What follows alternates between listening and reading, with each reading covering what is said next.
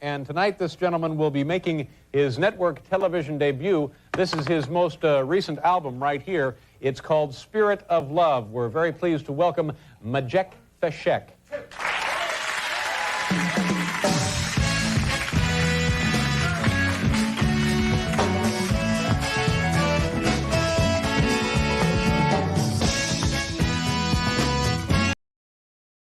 And this interior, don't feel like you are making a mistake. And I've actually had this is exhausting. Our people, my God, this is exhausting. Don't I think I'm going to leave this place because people are exhausting. And I've had this conversation with CM. And he pretended as if he doesn't know the context you are talking from. This is scary. This is just scary. Our people, because people are so dishonest. You see videos, you know what? What do you sorry, forefather? You should come and take over. You are too dishonest. No, let me see. I am tired of you people. It's unbelievable. Show can come and take over. Show you can come and take over, please. Forefather. These people are just full of dishonesty. Please. They will never tell you the truth. I don't know whether is it. What are you accusing me? You've seen whether it's deliberate or not. Calm down, please. Something is broken in our people. Oh, Father. Something is broken. Calm down. We've had long conversation. That's made this. They asked a question. I gave you instances. A long one. I gave you instances. What is see, unbelievable. See, listen, forefather. Let me tell you. Let me.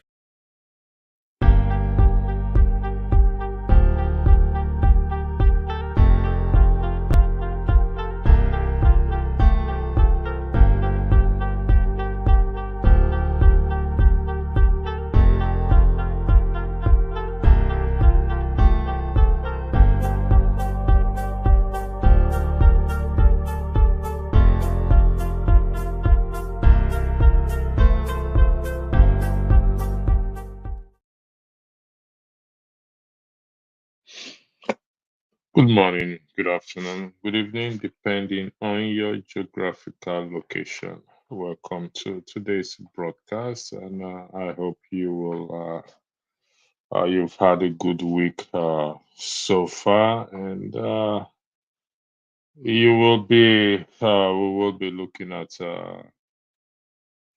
this issue, follow up to this on Tuesday's broadcast. So we will look at a lot of things. Tuesday broadcast was a little bit tense, but I'm glad the way it went, because at the end of the day, it pushed me to search for the truth, which I did quite all right. So it also helps me to do some research, as many people did suggest, to find out the truth. So if you can see what is being highlighted there is the masses have never tasted after truth. So we have to develop this taste for the truth, to know exactly what is the truth and how we go about searching for the truth.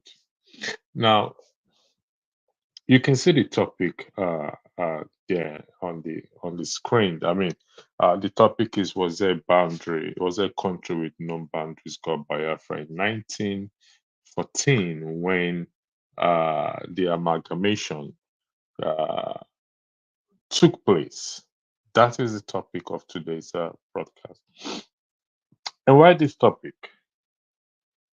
The guest, the panelists, one of the panelists by the name Chiem, on last week's broadcast, did made this argument, and not just him, several others also have made this argument that there is an existing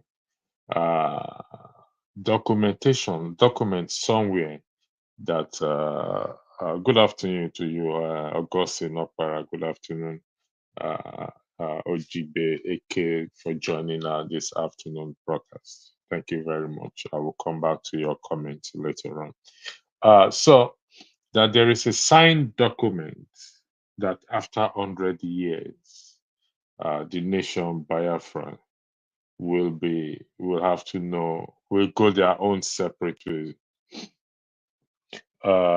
Yes, OGP, I'm talking about the two. If you can see the question being highlighted there, is that was there a country with known boundaries called Biafra in 1914 when the amalgamation took place? So there is no argument that amalgamation took place, which is the bringing together of the northern and the southern protectorates, and for a purpose best known to those who brought it together. And it's not a new thing. The word amalgamation is not a new thing. It comes up in different ways. It could be to collaborate. It could be anything. But when two people or two entities are brought together, oftentimes it is what? It is for good. However, the intent of this bringing together will never be known, because I wasn't there, and I believe most of us also were not there. So, but intent often matters a lot. So that is the reason why we have to put things right. Was there a country with known boundaries called Biafra in 1914 when the amalgamation took place? Also, there is also the claim that there was a signed document. As a result, I did search for this document after that Tuesday's broadcast, because a lot of you were in the comment section, even including Pansat, saying I don't use my head. So I decided to use my head. And I even went to the moon and back in search of this document. I searched the internet. I Googled it into ChatGPT. I wrote it down into everywhere to see if it's going to come up.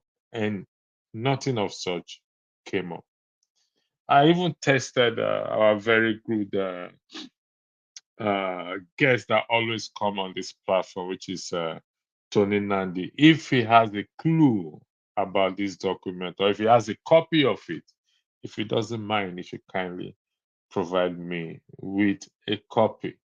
And he responded back to me, and he called me afterwards, and we spoke for a long time.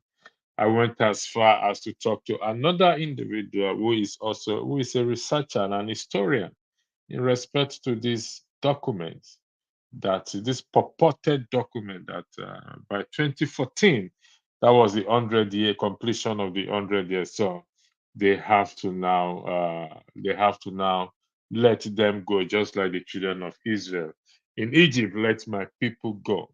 But I've not found this document. Nobody has provided me with this document.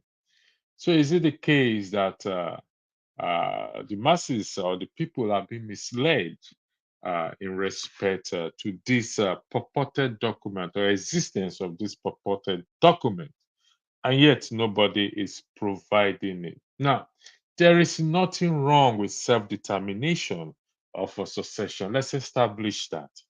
There is nothing wrong. There's also nothing wrong if the union is not working and everyone wants to go their separate ways. There is absolutely nothing wrong in what? In self-determination. But what is wrong is when this self-determination is based on falsehood. When this self-determination is what? Is based on what? On falsehood. And yet the people are not what? Are not interested in the truth. Hence, I highlighted this that the masses, where is it again? The masses have never tasted after truth. So if you are interested in truth, you should be asking those who are selling this narrative to you, that where is that document claimed to have signed by 5 individuals in 1914? They've never been interested in it. All we are interested in is arguments. All we are interested in is to fight each other over what? Over falsehood. So where is the document? And I mean, the guy that was here on Tuesday, Chim, I gave him my email address. I said, please forward me with this document. Oh, he said they will look for it and forward it to me. Today is Thursday. It's taking over, it's over 48 hours now for him to provide me this purported claim document that exists somewhere that nobody can find. Like I said, I've gone to the moon and back and I can't find this document. So, where is this document? Was there a country with known boundaries called Biafra in 1914 when the amalgamation took place? And as such, they claim that after 100 years, they are supposed to set them free and let them go. Like I said again, I'll repeat for the record, there is absolutely nothing wrong with self-determination. There's absolutely nothing wrong for secession. There's absolutely nothing wrong if the union is not working and everyone wants to go their separate ways. To your tent, O you Israel. That was what was told Solomon's son when he did not listen to them to lighten the burden the father placed on them. And the rest of the children of Israel said, to your tent, O ye Israel. There's nothing wrong with that. But when it is now based on falsehood, then that foundation, even if you get what you want, the foundation is already bad. So we need evidence for those who are holding to this claim as such, fighting for a Biafra nation. I am not against that. I am not against secession. I'm not against self-determination, but it must not be based on falsehood. The CEO of this channel is an Igbo man. So I believe if such a document exists, he would have brought it to the forefront for the whole world to see. And because of integrity of this platform, I had to come up with this and say, provide us with the evidence of this document. Biafra Voice 7. Good afternoon for joining the broadcast, please. Yeah. Good afternoon. Thank you so much. You're welcome. Thanks for joining. Without wasting much time, the ground rule is the question asked is the answer we're searching for. We are not here to chase shadows. I'm not here to chase shadows today. I'm not here to make unnecessary arguments. Yeah. Last week, 2 days ago, there was a broadcast here, and it is alleged or claimed that after 100 years, from 1914 to 2014, the Biafran nation will be formed or will be let go. Is that true? Well, I heard what you were saying, and actually that was why I decided to join. To me, I am not interested if there were ever any document of such or not. And I don't think that should be our priority. I don't think that that should be our problem or concern. There was a clip you showed before, though I didn't meet that area very well. I joined you from where, after just a bit after, when somebody was saying he was about to leave because the conversation was like not well organized anymore. There were arguments. So, from what you were saying, you searched for the documents if there was a country,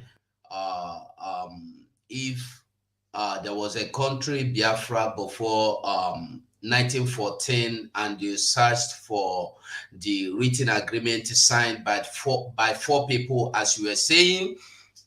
And you said something that caught my attention, actually. You said that you're not against anybody fighting for or determination, or that want to go, or that want to be free from any engagement or association or relationship like Nigeria we have today. And then now I don't know who is selling the idea that there was a document, or who is selling the idea that there were that Biafra has been before 1914. To the best of my knowledge, I learned that the person that named Biafra was Frank Obiku. I think if I'm not wrong, Frank Obiku or Obiku, something like that. And I have not heard from Mazen Nnamdi Kanu that he is standing on the ground demanding for the freedom of Biafran people because he want because the agreement have expired, because it was agreed in 1914 that after 100 years the people of Biafra will be free to go. And I have not heard from anywhere. Honestly, this is the first time I'm hearing it, that that Biafra have been existing before what time you said, before the amalgamation. There was a country with boundaries before the amalgamation. But actually, I don't know who are those people selling this. You know, some people might just want to argue. Some people might just want to raise issues that is not interesting, that is not important, I mean to say. In this Biafra phase today, we have Mazen Nnamdi Kanu and we have Simon Ekpa. Owazrike is no longer agitating or fighting to restore the sovereign nation of Biafra. Today, we have Mazen Nnamdi Kanu fighting to restore the sovereign state of Biafra. And we have our Prime Minister, Biafra Republic Government in Exile, Simon Ekpa, fighting to restore the sovereign state of Biafra. If any other person that is not fighting to restore the sovereign state of Biafra is telling me anything about what happened, how it happened before, and you are not doing anything to tell me, like Tony Nnamdi, you refer to give you a document, is not even fighting to restore the sovereign nation of Biafra. So me, I am not interested, and I don't think anybody that is asking for his freedom should be interested in the agreement or no agreement. That will not stop us. But one thing I want to make clear is that I've not heard this from our leader, Mazen Nnamdi Kanu. Neither have I heard it from our Prime Minister, Mazen Simon Ekpa. So to me, it is not important if it is true or not. Whoever is selling the idea can go on and sell. You never know who this person is, who he is standing for, until this person comes out clearly. I wish the person can come inside here. I will have some questions to ask such person, because some people might not be being interested in what you are doing. Some people are not even interested. They are just out there to cause distractions, to cause problems, to cause commotions, to cause confusions here and there. And when people listen to them, they will say, look at the people I thought they are looking for sovereign state. Is this what they are doing? Like you were saying something. When you build a foundation basing on lies, you tell people that foundation will not stand. So when you see these people talking, you don't know where they are coming from. I don't even know where they are coming from. Like I myself, I do my broadcast. I don't tell people this kind of, I will tell you what is happening in Nigeria. I will tell you why you need to leave Nigeria. I will give you instances. And I believe this will convince anybody that want to leave Nigeria to agree with me. Like right now, we are voting. Actually, I don't know you. I saw in JJ Media. I know him actually. I've been listening. I listen to him a lot of time. I follow him. So I don't know you actually. Maybe I've seen you one or two times, couple of times making broadcasts on his studio. But actually, I've not been following you. I don't know you. But I myself, my name is Suku. And I am standing tall and stronger, and I have taken my ground. I'm standing on my ground, and I have taken my stand that I am standing for Biafra. Come rain, come soon. And I am not standing for side talks or people that are not standing with me to bring this Biafra, to fight for Biafra to come. What they say is not important and is not going to matter. So whoever is today, if you look into Biafra, you will see that the only two people that are really fighting to bring this Biafra is Simon Ekpa, Mazen Nnamdi Kanu. Outside two of them, no other person. So anybody that is telling you Biafra this, Biafra that, without facts, without being under these people, is just saying, maybe the person is just being, I don't know, the person is just airing his opinion, not Biafran's opinion. And when you ask Biafrans what they really want, that is why we are conducting votes of self-referendum. I don't know if you know about it, because initially when the vote started, they were saying that due to people were giving in their pictures, it is being used to trace them, to maybe do one or two things against them. Then it has been changed, where people will freely go and vote for freedom of Biafra nation or against the freedom of Biafra nation. That is, if you want to support Nigeria to remain in Nigeria, you are free to vote. Yes, I want to stand with Nigeria. No, I want to go with Biafra. So these are the kind of things anybody that is standing for Biafra, that truly want freedom, should be discussing, not documents that cannot do anything for you. Even if those documents exist, what actually is it going to do for you? When we know that Nigeria is a land where law do not exist, where law, justice can never prevail. Rather, we see injustice prevail. On several occasions, we have seen it. It has affected so many people. When you go into Nigeria today, everything you see happening to people are injustice. So I heard what you were saying. That's why I decided to come in and join you. I don't know if you want to ask me a question. Yes, I will. Thank you. First of all, let me thank you for joining in, and let me thank you for weighing into the matter. And I also want, there are those who think Tony Nnamdi is against them. No, Tony Nnamdi actually helped me with the topic when I asked him. He sent me a write-up and I picked out of the topic.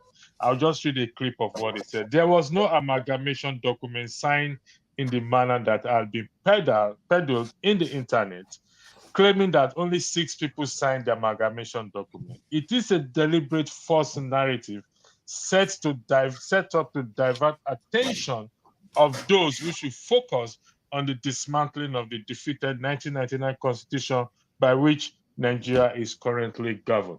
That is in defense of Tony, even though he's a grown-up man. So for those who think he's against anything, no, Tony stands for the truth. No, sorry. I'm not saying you. No, somebody asked the question in the comment section, not you. Okay. Somebody asked the question in the comment question. Now, again, thank you for joining. And so I will be putting several questions to you if you don't mind. I don't know how long you have to stay. My name is Andrew Lode, aka Electricity. I'm one of the moderators on this platform. And the reason why I came up with this subject was that there was a broadcast here on Tuesday, and it ran for almost 4 hours. And this argument went on. And there is a guy called Chim, and several people have made this argument on this platform that there is a document that says that after 100 years, there should be Biafra should go. And like I said, there's no issue with if we want to go our separate ways, if the union is not working. But it must not be based on falsehood or to mislead people. Because if we are claiming that in Nigeria it's bad, and we now want a country and not basing it on falsehood, that means we are starting on the wrong footing. Now, if you can see what is the intent, what is written on the screen, the intent of the heart, I believe you've already weighed in on it that Nigeria is not working as such. So how do we pursue? How are you pursuing this agitation of Biafra? Because from my own understanding is there's what we call due process. meaning that it can only, by my own, this is my own opinion, this can be achieved when representations are made to our lawmakers. How can you achieve this without violence or resorting to war? Well, that was why I said before.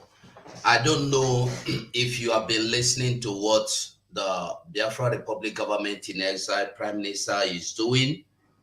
You see, in anything in this life, if you want peace, like they said, you must prepare for war. But you preparing for war is being ready. Should in case eventuality, we are pursuing whatever we are pursuing peacefully. That was why you see today we have the government in exile. Mazi Nnamdi Kanu have been doing whatever he is doing peacefully. He never wanted anything like arms until the Funanis begin to intrude into our land, raping our women and children, killing them, stopping them from going to farm. That was when the Eastern Security was formed, just to protect our land. If you listen to his broadcast or his address, he said that they are not the people that are going to fight for Biafra. They are just a security outfit to protect our forest and our boundaries from the enemies coming in. So, and I believe that was the major reason he was kidnapped, not because of any hearsay they are telling us today, but that's by the way. And then when we come with our Prime Minister Simon Ekpa today, he has been able to bring us to a place called government in exile. And with this government in exile, when you are going to, you cannot just say, for instance, as you said now, I told you that I know Njenje Media, and you say you are one of the presenters here, right? Now, this is this is Dr. Damage's platform, and is heard on Njenje Media platform as well. All right, okay. I also so, know Dr. Damages as well. Rudolph Okonkwo, yeah. I know Rudolph Okonkwo as well. So, what I want to say is this. If you don't know your location, you will never find your destination.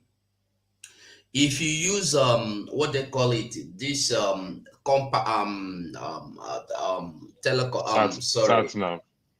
navigation. Sat nav.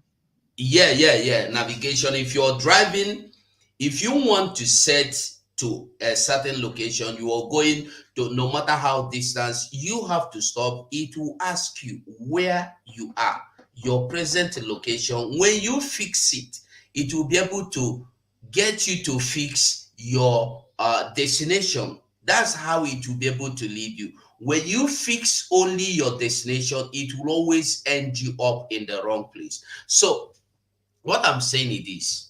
Now we have Biafra government in exile, and then we have somebody to represent that government in exile, and that person is Simon Ekpa, who was elected as a prime minister. And then sorry sir, let me how can you have a government in exile, and who elected Simon Ekpa as prime minister? When did the election take place? Where? When? Who conducted it? Are you interested in Biafra? Are you a Biafran?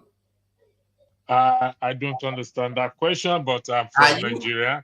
I asked you, are you a Biafran? No, I am not. Good. Biafrans elected Simon Ekpa. When did the election when? Can you refer us to date time, please? It's not necessarily conducted? That's not what we are here for. The important thing is for you to know that Simon Ekpa was elected as the prime minister to represent the Biafran people. And before he was elected, I want you to know that the Biafran people also choose him as the sorry, as a speaker or representative, a representative to Biafrans. So Biafrans came together and we elected him prime minister. And in this government, hold on, I'm coming. Hold on, I'm coming. In this government, we have departments, we have bodies. Okay, we have departments, we have bodies, we have people that are well to do in this government. And in this government now, we've been able to do a lot of things. We have been able to reach some certain places where we wouldn't have gotten to had it not been we are in government. And with this government, you will be able to meet with anybody you want to meet as a government, not as a peer group, not as a political peer group. So whether Simon Ekpa was elected by the whole Nigeria, whether the election was announced or not, is not important. What is important really is that the Biafrans are okay with what is going on. And when I'm saying Biafrans are okay with what is going on, it doesn't mean everybody from Biafra land will accept what is going on. Okay, sir, with due respect, for the purpose of integrity, and if you read what is on the screen there, intent of the act, I am asking you a question, and I will appreciate. And if you look at the comment section, there have been several questions asked. How can you have a government in exile? When was this Biafra election? When did it take place? Date, time that Samuel Ekpa was elected as a prime minister of the Biafra nation? Could you please provide date, time, place? That was why I asked a question. Are you a Biafran? You said no. Okay, so is the person asking? Hold on. Is the person asking this question? Hold on. Is the person asking this question a Biafran as well? Sir, hold on one second. I think the person. Hold on. I think the person asked Emeka Chiazo. Emeka Chiazo to be able to tell us if he is a Biafran. With due respect, sir. Hold on one second. There was an election that took place in Nigeria. Okay, I don't have to be in Nigeria to know that election took place. But if somebody now said to me there was an election that took place, I would like to know, oh, I didn't know there was an election. Could you tell me when this election took place? There's an election coming up in Britain on July 4th, if I'm correct, and it's already announced. I'm not a British citizen. So I am asking you, I don't have to be a Biafran. It is based on the claim that you just made. And I'm asking you to provide me details of when, how, who conducted, and how can you have a government in exile, please? Thank you. The floor is yours. We have government in exile. You must not agree with me, and the person in the comment section must not agree with me. But first of all, I want to make something clear. If you don't believe in what I am doing, that doesn't mean what I am doing is not working. And that doesn't mean what I am doing is lie. This is what I want us to know. That the person is a Mecca or a whoever does not matter. The date, like I told you, is not the important thing here. But we had election. Listen, the date is not important. The election happened before the election, before this government in exile. There have been people that come together on daily basis, sit together on daily basis, meet together, discuss, dialogue, look for findings that will lead to the other phase. The Biafran army you see today, people have been coming together to think, to put heads together, to be able to bring them to where they are today. So if your problem now is that Simon is the Our Prime Minister Simon Ekpa is the Prime Minister, Biafra Republic government in exile. I want to ask you a question. Is that the reason why you will not want your way out of Biafra? That Tinubu is your president today. I am asking you a question again. That Tinubu is your president today, you don't like him. Would that stop you from would that stop Tinubu from being your president? No. So Okay, whether you like Simon or you don't like Simon, the date, like I told you, let me not lie, I am not sure of the date. If you want the date, I will find the date and I will bring the date for you. There was a date. And hold on. I just let it not be as if I'm running away from giving you a date. There was a date. If you want a date, I will give you a date, but it is not going to be now. So I don't give you history, and after somebody will find out it wasn't 3. That will make me a liar. I will find the date and I will give you the date. You know what? I will give you 5 minutes to Google it. If there was an election that took place and Samuel Ekpa was appointed. Does it mean if it is not in Google, it's a lie? Is that what you're telling me? Sir, I did not suggest. That's not what I'm suggesting. I am going by you see, look at what we're saying there. Intent of the I'm heart. asking you. You said I should Google it. Yeah, I mean, like, I've never heard of. What you are saying is that if I Google it and find it, it is true. And if I Google it and find it not, it is not true. Is that what you're saying? But if an election took place, in a nation called Biafra, and a prime minister was elected and known by all as government in exile, mind you. Government in exile. Yes.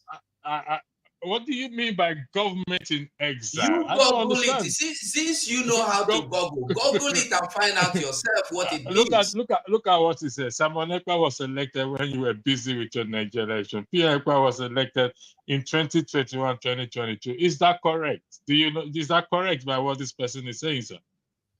I don't know. I don't know what the person is saying. You don't know what the person is saying. The person just said he was elected in 2021, 2022. It does. I've told you, I am not going to accept any date until I find out. I will give you the date. If you want, listen, if you want the date, like I told you, is not the issue now. What you are trying to find out. It is an issue. Hold on. What you are it is an issue. Huh? No, the issue, what you want to find out, if it is recognized by the world, isn't it? No. I asked for the dates, whether it's recognized by the world or not. I asked for the dates. Okay. Let's assume it was, let's just say it was sometime last year that we cannot base it on assumption.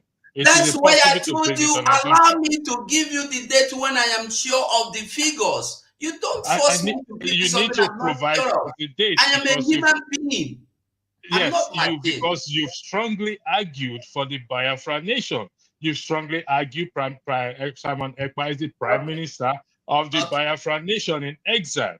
You have this fact with you. So provide us the fact when this election took place, what date, time, and who are the people that voted him in as prime minister. The cabinet voted him. Can you give us names of this cabinet? I will not give you the names because you are not interested in Biafrans. So why should I go on giving you names? We are out there. Thank you for joining. Hold on. You want the names? I will give you the website. You go there, you will see the names. I don't need to start calling the names for you. With due respect, you see, these are the kind of things we want to avoid. Where we spread out. I will give you the website. Can I give you the website? Just open it there and read the names for us, please. No. I want to give it to you so you will publish it here. Let me give you the website. The website. Go to biafrarepublicgov.org. Sir. And then publish it here. So hold on 1 second. So you want to give me a website which means you have visited that website yourself. Would that be correct? Yes. No, if you visit, so that website will also contain the name, the That date, is why and I year. want you to open it Sir, up with there. due respect, can you listen to me, please? I will give you the floor. You are the guest. I thank you for coming.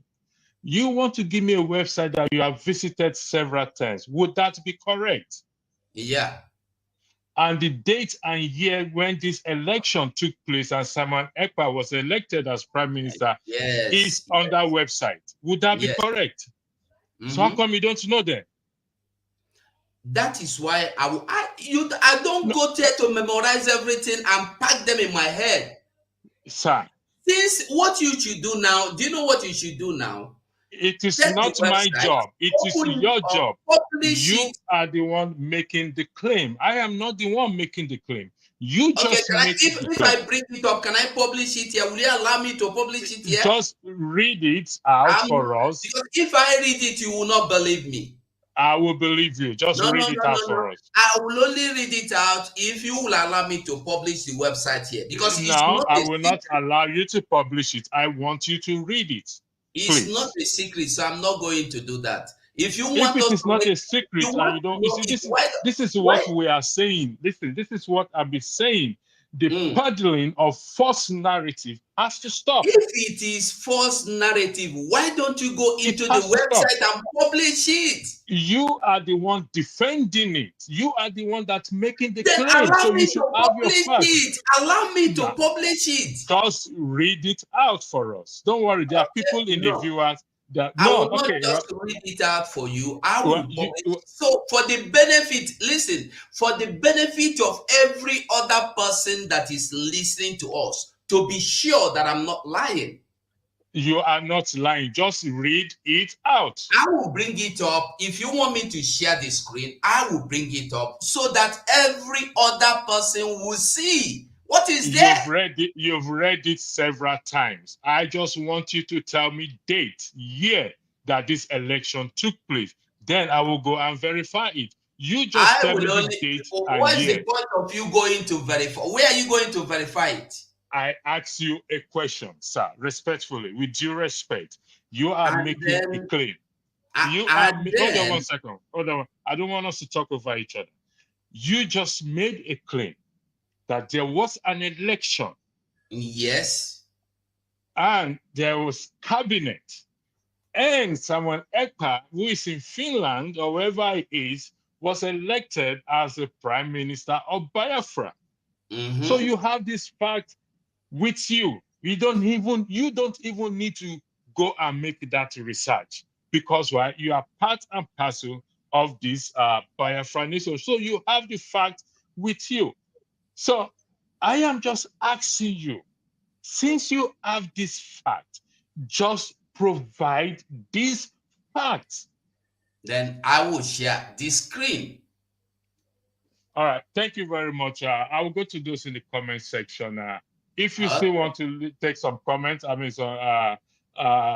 if you still want to take some comment, then I will. But I have to be honest with you. The reason why I came here today, I am not, like I stated earlier, I am not against anyone who wants secession. I am not.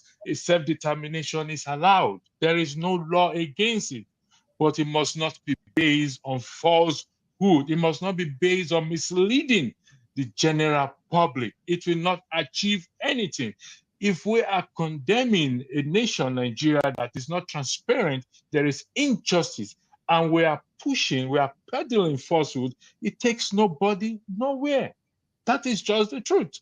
If I come, you say you don't know me here, and I said to you, I am a moderator on Dr. Rudolph channel. This program is heard on other 5 YouTube channels. I don't need to tell you, go and Google me and say, oh, I'm going to find out, Google me to say, oh, if this and that. I have told you, it is not up to you to go and Google to verify if that is the case. That I am a moderator on Dr. Rudolph channel for up to a year now, if I am correct. And you just made a claim that there was an election. If I wake you up in the night and, Mr. whatever your name is, tell me, when is the election of so Biafra nation, you shouldn't think twice. You should give me the information. It shouldn't be this back and forth that we're going with each other. You should have the information right at the top of your head and give it to me. When was the Nigerian election took place? February when? 25th when? 2024, 2023, I beg your pardon. May 29, it was sworn in. May 29, we make it 1 year. I don't need to think about it twice. I just gave you those data right now. So if there was an election, we need it. I'm not against you, sir, respectfully. I just want the facts. Thank you very much. Let's see. Let me see where I stopped and I will highlight some comments, because normally when I come on the show, I talk and I highlight comments with those in the comment sections. I want to know where I stop. Royal winner, gone too far. Okay, so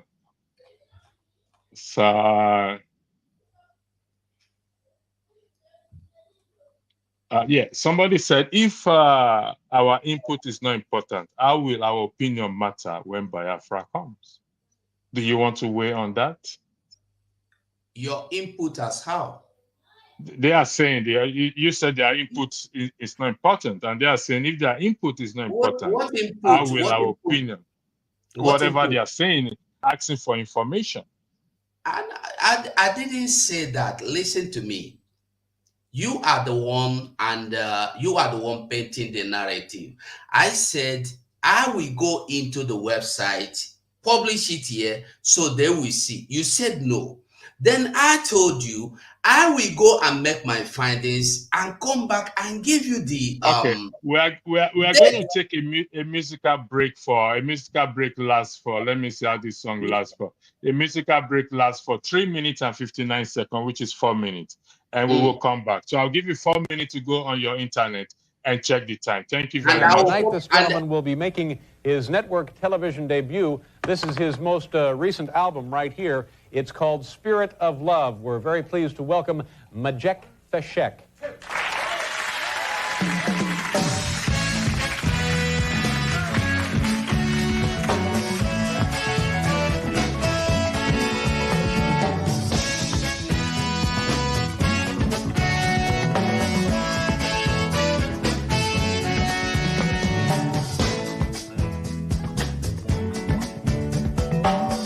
Arise from your sleep, Africa. Rise from your sleep, America. There's work to be done, Africa. There's work to be done, America. But if we unite, we will be free. So long, too long, so long, too long. We've been sitting down for so long. We've been fooling around for too long. We've been sitting down for so long. I have not been fooling around for too long. So long, so long, too long, too long, so long, for too long, too long. Hey.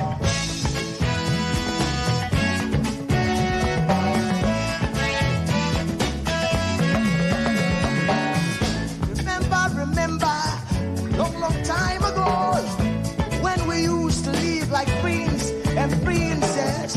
Remember, the pyramid of Egypt, when we used to live like princes and princesses. Remember, Marcus Garvey, who are the dream for New America. Oh, remember, Martin Luther King, the dream for New America. They say you are black, they say you are brown, they say you are black, they say you are brown. Only the angels of Jah is white now. Only the angels of God is white. So long, too long, so long, too long. We've been sitting down so long.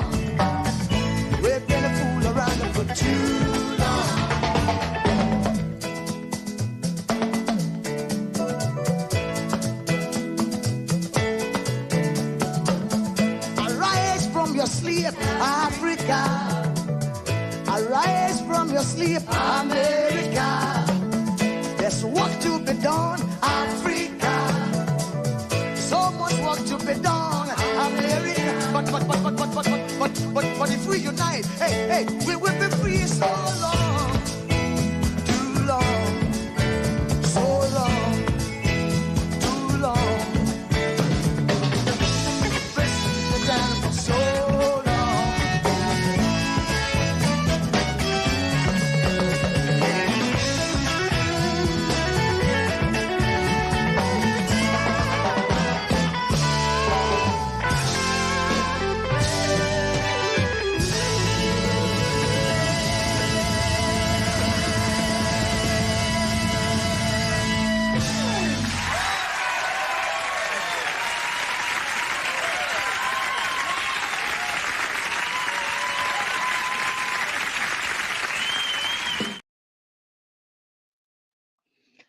Thank you. Welcome back. The gentleman has left the platform. I gave him an opportunity to search for the date and time and year that the claimed election took place where Simon Ekpa was elected as a prime minister. That was a valid question I asked him, and he decided not to. All he wants to do is to post the website on this platform, which I personally ain't going to allow. I may not remember the time election took place in my own country, and I may remember, but if I am a player in that election and you wake me in the middle of the night to ask me what year and month that election took place, I should be able to tell you of it. And this is what is causing problem and division, where people are being misled. And because we are not hungry or hungry to know what the truth is, it started well. I must give him credit for that. In respect to, was there a country with no boundaries called Biafra in 1914 when the Amalgamation? It started very well. And then it now comes to the issue of Biafra, which I am not against. I just want the record to reflect that, which I did state earlier, that one, self-determination is not a crime. Two, secession, which is working well. But if you are going to form your own country based on falsehood, which we are fighting against in Nigeria, what difference does it make? That is where we are today. So we need to have what intent matters a lot. Intent of the heart matters a lot. What is their intention? That is where we are today. But it fails to provide aid. And guess what? I will not be intimidated. Trust me on that. I'm on fire on this broadcast. And I want those of you who think I am against Biafra to know that I am not against Biafra. I can come up tomorrow and say I want my own nation out of that country. I am tired of being part of this country. But it must be based on transparency, accountability, fairness. It must be based on what of the motivation must what and value must be based on this motivation value that drives an individual's action, and decision must be a fair one. Must be what? A fair one. Like somebody said in one of the I like that he said he know in Jenjaminda, he know Rudolph Okonkwo, he know this channel, but what he doesn't know, he has not heard of me as a moderator. Well, I didn't want to highlight that to him, not to provoke him further. So please, if you are defending something, defend what is. There's a word. There's a word I'm looking for. Pick your battle very well. Yeah, pick your battle. So I'll go back to the comment. Soji, thank you for Jagun. Thank you for those of you who have joined. I will highlight comments, whatever it is. I know some people are against me.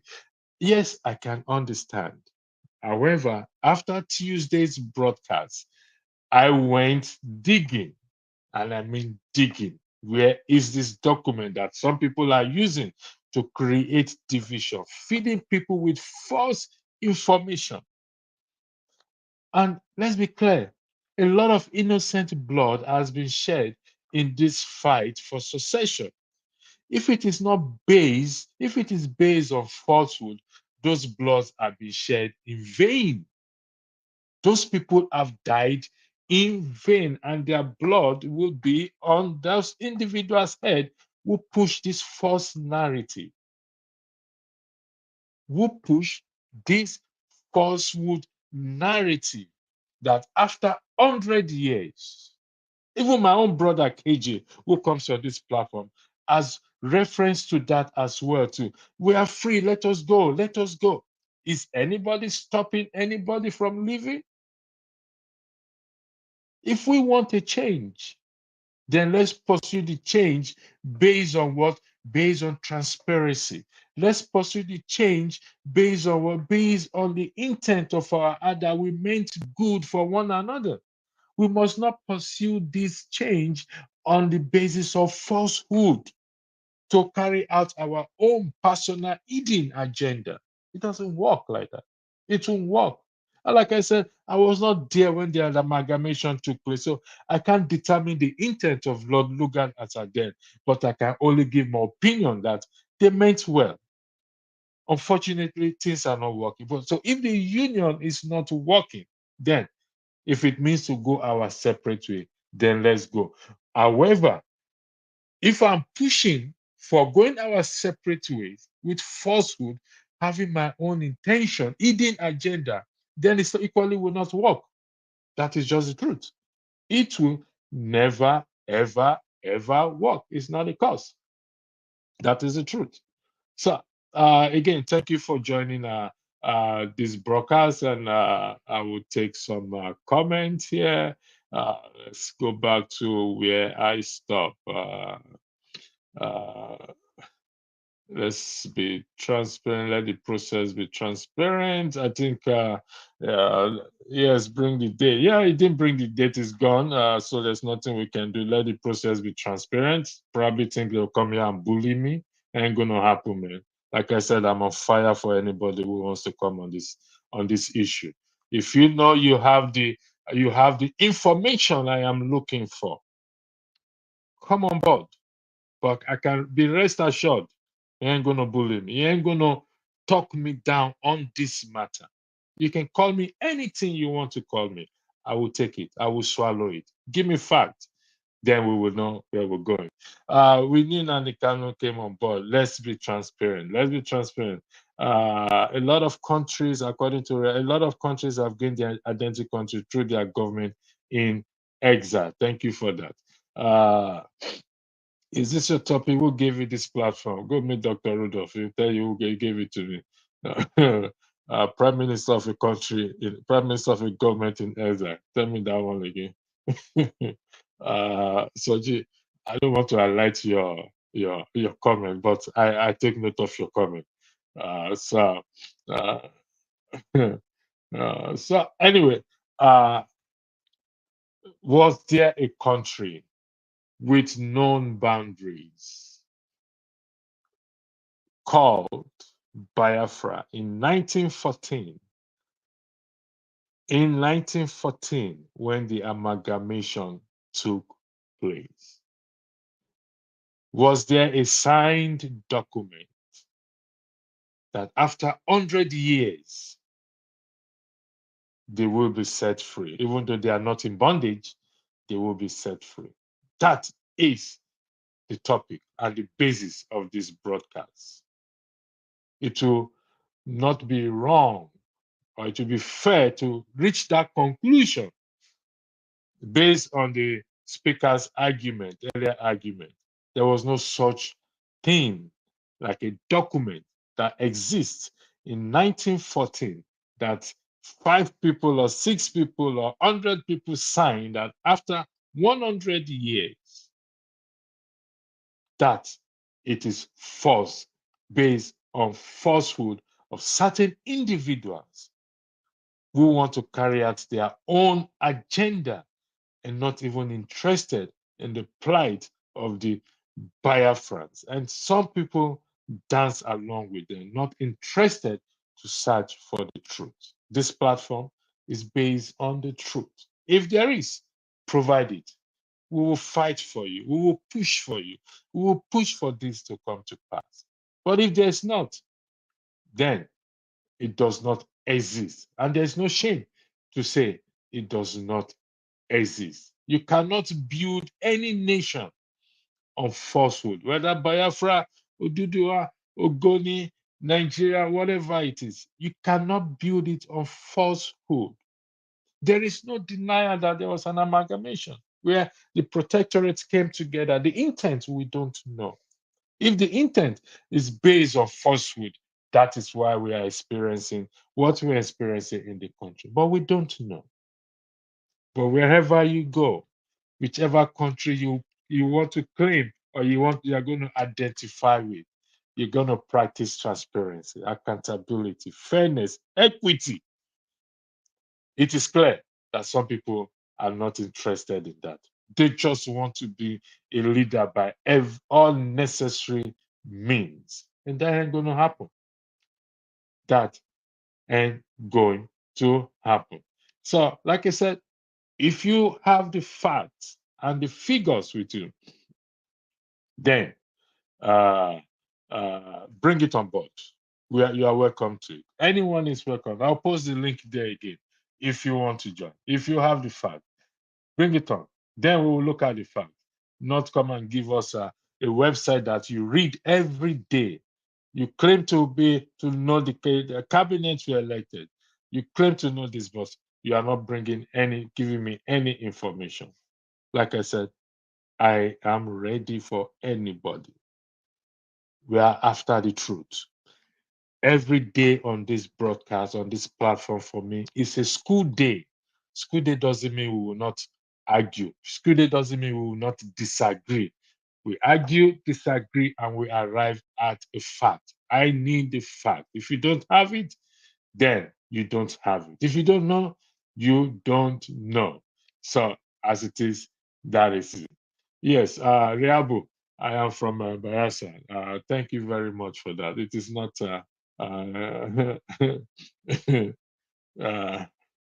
no, I never said it is not a crime. Yes, I agree with you, Royal Winner. It is not a crime that he can't remember the date. Let him go and read the answer. I gave him 4 minutes. I came up with a 4 minute break. He now disappeared from the platform because we can safely argue that it does not exist. He wants to come and display his platform, their website on this platform. It ain't gonna work. Maybe Rudolph can do that when he come and sit here. But for me, I ain't gonna allow it.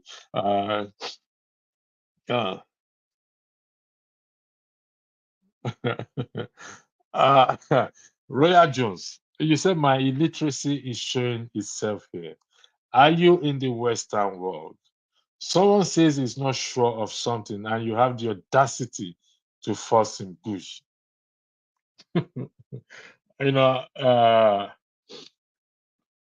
Yes, I am in the Western world. Royal Jones, I don't know where you are, but I want to presume you are in the Western world. If you are driving a car, and you claim to have a driver's license, and you are asked your name and your date of birth and your address, these three things are listed on your driver's license. And you say you don't know, you can't remember. Let me go to my house and check if I will remember my name, my date of birth, and my address. Then the policeman will know there's something fishy. If you follow this man's argument, he claimed there was an election. He claims Samuel Ekpa is the prime minister of the Biafra kingdom. He claimed there's a website, and I asked him, "You must have read it on the website several times." On the record, he said yes, and yet he cannot remember the date. Then, come on, you judge for yourself. You what? Judge for yourself. Okay? Judge for yourself. Mr. One Nigeria, if you know that you are from Ibuma, you should know the Biafra was before Nigeria. Biafra was joined together with another country called region. You are welcome to that. Keep talking, keep explaining, continue. Give us the document. That is what we ask. That is what I'm asking. There is a claim that a document exists. Bring out that document. That is what we are. Merieke, bring out that document. If you have it, come on board. Argue it. It's an open platform for anyone who wants to argue. But you see, nobody's coming. The only one that came left. Nobody's. If I change the topic, everybody will come. We don't like the truth. We don't want to search for the truth. We are not hungry for the truth. Go back to all the clips of Dr. Damage. There has been argument here about this claim here, about this 100 years claim. Some people went as far to say that the Igbos are like the children of Israel. They are special. They are like the children. Fine. You can claim to be what speciality you want to be. But if we look at the children of Israel today, what they are doing to set themselves free or fight for freedom with the Palestine, and all you're doing is claiming that Samuel Ekpa is in Finland, is the prime minister, doing nothing, commanding there and doing nothing, not setting his people free. And you are coming here to tell me what? My guy, go sit down there. Macanelli, I disagree with you on that. I'm gonna. This conversation is just pointless. To you, it may be pointless. You can share the web page, which is the standard here at Electricity. It is not a standard. Okay, they choose to share the web page in the context of this matter, this argument. In the context of this argument, the man has the information. All he needs to do is what? Is to provide the information. You don't have to share the context. You don't have to share the website. Give me the information that I'm asking for, date and time, year that this election took place. I highlighted what a viewer said there, that 21 to 22 he said he cannot recollect. Come on. Let's be reasonable here. If you think this conversation is pointless, that is fair. That is your prerogative to think that way, and I respect that. But the fact that you are making a claim that something exists is giving me a website. You don't need to give me a website. You made the claim, so you must have read it from the website. All I ask is date. Give me date. You don't have to share the website. Think about it. You don't have to share the website. You know the date, give me the date. Why did he leave? He should have given me the date.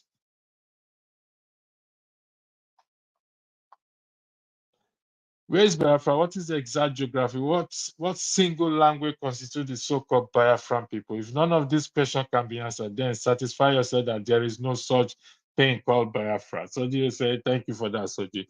Where is Biafra? What is the exact geographical? I think I've read that. You read that again.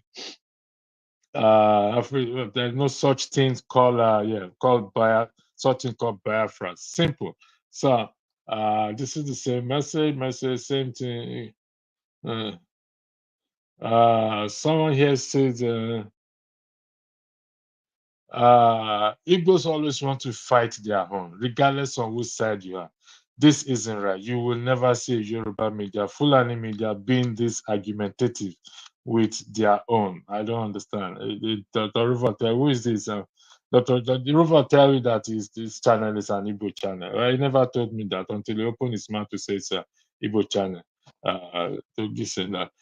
To go. You see, so let's go to Google and find yourself, donkey. Thank you very much, Felix. You see, this is what they said about the document that exists. That I should go to Google and find it myself. And I went to search for this document, and it's not in Google. It doesn't exist. It does not exist.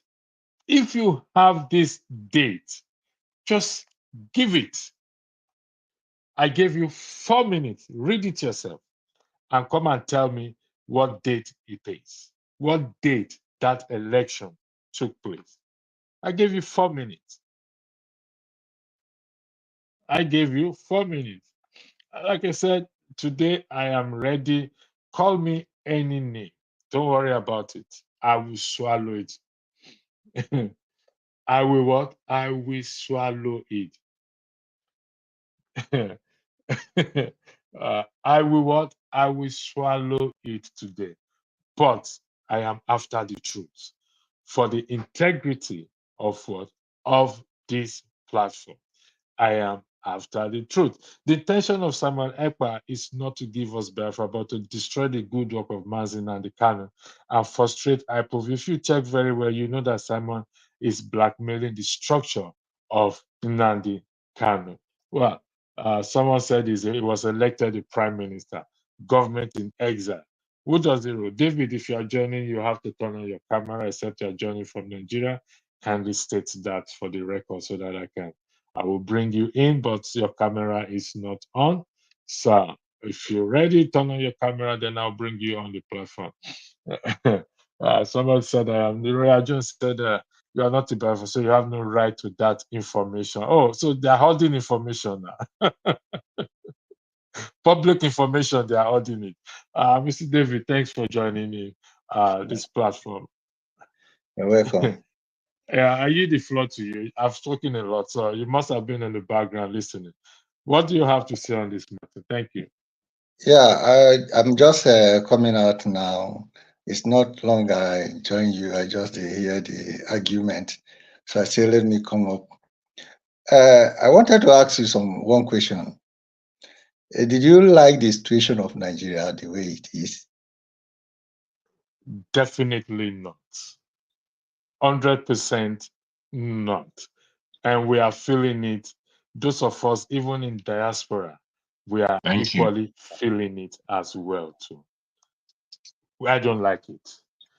And now, if I should ask you, right. what do you want to happen in Nigeria? If you've been following me, I believe in that the people have the power. I've always campaigned on Section 68 and Section 110 of the Constitution, which is the people to start to hold our legislators, the lawmakers. We start to hold them accountable, and we have the power to do that. Because from where I am sitting, they are our major problem in that country. I have always argued that for the past years. And if we are going to achieve anything, even if we are going to achieve anything, even succession, we have to follow due process. We still have to go to them. We have to make our case to them because we elected them. We are just arguing on the basis that they were elected by us or they got there by merit. We elected them. So they are the one that we should focus on. That is my argument. So far, so good. And I have not changed position for the past 7 to 8 years. I have not changed position. And I am going to change position on that. The floor is back to you, sir. I think if I should say something, there is a problem. Our problem is that we fail to understand the kind of country we are talking about, which is Nigeria. Now, the problem we have there is that Nigeria is not a country. And because it is not a country, it was a kind of a business entity. And anybody that you will put as a leader in that place always focus on what you achieve, maybe what will be in his pocket. And for that reason, it will be difficult for you to even convince them to do the right thing. I think the best thing is that if we all, and everybody that is call himself Nigeria, should join voice together to disintegrate the nation. Why do I say so? If we disintegrate the nation, everybody stay apart, then we can argue of coming as a union. maybe each part have their own constitution, but now we come together and agree in a particular constitution that we govern each and every one of us. Because now, if you see the situation of Nigeria, a Yoruba man does not believe in Igbo man. Igbo man did not believe in Yoruba man. Hausa man did not believe in Igbo man. And Yoruba man did not believe in Hausa man. How can people that are not agree to themselves be together? It is impossible. So the only thing to make things work, I think the best thing is that we should campaign that the country should disintegrate. Then on their own, they have to, maybe they can sit down and discuss the way to come together. I have a union that will have another law that will govern them, just like United States, just like Europe. Each of them have their country, but there has a union that bring each of these countries together. They have free access to any part you wanted to go as well. So, because one thing you have to see in Nigeria, you see the kind of debt that is going on in Nigeria. It's when it haven't affect someone, that person will be saying Nigeria is good, until when it hits the person. I don't know whether you understand my point. Let me, I got your point. So, how do we pursue this disintegration? What's your proposal? What are you proposing? How do we go about it? How to go about it is to conduct a referendum. Thank you very much. So we need a referendum. Yes. The Ninas, or I think the Ninas or Tony Nnamdi and veteran, they've argued this argument of having a need for a referendum commission. So I'll come to you. I'm coming, which I 100% agree with. The question is, who established that referendum commission? Is it the executive or the legislative arm or the people we call for us to have a referendum commission? I think the best way to do it, because the executive or the people in the power in Nigeria cannot do it, because none of them want the country to disintegrate. I think the way to handle it that it will help is that those in media should now begin to argue more on disintegration in Nigeria. And also, if there's any way you people can as well channel the argument to raise the people up to come out in the streets. So that, because there must be something very strong that will struck Nigeria to disintegrate. But if we say let the house debate or let the parliament argue about, they can't do anything. It's only the media can help out in one way, or the people rise up. Okay, Soji, thank you for that. I'll come back to you, sir. Thank you for your good contribution. Soji, the floor is yours, please. Thank you. You are muted, Soji. You have to unmute yourself, please. Thank you very much, and good afternoon to everybody concerned. Of Biafra and Nigeria, extremely deep thing, but it's not been looked at in any comparable or truthful way. The way I see it, that doesn't belong anywhere apart from Europe. It doesn't belong anywhere in Africa. So you could want to go start talking rubbish to yourself. Yeah, crap. I just want to tell you off, because there's no such thing. You are just conjunctifying things to make confusion. Biafra, the first writing of Biafra was not in Nigeria. It was in Peru. It was written by the Portuguese, not by any African.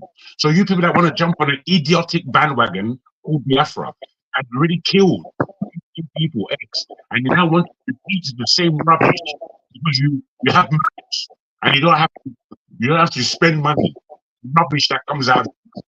That's why Biafra still exists. I've lived in Spain and Portugal over 2 years. I know these countries. I know what they are. And I've looked into in Sevilla, in Spain. Nobody in Biafra has done it. You can see Biafra, and it doesn't depict, Biafra doesn't depict one area.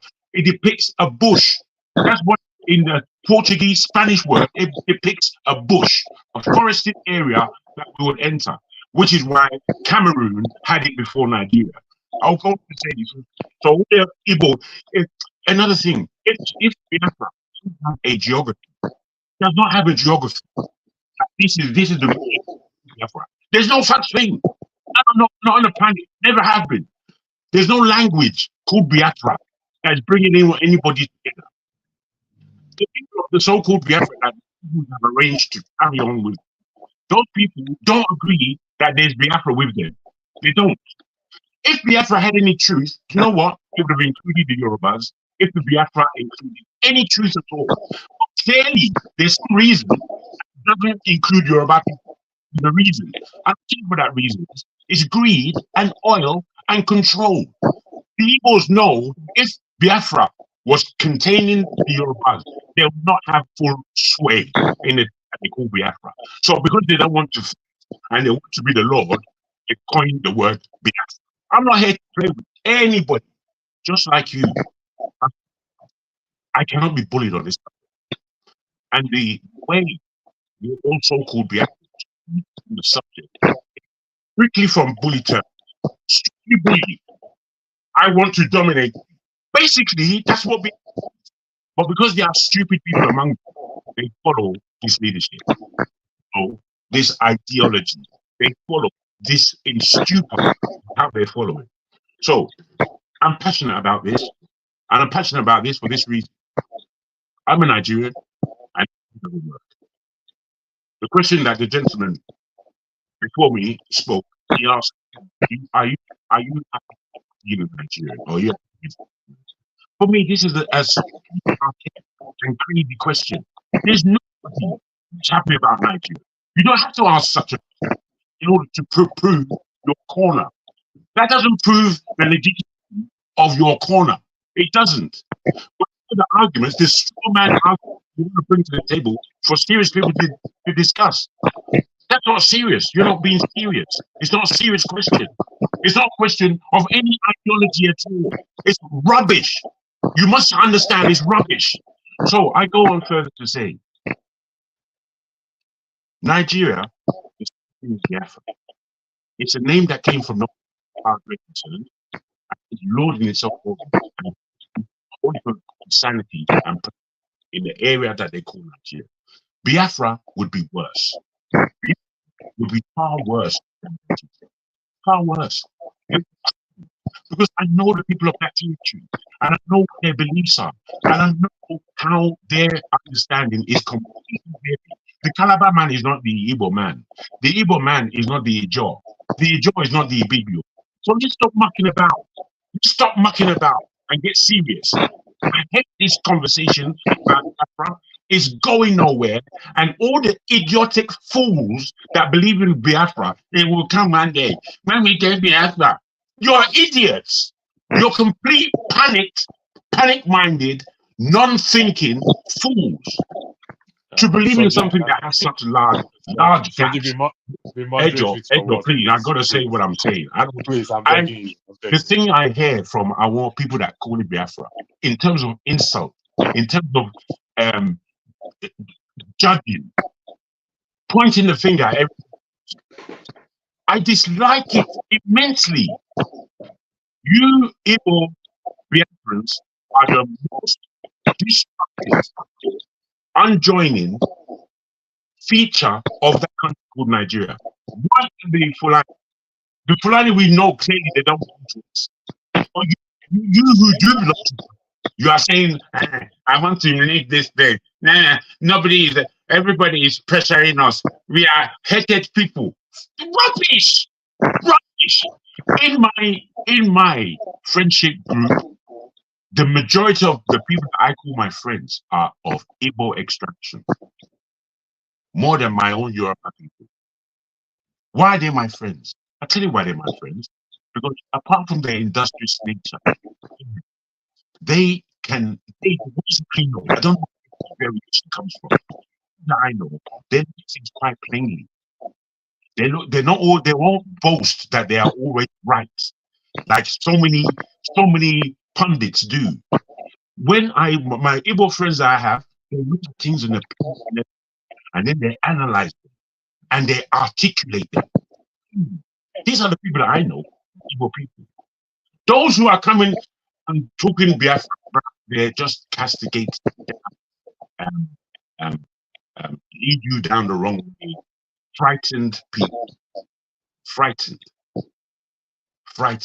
And you are going to join the people of fear. Just like you, Pastor. There's no Igbo, Yoruba, or anything that can come and sit down to me with this question. Because I've researched it enough. I've researched it to all lies that come out of those people's mouths talking Biafra. I will cut them into ribbons verbally, because they have no facts, they have no position. The premise of Biafra is based on an extremely unfettered foundation. So for me to cut it to ribbons and put it in the dustbin for the rest of my life, it's very easy. But as you said, there's no Igbo man that can come in front of Nnamdi Kanu self. He cannot stand in front of me and talk Biafra to his end without admitting that Biafra is quality. Full stop. I thank you. All right. Thank please, you, go ahead. Yeah, go ahead. Thank you very much. This issue of Biafra, I think is getting interesting. I'll be able to say something about it. This, my friend, I don't know whether if you are in Portugal. Have you been in Portugal before? I've lived in Portugal. I speak Portuguese. I speak Spanish. Thank you very much. Thank you very much. What is the meaning of Biafra in Portugal? I told you, bro. I just told you. If you're listening, go from there. Don't ask me silly questions. Huh? Saji, I asked you. Wait, Joe, please. I'm my own character, and I afford a lot of respectability. But in me affording respectability, what I've just iterated took some time and thought. If you didn't hear me, my brother, I can't start repeating myself. So I people ask the meaning of Biafra in Portuguese. Ask me questions, or based on what I've already said. Okay, I want to say something because of the audience. You see, I want to tell you something. The issue of Biafra, we should know that there was a time Biafra exists by Ojukwu. He declared Biafra, which means that Biafra has been exist as a nation. No, that's no, number one. If I can I want to challenge that statement, sir. Wait, please. We're having a discussion, and it will flow nicely. I just don't want things like that being said. You see, the test of Biafra truly came from Ojukwu and those people who agreed that term.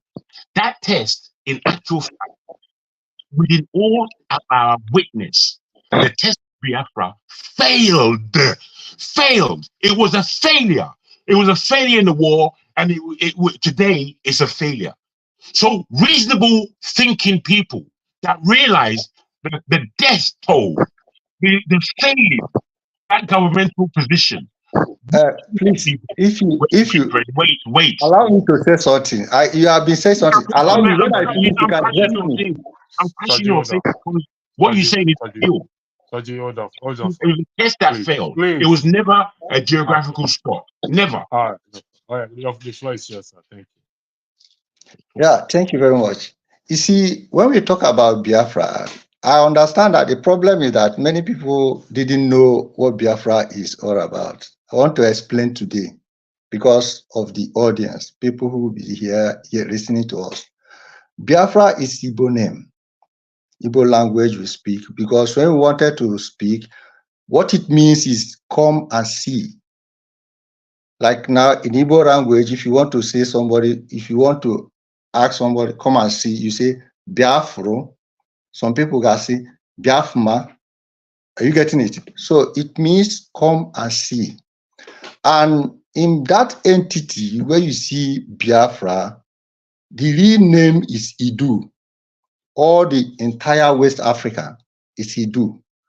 And when Ojukwu fought about the Biafra, he made it very clear that somebody that is stronger than him will come and he will restore Biafra.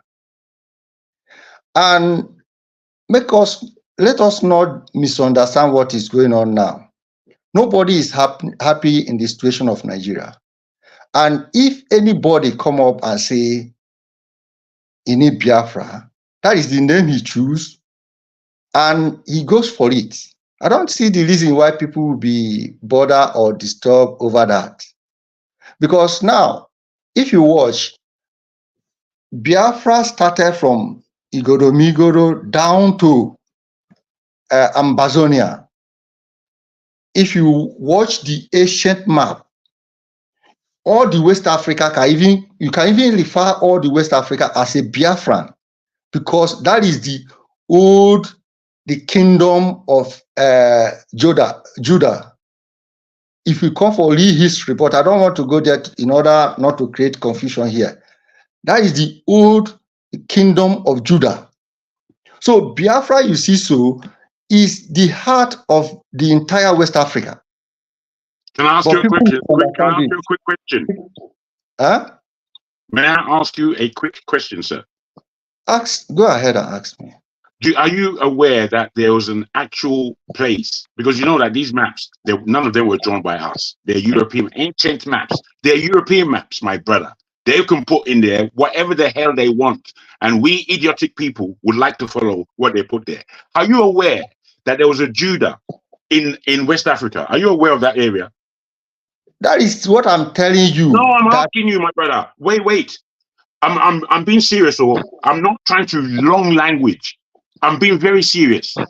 If you know that there was a place called Judah in that West Africa, where was that place? Tell me where it was. It was this entity they call Nigeria today. No. It was there. My brother, the area that they call Judah is between Togo, Benin, and Western Nigeria. That's the area that is called Judah. In that, there's no, it doesn't leak outside of there. Even though we may all be Judeans, it does not leak outside of that geographical entity. My brother, you see me, I'm a historian and I'm a geographist, which means I love geography. People coming to talk their rubbish next to me, I cannot allow it. You're talking rubbish, my brother. You're talking what you don't know. You're talking what you've been grass-fed by the idiots around you, is how I'll put it. Continue. You see, one thing I want you to understand is that Biafra is free. And no matter what anybody will say or argue, Biafra will be restored. But one thing I want us to understand is that it will be more better if the entire Nigeria rise up. Because if only Biafra goes, the people, because there is a kind of a tendency to destroy life in that entity, that area called Nigeria. And when Biafra go alone, others may suffer victim.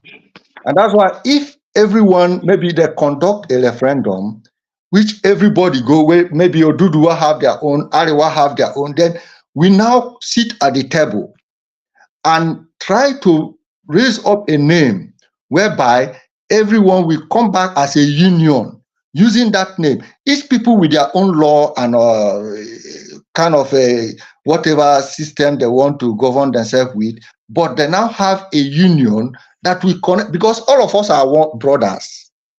Are you seeing it? That's why it seems like it is difficult to separate to dismantle Nigeria. It's because we are all brothers, but we can't stay together. It's just in a family. You grow up in a family. At a point, one person in the family rise up, say he want to create his own house. If you refuse that person going, you are going to destroy that family. All right, let me ask this question, sir. Let's go back to the referendum commission that you brought up. Okay, you said campaigning, sensitizing the people to rise up to demand for this referendum commission. Would that be correct, sir? Okay. Yeah, exactly. It doesn't matter which what we call the name, whether it's Biafra Nation, whether it's exactly, because a lot of people have died. I've not. What I want to know is whatever nation name you call the nation, that you want them to practice transparency, accountability, fairness, equity. Would that be correct? Exactly. Okay. Now, I want you to look at what is on the screen there. Was there a country with known boundaries called Biafra in 1914 when the amalgamation took place? If you talk about Biafra, before even anything amalgamation, there was a name Biafra in that territory, in that Gulf of Biafra. There was a Gulf of Biafra there. Because this name we call Biafra. Who gave me that name? Who gave me that name? Soji, hold on, please. Please, Soji. It was pronounced first of all by Christ himself. Because Biafra simply means come and see. Hold on. Excuse me. Biafra simply means come and see. Are you getting me? It means come and see. The name has been there before even all this creation of amalgamation, even before Britain come into Nigeria. Even before Britain come to Nigeria. Soji, hold on a second, please. So you said it was first mentioned by Jesus Christ. That's by a very Christ. Strong claim. Excuse me. Jesus is European descent. I'm telling you about Christ himself. You're sure it was the first person that mentioned it. You see the errors that this guy is making. Every word you're saying is an error. Pastor, you know, Pastor, that you can't say Christ. You can't say Jesus is a European thing and then say Christ. Christ is Greek. That term is Greek. I can give you if you don't know the interpretation of Christ, how are you allowing this? How are you allowing this intellectually? No, the man is the truth. I don't want to insult you, my brother, because I feel that you're a very calm person. I really respect. Wait, let me make my apology to you. I don't want to come across as though I'm so belligerent. I don't understand your humanity. I do, my brother. Forgive me if I'm passionate about this thing, but my passion tells me that we are going the wrong way, and we are blindfolded in our emergence into this wrong way. And I feel that we can't maintain this blindfolded approach to serious things. We're talking about life and death. We're talking about our people. We're talking about the power of the black nation in this world. How do we do power in the black nation? As you said, whatever you call it, I don't care what you call it. If you want to maintain that it's called Biafra, then it's called Biafra. Everyone will respect it. I personally know differently. However, you breaking away as an entity of people from what we call Nigeria, does that empower Africans or does that lessen our power? These are the questions. These are the wrought questions. Do you know what we're fighting in this? Wait, do you know what we're fighting in this world?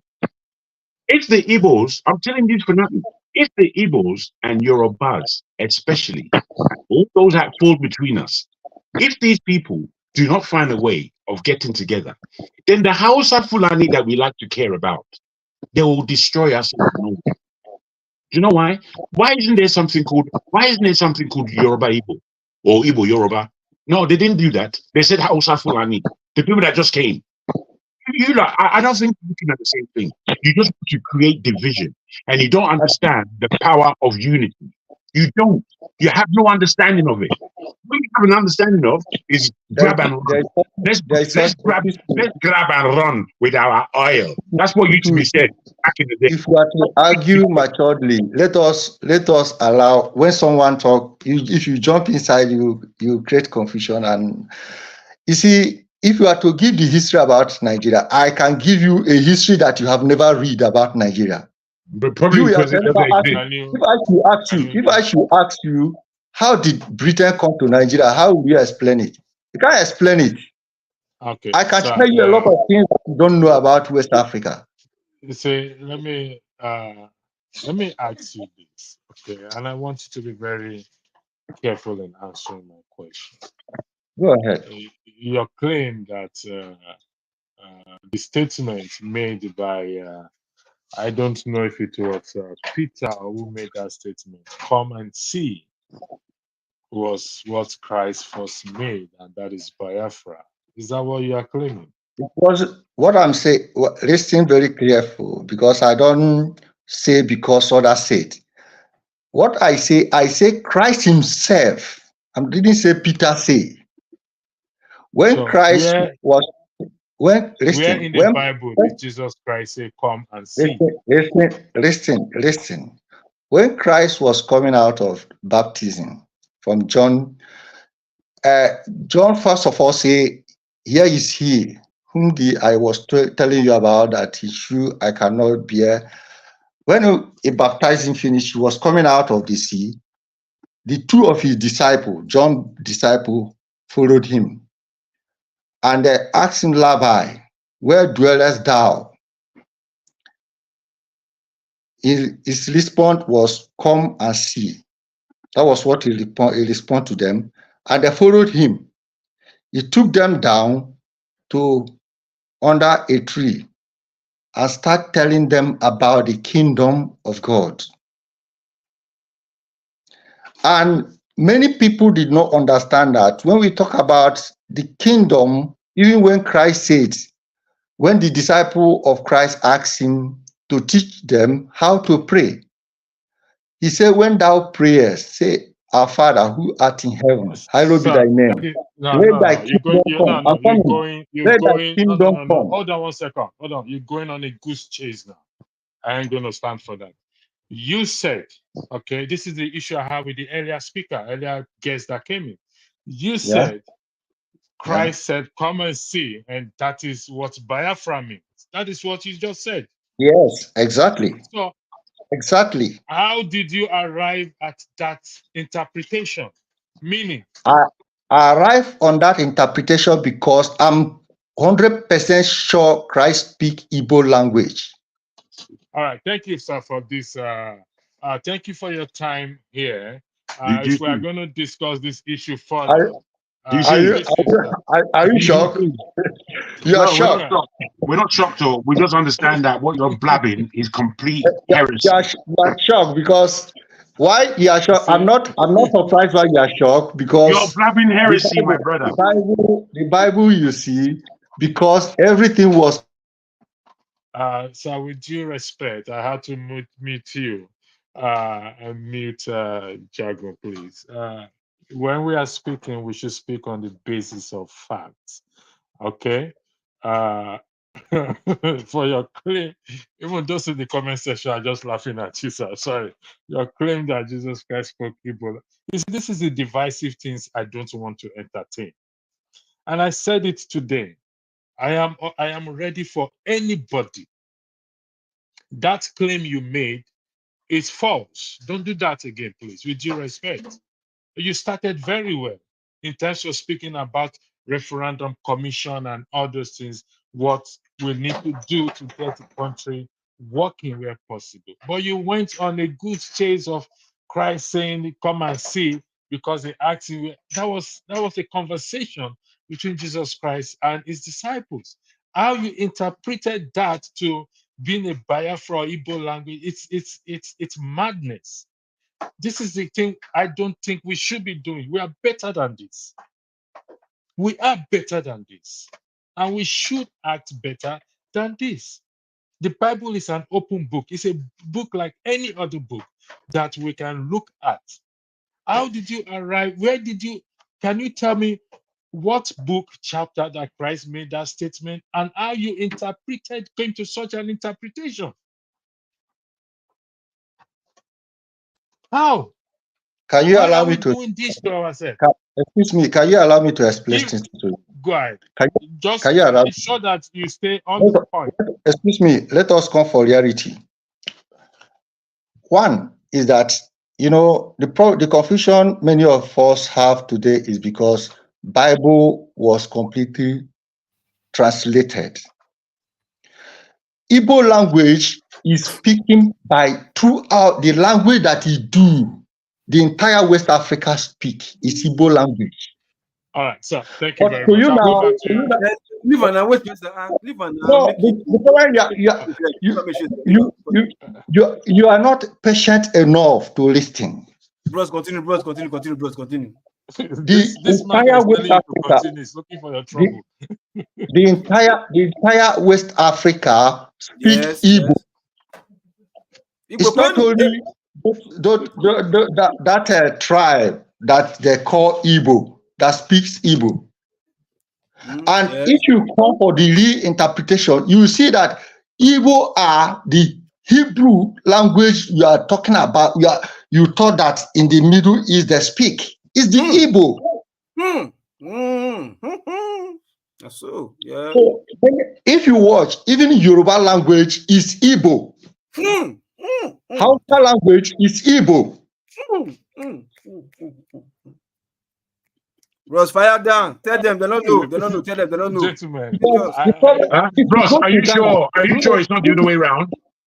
If you go to Ghana, you see they speak Igbo.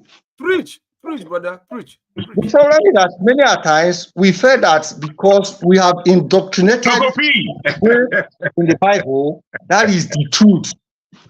No, there are certain things you are yet to know. The truth is yet to come out. All right. Thank you, sir. Can I follow? Can I follow this? Can I follow Let this? speak back. Hold on a second. Okay. Lokopi, go. What you want to talk? If Reverend King for Lagos we get followers, who be this guy will not get followers? I beg, bros, continue right down. My only anger. Hello, let me for the greasy house. Hello, everybody, how you all doing, right? My only anger is just how many are they? You understand? Like, we think we are trying to let people know how to be proper Nigerian. This is our own, and let's change our own for the better. And every day we see that we have a long way, a long job, a long suffering to go to let people know, like how long can we continue like this? Like how long? On a very good day, I don't come on life like this, like I'll just do myself bets. I just try to speak Igbo. Use Igbo, take change water to wine. Come on, man. I have to come in, bro. I have to come in, man. Speak Igbo, water change to wine. I have to come in, man.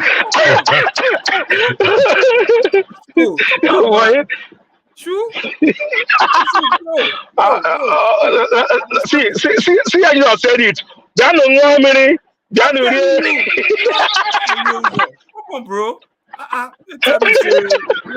You want some Nigerian class Igbo language? Don't go there. You know? bro. Understand the love, right? Yeah, it's good. The passion, the love, for self, the love for wanting your own people to grow, to do better. Yeah, it's strong. That I love the passion, but channel it to the truth. Always try to put truth first before your passion. Because if you put your passion first before truth, sorry, you pack many people enter hole. You get my point? Truth first, right? If you stand for the truth, trust me, passion will automatically integrate itself, and everybody will follow suit. Because truth is like a spirit of its own. It's like an energy that once it's spoken, everybody just conform. Nobody can do anything about it because it's the truth. Because it's powerful. When they say truth to set you free, it has the power to set you free now. Because your conscience and everything will be free. So, but I love the passion. I love the selfness, the love for self, and all that stuff. Your people. Let's also understand that. Look, before this age you are calling, right? We all have the same ancestors. So you ask yourself, from what year did all of us have the same ancestor? That this person from this state, his grandfather was also this person from this state, that we are related by blood. So at a time, this southwest and southeast and southwest region, we are all from the same blood. But by religion and politics and tribalism, we are meant to be separated so we can fight against each other. But most of you are blind to see that. Thinking small entity always win. No, check, it never happened. Small entities never win because that is the format they use to fight against yourself, to destroy yourself. But you think if you are, let me tell you where this nonsense ideology of the division came. Federal character, so that by the time we go to our own state, we can be receiving money directly from government and be building ourselves. Not knowing, no, the opposite is the case. They want you to self-integrate so that we can control you and oppress you. If you do anyhow, you see anyhow. Do you understand? Okay, let me give you an instance, for example, now, Rivers State and Bayelsa. Those days when it was Rivers, if you touch a John man, you are touching a Rivers man. But now, because of greed, okay, no, we want to be on our own, you touch a John man, Rivers man will tell you it's not our business. You touch Equity man, Ijoma will tell me it's their state, not our business. But before, you touch one, you touch the other.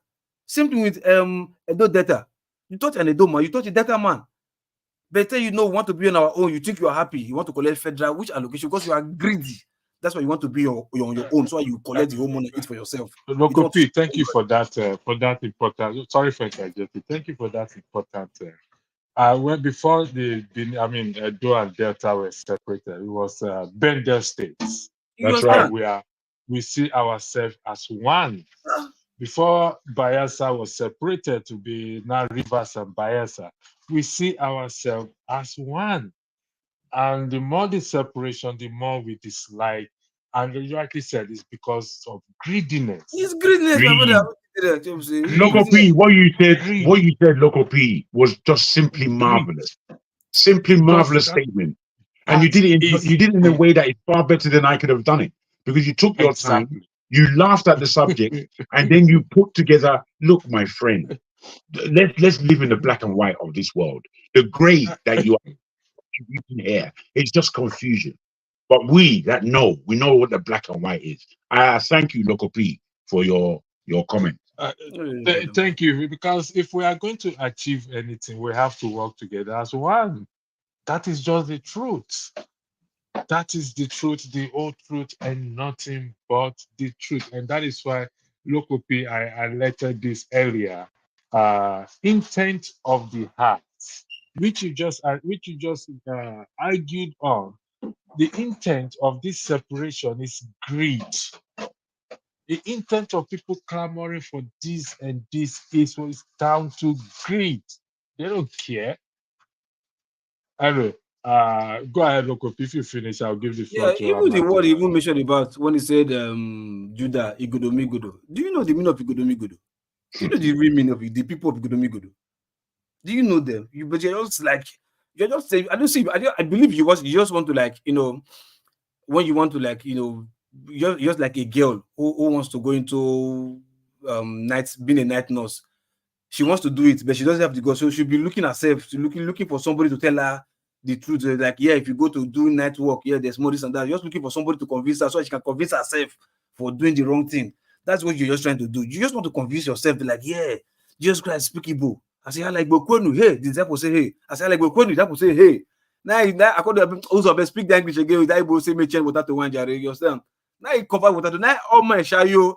As all my shayo, now they get people like you. So, my brother, I always say, you can speak Igbo. But you see, the dangerous thing is that this kind of utterances. How many people is believing it? Wait, Local P. These kinds of utterances come from people that believe in rubbish. As you believe in rubbish, you will speak rubbish. It's simple.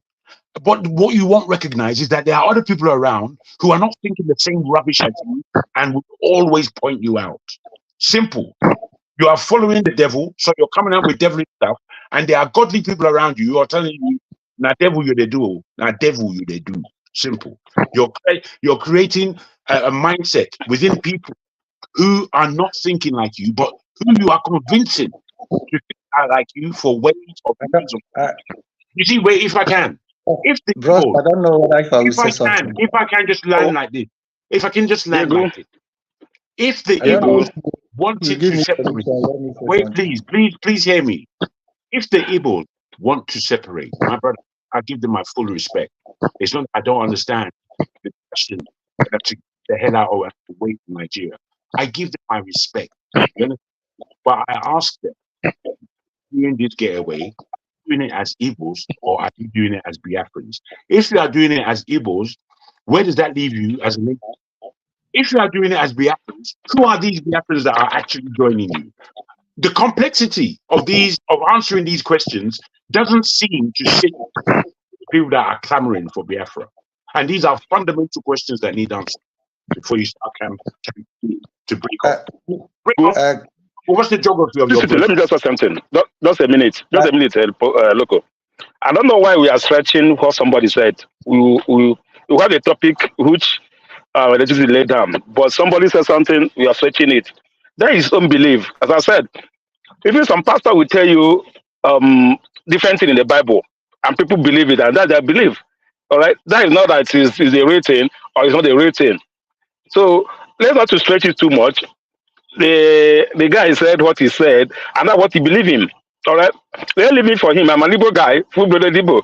So I know the truth. Sometimes I don't know anything. Also, like I love hearing to learn. All right. Then it's when you are matured enough to know what is real and what is not real. All right. Telling Jesus teachable. He just like okay, let's leave it there. But if it tells me the culture, listen, I only believe the culture is Jewish culture and the culture, some African culture, Igbo culture, they're almost like similar, all right? Like the culture, how things are done. But in terms of religion, language, that they are different entirely. Now, this brought a topic. I want to just put my own input. Before the 1914, what was Nigeria called? Here we are Nigerians. What was the name Nigeria was called before 1914? Well, all right, and I quite know that Biafra, they have bites of Biafra, not Biafra. I searched, they have bite of Biafra, which goes all the way to Cameroon to like Guinea or something like that. Calabar, all those areas to go to Cameroon or Guinea or something like that. That's bite of Biafra. But Biafra comes after the war. 1960, that's where they declared Biafra. So Biafra was on the map or anything. They have bite of Biafra, but not Biafra. It was after during the war they declared as a Biafra, and it only lasted for 3 years. And after the war, and it was gone. So people, it's a spirit. As I'm going to people tell you there is a spirit. It's not. It's an ideology. It's a spirit. It's not something we can just come here and say we're going to argue this thing from now to the kingdom come. We won't find any result about it. We won't find where the word Biafra came from. Because a German man will tell you Biafra is an Ijaw language. A German man will come here and say Biafra is an Ijaw language. It's not an Igbo language. So we'll keep on arguing this. We're going to argue this thing from now to forever. The kingdom come. No result. And divide and rule. That's what they're living. Like, even as me, we are all here talking. The cities are clamoring. We need more states. What they need more states for allocation? The North have more states. That's what they are doing. They are like I just told you. Port Harcourt is an example. River State, they draw out from state in Abia State, put in River State, draw out some states in River State, tell them out. Now they are two different people, two different human beings. They draw some states here, put them here, mix everything all together, and like start okay. You guys should start dragging for, if you have 7 states, you got more like allocations, you got more this. If you have 9 states, all these things now gone, all those politicians, they eat the money, when they consign them. And let's this history, before Nigeria, before 1914, what was Nigeria called? That's what some of us want to be. So let's deep down, before that 1914, that's okay, they put everyone together. How are we living? All right, are we spirits? Are we called, which name? Which name people are called? I want to this one far from up. Which government? What is the government? What does it like? They say we are using shillings or whatever. Okay, that shillings. Who was controlling the shillings? Who was the CBN? Yeah, what's going on? That's what we should be looking at. You're right. That's what you're looking at. Was it working then or was it working there? It was working. Let's go. Yeah, before I hear that there's a River Niger, people are making like in school. We say who discovered Mogo Park. Somebody will tell you ancestors have been fetching water there before Mogo Park came. Why did I not discover them again? All right, gentlemen, let's go to the main issue. Bad narrative, you just correct it quickly.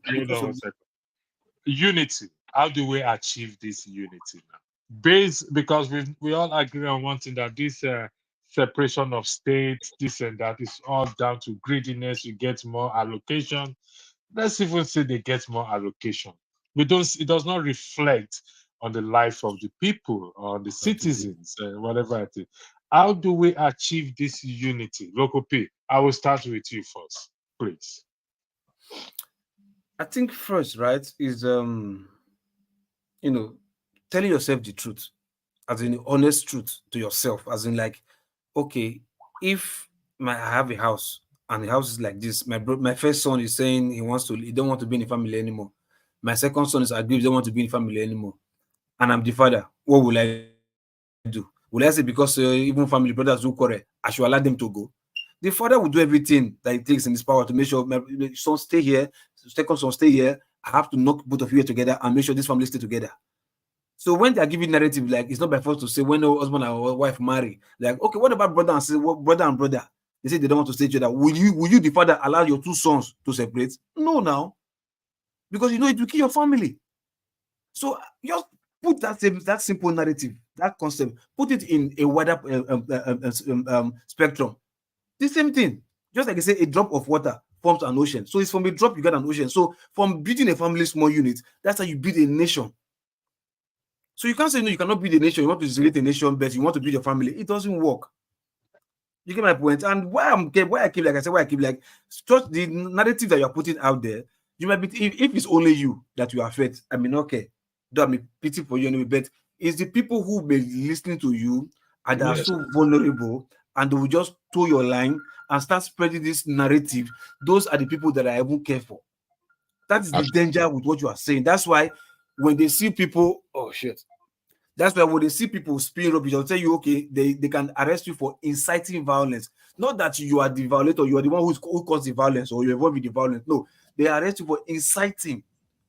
You can be in America, inciting violence in Nigeria, and they will still be found you guilty for inciting violence because of what your utterances. So if you give a bad narrative, you are not just a danger to yourself, you are also a danger to a people that might be vulnerable out there that you may not know. And before you came to your tongue, now trust me, it started somewhere. Now, I believe for you to have spit this out in a public platform like this, you must have drank beer over this in a round table over that issue. You over the issue and have the guts now to come and say it here on your own right now.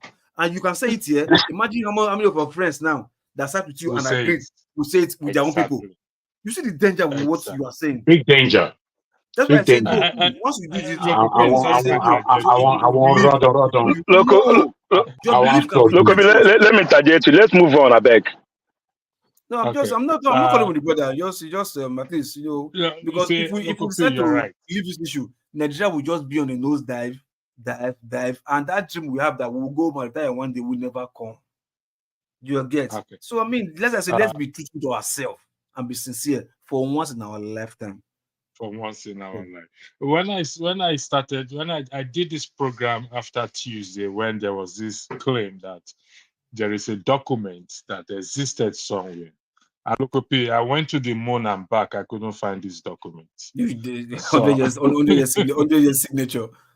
Under your signature. Yeah, you did. And this what you said is right, because other people listen to this. People have listened to this. They've bought into this propaganda. And it has sent innocent people to the grave.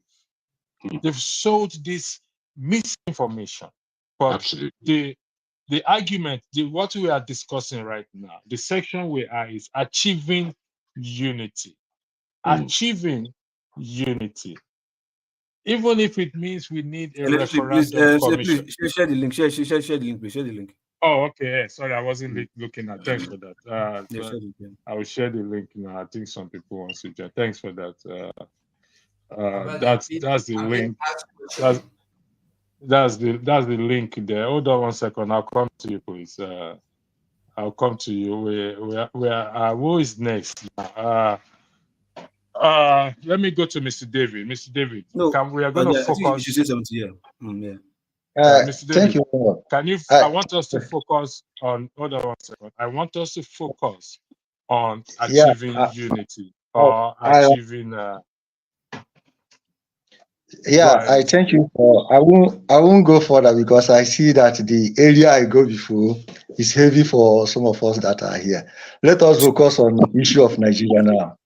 Now, what I want to say is this about the issue of Nigeria, because just as I said before, there is no way somebody, two of you does not agree can stay together. It's impossible. And even in a family, if an elder son say, I want to build my own house, if you force him to remain in that house without going to build his own house and marry and stay on his own, you will destroy your own home, even the other, because it will be causing a confusion in the family. So what I'm trying to say is that the situation of Nigeria now, look at the kind of death that is going on. In North, you see how people are dying. Do you like it? So the only alternative here is that let Nigeria disintegrate. Then we agree how to come together. I have a union. This is the area, because there's no way you can stay together. For how many years we have been together, no solution. The death continue.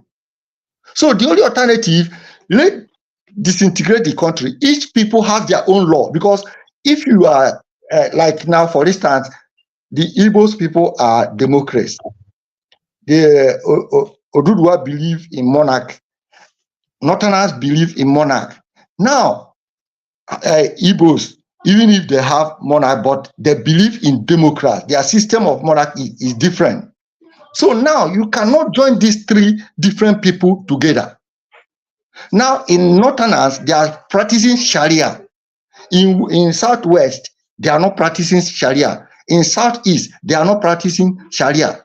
How can it function? So if now disintegrating the country, the Northerners establish their Sharia, then when we come to form a union, we have a law that will guide them, that will control their Sharia on their own area, not extending it to east or west. I don't know whether if you are getting the point I try to make, because allowing Nigeria to continue to exist, one day if you come to your door, you decide that Nigeria should be disintegrated. I yield my mic for here now. Thank you very much. So his argument is disintegration, and he also argued for a referendum commission, which I also agree. For us to solve a lot of problems, we need a referendum to take place in a lot of subjects. Who is next? Jago, I'll give the floor to you. Remember, stay on this current topic, please. Welcome, John Alba and Tone and Mr. Biafra Voice 247. Jago, the floor is yours. Jago, are you frozen? Are you there? Can you hear me, Jago? You're muted, Jago. You have to unmute yourself. Thank you very much. And I too would like to extend that welcome. Sticking to the subject, I believe that this is where we really should be in our discussions as Nigerians. As Nigerians, the idea of disintegrating and coming back together in a union that fosters respect, equality, justice, and law, I could agree with that in a fundamental way. However, you see, where truth and reality sometimes is concerned, it is important that we understand that we have received truth already. But as time goes on, the truth becomes extremely diluted until we're in a position that we don't know what we're talking about. The fact of the matter is, we had something in this land called federationalism. It actually worked within the years prior to our independence, and a good 5-6 years after this period. This period was the best time in Nigeria. It was the best time ever. It was the best time that Nigeria could boast of. The time since the first coup and the subsequent war that took place, Nigeria basically has been retrogressing in such a form and such a speed that is blinding most of us. So I put it to you that in going forward, because we're talking about the future, we're talking about our future, we're talking about the future of our children, we're talking about the future of our nation, we're talking about the future of us as a people existing in this world that has historically been against us as a people. They didn't ask any of us if we're Igbo or Yoruba. They just saw that we're black and that was it. we're their enemy. And we haven't recognized the game that the enemy is playing, that we too are now joining in with the game of the enemy. So I conclude, and I put it to you, if you are an observant person, if you are a person of heart, if you are a person of love, and I use these words candidly, but they are powerful words.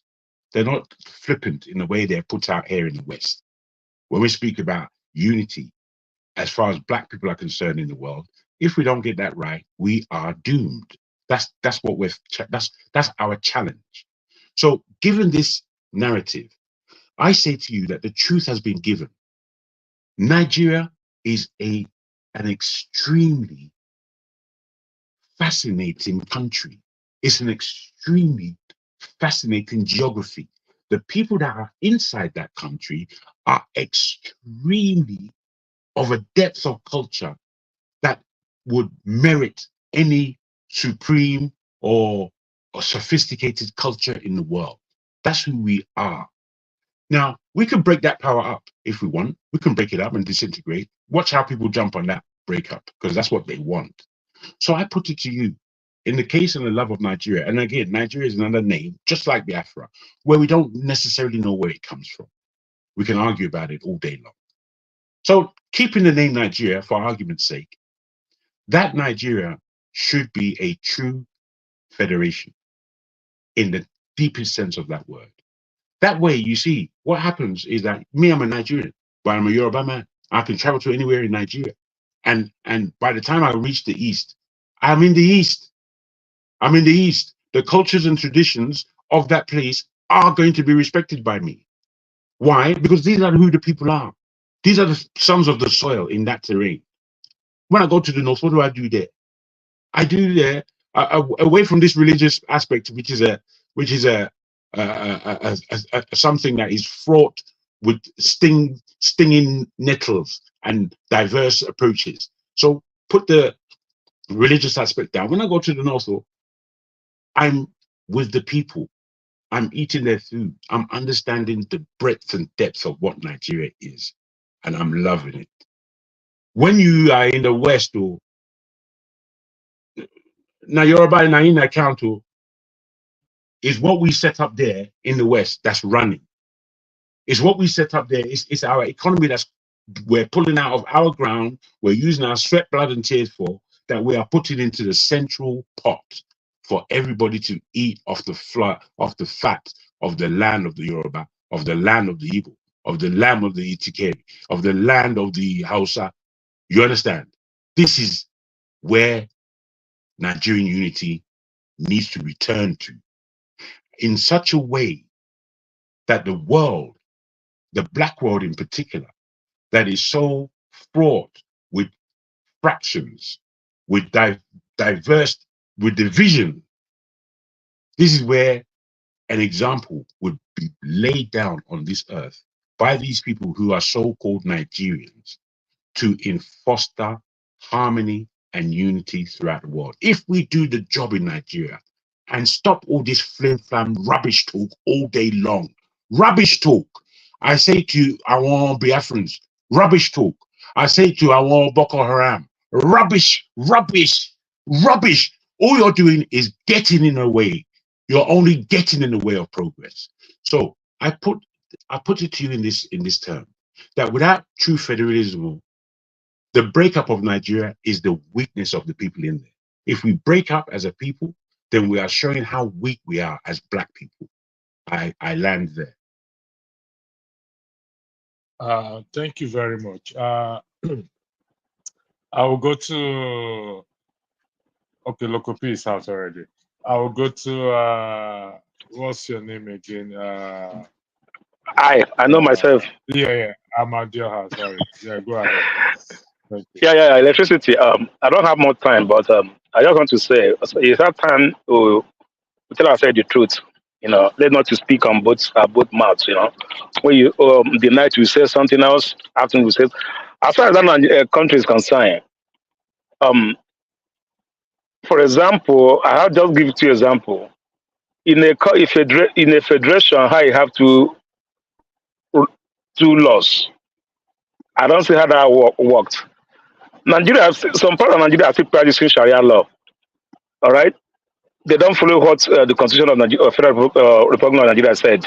They have their own court, everything. All right, and it's also attached to our own Constitution, who have banned every other part in Nigeria. As far as we have two laws that guide we say we are one country, one federal, everything. We have two laws that guide it. What apply in some part of the north, it does not apply in some part of the south. All right. So if I'm from Southern, I go to some part of the north and commit a crime, instead of taking me to the court for the court of the federation, they take me to their own Sharia court and prosecute me there. All right. Even when I don't know how they talk about, but if you're ignorant of it, they cannot judge you according to whatever. It's just like, for example, we are one Nigeria. I load loaded trailer of Guinness to some part of the north. They will see it and burn it. That is against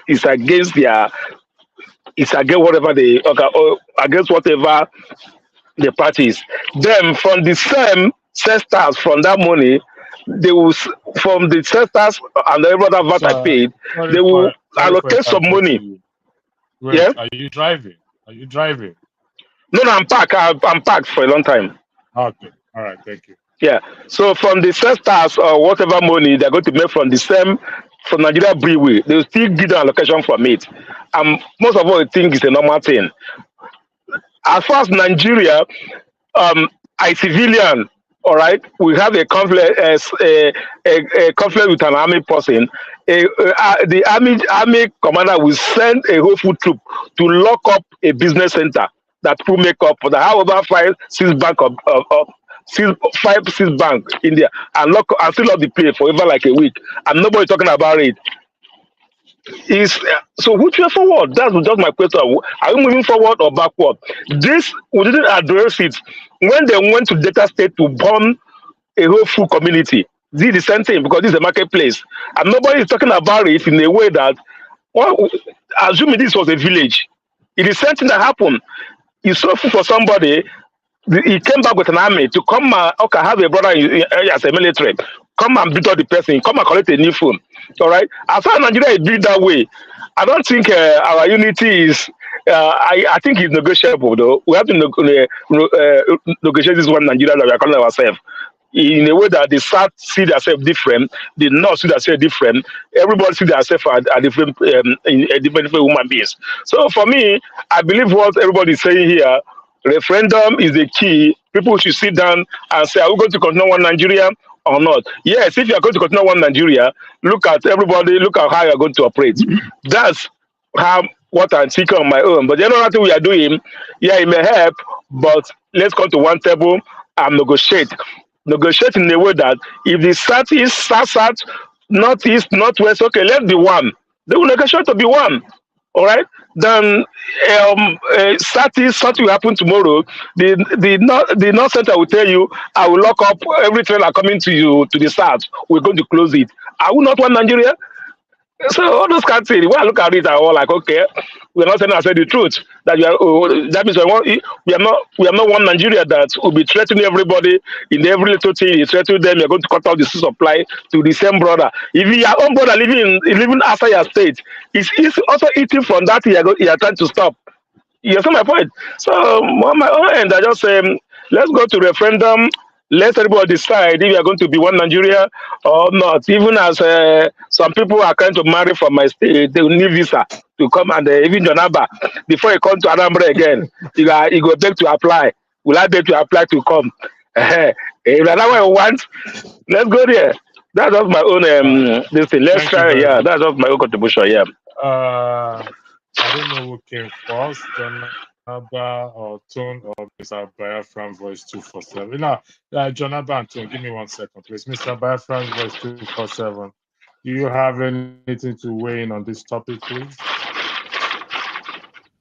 Somebody is making noise from behind. Yeah, go ahead. I'll mute them. Thank you. I would have loved it if the other man with the best is here. I don't know why he could. Here I am. God, he is here. Thank God. So, my gentlemen, yeah, go ahead. Let me hear what you have to say. Please. Go ahead.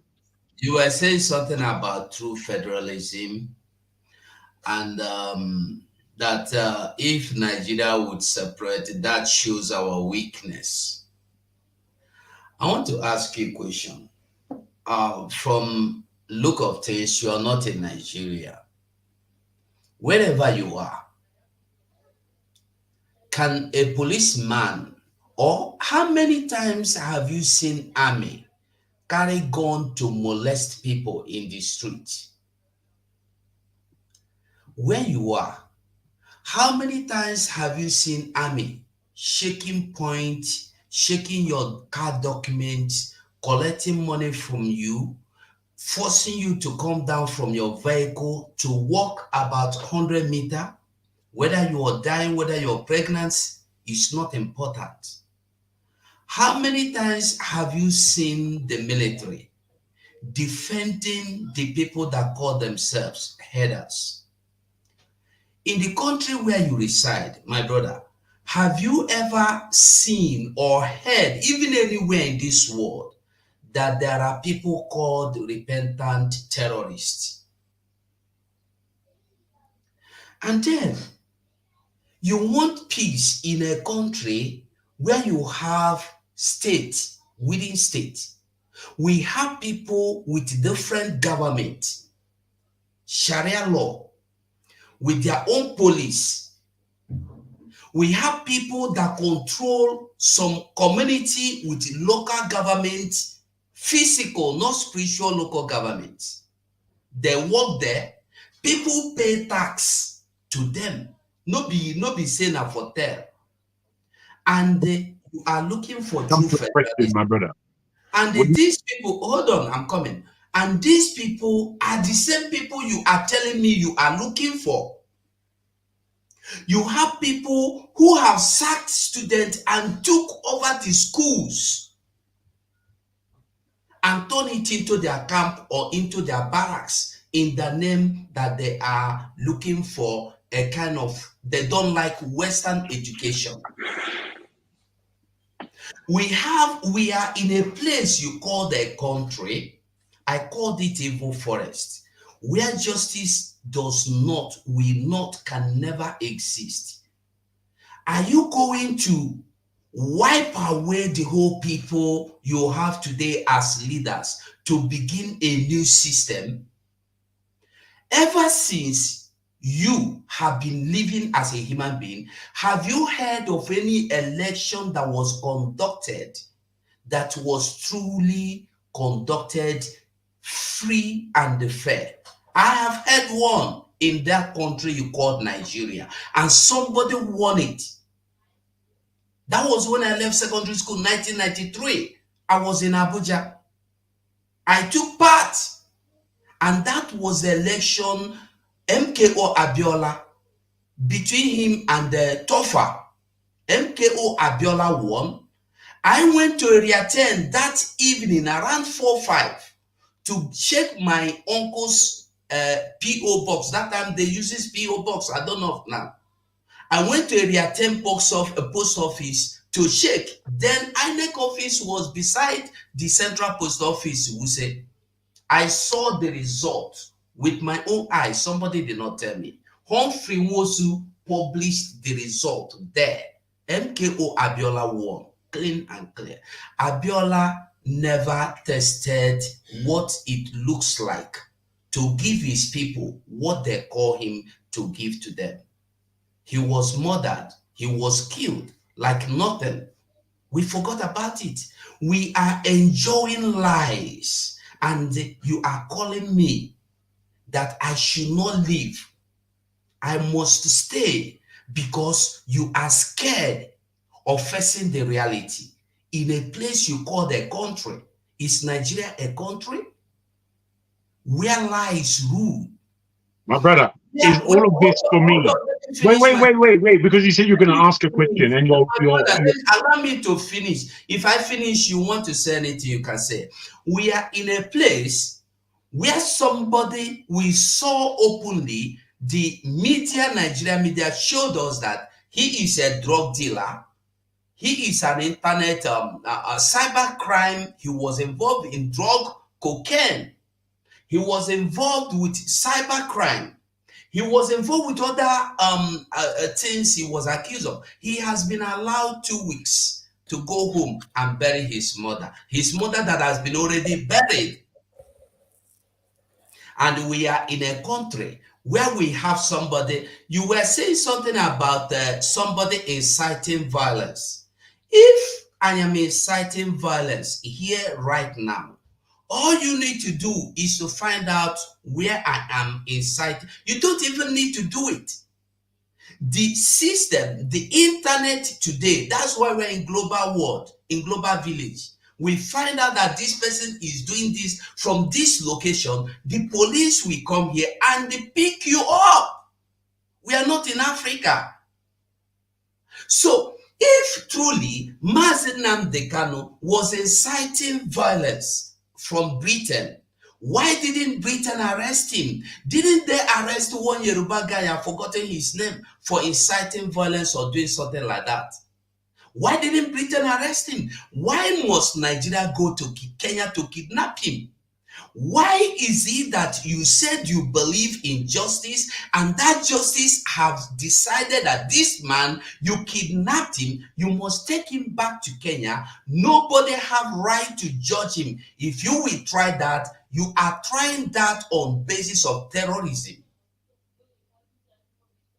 Why are we dancing around the truth as if truth is not existing? Because the spirit of something called Nigeria has infected most of us. We are afraid of facing the reality. You are in a country where some people will come to a community, massacre them, and they take over their community and rename it. And they live there. White indigenous people live in the IDP camp. You are in a country in Delta today, people of I will make this thing go around. It's just getting boring, man. Yeah, hold on. Thank you very much. Tone, please be just maintain. First and foremost, Mr. 247, let me bring you up to speed. We had this discussion on Tuesday, and I believe everyone here condemned the way and manner that Nnamdi Kanu was taken from Kenya, and there's an extradition treaty that exists between Nigeria and Kenya, and due process they should follow due process. So just to have that record corrected. So on this platform, we had that discussion this 2 days ago, and when I came up with the topic. So that is just to make you aware that it's not something we applauded, or the actions was not applauded by anyone. Due process must be sorry, followed. I'm not saying you. I'm not talking about you. We are talking about Nigeria, not you. Yeah, I know. If you condemn it, No. if you cannot condemn it, it's not the issue. We are talking about what is happening in Nigeria, not what you condemn or let what you do not. let me ask you a question. You reference Dragon. I know you ask you a question. You reference police brutality. You reference police brutality. Give me 1 second. You reference. Just need to open the window. You reference police brutality. This police brutality, is it across the nation or a particular place, a particular state? Please. You are muted. We can't hear you. You're muted. Yeah, You have sorry. to unmute yourself. Yeah. Police brutality is mostly in southern area. So it's not in the, when you say police brutality, in the northern area, in you hardly in the northern area hardly. It hardly happened in the northern area. The answers, let me ask you, the answers did happen in the north. The SARS. We know it happened. We know it happened in Lagos. So it happened in Lagos. No, I don't mean answers. I mean the SARS operation, the police brutality, what the SARS did or what police did that led to the answers. Was there any record of such in the north? No. Each state has their own police unit that they name or whatever it is. But the question I ask is, police brutality is known all over Nigeria. It may be I higher disagree in with some you. places. It may be higher in some places than the other, but it's all across the nation, and we want something better than that. So, Jagun, please take. You have 3 I'll be minutes to brief. weigh into the I'll be question brief. I'll because be brief. I mean, because what I Tone want to and please underline, be brief. what I want to underline is that one, my brother, you didn't get to the point of asking me any question. No. But what you did do is to use my name and then to pile everything that you had in your mind in it as though I said it. I did not say many things that you said. If you would like to ask me a question that is pointed to what I said or to what my understandings are, then please do so. But please, the passion and the overload and everything is somebody's fault. I'm not saying that that's your approach, but in listening to you, I gathered nothing. So I don't know if you actually want to ask a question.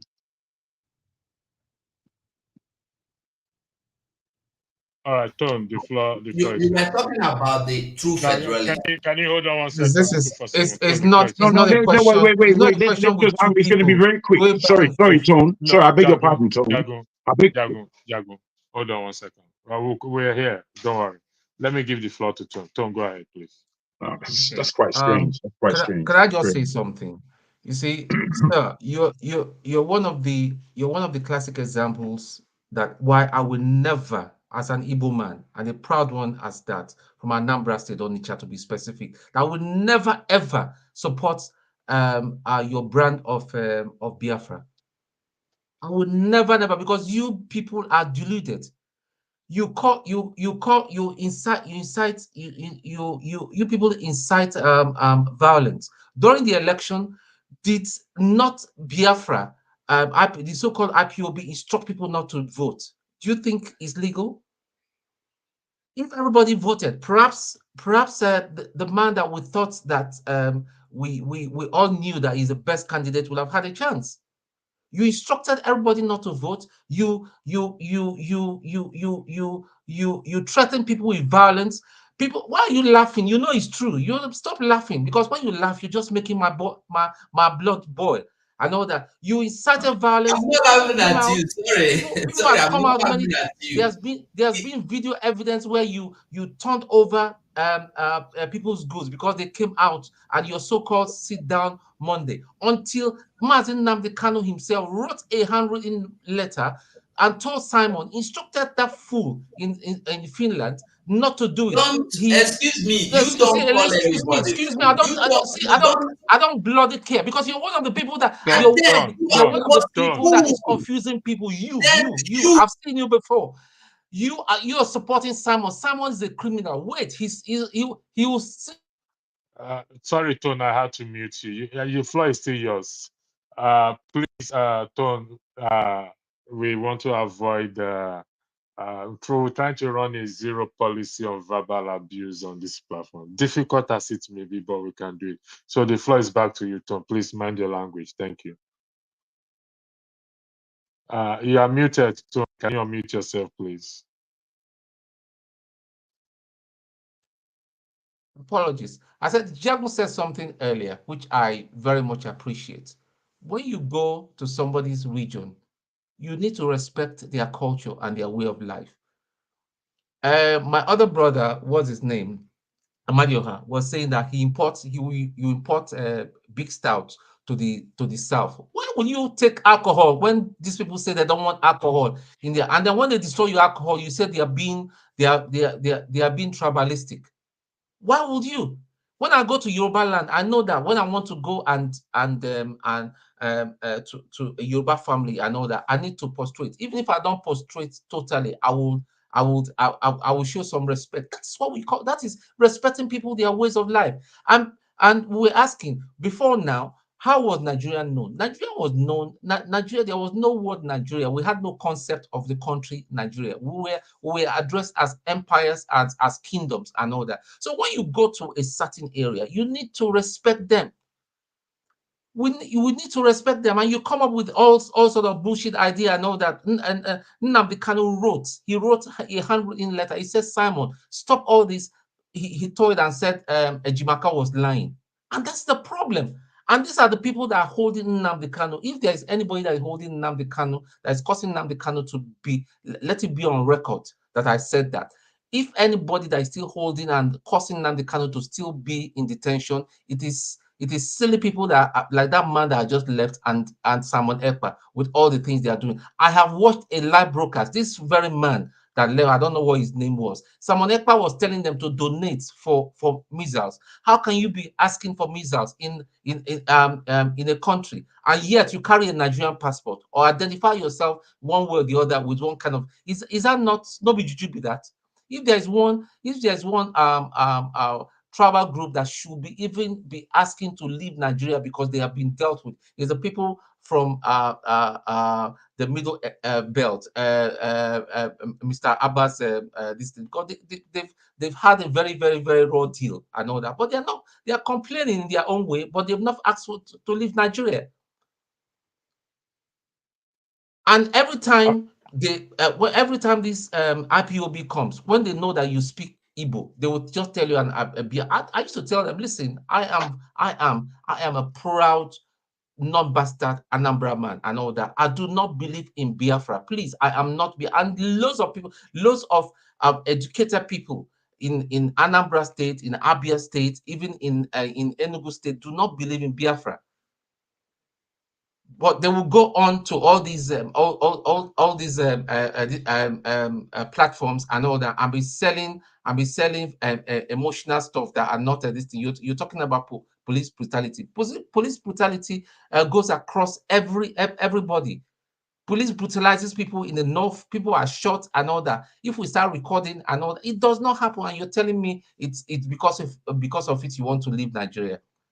You better wake up and smell the coffee. Thank you. There are two people on the background, Mike and Usual Business. And Usual Business, I asked you where you're joining from. You say you want to speak. Please, if you're joining from Nigeria, okay. But if you're not joining from Nigeria, you have to turn on your camera. Where are you joining us from, please? Okay, cool. 1 second, man. Thank you very much. Technically, I'm cooking right now. I'm cooking, so can y'all just kind of give me a second? You have to dress properly, please. Can you put on something? Then I'll bring yeah. Thank you. All right. All right. Jonathan, the floor is yours. Thank you. Ken, sorry, Jonathan was here. He went out and he came back. So after Jonathan, you're welcome. I'll let you speak. Go ahead, Jonathan. Let Ken speak. All right, Ken. Jonathan, I see that it's time to you. Welcome, forefathers. The head of the Biafran group is here now. Forefather. the foreign minister of the foreign minister of security attaché. Thank you very much. Thank you very much, moderator. But I just want to first of all find out something before I continue to speak. There were two people that were having an interaction, and I think I can't see the name correctly. The guy was he was speaking out of emotion and anger. He was insulting people, and the other guy responded. It's like you took the two out, and you brought back the other one and left the other one out. Is that what happened, or he just left himself? I don't understand. Tone was using language, and I told him not to jargon. Also, I had to stop him. I didn't take anybody out, so I didn't take anybody out. Okay, all right about that. I want to. I had there was something else I wanted to speak about there. I think Tonu, after Tonu spoke, I want to talk about some things that he said. Now he was justifying. That was the way I would say, but you can counter me on that. The destruction of alcohol, that people said in their area they don't drink alcohol, then why take alcohol to them? It was a kind of like a justification for doing that.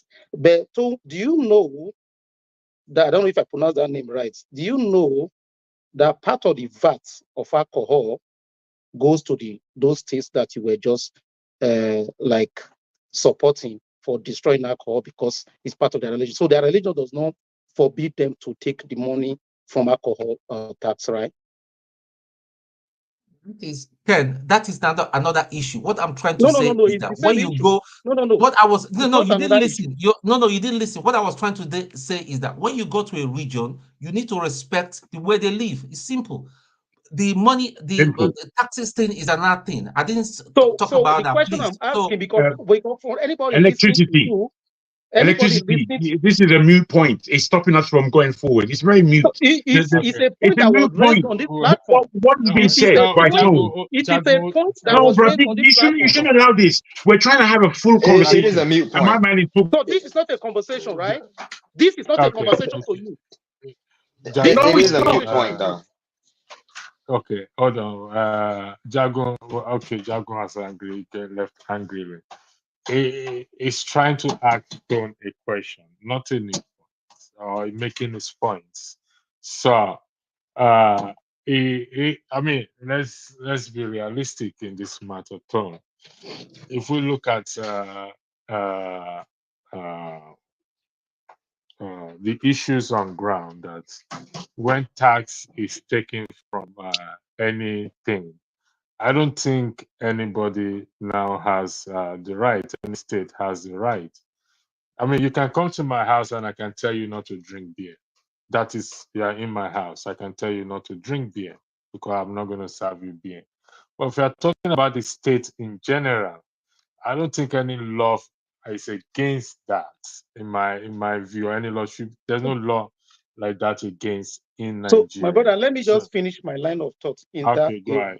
Yeah. Now, I will take it from there, because basically, this is one of the reasons why I will support the breakup of Nigeria. This is the reason. This is one of the major reasons. Now, you said we are in a country, we are in one Nigeria, one country, where you are supporting like a secular constitution in one part of the country, then like a Sharia constitution in another part of the country. Now I'm going to give an example using myself as an example. When I was to serve in Nigeria, I was posted to Zamfara State. I have lived in Port Harcourt. I have lived in Lagos. I have lived partly in some eastern part of Nigeria, the Igbo side. I have passed from most of the states in Igbo side. Onitsha has been there on multiple occasions. When I went to Zamfara State, part of the orientation, the first orientation they were giving to us, because I'm a football lover, confirmed Chelsea fan. They were telling me not to celebrate when Chelsea score goal for my life, for the sake of my life. Because I don't know who is sitting with me, which this is club is support. In every other part of the country where I've lived, I have never experienced. In Yoruba land, I have in my house, I have any cable you can talk about. I have DSTV, I have free to air. I have about 3 different types. My light don't go off in my house. Whether light or not, I have 2 generators, I have inverter, I have everything. I don't watch match in my house. I go outside to watch match because that's where I get the groove. Where they score goal, you will hold somebody close to you. You don't even know the person before. When I went to Zamfara State, I was instructed not to celebrate goal because I don't know what the next person will do to me. I only did 3 weeks orientation there and I redeployed. Ken, now you are telling me. Ken, sorry for interjecting. Sorry for interjecting. Let me say this. Okay, I don't think that is a bad advice. Okay, because I go to pub here back then to watch football. Okay, and when you are going to certain pubs here, and they tell you that, listen, that pub is for Man United fans. If you go there, behave yourself. I stand to be corrected. I'm telling you. Okay. It's okay. Electricity, 30 seconds. Electricity, 30 seconds. Now, let me I said in Zafara, I need to make statement on that. Can I go ahead? Hold on. I don't think that is a religious, they are just telling you because, some fans some people are these die-hard fans, and you sit near them. So there are no die-hard fans in Lagos. There are no die-hard fans in Lagos. There are no die-hard fans in Port Harcourt. There are no die-hard fans in Benin. There are no die-hard fans in Anambra State. There are no die-hard fans in Konapiti. We are trying to speak about the unity of our country. We can't divorce ourselves in this area. I told you now, mute point the brother will make. If we want a country, you guys, if we want a country, Nigeria, to work, we have to first of all agree and say the truth when we say the truth. A country that wants to work cannot have two constitutions guiding a country. I want to ask all of you here on this platform, do you know what happened to the killers of Deborah that were on live video? There were two people that were there. There was one that showed the matches. That showed the matches. Say he was the one that set her on fire. Do you know what happened to them? Are you aware that they have been set free by the courts lawfully? Are you aware what transpired why they were set free? Are you aware that the police refused to show up during the prosecution? Are you aware that the lawyer representing the Sokoto State government refused to show up? So when you tell me that we are, it's a country. If I live in America, if I leave Maryland, leave Maryland, go to DC, nobody will tell me, oh, you cannot do this, you cannot do this. The laws are related. They still have a common law that this thing. How can you have Sharia law in some parts of the country? Remember, Deborah was a Christian girl. She was not a Muslim. If they were allowed to even practice their Sharia law, is Sharia law supposed to work on Deborah, who is a Christian girl? Why are you not talking about it?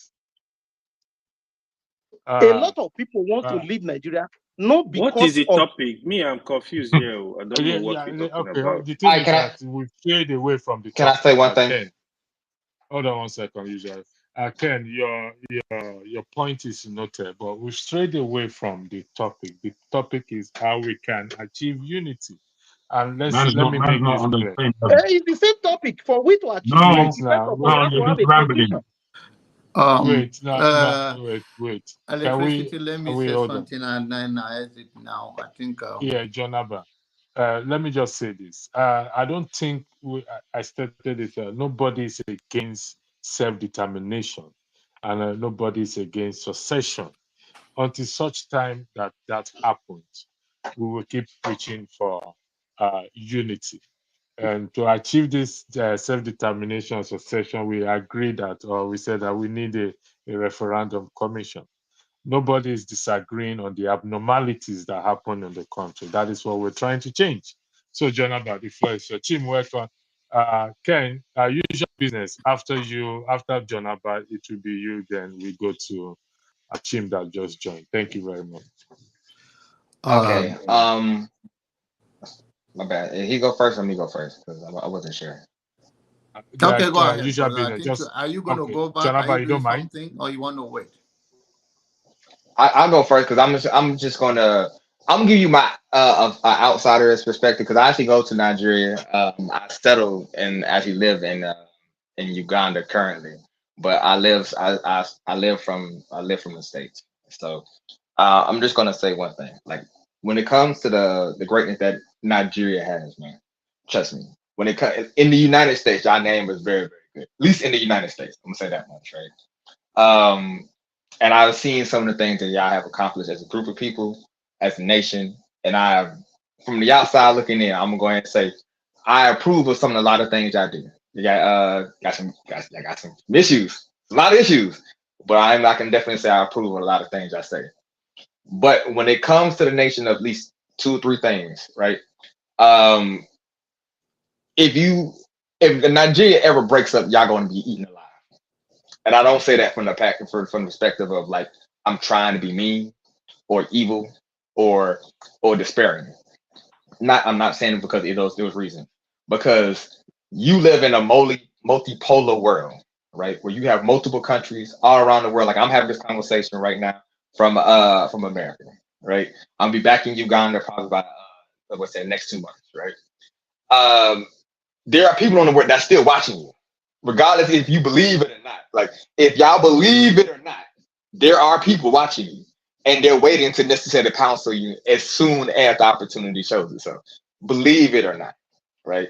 So that's why I say the best thing for Nigeria to be healthy and strong, right, would probably be a federation. Now, this is my opinion. Like, I mean, at the end of the day, y'all are your own men. Y'all make your own decisions. If y'all live by them, y'all will die by them. That's a fact, right?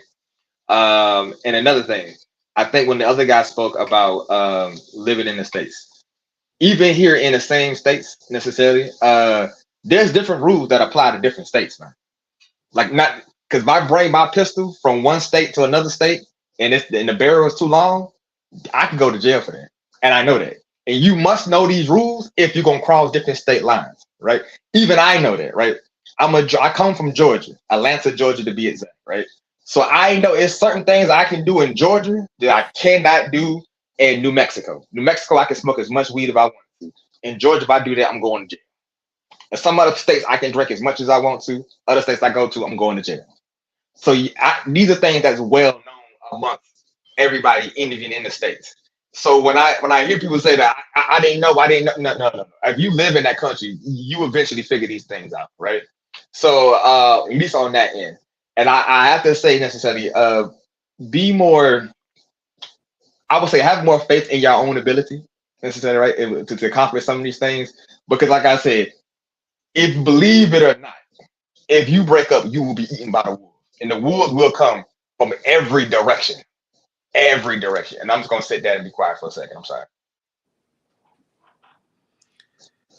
Thank you very much, Usual Business. Janaba, Ken, Thank you. I'll come back to your issue, but Janaba, after Janaba, I'll come back to Chin. Welcome. I'll come back to you. Go ahead. Thank you, Janaba. Electricity, and my fellow panelists. Been a conversation been watching from the first guest you have until he left. Janaba, that your shirt is too sexy for this program, my brother. I saw it too. I was thinking, Jamaba, it seems to enter the gym every day now. It's not like 25-year-old. So thank you. I'll take it off not to be sexy again. Thank you. You see, everybody grow in their space, and everybody understand things the way they choose to. The greatest choice a man make is the choice that he takes somebody more important than himself. In doing so, you are doing it for yourself. The value you want somebody to bestow upon you is the value you also have to enshrine the most.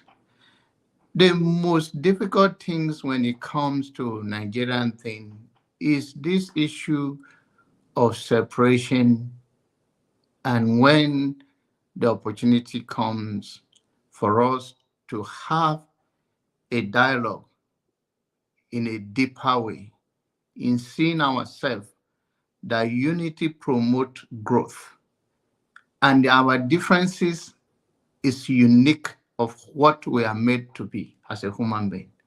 There's nothing wrong.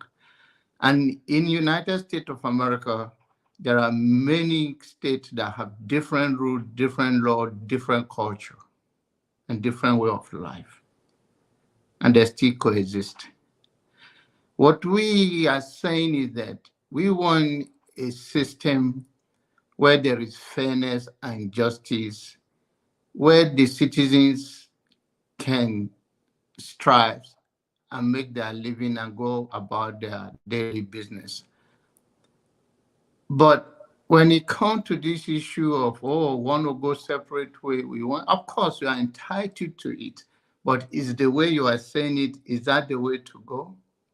Someone will say that somebody is spreading lies, and the lies, the brutality, and was given opportunity to prove that a man in another country is elected as a prime minister, and that is not a lie to him. As a people, if we look at Nigerian critically today, Igbo are blessed. Their lifestyles, their lifespan, even other people envy them. But when it comes to this notion of this, even within yourself, the well-informed Igbo that understand, and I'm not saying you that disagree otherwise, you are not well informed. Sometimes it's because you are never a victim of circumstances. I've seen a young man here come the other day and blast everybody to move on. Go and tell somebody that have been abused, whether sexually abused, and tell the person move on. You have a different experience. We, the Black nation, is a setup. And the people that are setting us up within our society that are doing a cash out of our own disagreement for their own personal benefit, they know better. But so many gullible ones in the society propagate that somehow that will come to stay. We are better off the way we are, and to preach unity and development of ourselves. Oh, if people say, oh, if two people disagree, they go both ways. That's not. It's cheap talk. It's not in a real life. You and your spouse, you and your children, you and your colleagues, co-workers, you disagree on certain issues. Do you just go separate ways because you disagree? We cannot, especially we in diasporas. I urge all of us that let us not continue to push this poisonous thing, because it will lead to the go downward of the Black people on earth. We are supposed to talk about unity and our differences. How do we make most of it? We all develop in our own ways. They not have their own contributions. The South, the Southeast, the West. The people that are dividing us today, your politicians that from your region, that they are giving the same allocations, then they use it to settle the people around them and to ring election for them, whether it's a gubernatorial election or senatorial election from your district. They are still there. We cannot continue saying things that we are a beneficiary of it. Then it's a hypocrite, or we don't even know what we are being conditioned to. Our unity is a strength. If you see a genuine Hausa man today, he do not have a problem with Igbo man. He will say something in Igbo man. Some of them, even Passat, said the other day that they call the Igbo the Oyibo of Nigeria. It's not a credit. They respect that. And when you see it, and the thing you guys should look at it, to be honest with you, the houses are not majority in Nigeria, but the northern zone that whoever they created, they have more of a unity, not because they agree in everything. Nigeria is not just Igbo, Hausa, and Yoruba. We have other tribes. The percentage of the Hausa speaking, how many Hausa speaking states that this is Hausa speaking state in Nigeria? How many? The Borno state, one of the largest states, they are not Hausa. They are mainly Kanuri, Babrubra, and the rest of them, and every other tribes that are there. Is it in Kaduna? They have Fulanis and Hausas and all that. The main place that they call the Hausa state, then they use their language to write, is Kanu. But you see, they have a kind of unity more than the other side. Not because they don't disagree, it's part of life. And to whom much is given, much is expected. I'm not here to preach that you should change, but look into it with reality. Let us see that our unity will make us bring more progress to Nigeria and a Black nation than all of the things we are talking about. And you are talking about the Northern Sharia law. In the East, they are mainly Christian. There are certain things they may not force you, and they have their own tradition in the East. And above all, if you are claiming to be that unique and what they are doing is barbaric, somebody stay in the foreign land and stop you every Monday anyway. You don't see that as a concern. So you don't see that as something that affects lives. People die for not access medical care if they need it. If I pass through that place that time, I will also be a victim. We don't want to see all of that. We want to see that somebody so I'm watching a game and they say, be careful with this place, their tolerance of their fan. And that is a problem that is take it personal. Or you don't look at your zone when they tell you don't come out on Monday and you are so eloquent and you are so brave and you're so well informed and you don't see it that way because maybe somebody do not die from your home rushing to the hospital and there's no hospital and no clinic open that day. Man, please, we are better than this. Our unity is not dependent on we agree. It's a compromise. Thank you. Thank you very much. I think it's Chim and next Man of Prestige. You want to say something, David, briefly, please? Yes, please. Let me give a little speech so that I could do other things. No, not speech. I mean, just 1 or 2 minutes, please. Don't. Just a minute. 2 minutes is okay. 2 minutes is okay. Okay, I'm telling you, your time starts now. I think there is something we are missing here. To make things work in Nigeria, I use that name, Nigeria. It's not by staying together.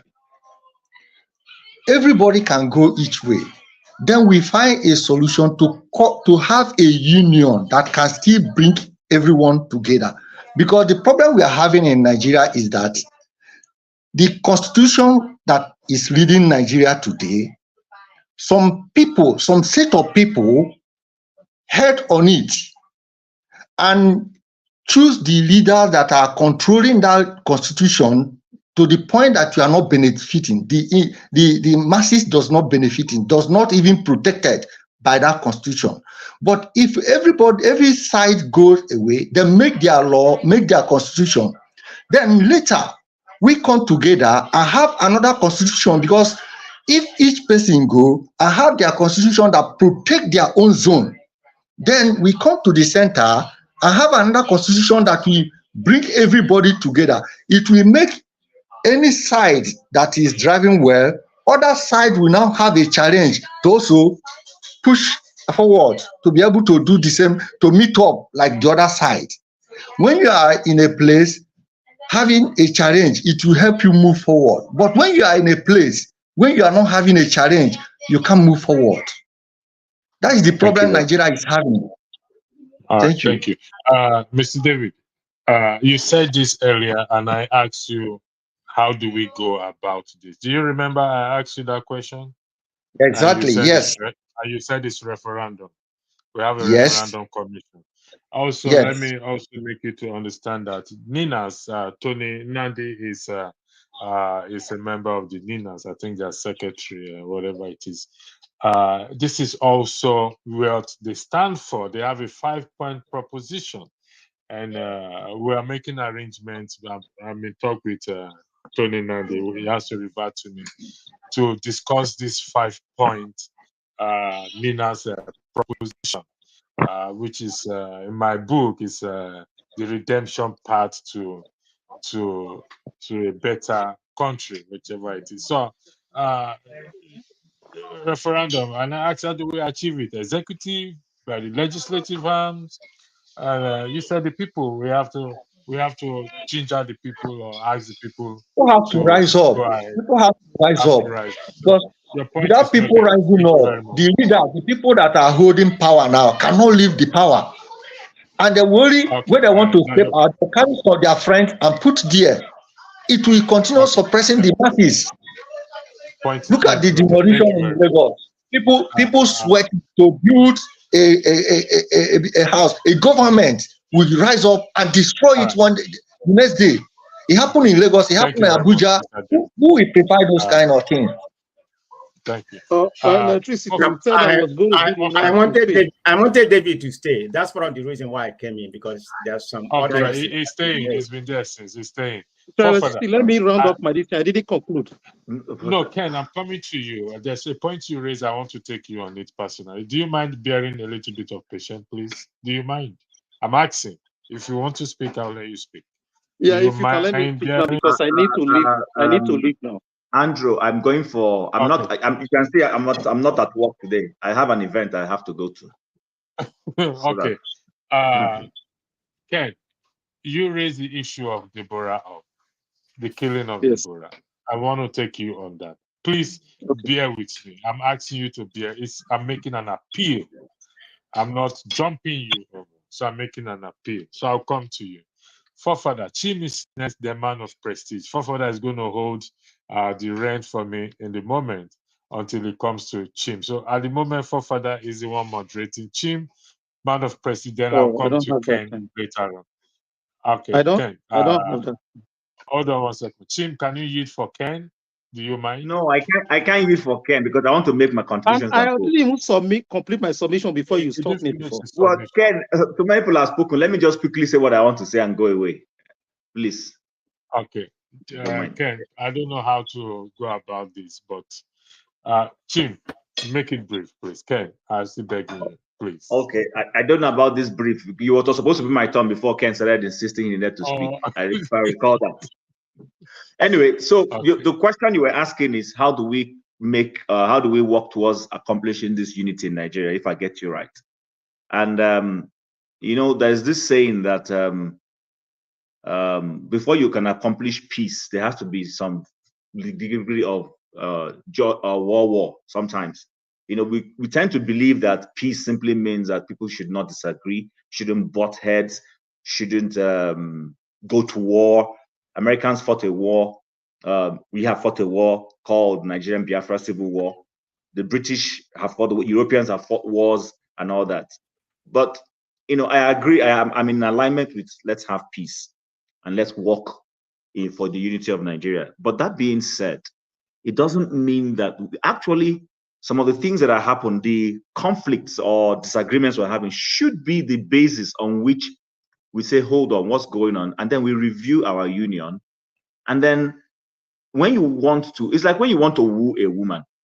If you love a lady, you like this lady, it could be her physical beauty, it could be maybe she cooks well, it could be whatever it is you see in her that once you want to make her your wife or want to settle with her, you try to prove to her, because she will have other suitors, right? She will have other admirers, have other men who are seeking her attention. You are also seeking her attention until you finally tie the knot. You don't own her. But before you tie that knot, you're selling a dream to her. At least that is a typical traditional conservative way of male-female relationship that I am used to. I know in this era, there's so much argument about, men should also, I don't, you know what I mean? But the point is, when you're trying to woo someone, you sell a dream to them, you sell why you are the best prospect to them, and make them desire to see you as the one to settle with. That's the same way when it comes to nationhood. Actually, a lot of these federal countries we keep mentioning, excluding the UK. So the UK is not my example, and most European nations. But let's take the newer countries that just emerged from after colonialism, and like the US, Switzerland, and Australia, and all those schools, and even Canada. You find the common thing is that certain groups of people desire to join a union. That's why in the United States, when you look at their political system, you discover that everything is not actually equal, contrary to what we hear. California has more voting rights when it comes to what they call their electoral college. They had more seats or whatever, voting, whatever it is, I've forgotten the word now, than some other states. Some states have fewer. Some have as much as electoral college. Electoral college, exactly. Thank you very much. Some states have, but there are the smaller ones that are not arguing over those things. They're okay with it because there's an understanding on why these things have to be the way they are. My thinking with Nigeria is that originally that's the way we were going. That is what those regional processes we created. That's why you find that many of us don't seem to know this, that in before 1966 military coup, all the regions had separate relationship. There was a general relationship with international countries and all that, but each region had small offices wherever they wanted to go. So for instance, the Western region and the Eastern region had offices in the UK, where they were using to appeal to investors to come to their own regions to invest. In Canada, they have it. Alberta has an office in the US. The Premier of Alberta, I remember when he was going to the US to go and talk to captains of industry there to come and invest in the oil sector here in Alberta. Quebec, same thing, which has been one of the people pushing to separate from Canada. So I think sometimes we misunderstand this whole problem about people agitating to go. The issue is that the Nigerian state does not want to do things via the law. For instance, okay, I have a region that says they want to go. Why do they want to go? Do I love them so much that I want to appeal to them to see reason why they should stay in a larger Nigeria? If so be, then you appeal to them so that if you might even allow that referendum to happen, but you go to the ones who don't want to leave and appeal to them to see if you can sell that reason so that when the voting happens, the voting favors you who is agitating to stay. That's what happened in Brexit. When Cameron called for the Brexit vote, there were those who were for and there were those who were against. Incidentally, those who were for pulling out had a bigger argument and were able to garner the necessary votes and they left. But when it came to the Scottish question, it was the other way around. A lot of people in the Scottish side didn't want to leave, maybe for whatever reason. But the point I'm trying to make is the system allowed those things to be. My concern is, what is the problem with the Nigerian state? I'm not saying, you know what, we've had enough of all this, problems and all this. Let's let this thing happen. But you know what? Let's appeal to our brethren on that side who may want to stay. Sell a vision of a great Nigeria to them. Sell a good reason why they should, when the referendum and the voting happens, why they must want to stay. Most nations, like I think, where's that guy? He has left, the guy with the American accent. I love what he said. I agree with him totally. There's no society where there is one law. It's not true. The problem with the Nigerian situation is that, like I keep saying, is that the federal system sometimes often makes it look like they are supporting one side. I do not have a problem if some northern states say they want to have a Sharia law. But those things must be done in such a way that the rights of those who are not Muslims are protected.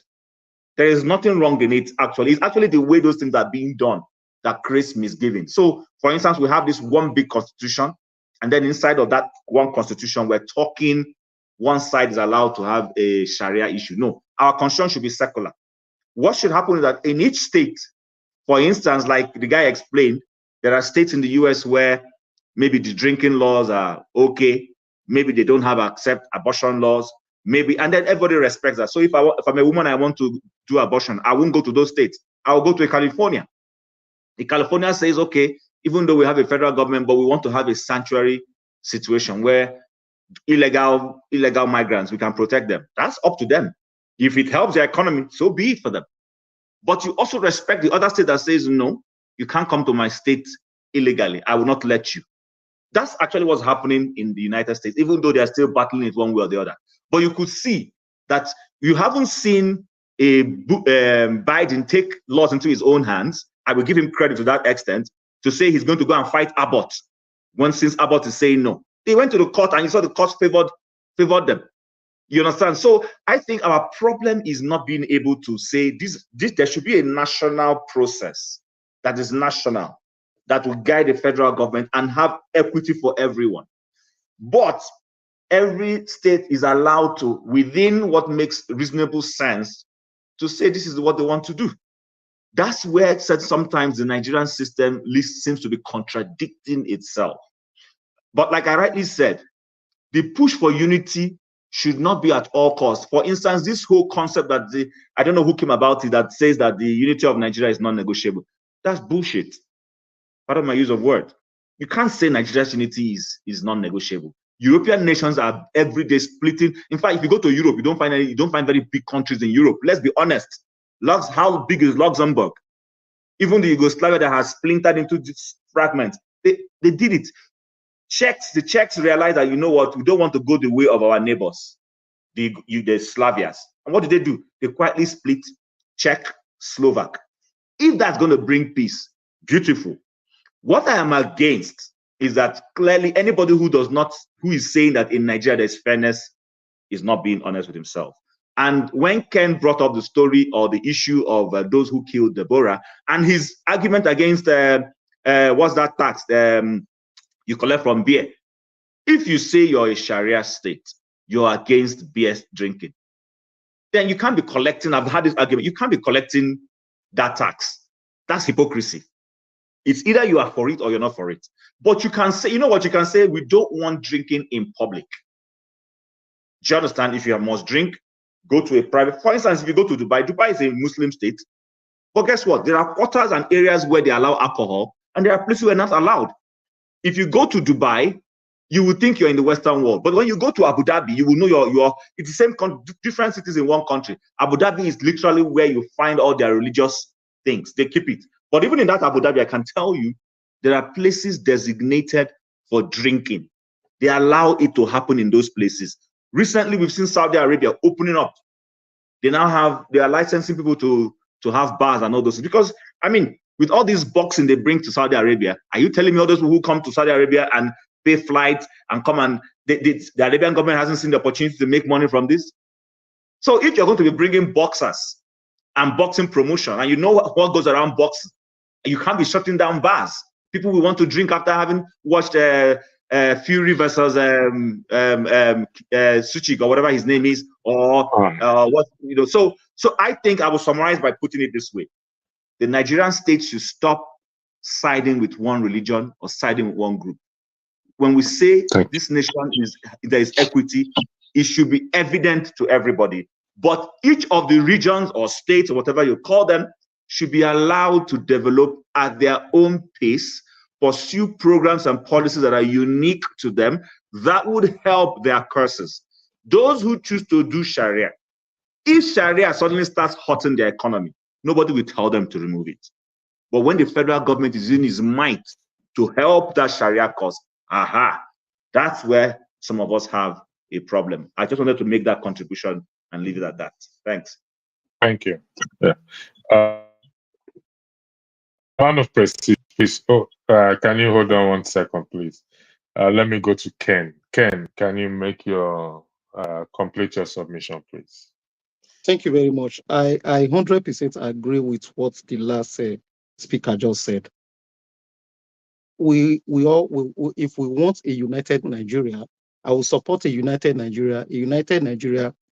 Now, if we are going to do regional system of government, or we're going to do confederation, or we're going to do federation, then it should be exactly as now. So my kids don't have to score 300 to gain admission into a unitary school, where other places, and they have these children that have the same brain, will have to score 100 and they'll get into the school. Edo State they don't need to pick only 2 people for PTDF scholarship in Edo State, while one university in the northern states, more than 10 people will go for the same scholarship. That's exactly what is happening right now.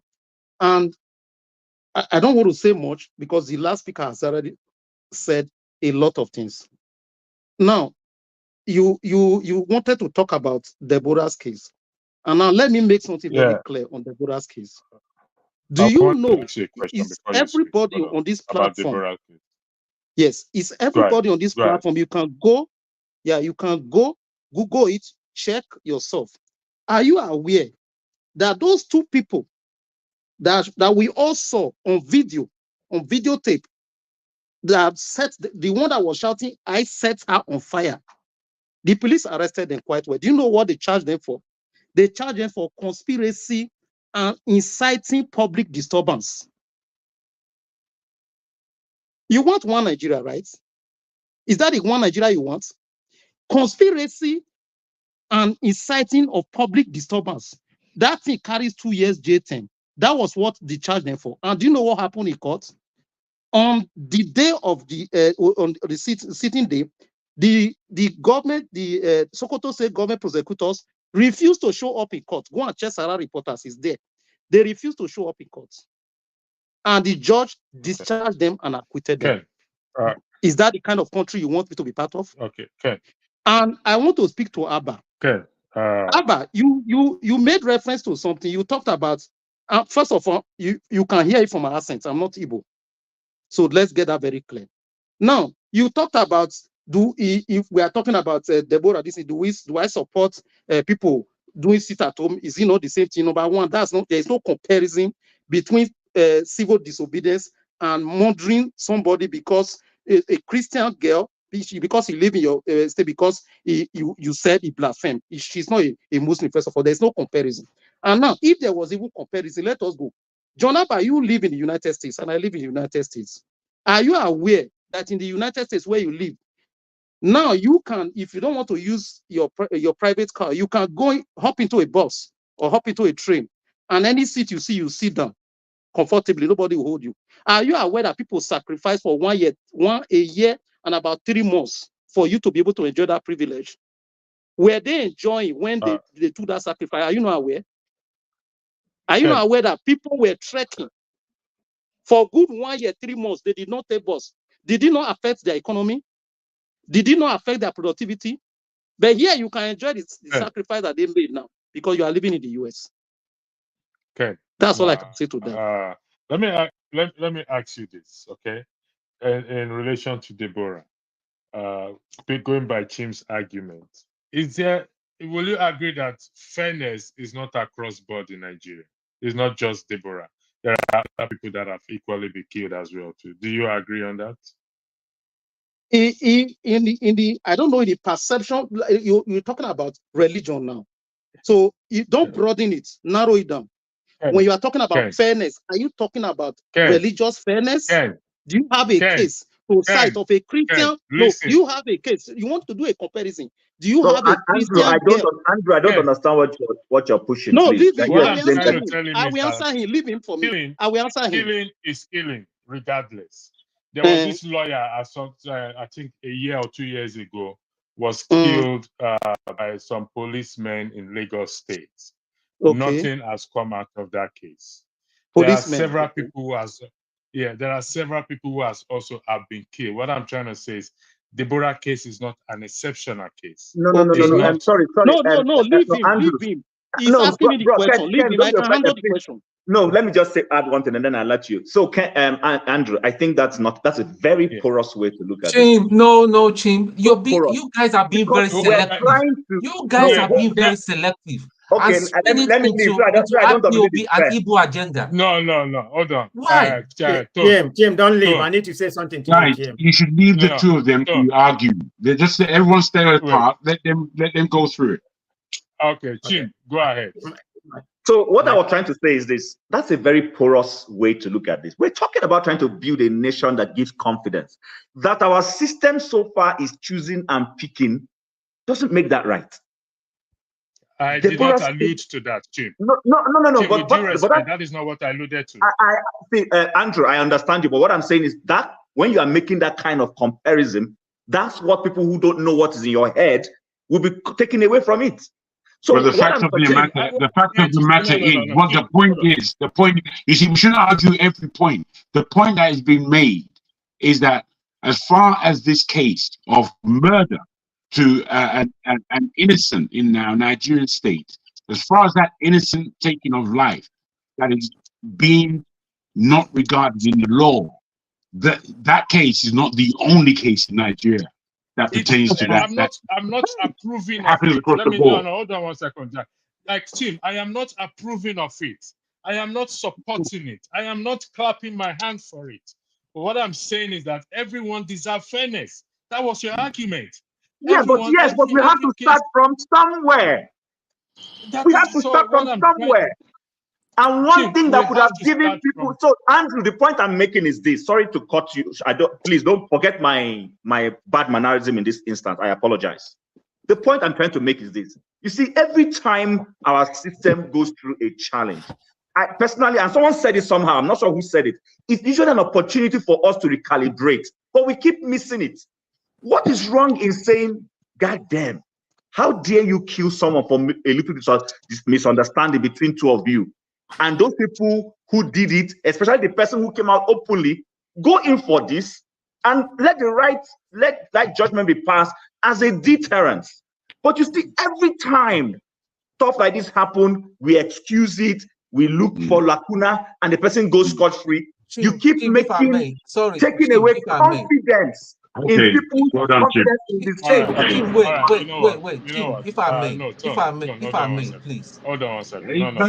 Please, can what I you're have doing, a follow-up on the what you just said right now, I understand where you're coming from, but you're unwittingly giving the people that support IPOB violence, they are scoring. Sorry, I have to meet you. Sorry about that. I have to meet you. Let me say this. The rule of law applies to everybody. Nobody is above the law. We are trying to fix the nation where possible, whichever way we want to fix it, even if it's disintegration or anything. But my point I'm trying, thank God Ife is here. Ife's friend died of, I think I've forgotten the lady she was. Nobody should die of pure tone. I muted you, so you're not listening. Nobody should die, go to the hospital because of our poor health facilities we have and die. You understand? We want a better society. No, but Andrew, again, please pardon me. If his friend went to a hospital, nobody killed her directly intentional, but bad system, she died. This lady had a misagreement with someone and was slaughtered. The state is supposed to come and put it down. Jim, the law should work. We want the law to work, But if his friends have nothing to do with the law, if his friends death has nothing to do with law, it has to do with the system that is not working. If the system is working, nobody should go to hospital. For crying out loud, Chim, can you hold on 1 second? Chim, okay. Chim, listen to me.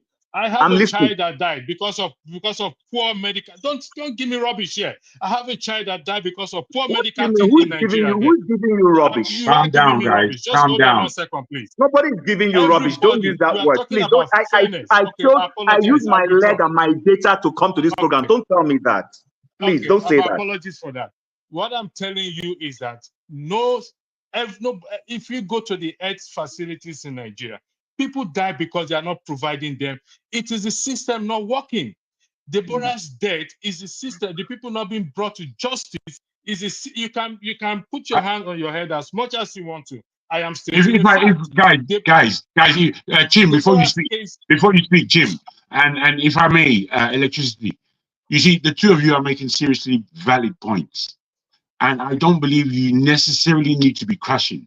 I think Jim explained his point, even though I didn't get it, but by the time he ended, he explained his point to the point that he confirmed that, look, man, we've got to come in this country to that something is shocking enough to allow us to change the paradigm by means of the law working. And I think that is a powerful point that you made.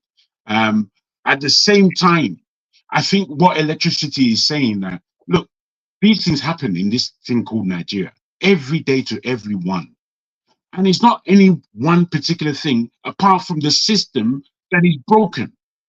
And I think you have to accept both points from both of you, as opposed to, because what you're saying, both of you, is extremely valid in my ears. Though, I don't know about anybody else. But Jago, thank you very much for that. I agree with you. I'm not, if he's listening, I'm not disagreeing with him that the system doesn't have issues and all that. No, what I'm saying is this. In looking at that system, we must be careful to draw parallels properly. Someone who went to the hospital and the hospital system failed them is totally different and is condemnable. We should cry about it and look for a way to fix the hospital so it doesn't repeat itself. But it's not the same as someone who I have disagreement with Jagu, and then Jagu becomes angry, or I become angry and I take a hammer and I sledge Jagu's head just because I have a disagreement. When the law refuses to say no, this is This is clear murder. And for murder case, if the law says anybody who commits murder should die, execute them or carry out that judgment. But like what Ken tells us, these people go to court, and for religious reasons and powers that be somewhere, they are let go. You are sending a signal to the people who are saying break up Nigeria, that this place where we have is an animal farm where some people are more equal than others. It's a clear statement. Yes, you're right. Of the lady is not a clear statement. Bro, you are so right. You don't have to make the point. You don't have to make the point. If I can, Ejo, please, if I may. You don't have to make that point again, my brother. It lands squarely in my ears. You understand? I approve. But what I believe is that in the case where you underline the hospital, it is not the hospital, it is the system. And that's where electricity is coming from. I agree with you. I will let man of president talk, but I will thank follow you. up Hold for on what can mention my name. But go ahead, please. If the floor is yours, please. Thank you.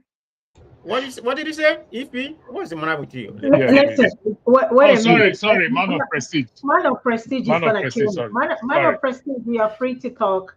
I'm just here to listen. Hi guys. So man of prestige, come down. Hi Kim, long time. Thank you very much. Kim, I congratulate. I thank you, my brother. I think you spend a lot of time consuming American news than Canadian news, but brilliant to you, okay? Because it seems to be very vast when it comes to American, news. But anyway, that's how I have to say in that. They make it attractive. That's true. Never a dull moment. I think I was listening earlier, before I begin my submission. I think what attracted me to this place was what transpired between Jagu and David. I mean, both of them, make senses, but I was kind of lost. I kind of think that's misguided when David went to a different trajectory, saying that the whole West Africa or wherever he was, narrating, they all speak Igbo. So I was kind of lost in that. I don't know where he got the history from. I have no issue with what he was saying. I mean, like, you can't force people to be together by no means. I mean, I'm a proponent of Nigeria. I mean, there's no doubt about it. I think we are better in Nigeria. But if my people from the Southeast decide they want their own, they want their own place, let them have a referendum and majority carry the vote. I will go back to Southeast. I mean, we're going to be good. There's nothing wrong with that. But you need to talk to people. Talk to them. We don't even know the history of the war. I mean, what kind of country are we living? So that's where I was kind of, that's why I took it different what Jagu was saying, because Jagu seemed to be frustrated about people, asking for their own separation. I mean, is that your problem? Oh, I mean, why would that be a problem to you? I mean, I listen to you. You seem to be upset about that. No, bros, with all due respect, I'm not against any secession where Nigeria is concerned. I am not. I'm hoping you're getting that clear what I'm saying. Okay, but I mean, you're not. Wait, bros, understand me, please. Try and understand me instead of putting words into my mouth that are not true. They're not going to serve us well. It won't serve us well. We have to speak the truth and deal with the truth, not what our conjecture is. Whatever your particular conjecture is, it's yours, not mine. I'm telling you that as far as this thing called Biafra is concerned, it is a world of confusion within itself and within my research of it. And within that world of confusion, I asked for identification upon what this thing is politically that we are calling Biafra. And when questions cannot be answered that are fundamental, then I have to secede myself from blinding myself. And I will speak it as I see it. So don't get me wrong. I know that Nigeria is a mad place. Don't get it confused. I know that those people that call themselves Biafrans have a damn good reason for wanting to separate. I know that. I'm not stupid. You understand? I'm not stupid. So what you're dealing with when you're speaking with me and this subject is concerned, you are not dealing with a stupid individual. So if we can deal with the subject matter in itself, as opposed to pointing the finger, and I'm not saying that that's what you're doing, but that's what many do, I'll put to you, please, as I want to treat you with respect, treat me with respect of listening to what I'm actually putting forward, and not the fact that I'm speaking against all these claims. I'm saying to you that as a Biafran, please identify who that is. I'm saying to you as a Biafra, please explain where that geography is. As a somebody who depicts Biafranicity, please explain your language. If you can't do these things, then you have to, for me, understand that you are following a fallacy. The political fallacy that took place in '66 is not what's going on today. The political fallacy of Biafra was a name that was conjured together right quick in order to make us in order to make us a group. In order to take, let me just land. Jago, I got you. When I was listening to you, I kind of felt out what you were saying. Maybe I was wrong. Forefather, I am going to hand over the broadcast. Man of Prestige, I've muted you. Hold on, you speak. Man of Prestige, I've muted you. Hold on 1 second, please. Let me just round up by saying this, okay? Except we are living in a dream world. In the case of Deborah, please, I'll hand over. Some few years ago or months ago, some group of people were killed in a church in Ondo State, if I am correct. Brutally murdered, shot dead. Yes, and I have also experienced people who have been killed. And these ones, their case did not even get to the courts. Nothing was done. And what I am saying is that Deborah's case is not an exceptional case. For us to now say we have to take it, yes, we should react. We should respond to these killings. The people should rise up to say it is enough. Somebody who went to hospital and lost his life, his or her life, because of the poor medical system there. It's also a life important for us not to lose. So that is my argument, that every life is important. Whether the life is lost in the hospital because of care medical facility, they focus on money before providing the decent they have to give. And I stand on that because till tomorrow it's going to happen. So saying Deborah's case is exceptional, I should give my condolence. No, it is not an exceptional case. All cases that lives are lost in Nigeria. Tomorrow you hear that police shot somebody dead on the road. It happens every day. So please, that is my argument. Thank you, Forefather. I yield the moderation to you. Thanks. I've not had my say now, and if I start talking now, they say I'm still speaking now. Man of Prestige is the moderator. You can't talk. You see, that's what they're going to start saying. Can I you see how okay, what is going to happen is I will stay after Man of Prestige. If he then I'll hand over to you, Forefather. Is that okay? Okay. Well, let Forefather have his say now. Yeah, Forefather will have his say. My turn. That's what I'm saying. Yeah, go ahead. Okay, thank you very much. Jago, I think I filtered what you were saying. You know, I was kind of busy at that particular time, so don't take an offense. So I thought no offense at all, bro. I thought it was just talking about the separation part of it and all that kind of, but I didn't know you are coming from the angle of geography and history. Okay, in that perspective, you know, I respect your opinion in that. So that's what I have to say in that regard. So having said that, I think that Nigeria has a problem. Like I said, we need to talk. The government need to talk to the people. What happened, you know, getting each region together, talk to the people, you know, give us the history of Biafra and war and whatever. I mean, have certain kind of peace.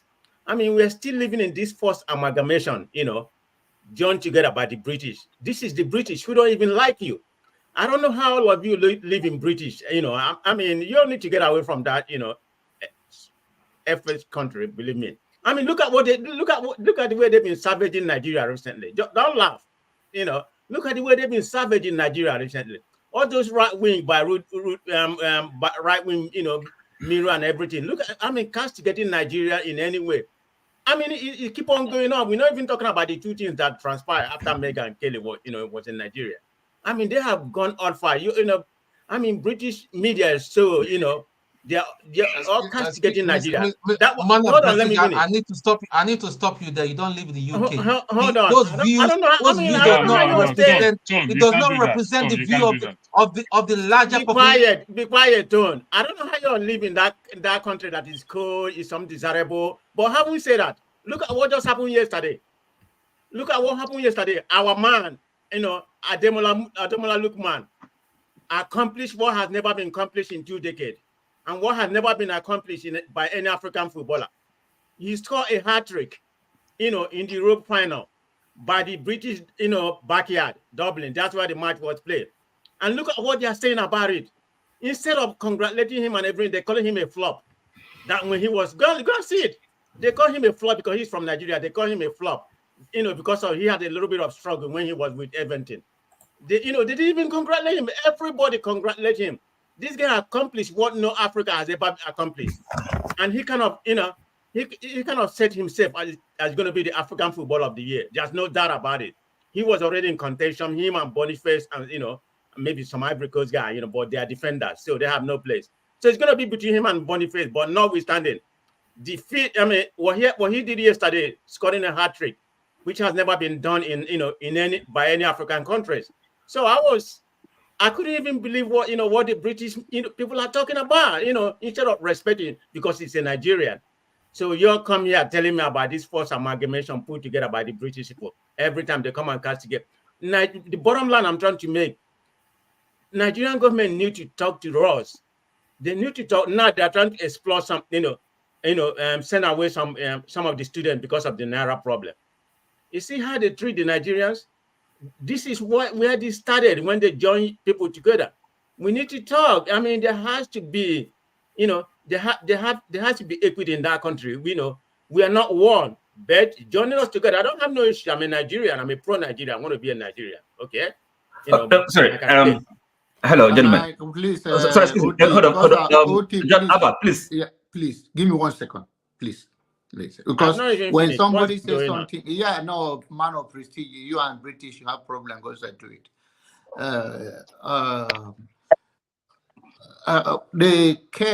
I was not comparing the death of Deborah to sit at home. The only thing is they pick and select ears and attention, which is a human nature. But you have to. Why did you bring it up? I'm not the one that brought it. I'm not the one that brought it up. OT, I'm not the one that brought it up, please. And I do not even mention it.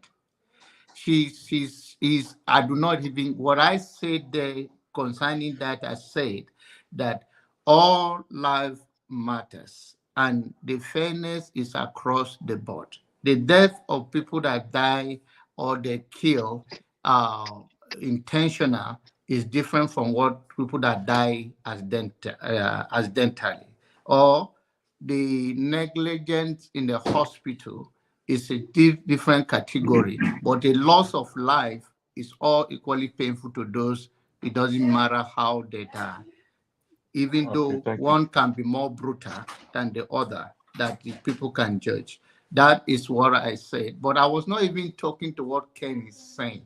Ken is just have his own mindset of his own way he look at things, which is entitled to it. But he cannot come and tell me that I was saying that sit at home is equal to the death. But what I'm trying to say is that sit at home also can cause death. Because when you deprive people from I think some people died during that sit at home. That yes.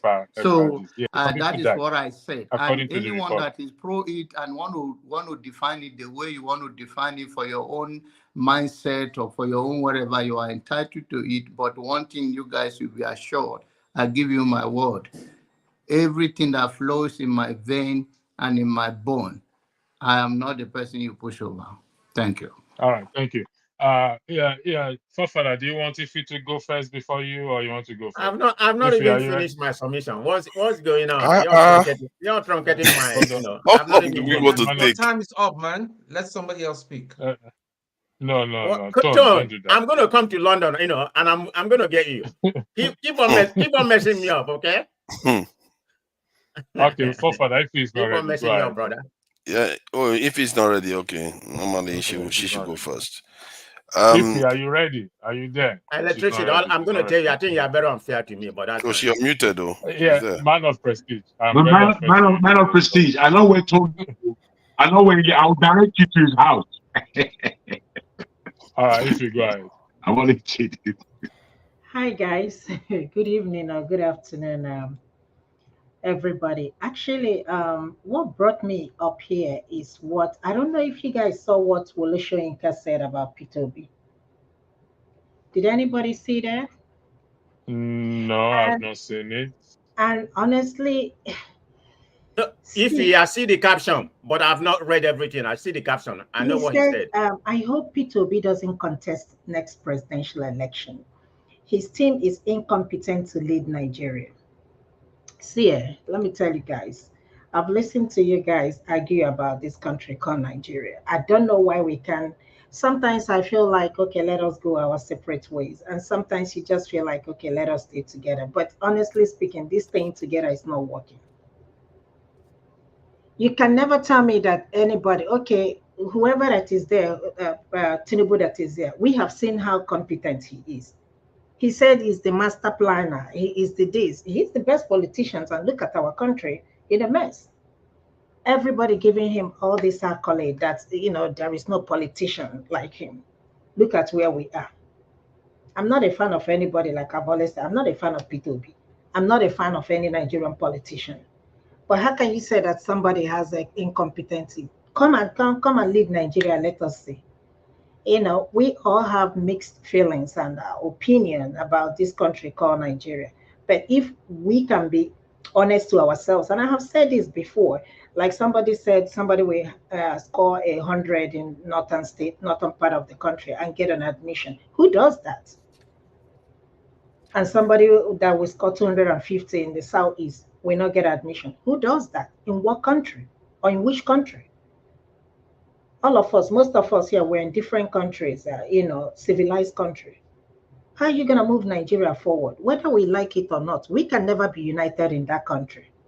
Everybody just, going around, moving on their own. Like sometimes they feel lost. We don't have government. We are suffering. People are suffering back home. And we have the mastermind, the best politician. If this is the best politician ever we can ever produce in Nigeria, that means we don't have anybody.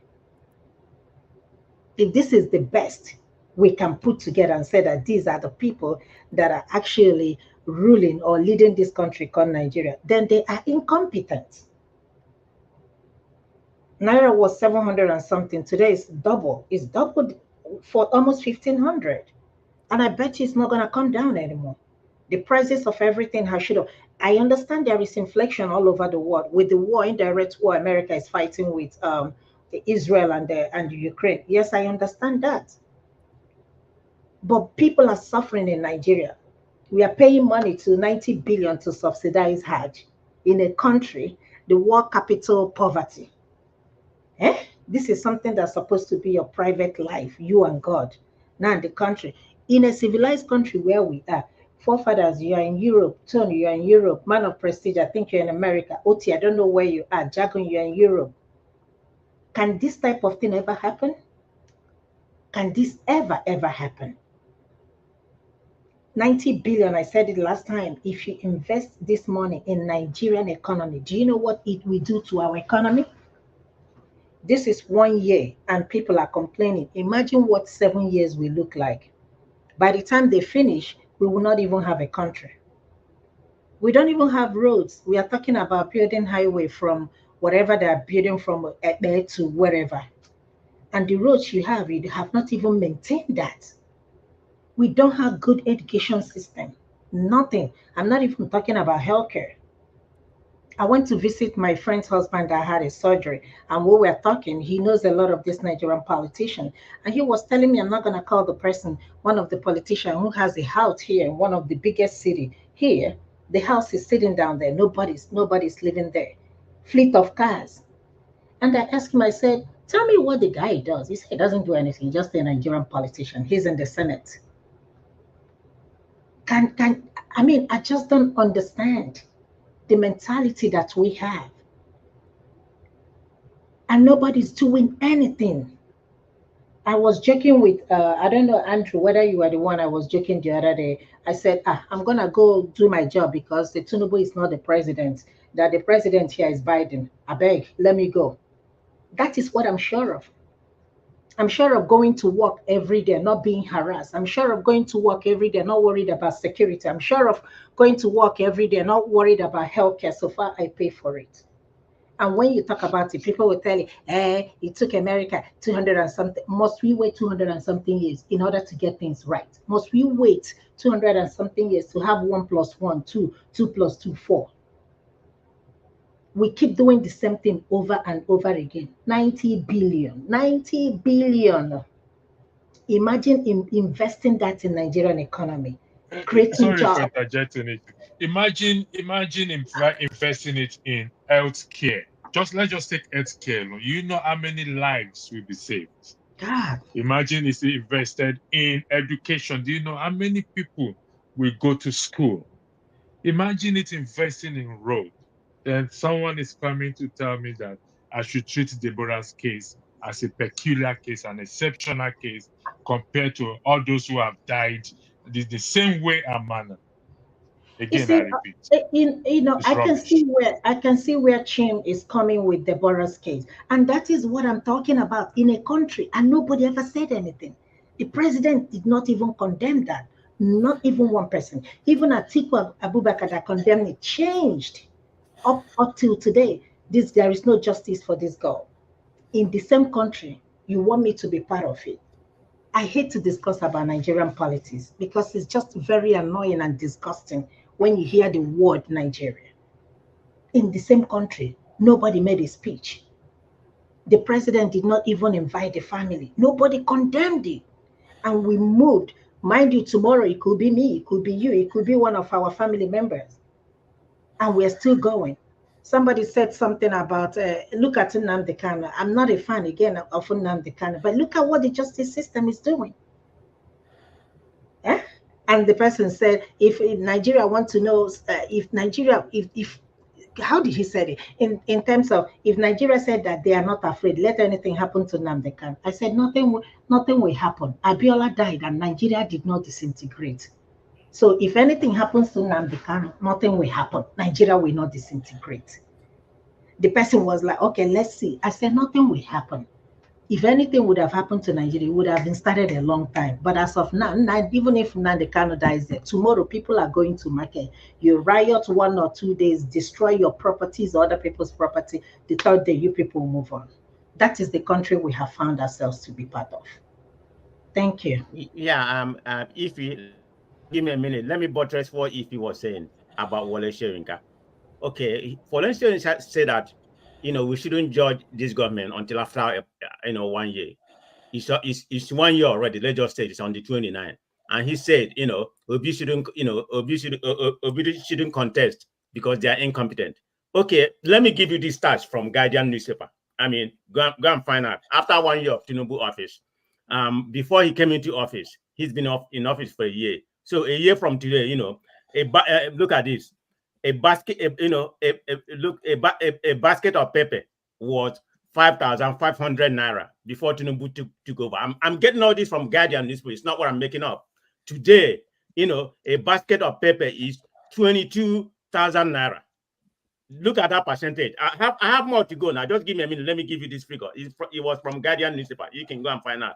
They just try to narrate what's going on with Tinubu 1 year in office. Spaghetti cattle. We used to be 1,000. It used to be 1,700. Today is 28,000. Tomato. I don't know how they put that. It used to be 3,600. Today it's 58,000. Beans per bag, used to be 28,000. Today is 75,000. Rice 50 kilogram used to be 26,000. Today is 85,000. I can go on. Samovita, 10 gig used to be 6,000 naira. Today is 19,800. I can't even talk about, even noodle, even the gari. A poor man is something where people they drink. Gary, by that time, used to be 1,800. No. Yeah, I think about 1,800. Today is about 45. I mean, on and on. It's not like 100%, 200%. And Wole Soyinka has the audacity to come, paint that narrative of which, I mean, I'm not saying Obi should compete or not compete, but he said we should give him time until 1 year. Then he will come and evaluate Tinubu. Tinubu is already 1 year. Now you're talking about Obi not to compete. You see the misguided Nigerians? I just want to bring your people up to form because I got this from the Guardians. Go and find out. Thank you for that. I think the blind and the deaf knows that the administration has failed. So we don't even need to judge anything so far. 1 year, what has happened? Nothing has happened. People died, people are hungry. It's not even something Shoyinka should even open his mouth and say, to be honest. But unfortunately, Father, the floor is yours before I go to OT. Yeah, thank you. You know, what I find in all these debates, I feel like some Nigerians have different ways of expressing frustration on about Nigeria. First, I need to thank you for having me, Pastor, and greetings to everyone on the panel, the chat, and the viewers. Nigerians have different ways of expressing their frustration, which they are entitled to. But what I consider extremely problematic is, let me just say this about some of the best characters I've seen in this world.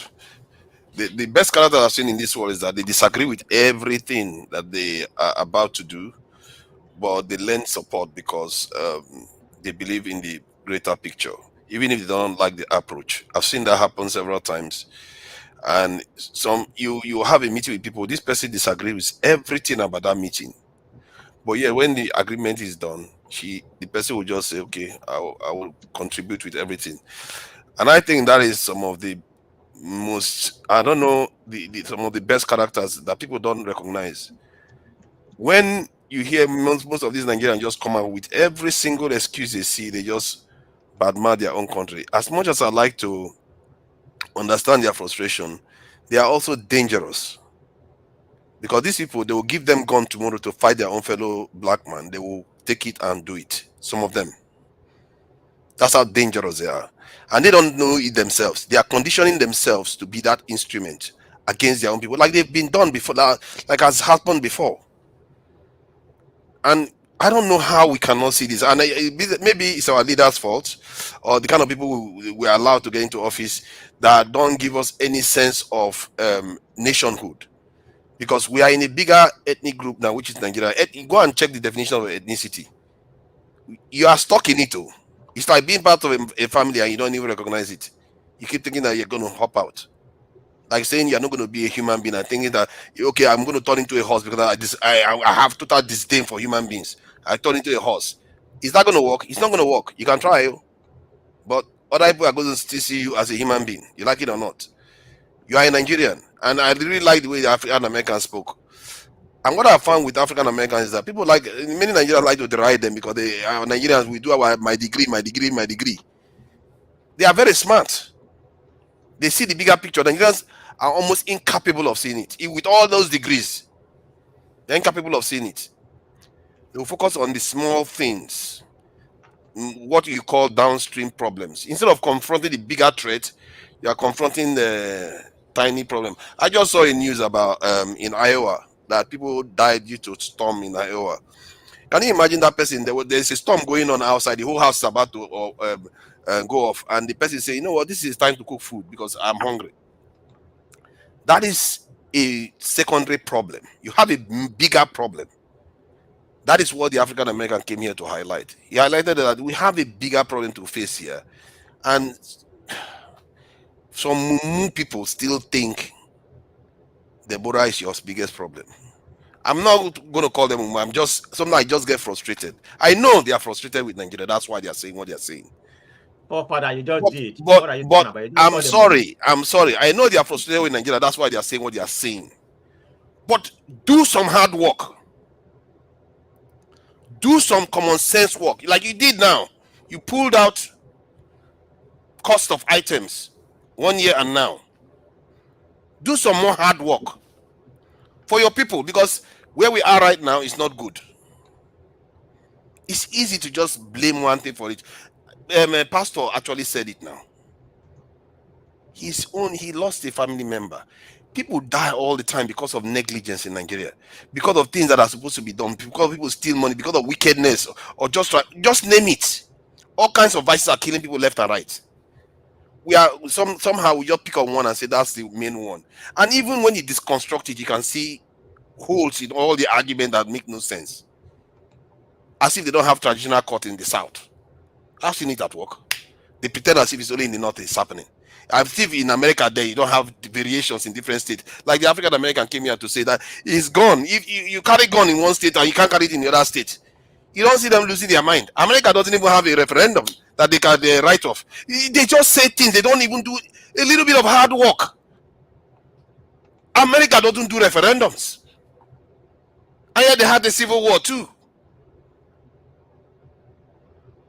Just do a little bit of hard work. You can read. You know how to do it when it comes to Nigeria and you want to knock Tinubu. But you don't have the hard work for your own entire nation that affects 200 and something million people. I don't understand the thinking. I understand why you are angry with Nigeria, because I believe that most of all these people that are angry with Nigeria and are talking about separation and all the rest of it, the moment Nigeria starts doing well, more than move on. Will be fine with the country. Only a small percentage will remain adamant that they want their own nation. Like other countries in the world. Hello. Don't make your line an is, instrument of distraction. Okay, my line is breaking. Yeah, no, you're back on now. I think. Go Yeah, ahead. sorry about that. It's very rare. I know where this is. So don't make yourself an instrument that is used to even knock. The country is already on its knees. How many of us pay into our country? When you check the list of revenue the country generates, nobody. We don't pay into the country because we treat the country like as a one arm, this is like a disease that we can flicker away. This is your land. It's your inheritance. If you don't like it, go somewhere else and be slave and see what the reward is. What God has given you everything, and you won't fight for it. You think your leaders are going to hand it over to you? The way I look at these things is that we are some of the best people we have in our country. I'm telling you, the rest, they are not that many. You guys are the top 10% of the country. And if you are behaving like, what future has the country got? What future has the country got? You have to sooner or later face that we are facing a tough situation. Life is going to be hard for us. If you think life is not going to be hard for us, then you are totally living in a la-la land. Which of these countries that are doing well didn't go through hell? And I'm not talking about just going through hell. Inflicted ones, the ones that they made tough decisions to do. Real tough ones. They went through it, they went through hell, and they came out on the other side.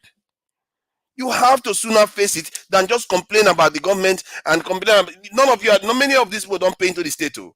Many of these will see the government as arm's length. If you look at Nigeria's revenue, I was shocked to see it. One of the least revenue in the world. You have a country, the budget is almost zero. And you think your leaders are having too much money.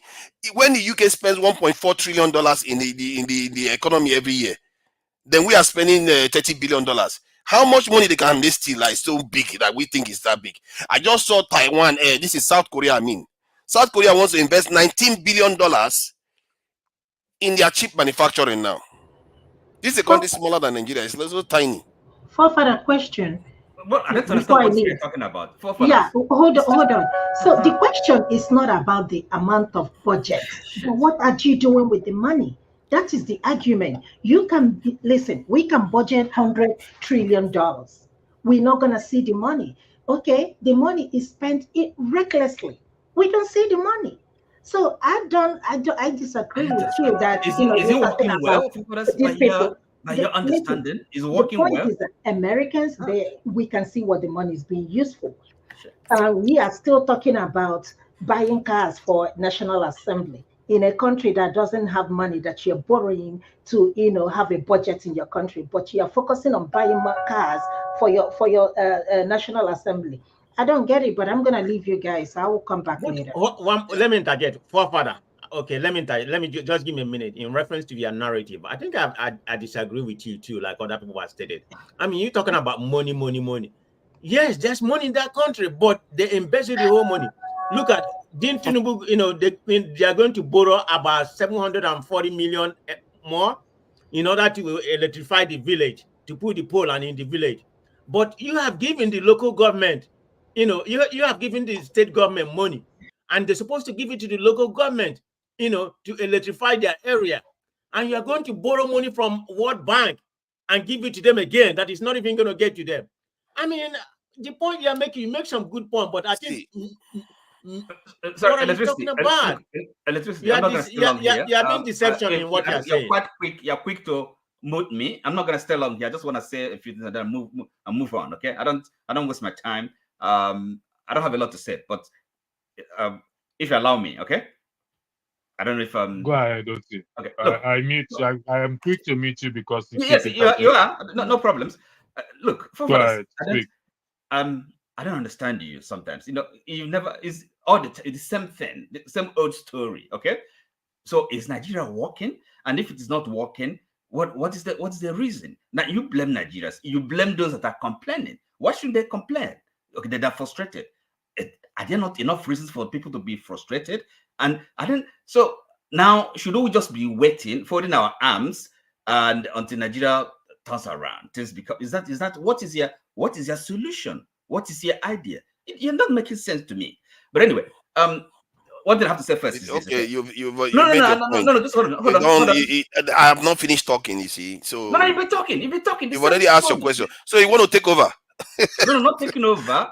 Can you just hold on? Let me finish what I'm saying. Listen. It will come back to you, Oti. It will come back. Don't worry. Your turn is coming now.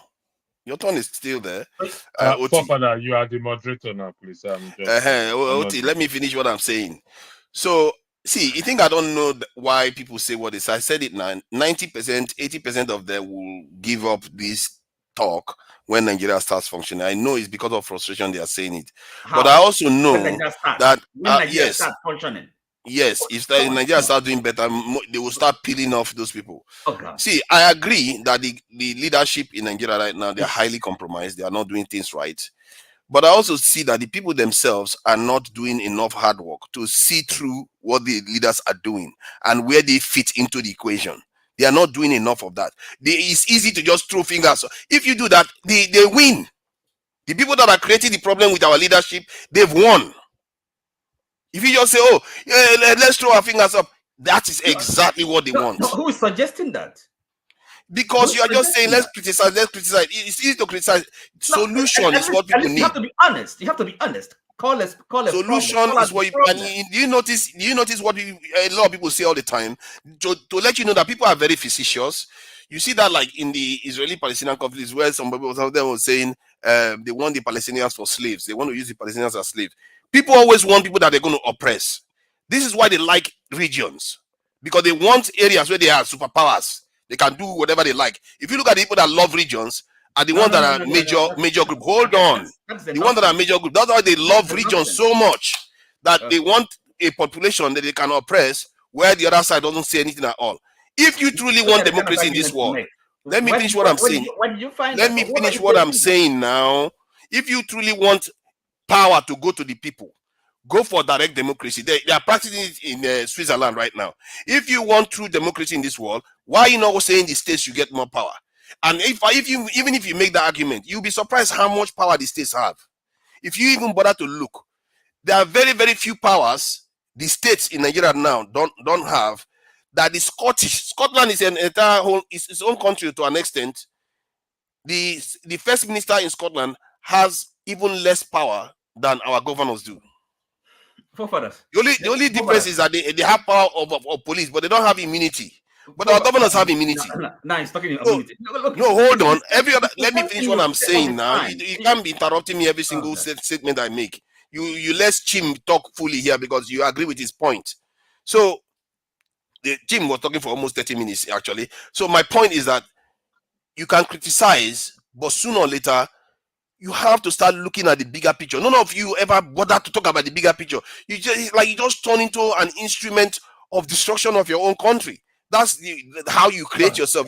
If somebody approach you tomorrow and say, this country is useless, all those northerners that their children will get lower score and your children have to compete with them and getting higher score.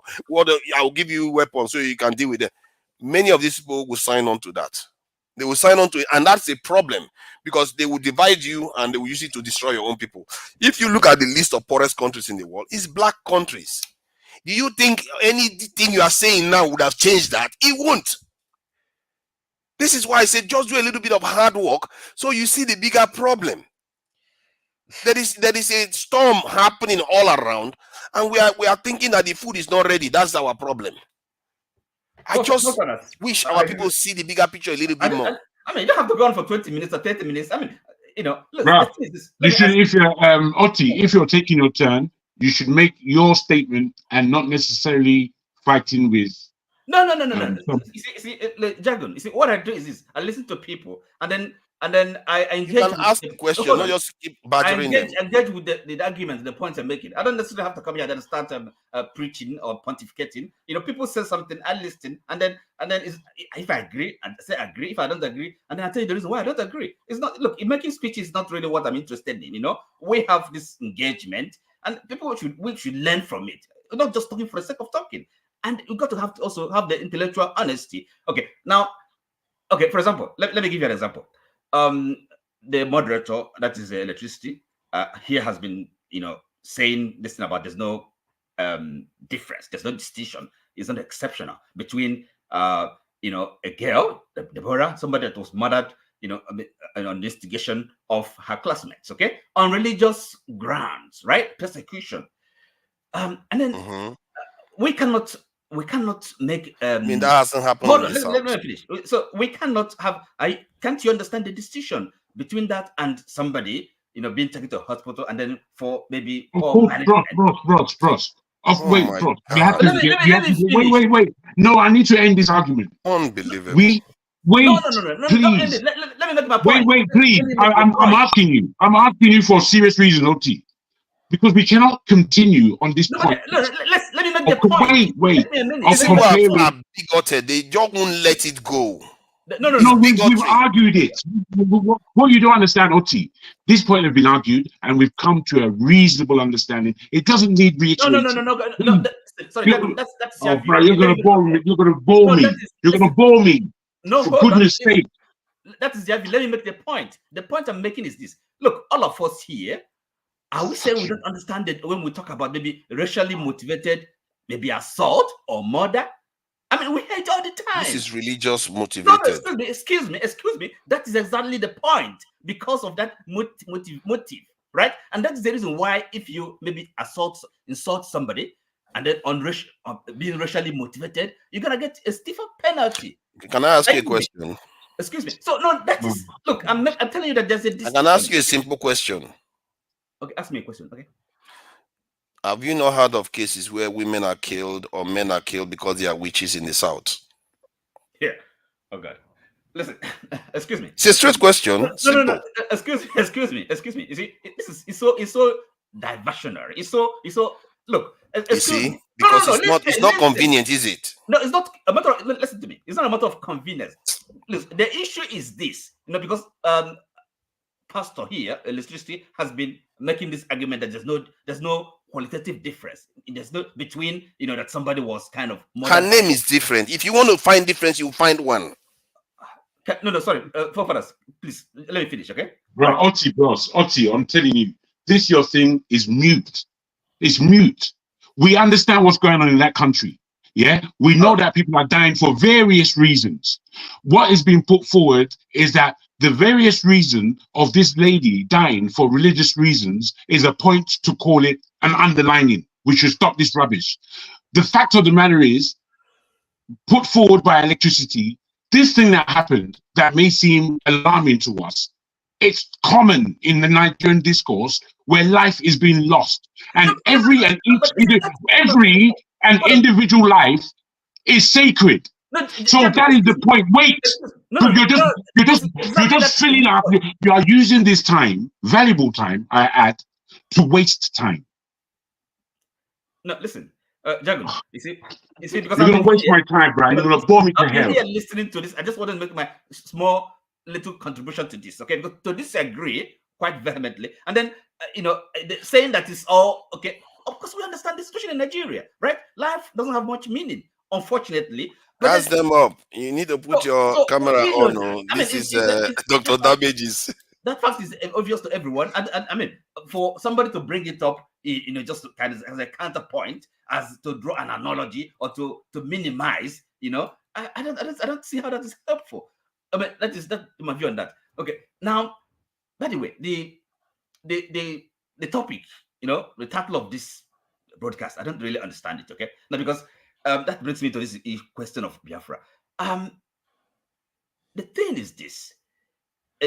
Biafra was a state, okay?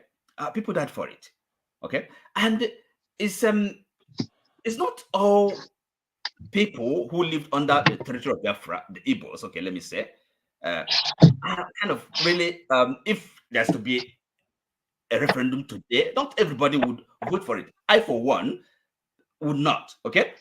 Or even, but the thing is this, you can't just foreclose a discussion. Okay, tell people you're not gonna talk about this, agitate, argue for this. No, you have that right. Okay, and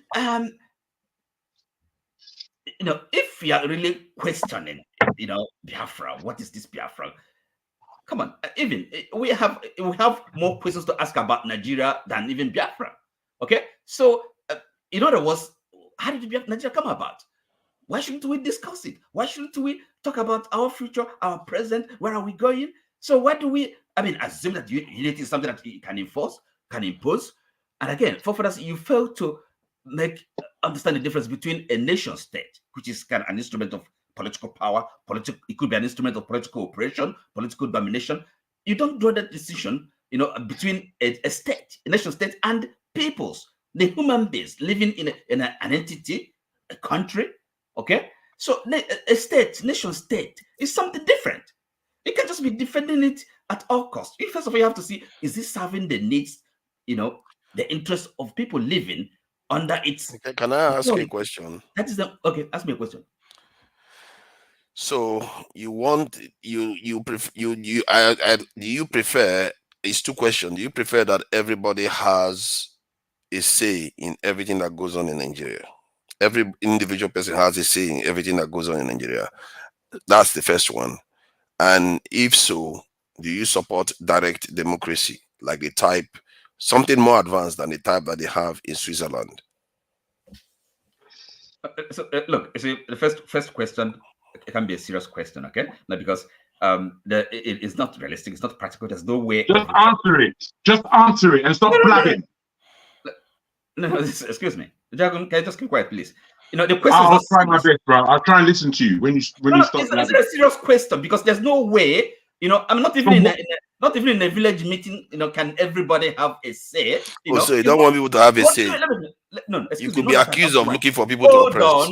Not that I don't want, but it's not a serious question in the sense that there's no possible. It's not possible. It's not realistic. It's not practical. We're talking about a country. It is possible. I just told you it happens. Oti, I'm afraid in terms of discussing these issues, you are making it very difficult for us to follow a conversation.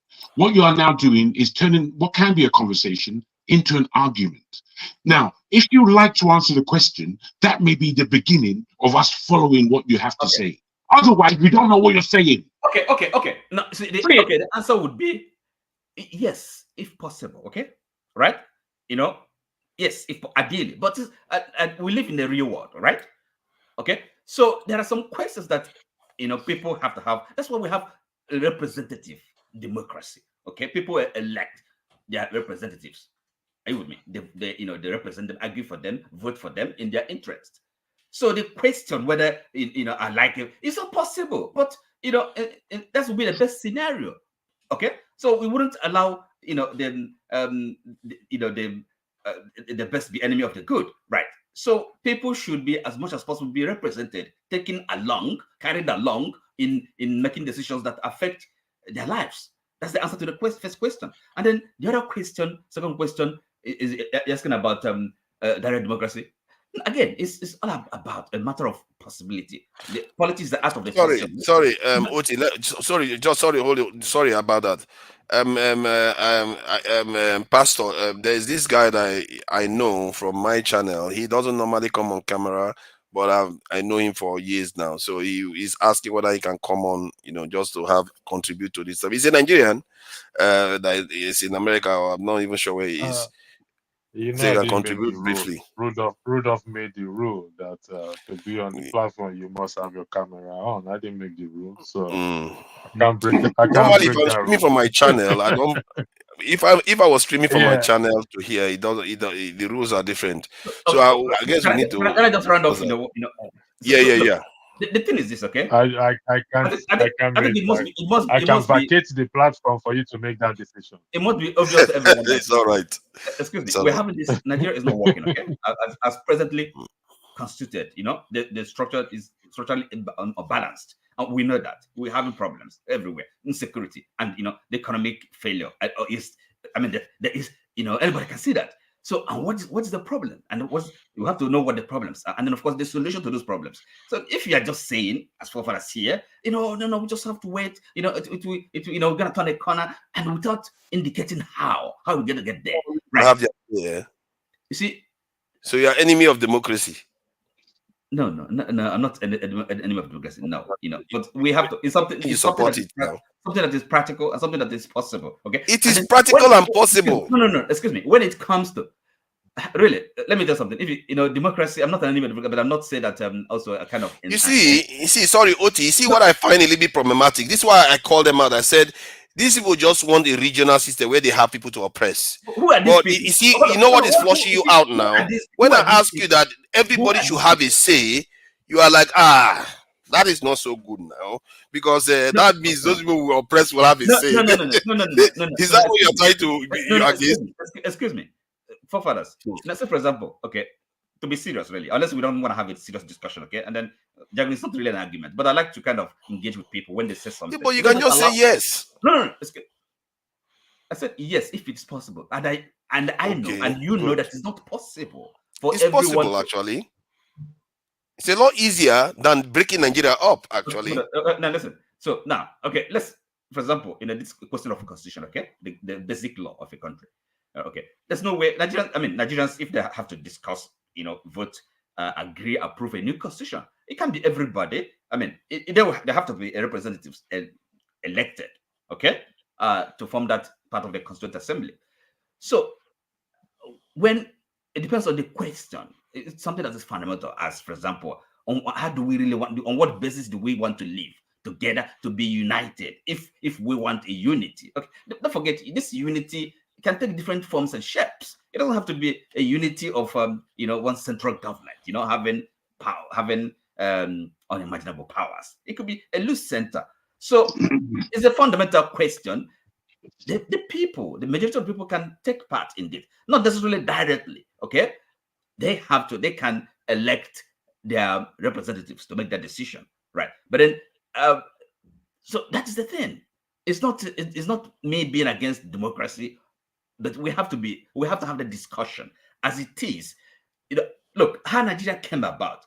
There was a discussion. There were constitutional conferences. But don't you think they're having discussion with the police, state police discussion? No. They're having discussions all the time. No. Excuse me. That is really the question we're talking about is peripheral. Okay, it's not fundamental. The first question, the fundamental question is: do we want to stay together, and on what basis? What kind of arrangement?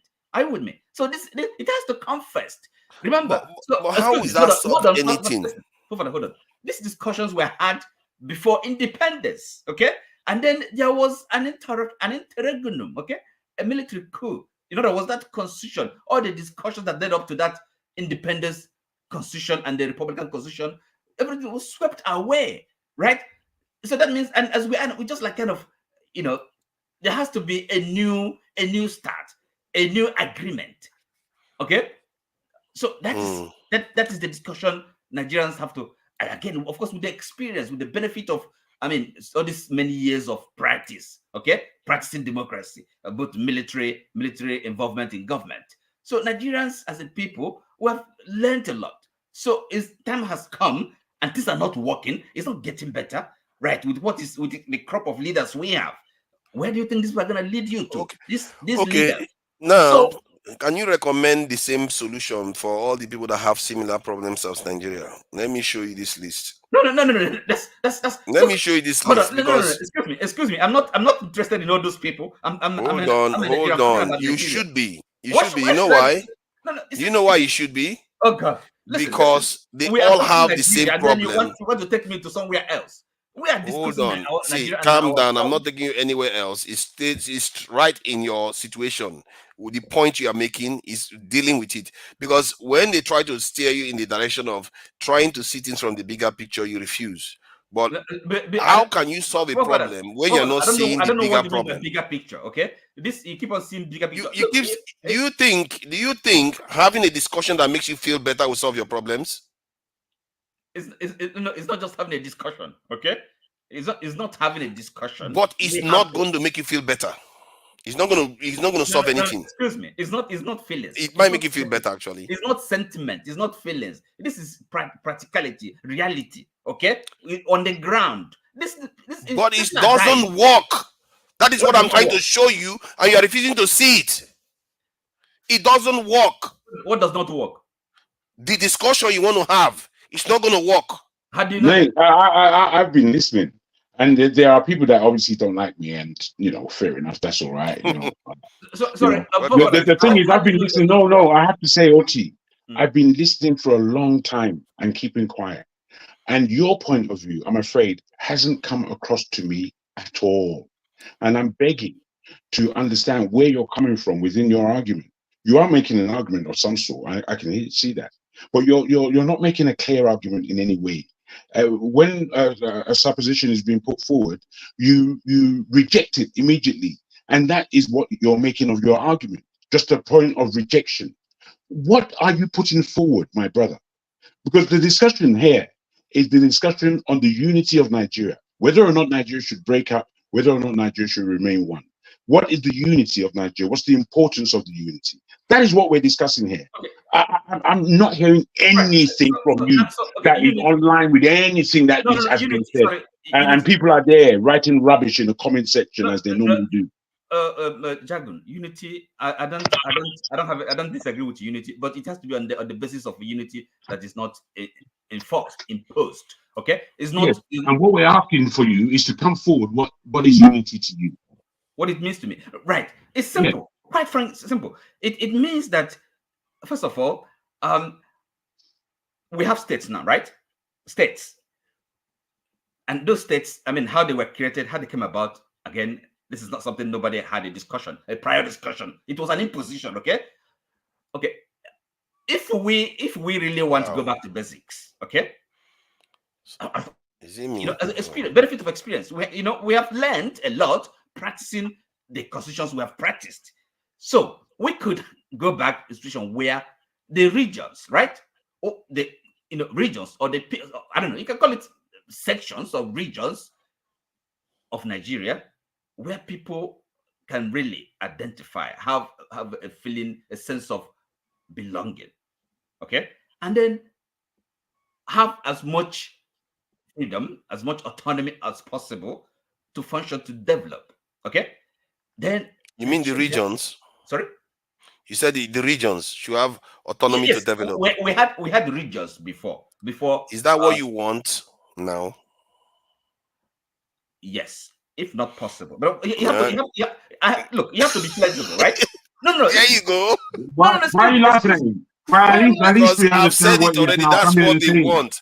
The reason why you asked the question, why am I laughing? Listen to me. Because there are a lot of people that hated that region. Okay, right. Okay, now. What do you mean? Minorities. Let me answer it so that it happens. Let me just Oti, wait a minute. Just be calm. Be calm a moment. There are only 4 of us on the panel. Let's please take our time. We're having a discussion. Let's take time. Calm down. Forefront, please. Yes, the regions. You see why they like it? Because that time it benefited them a lot. When the wealth of the South came out, it went to their region and they had control of that region. As a matter of fact, Azikadaka Boro, when he rebelled against... Now he won't let me finish. Can you let me finish? excuse me. You can say, look, okay, I like regions. I'm here. We can argue. Can you let me finish my point? All right, gentlemen. Fofana. Gentlemen, Fofana. Let's do it this way. There's another broadcast coming up tomorrow. Then you know, you and your night's crew will now gather together tomorrow. Can you make it to the broadcast tomorrow? Do you mind, Fofana? I can't be 100% certain. I do have commitments, but if I am available, I will show up. But I can't be 100% certain. Because we seem not to be making a headway now. It's back and forth. Let's have the conversation. We can round up. It's not that we're not making headway, because I think today, to be frank, electricity, and to be fair to you, the subject matter that you brought on. Well, the subject matter that you brought on board today was very fluid, and it brought up a lot of emotions, no doubt. But these things have to be discussed, and they continue to be discussed. So I think the only thing that's happening now for me was that Otti was being a little bit unclear. When he made himself clear to what he sees as a unified Nigeria and where that should be powered from, we now have an opening to a discussion. I don't know if you would allow that. Okay. I'm backstage. You guys can continue. I'm backstage. Okay. Okay. Great. So if he agrees to a geopolitical situation whereby the Southeast is on their own, is that what you mean, Oti? Do you want the Southeast to govern themselves? No, then they take him seriously. Take him seriously. He means regional government. He means return to regionalization. Exactly. That, you see, now, why do you think they don't want geopolitical arrangement anymore? The geopolitical arrangement actually isolated the Southeast perfectly. But they want, he prefers the the previous southern region or eastern region. No. You see, that's again, you see, because that's why I was asking. You were quiet. Because look, first of all, the answer can only be in broad outlines, right? Because I'm not, people have discussion about this, right? And then of course, as I keep on saying, we have learned lessons, right? So perhaps maybe the original regions, won't suit the present circumstances, all right? So you have to be flexible about these things and practical. But you see, the point is, that sense of autonomy, okay? Now, the fact that, look, we have a government somewhere, federal government somewhere, that's too far from people, and more like a political. Oh, let's not drift. Are you saying you want it to be slightly different, like the Southeast of today, then the South goes on its own? Look. You see, regional, okay, in the sense that which is much more manageable, and of course, remember we had old regions. That the new region may not be quite as extensive as the former eastern region that encompassed. But you want it to be bigger. You want it to be bigger than where it is now. I said it may not be as extensive. But you want it to be bigger. Oh, come on. Listen. It's a straight question. Excuse me. Don't you know what extensive is? It's not going to be as extensive. Therefore, it means it's going to be perhaps smaller. That's what I'm saying. Smaller than the current one, because they have a Southeast region now. 6 geopolitical zones. Excuse me. Hold on. I'm referring. First of all, I refer to the old region, okay, before the Civil War. Okay, so it was a big region. It may not be as big as. Yeah, we don't want that. I can assure you that a lot of people don't want that. I'm talking about the current one. God. Excuse me. We have Southeast now, but it's not. It's okay. It's just a region by geographically, but not politically or in kind of constitutionally. It's just a matter of geography, right? So, but there's no regional government. Part of the South do you want to take? Excuse me. That is both geographic and political. No. This and now, Jago, I think you are beginning to see why they love regions. Which part of the South do you want to take? No. My brother, my point of view, it seems that it's different, because at some point I was thinking if my point of view is similar to Oti's, but he was finding it very difficult to explain his point of view. So I hastened him along, and he came with a regional point. Now, as far as regions are concerned, where I must put it to you, I must mark my difference. Wait, bro, to Oti, take your time. I must mark my difference in opinion where this thing is concerned. I've said it before in this program, and I don't know if anyone was here listening, but I'm underlining that where Nigeria is concerned, the disappearing unity that we've had is we're ever entering into it further disappearing. And we have to remember that the best time in Nigeria that we ever had was just prior to our independence and 6 years into our independence. Within that framework of time, which is about 11 years, that was the best time Nigeria has ever existed. Now, it existed under that because of regionalism. You know why? Wait, let me land. Let me land. Let me land. Let me land. Let me just land, please. Wait, let me land. We're forefather. Just let me land, please. I'm putting that to you as a remembrance of what may not have worked perfectly has worked better than any regime of today. And in the regionalization of the West, the East, the North, needed breaking down because this was still the geography of the Oyinbo. The North needed to be put more further up, and they needed a middle belt to exist in its own real term. And maybe or maybe not, the whole of the South would have become one region.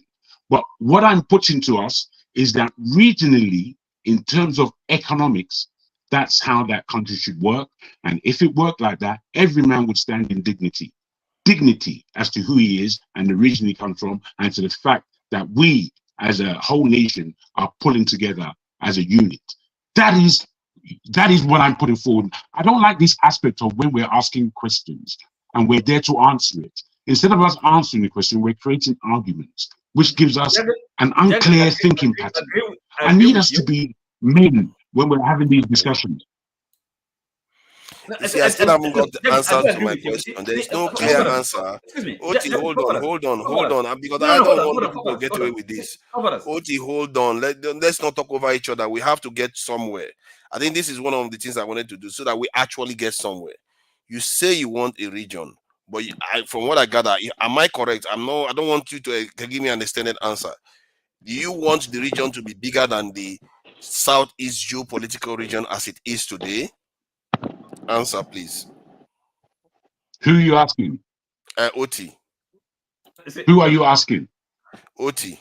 Okay, no, hold on. You see, it's like you have to look. You have to.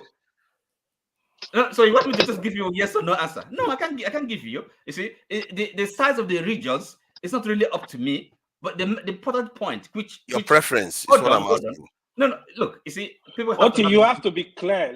We are listening to you. Let's get somewhere. Let's not waffle this thing so that we can get somewhere. Yeah, let's not dance around. Just no. Do you prefer it to be bigger than what the geopolitical South is today? Okay, so by South, you mean the five? Yeah, the 5 states of the Southeast. Do you want that region to be bigger than that? It could be. Or you want it to remain like that? It could be. It could be. Your preference is what I'm asking for. Look, my preference. It depends again. It depends on maybe the criterion for this regionalization. Are you with me? If it is, for example, people of which of course may not be ideal or practical speaking Igbo speaking peoples of Southeast of Nigeria. Okay, in which case, some of the states, I mean Delta, for example, we have Igbo speaking there. Then if there's, say for example, there's a referendum. Some people living in the Delta state, they will be part of the region called Southeast. They may choose to be part of that region, and therefore it's not really the size of that region. To me, is not that material at this point. Okay, the important point is the understanding, the consensus, the agreement that there has to be more regional autonomy. Okay, more autonomy for the regions. So so I take it that you prefer something larger. What if they want some of them that belong to the Southeast? You prefer it? Okay, he's asking me a question. Yes. What if some of the current Southeast states says that they don't want to be part of the region? You are okay with that? Then then the Southeast region becomes smaller. Are you fine with that? That's fine. That's fine. You see, it doesn't matter. Okay, good. At least that's honest. No, listen to me. You see, that's why it has to be consensus.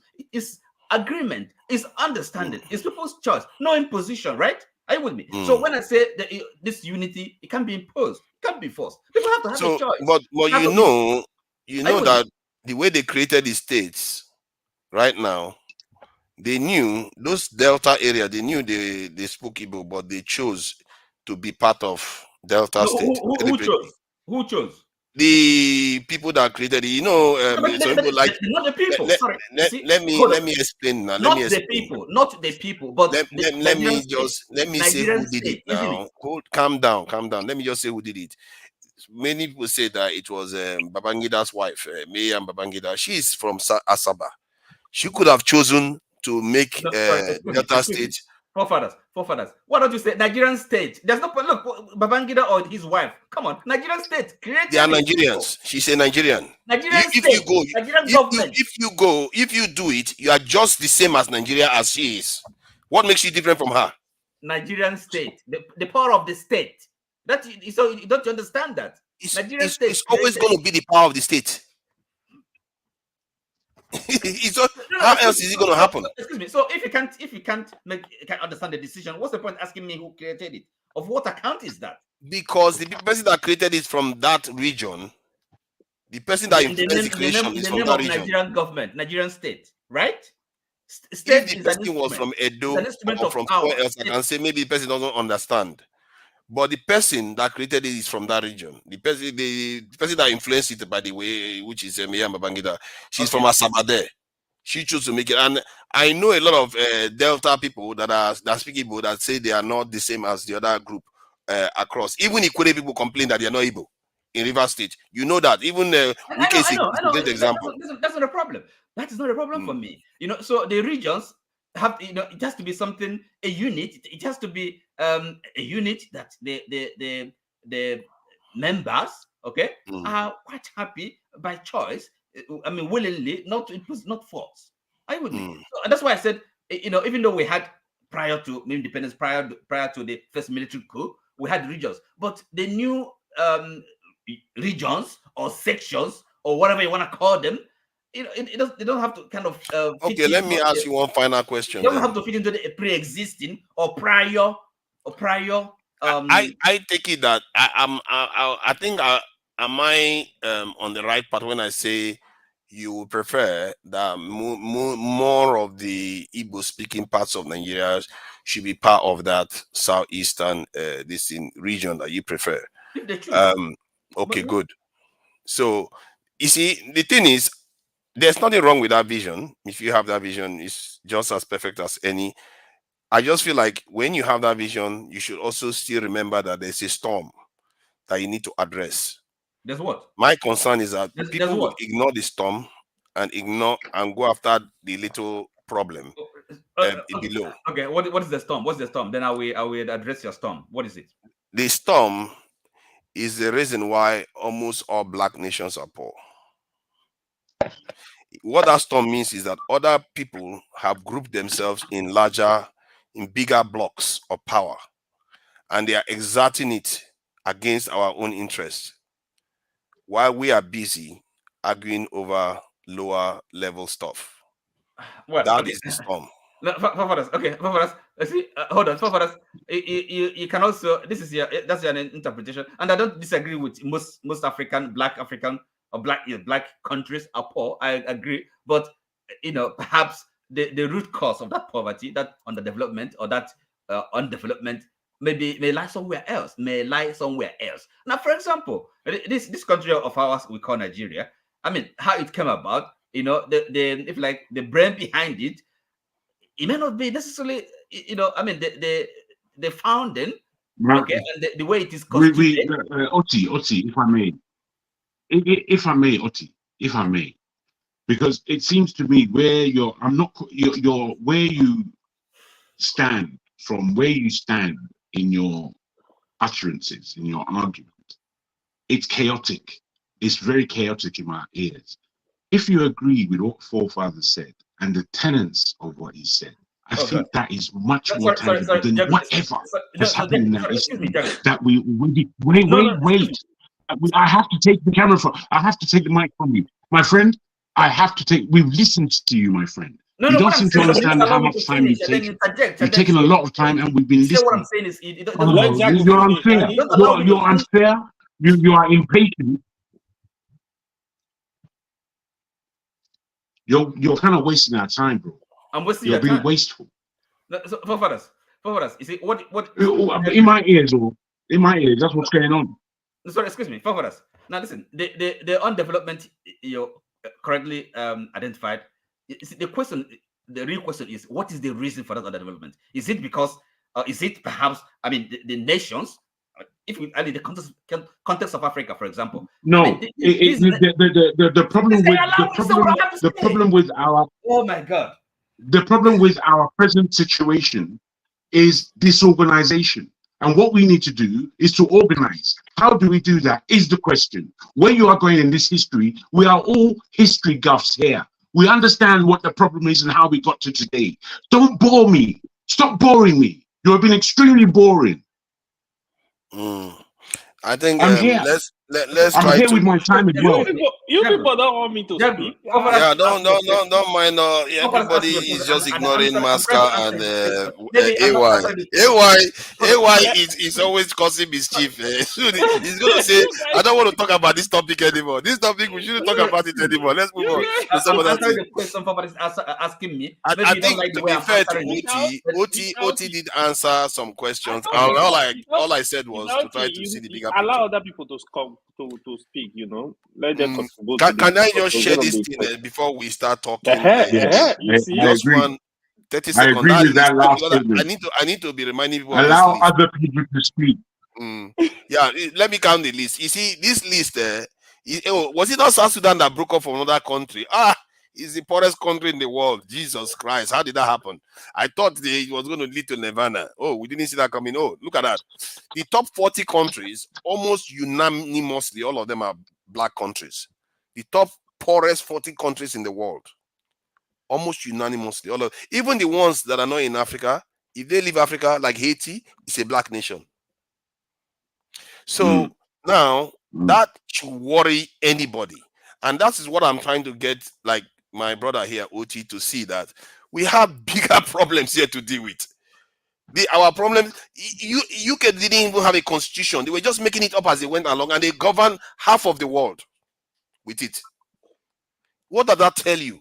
Constitution is not your biggest problem. Your bigger problem is out there, staring at you, and that's the point I'm trying to get you to see, OT. Welcome, AY. What is the problem? The bigger problem. We are not coming together. Make you move on. If my man is not up, if he's not up to date, let's move on. What kind of idiotic question are you coming with again? He's just explained everything. Yeah. Let Masca speak before me. No, man, I'm disappointed with you. Okay, let me say this, right? Two gentlemen, let me say this, right? Thank you, Masca. Let me say this. OT was supposed to be clear. I was expecting to boom, boom, boom, boom. This is what you should do to achieve this. In my understanding, anybody that is saying let Nigeria go into region, which I actually support, that's what I support at this point, you should be clear. But for me, the minimum we require to go into regions, it has to be 6 regions, nothing less, nothing more. It has to be 6 regions. The way we have them, anybody calling them, they are regional. They are both regional, political, and it's not only political. It's the way the region are structured. They are actually political. They are okay. But here is it. Here is my issue with people that come. They want to fight for their region. It's just like when people call Biafra. You are telling a lot of Nigeria that you don't speak the same language with them. That is why most of them, that's why you want Biafra. Why do you want to force people that don't speak your language to be part of Biafra? That's my first question. No, sorry.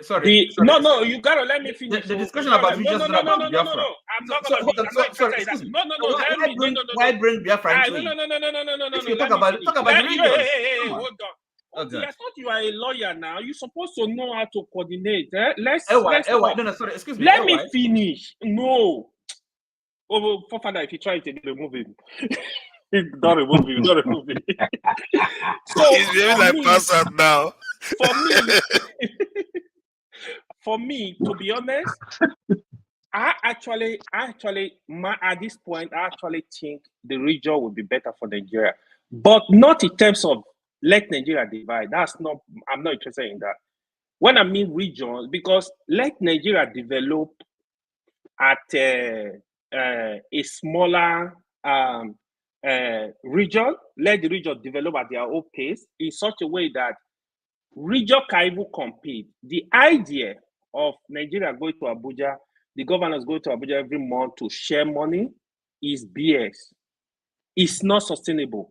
I know one day we're gonna leave that nonsense and start developing ourselves. In this sense, what I want is, if you are saying, for example, oh, Northeast, what are they producing? No region in Nigeria that is not sustainable. If they have the plan, even if you want to do agriculture, the tools. Let me say correct. Thank you, Jambu. We should not do this with hate. It's not about hate. We are still brothers. We're going to help ourselves. Let Southwest do what they are good. Let them invest. Let them do stuff. Let Southeast do their stuff. Let all the region. As a matter of fact, any region that is super rich gives part of this money to the federal government. Government can match investment in other region. Let the whole country develop. That is the reason I think if we take this part, it's going to be like easier for us to grow, to develop. The way Nigeria is structured, governor go to Abuja every month and share dollars. To me, I don't think it's sustainable. It's not going to work.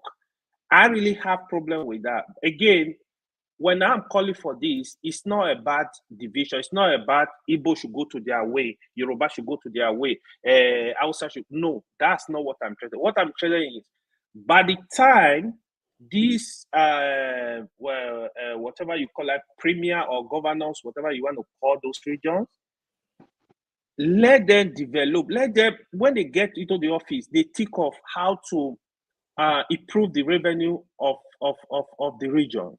Improve everything in the region. This is my interest. Let me finish. So I don't want you to interject me today. You know you always interject me.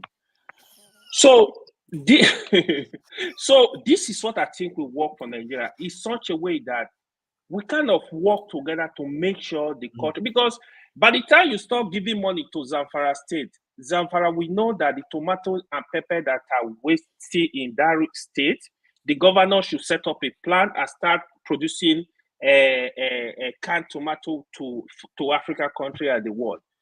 They will make money. Come on, Dangote is in Nigeria, building industry everywhere, making money left, middle, and center. This state need to wake up. If they want to leave it at the state level, leave it at the state level. Let these people start thinking.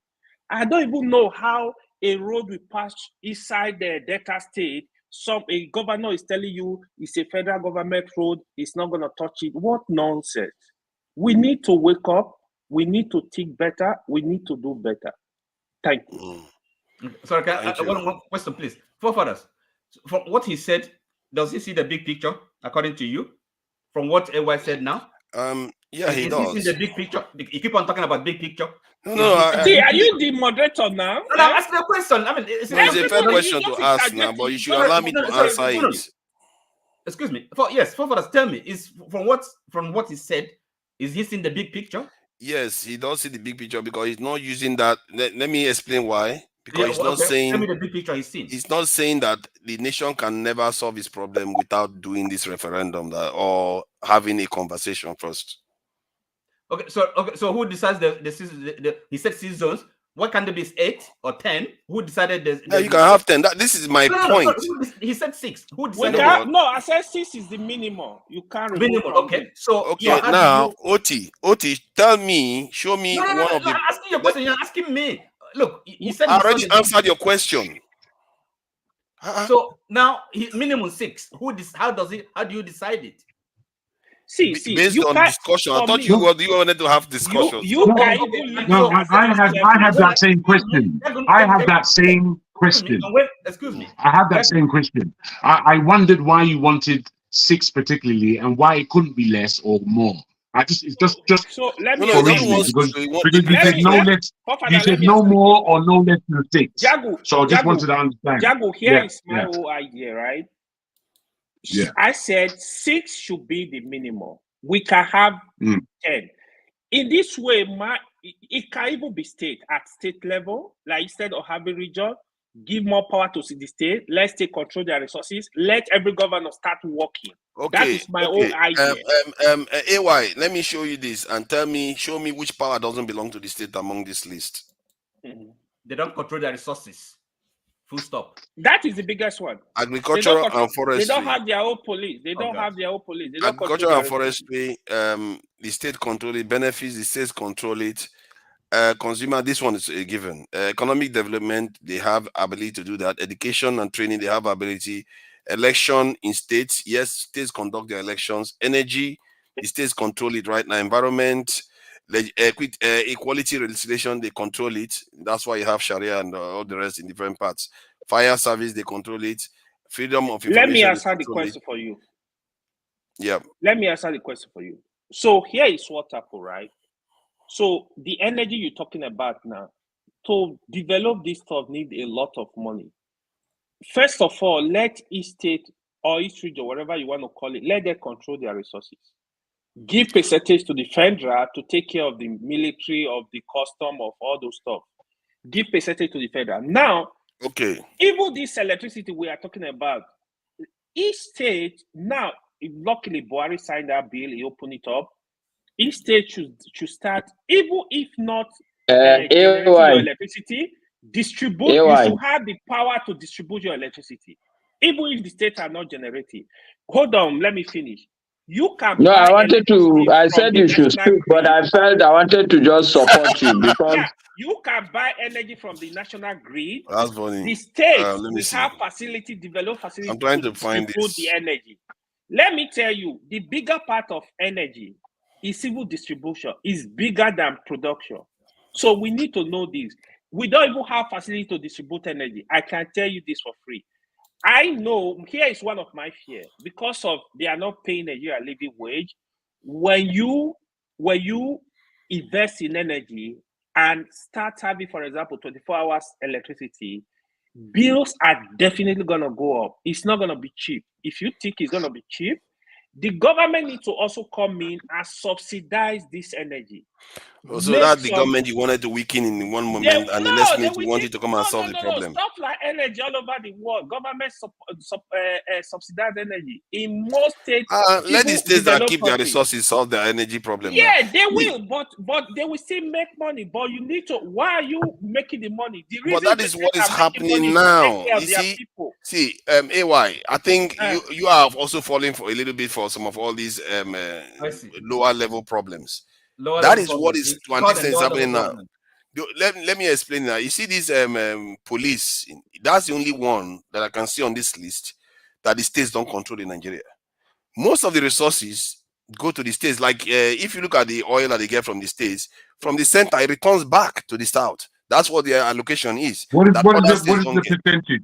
How many percent? 13%, if I'm not mistaken. If I'm not mistaken, 13%. Wait, sorry, please, wait. Let's understand. Let's take time. What is the percentage that goes back to the state? I think it's 13%, if I'm not mistaken. Now, 13%. This is where I believe it's upside down. 13% of the produce from an area is what's being given back. So we're talking 93% that goes. 83% that goes. 87 indeed, that goes back to the federal. Now, I'm afraid that's the wrong sums. It's supposed to be the other way around at some level. Basically, the majority is supposed to stay in the state for the state to function economically soundly. Otherwise, you're just begging. But it's not like that in the UK now. It's not like that in America. The idea that doesn't matter where it is like that or not. You want to set a different standard. Wait, my brother. It doesn't matter. What matter? You see, back in the day when it was the Western region, what they were putting into the state was not the majority of what they were earning. What they were putting in there, and it made it work. It's what works that matters, not because they're doing it over there. What's laughable now? Why don't we always look at the outcome? We always look. This is the only one that has endured for 20-something years. That one ended up in a civil war very, very quickly. No, that's not the failing of that. That's the failing of the center is weak. No, man, you're off key, bro. You're off key again. And then you say we don't have a constitutional problem. The problem is that you don't understand. You don't get the basics, right? Look at the argument you're making. And then I'm making the argument because this is a secondary argument you are making. When you talk about the real issues, that is on a higher level. Our problems are unique, and we have to look for the solutions to those problems. I mean, what's the point of getting each time? These problems you're arguing about is a secondary problem. Make no mistake. We are having that conversation right now. But if you really want to deal with the problem of Nigeria, this is not the conversation you should be having. I don't know if I can appeal to the panel to allow Masca to speak in order to move this thing forward. Because we're stuck. He refused. Masca, go ahead. Oti don't target him. Oti is a Passat boy, so if he interjects, I will not be surprised. The boy will be acting like the master. Anyway, so thank you guys. Good evening. I beg to disagree with all of you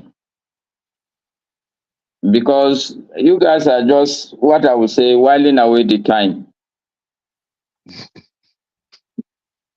Yes, the reality is that we are proffering good solutions, but in terms of implementation, the fact is that we are missing out on who is going to implement it. Oti, who wants a Biafra nation, a nation, not really a nation, but a tribal enclave. Sorry. I don't know. When did you hear me advocate for that? Because look, you ask questions and your answers will determine who you are, Oti. That's the reality. That's the danger of sitting. Wait, Oti, just hear me out. Hear me out. They ask you whether you want.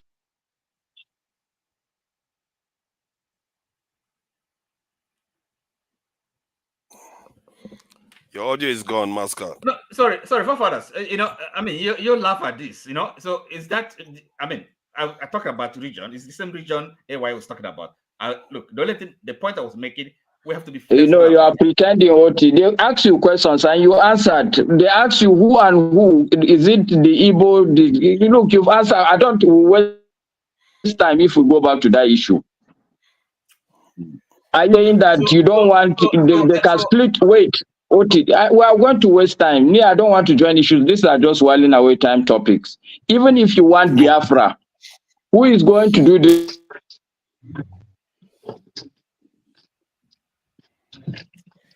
Masca, you. Oh, John Zion says from Anyoma. Are you going to join the region that Oti wants? Oti, do you want Anyoma? Oti, would you like Anyoma to join you?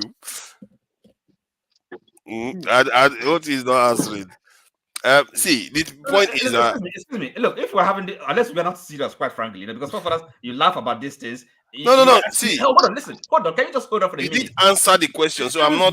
I'm just joking. We can't have I'm actually wasting my time, really. If you can't allow me to say something, a word, okay? You were asking me questions, and I was answering your questions. First of all, you asked me, "Is it gonna?"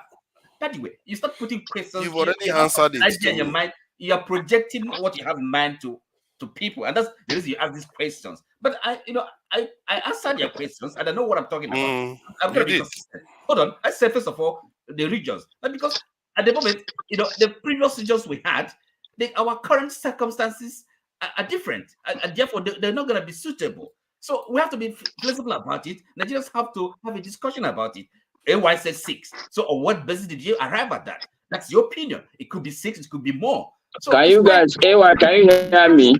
And then I'm making this point, and then you find it funny, or maybe I don't know what I'm talking about. You can hear me? Yes. Oti has been talking now since, so I don't think Oti, you have spoken at least. So my point really. I beg, Oti, I beg. It's okay. If you, me, I can keep quiet and you can talk. Me, I don't have an issue. Okay, let's get busy now. Please go ahead, Masca. Masca is off again. No, Your mic is not very. Your connection is just not that, very good yeah, today. it's having problem.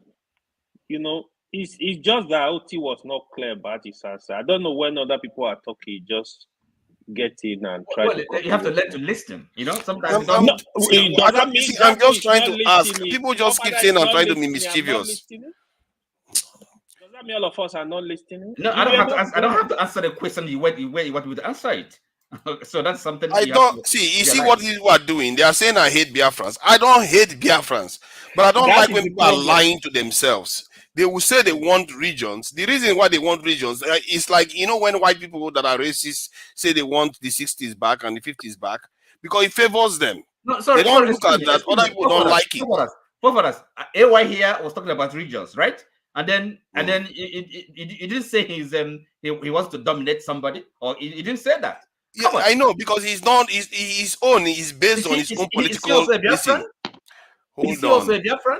Come on. No. His own is based on political analysis, the way he sees it. Okay, so when we talk about region, we don't base it on political analysis. Tribal region. I'm not fighting for tribal region. I'm not. Who said I'm fighting for tribal region? That's how it sounds. How? Are you going to allow Hausa to join your region? Look, you see. Can we have the Ruga come and join? Can we bring the Ruga from the north to come and join the region? Would you allow it?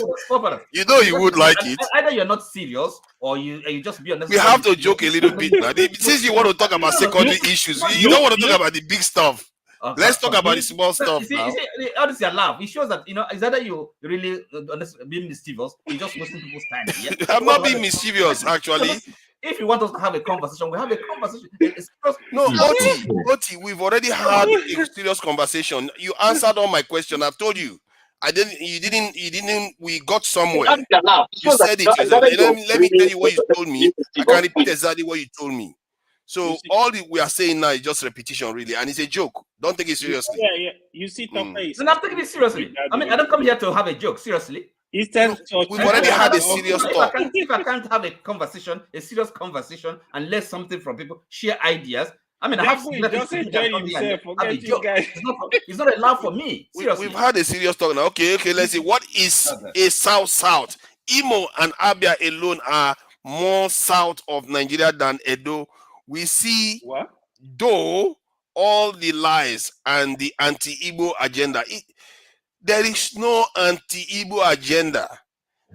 Okay, maybe there is actually. Some people really don't like Igbo people in Nigeria. Some tribalists don't. But not vast majority of Nigerian people don't care. Don't care about this. They just care about what works.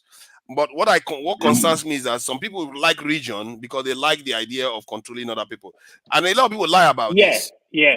A lot of people lie about this a lot. That's true. I've had conversation with East Africans. One day, it was a very revealing stuff. All of them came out with it. They said, we all have greater nation ambition. Somalia wants to invade Ethiopia. Ethiopia wants to invade Somalia. Because they want to enslave each other. They are looking for people to enslave. But and they don't want to go on their own. If you want to go on your own, be in your southwest region. You see, quite seriously, you see the reason why I asked you after AY has spoken whether it fits into your big picture stuff. Look, the thing is this: you have a projection in your mind. You know, you see, people are thinking about what is workable, right? All these things, all these fanciful ideas you have about I don't know, big whatever. Look, it's something that is workable, something that is practicable, something that is on the ground. Okay. Look, Africa can be one country if you like, but at least there has to be that something that is workable, functional, something that serves people's need. Okay, the people are more important than whatever structure that you have there, and that's why I'm making the point. You don't distinguish between the Nigerian state and Nigerian peoples. The individuals live in Nigeria. Which one is more important? Is it the Nigerian state, which is just an instrument? An instrument, it could be an instrument of political operation, political conquest, and it may even be external to Africa. I mean, those that that are using this Nigerian state. You miss that point. So people are much more important. I think I actually get the point you are making. My focus is always on the people. However, the Nigerian state is the boat we are in right now. You can't go on and keep knocking the small boat we have that is rickety to pieces. Because if you do that and everybody jumps on their own plank in the water, guess what? The sharks will come and take everybody out. That is what happens. That's the picture they try to paint to you. And we are in a storm in that water right now. And the other groups have their iron ship. Some of them, they call it NATO. Some of them is 1 billion China. Some of them is 1 billion India. Masca don't go. Yeah, he's back. He's back. I think he's trying to repair his connection. So some of them are in a bigger boat. So if you don't face that bigger problem, the small problem, you can't even solve it. You are fighting for a hollow victory. It's not a victory. You can get the southwest, the region you want. You can even have a lot of subordinate groups that you can control. It's not matter because the people that control it is not you. Let Master please have it go, please. The sharks will take over I know. control everything. But you see, final point. Jago, made the point. The best Nigeria ever had. Time, the most progressive period of Nigeria existence. Okay, just before independence, and of course after independence, up to the military interregnum. These were the best times of Nigeria in terms of development. Okay, and then you deny it because for some reason, you believe in this structure we have at the moment. That is not true. They say, after independence, Nigeria is not the same anymore. Anyway, they have a prime minister. They have it's changed. It's not a. That's when the Nigeria we know they can't go Masca. Masca, please go ahead if you want to say something. Oti, I see where your line of argument is going, that there were regions at that time. But there are other issues also that other people can argue. Oil was not discovered at that time. It could be that the regions were operating were okay, or it could be that it was because we did not discover oil. And I can push that argument. Venezuela is a very poor country today, but it's because they've discovered oil. So, but that's a separate argument. The point I really want to make, I think all of you are separate. I don't think it's a separate argument. I think it's a very underlying point, the oil factor. But continue. Yeah, so but no, I'm gonna push that aside because the argument of where did we get it wrong is a big argument. But I think the overall overarching argument is that we've gotten it wrong. Yeah. Nobody will argue. No Nigerian will argue that we're okay now. I think we're just wasting time. That argument has been dealt with. We all agree the system is not working. Now, for me, what people want is okay. If you want referendum, the question is how do you go to get referendum? This is OT. If AY wants to devolve power to the states, how do you get to do that? Because for me, what I see when I look at the country, what I see a group of people and a system where these people that are running it are enjoying themselves. Absolutely. The idea that they would devolve power to the states, it's absurd. It's just a dream. It's pipe dreaming. Or the idea that somebody will wake up and say, I like these Igbo people. Let me do referendum so that we can give them their tribal enclave. I think it's also a pipe dream. So the discussions we should be having, first we agree the system is not working. In the party is not working because they are how part of do the we agenda. get to change the system? By the time we change the system, we can then decide how to design it. By the time you look for a good, credible, responsible leader and vote him into power, if he's really a responsible person, he can then begin to listen to your needs. Those that want to go their separate way out of the country, they can go. The remaining part of the country also, if they say, okay, we are the remaining country, but we want states to have more power, he can do it. And without thinking of how to get this kind of people into power and clearing these people away, you are wasting your time. I must say, in Nigeria, so yours, Yours is essentially of I mean the practicality, okay? But my own is let's focus on the next election. No, I'm going to answer you straight. Let's focus on the next election and see how we can at least bring some reasonable people inside so that we can begin to have these discussions with them. These people that are there, this system that is operating, it's not going to work and it's not going to listen to you. No, hold on. But someone like Fofaras here, I mean, would not agree with you because for him. No, I don't have. No. See, why are you saying? I'm not saying that you should agree not to talk of forefathers or jargon. This is my peace, and I don't care who agree with me or don't agree with me. I say my peace and go at peace. That's how we are here. We're not here to muck about. So it's not an issue pointing out who will agree, who will not agree with me. It's not going to add or reduce. What I mean is this. Is it for him? Okay, no. Link up. Are you what? Do you agree with me? No, yes. And what for you? What for you? I agree with you. I agree with so you. then that's all that I'm interested. Forget forefathers. The only okay, so let's even call it forefathers. Do you agree with me? I agree with you about the next election to get good people into office. Okay, I agree with you on that. The further project. In other words, because to get the further project, you need allies in the structure of power. In other So words, it's vision, in line. really, the grand vision. Do you buy into it? Yes, it's in line. As far as my agreement with Masca, I agree with his premise. However, being a political person, I don't believe in the politics of Nigeria 1 inch, 1 iota.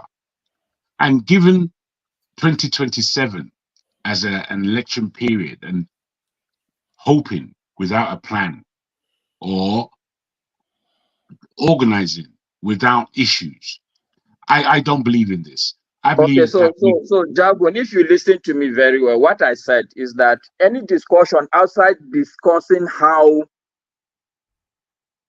that can be achieved, I'm not saying that it will happen. Okay, yes, I totally agree with you. I don't believe in the politics. I don't believe in it also. I've said severally in this on this platform, half of my life, the candidates that have been presented to me for election, it's like you present two devils for me and say I should choose one. That has consistently been what has been happening. Yes. So that whole system doesn't work. And the reality is that some of us that are political science students. This is where it comes to a serious discussion about our unity. I want a serious discussion. I don't want flim-flam. And what I mean by this, I'm looking at Oti forefather Masca, AY, if you're still listening, is that the way we should approach this thing is with all of the ills of Nigeria, we should know where we've packaged it. These are the ills, and I've put it here. Now, from these ills, what are the solutions and what is the realistic position of a future and the way forward? This is where our minds have to be. We can't continue squabbling because the squabble, I'm afraid, is boring. It's boring to hell. Boring. Rubbish. And if we are looking at this paradigm of the issues of our country, and we who are the generation of custodians of our country, this is our talk we're having. It can't be flim-flam talk. There has to be talk based on the seriousness of where we are right now. We have a projection of Nigerians who are all over the world, and they're doing stuff. They're doing stuff as individuals. How is it they have this power? They have this power, my friends, because they're Nigerians. And this power has to be enhanced. And it has to be enhanced inside the place that we call Nigeria. Because if Nigerians work outside of Nigeria and they can't work inside of Nigeria, that's where our problem is. That's where our problem is. So the squabble that we entertain here, and then we think we're intellectualizing, I'm afraid I'm completely bored of it. And let me just land on this, so possibly we will get somewhere.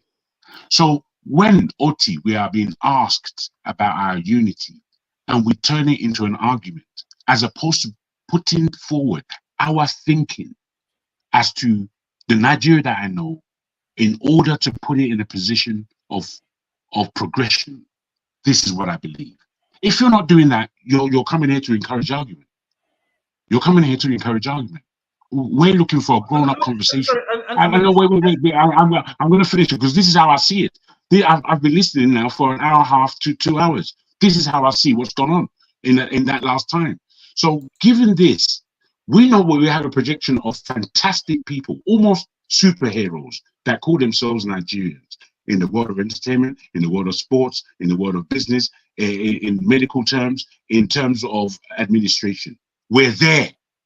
Why is none of that taking place inside Nigeria? It's not taking place inside Nigeria because there are a whole heap of people who are listening to stupefying rubbish on a constant basis. The makeup of Nigerians, the laws that they install, the unity of the nation, none of that is being practiced. It's not happening. So given that, those of us in the diaspora and those who are thinking people inside Nigeria, as we know there are many, we have to come together to make this thing work. We have to. And the arguments are going to be serious. That this table isn't for crybabies. This table isn't for the emotionally imbalanced. This table is for people who are gifted with a mental superiority in how to move the polity forward. We have to be sober. We have to be sober. We cannot be here coming to clamor upon stupid minutiae when there is a bigger problem. There's a bigger issue, as forefathers has put forward. We have enemies. We have enemies. We are making enemies of ourselves. I tell you, the gun violence that goes on in America where they're killing themselves, the stabbing, raping, and killing that goes on here in London, it's amongst the black community. When I look back in our history, I think, where does this come from? When our culture is so high and cultured. I tell you part of where it comes from. It comes from the slavery issue. It comes from the years before colonization, when the Yorubas themselves were there killing themselves to a stupor. They became so tired, when the British actually came, they couldn't kill any English people. We are continually being blinded by our own shit. It's the shit that we are smelling that is confusing us before we pack the shit away and dispose of it so we can get on with the real options of the day. I hate hearing rubbish, Oti. I hate hearing rubbish. I need to hear things of a much higher degree, higher degree than you brought to the table today, my friend. That's to your mind. You know, you have your views. And by the way, having an argument, there's nothing wrong with having an argument. I mean, if it helps us to clarify our thinking. So, Oti, there's something I just wanted to add on top of what, well, in the direction of what I said. Okay, and it will be something that you will like, Oti. Okay, go ahead. My position is that, look, the idea that we all would like the same thing, or the idea that good Nigeria means the same thing for all of us, I think is also a fallacy. Mm-hmm.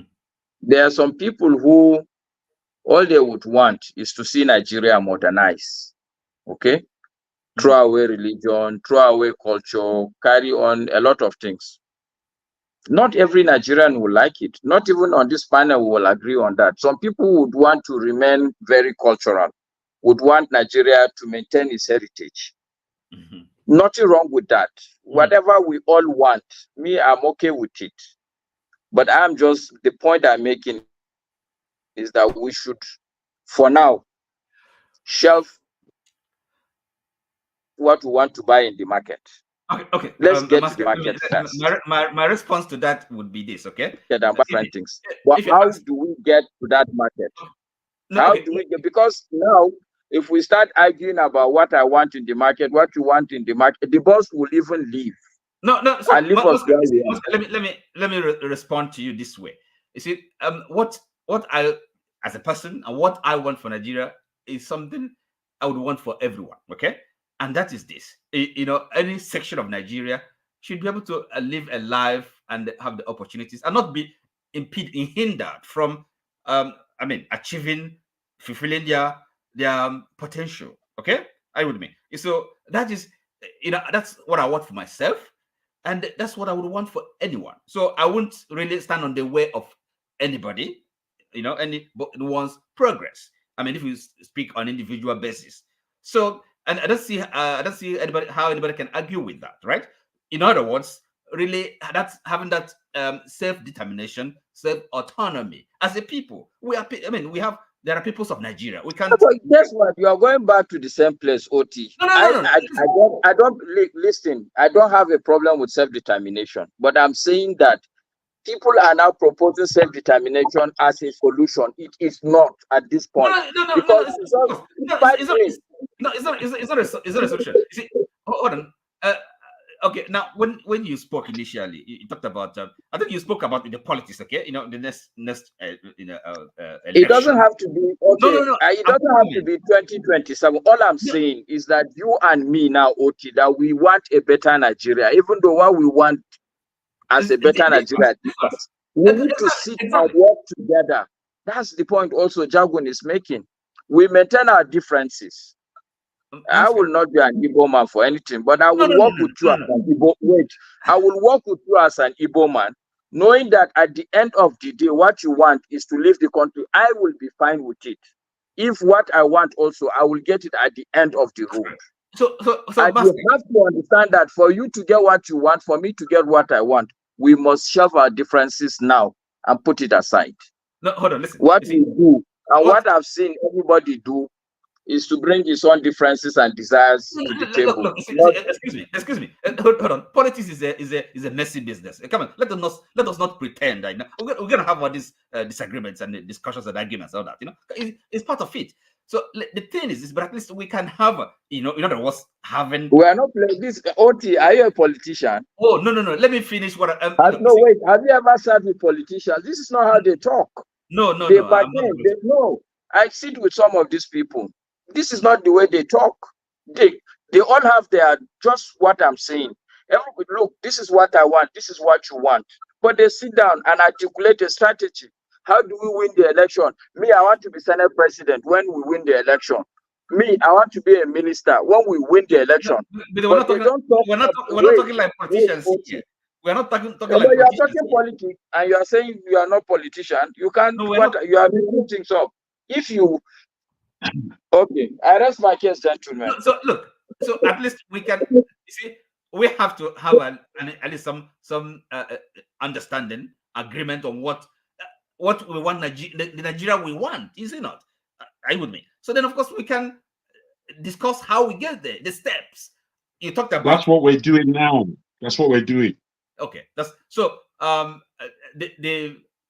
think what you added, so what you focused on the politics, which is the practical step. Next the coming election. Okay. Yes. And of course that is not the end. That is not the end of the journey. That's not the destination. Well, this is why I say I don't necessarily believe in the politics necessarily. I mean, it's all politics, but what I believe in is the upswell of the people with the power of the right information that they have in their hand as a tool to know who they want as a leader, to know why they want this person as a leader and why they want this political change in the present polity.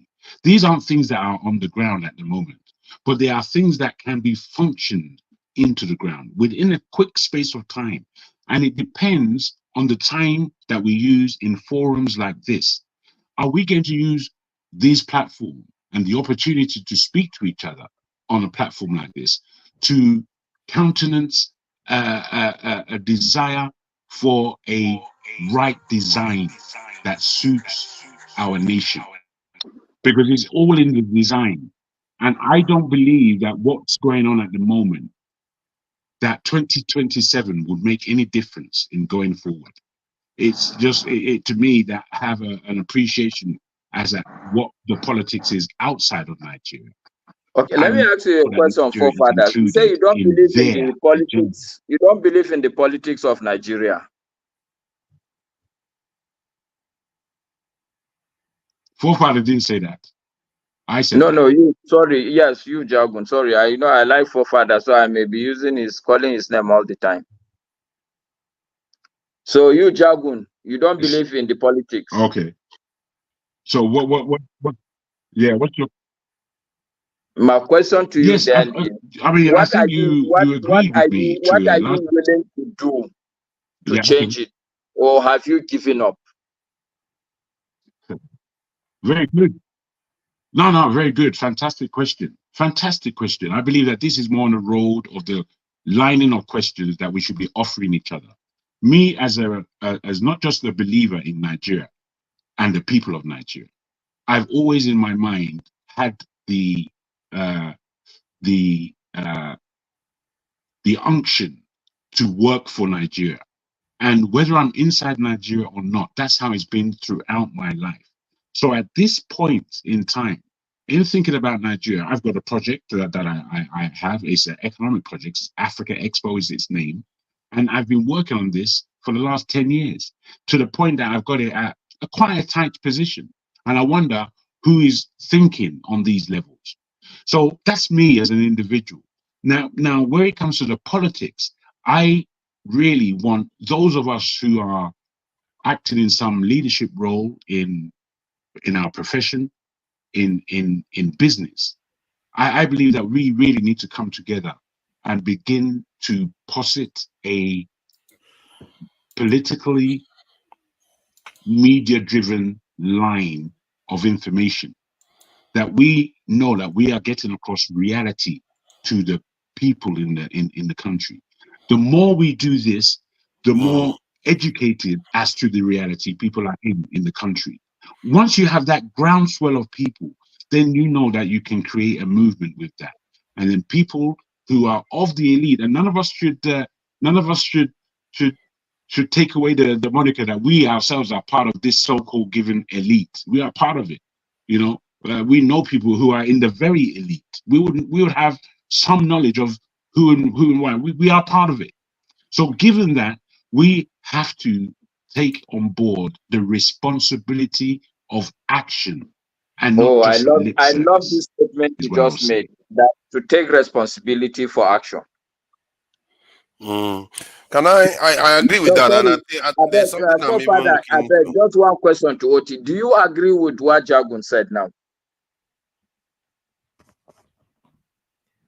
Is it one about? I mean, I totally agree with him. I'm just asking whether you agree with him.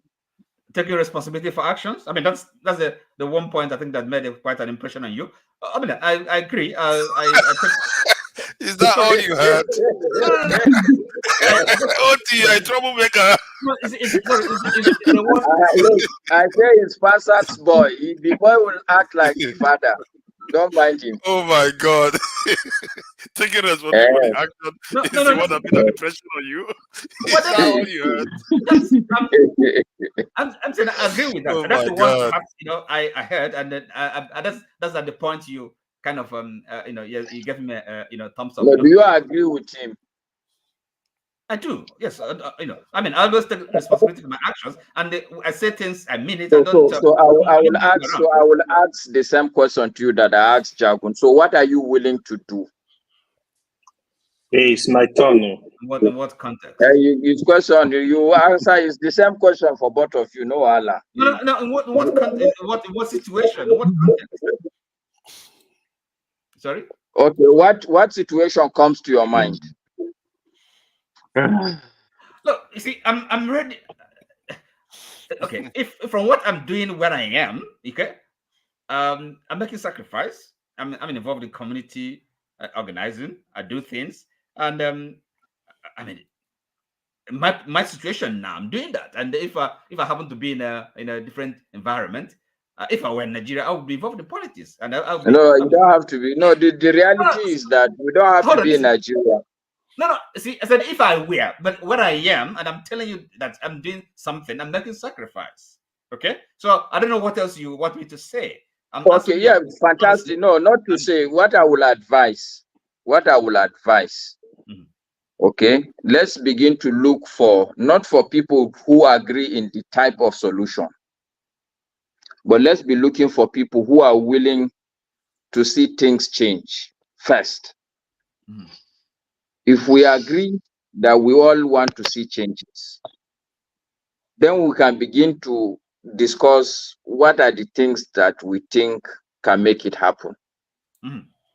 Okay, okay, I agree. And I can tell you, coming to this forum, I've seen not everybody that come here really want to change. Exactly, but that's what I'm saying. So you need to seek out the people that you believe they want change and begin to have discussions with them. Again, not everyone. For some people, for some, well, they think maybe the current dispensation favors them, and they don't really care, and so there are people like that. And can we move on to something more? Let's change it. So, Father, let me just make this last point. But I want to put it to you, OT. Yes. Okay. This situation doesn't favor anybody. It's just an illusion. Even the people who think, so even the people who think that it favors them, it's not. It's a fallacy. Thank you. He favored the people. Let me just add something quickly. It's today, Jide of TVC interviewed our defense minister, isn't it? Or no, minister, defense, army, defense. Chief of Army Staff. Pardon? Is it Chief of Army Staff? I think it's Chief of Army or Defense. There's a defense one in the army too, I think. Defense. Okay, I think that's what it is. State Minister of don't worry, I will bring him up. I forgot it. How did I manage to forget his rank? I think he's probably CDS, isn't he? Chief of Defense Staff. Chief of Defense Staff. Chief of Defense Staff. That's the word in this thing.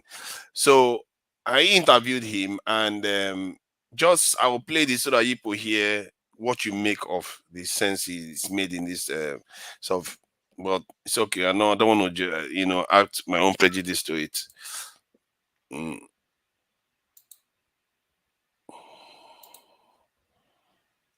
In Nigeria, this brings the industrial complex that Nigeria must produce what we need, because this has clearly shown us why these challenges are ongoing for this long is because we can't even get all the equipment we need to fight this war. And so we are hoping that by the time we start producing them, we will be able to stand up. But as it is, the intelligence gathering is, we're managing what we have, and it's making a lot of difference. People have complained, as we go back to banditry, people have complained that the response time to attacks when they happen on the part of the armed forces is usually too slow. They point at the fact that bandits will attack a school, move over 100 children into the forest, and by the time we try to respond, they are already safely in their camps, and at that point it's difficult to achieve any form of rescue. What are the impediments to quicker response to this kind of attacks? All right, thank you very much. Again, this comes with lack of infrastructure. I'm sure one of these days will embed you in one of our operations so that you get to see how the terrain is. The terrain is dangerous terrain. Again, no roads. Now, especially the last incident of when the school children were taken, we did not get that information until the next day. So they had enough time to do whatever it was they wanted before they left. So these are the issues of infrastructure. And then besides that, the issue of IEDs.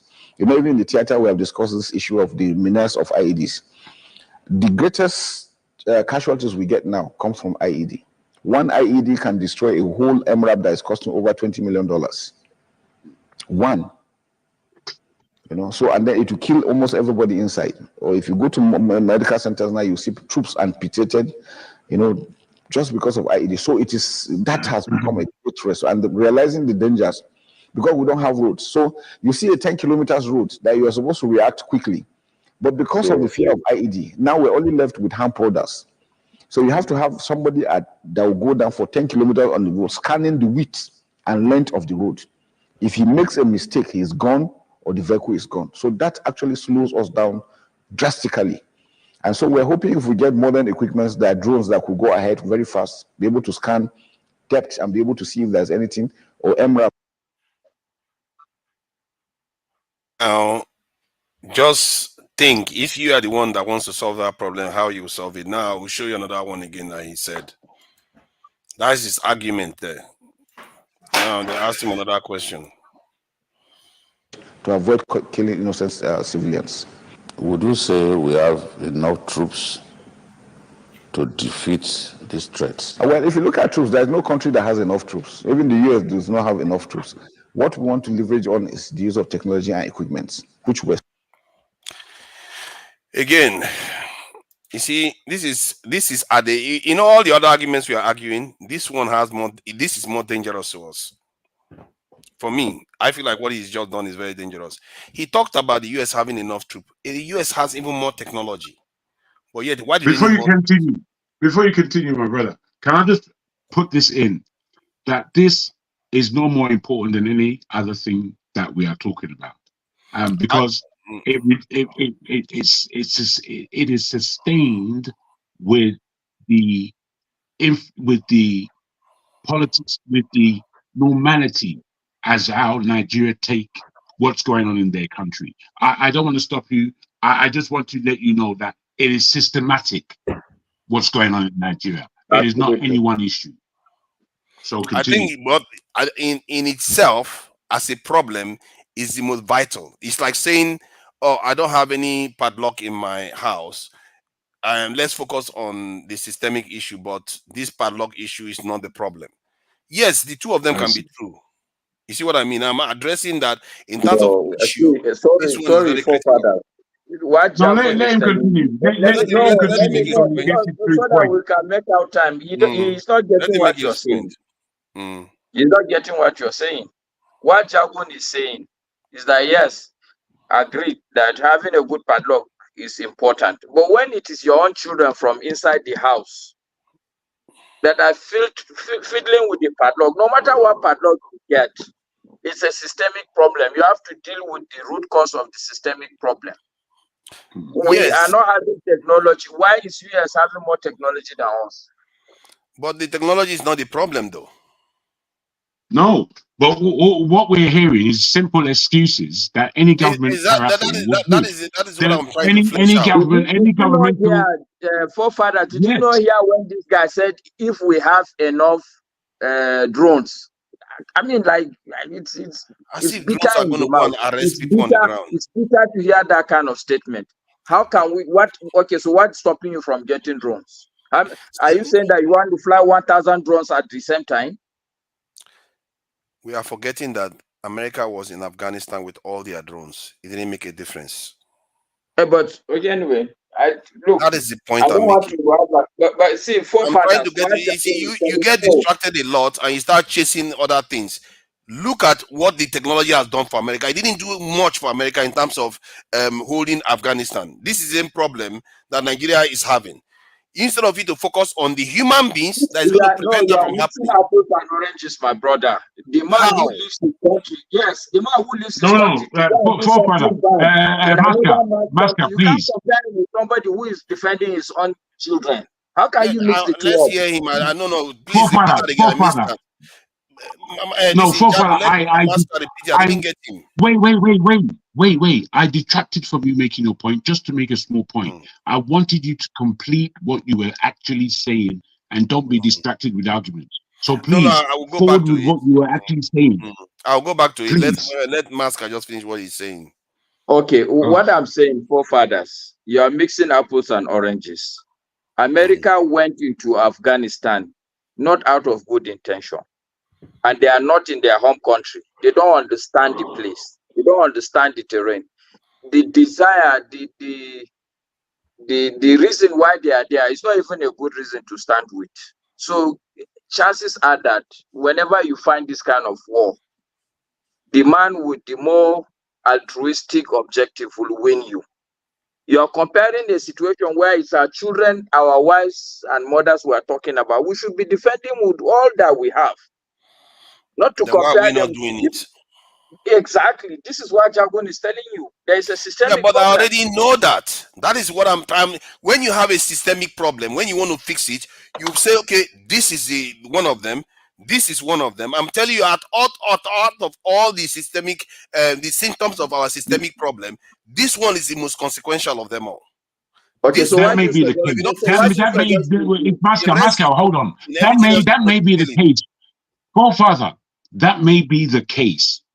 It's arguable, but it may be the case. Now, if that is the case, or if it's not the case, is it not the system in its whole structure or in structure that it needs to be reorganized in order for things to be put in place?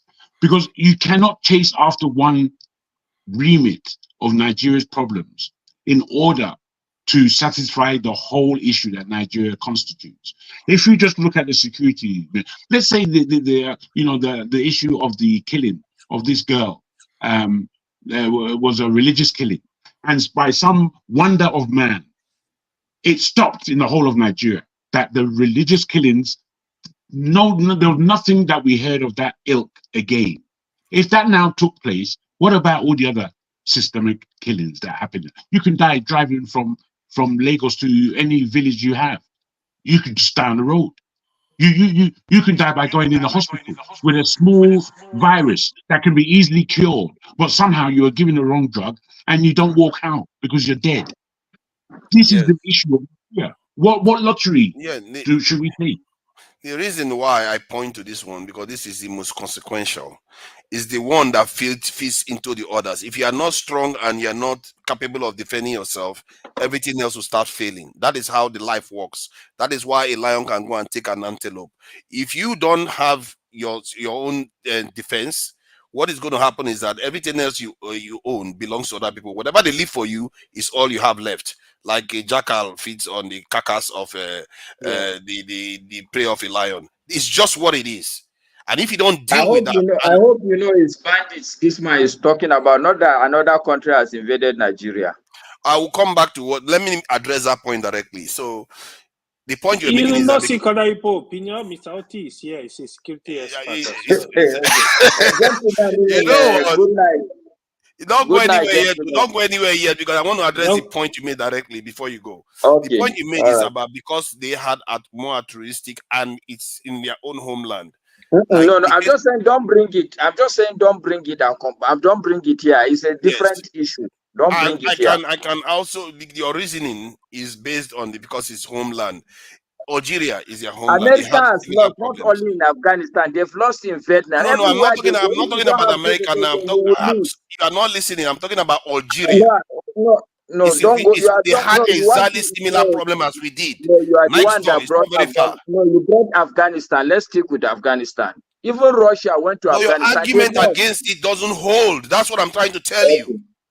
All right, it doesn't hold because Algeria had the same problem internally. How did they address it? They had a large military to address it. Egypt had the same problem. You remember they used to bomb all over the place in Egypt. Why did you think it stopped? They have a very 1.something million in their military. Why Nigeria has 200,000 and Nigeria has double their population? And you hear your chief of defense staff tell you that it's not people we need. America doesn't have it. America has 2 million.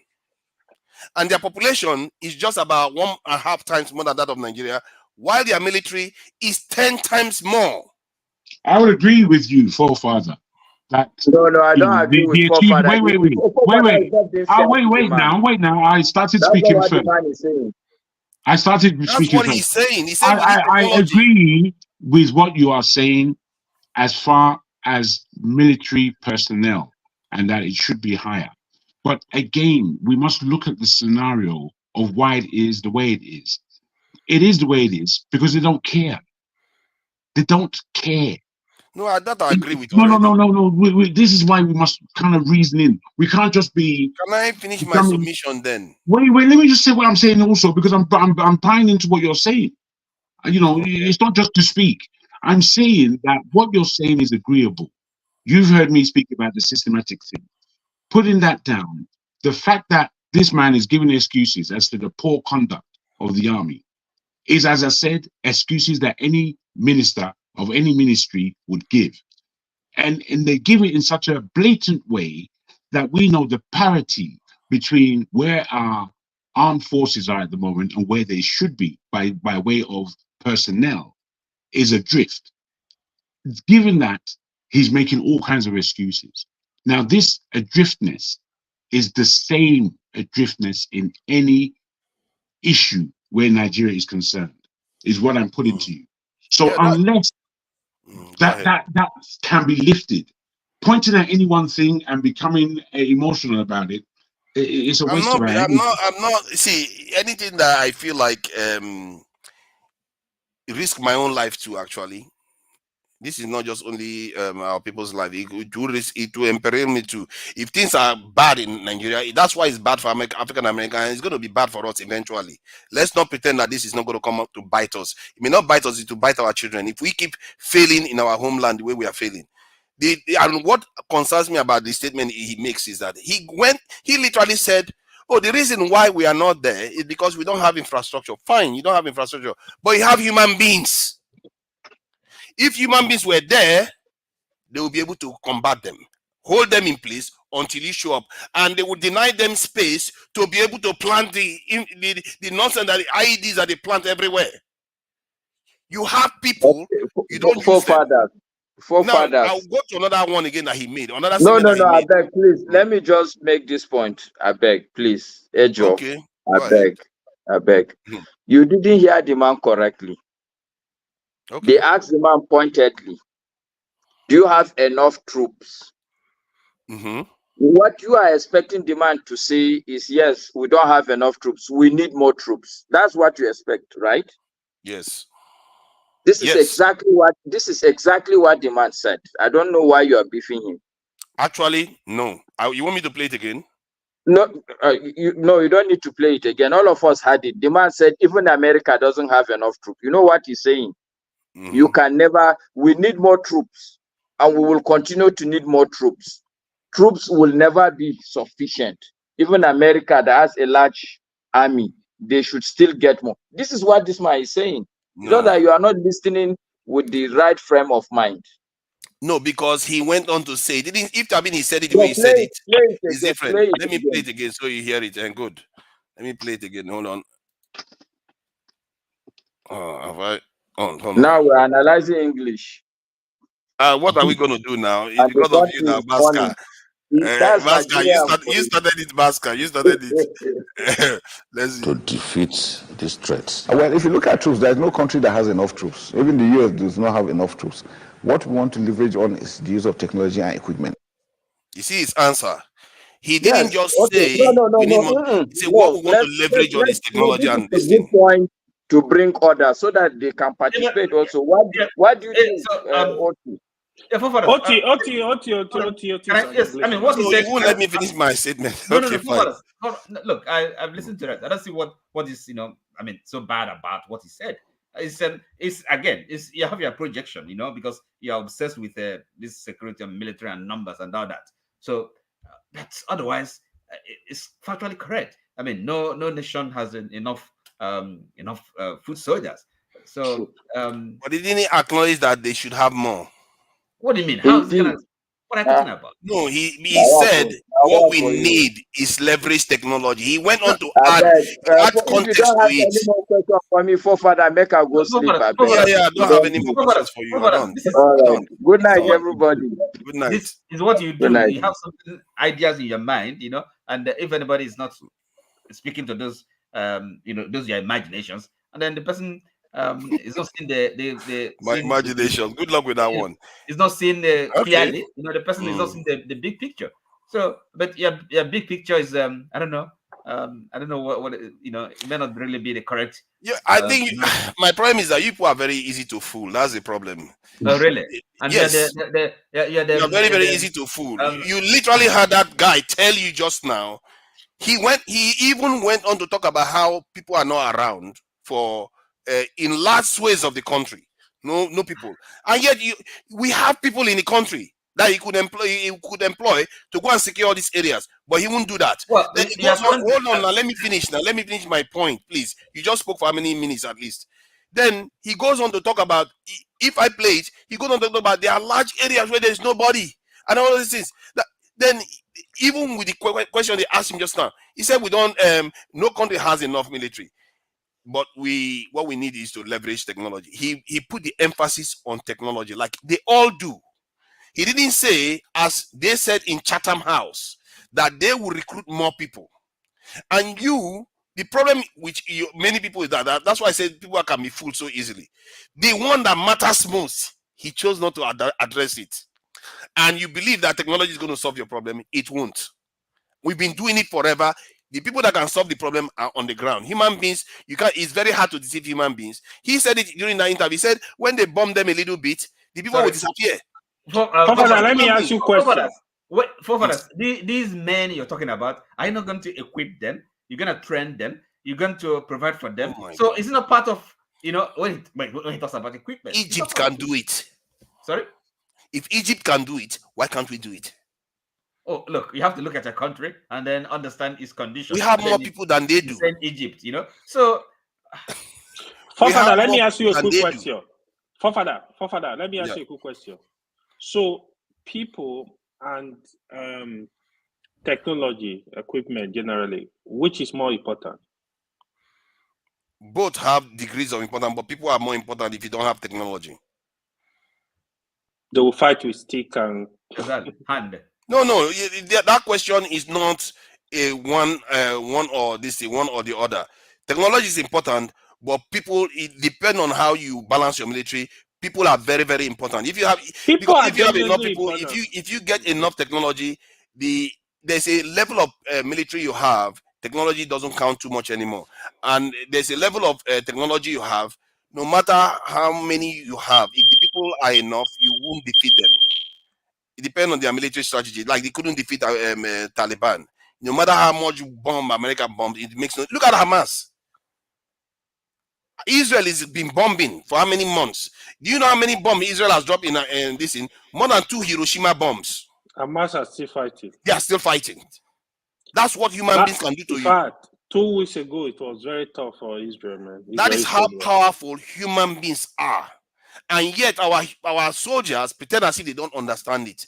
You know why I know they understand that? This is what annoys me most. Because I've seen our Nigerian military, when he was training other soldiers, they were showing them on this same channel. He said the strength of a soldier is not his weapon, it's the soldier himself. So and yet you have our youth sitting in the country, not defending the country. They know. And that is the problem. That's why I say people are easy to deceive. These people know what they are doing, and they refuse to recruit and defend our country.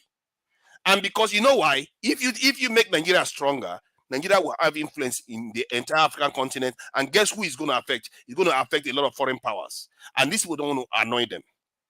In this interview, he said Nigerians go to Sierra Leone, even Central African Republic. Nigeria sent troops there to go and train them. Right now, with only 200,000, we are doing that. Can you imagine if Nigeria had 2 million? The power Nigeria is going to wield from West Africa to Central Africa. I'm telling you, if you say you want power, OT, if you say you want money, you want your children to enjoy, this is what we should be doing with our country. But these men pretend as if they are doing good work for us. They make us seem like we are just babies. 200 million in population, a country endowed with oil, with gold, everything. And they tell us that we need to just only 200,000 soldiers when Egypt has 1.3 million. What is that? See, this is not. I'm not making a stupid demand. I'm just making a common sense demand that everybody has. I'm not asking for much. If I was asking for what we should have compared to like Sri Lanka, we should be having 4 million. I'm just asking for a reasonable size to deal with our country, deal with our geopolitical zone. And they promise to do it, and they are not doing it, and we are not holding them accountable for it. Tinubu promised in Chatham House that he was going to recruit. Now it's about technology. It's about synergy. and then you say you have a problem in your country. You should be holding them accountable to their promises, even their own promises, not to mention the one that they didn't promise, that you're supposed to hold them accountable for. But that is me anyway. We can complain all we want, but if you cannot hold them accountable, that is the beginning of failure on our own side. It's easy to blame people, but when you're not doing your job to hold them accountable, who else do you think you should blame? I think we are even more to be blamed, because they are politicians, they lie. If Oyibo man promise them tomorrow, World Bank promise them tomorrow, they can deceive you. But how about us that they are deceiving? Why are we not calling them out on their deception? And then we say that things are bad. Things are bad for us. Are you forefather? Are you I heard forefather? forefathers Wait, please. argument.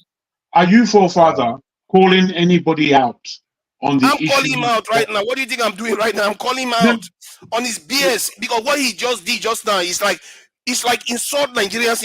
Maybe he's actually right. Insult our intelligence. He's telling us that there are no people there. Oh, you can't have people there, but you have people in your country that you can recruit that have no job. Okay.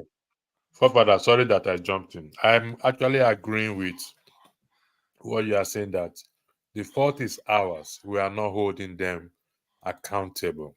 I think I've said this several times here, that You were saying it this morning. It is us.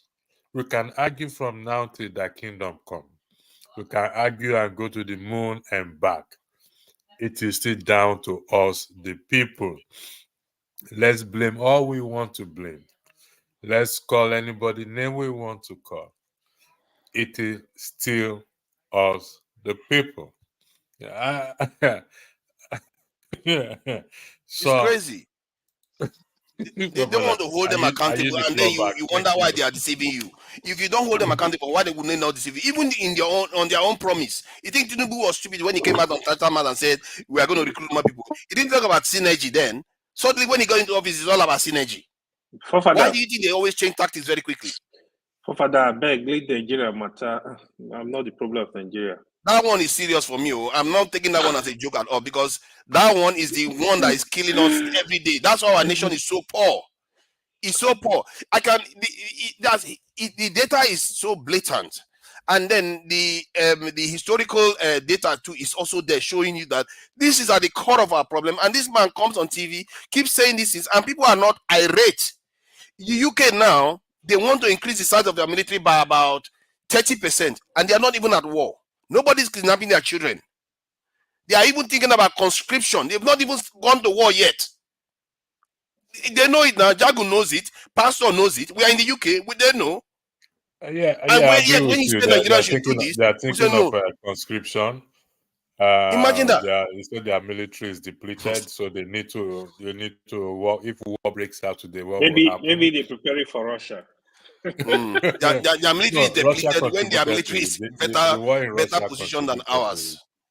You see, here is my question. Like I said, I would support any secession. I would support any self-determination. And I think I've asked this question.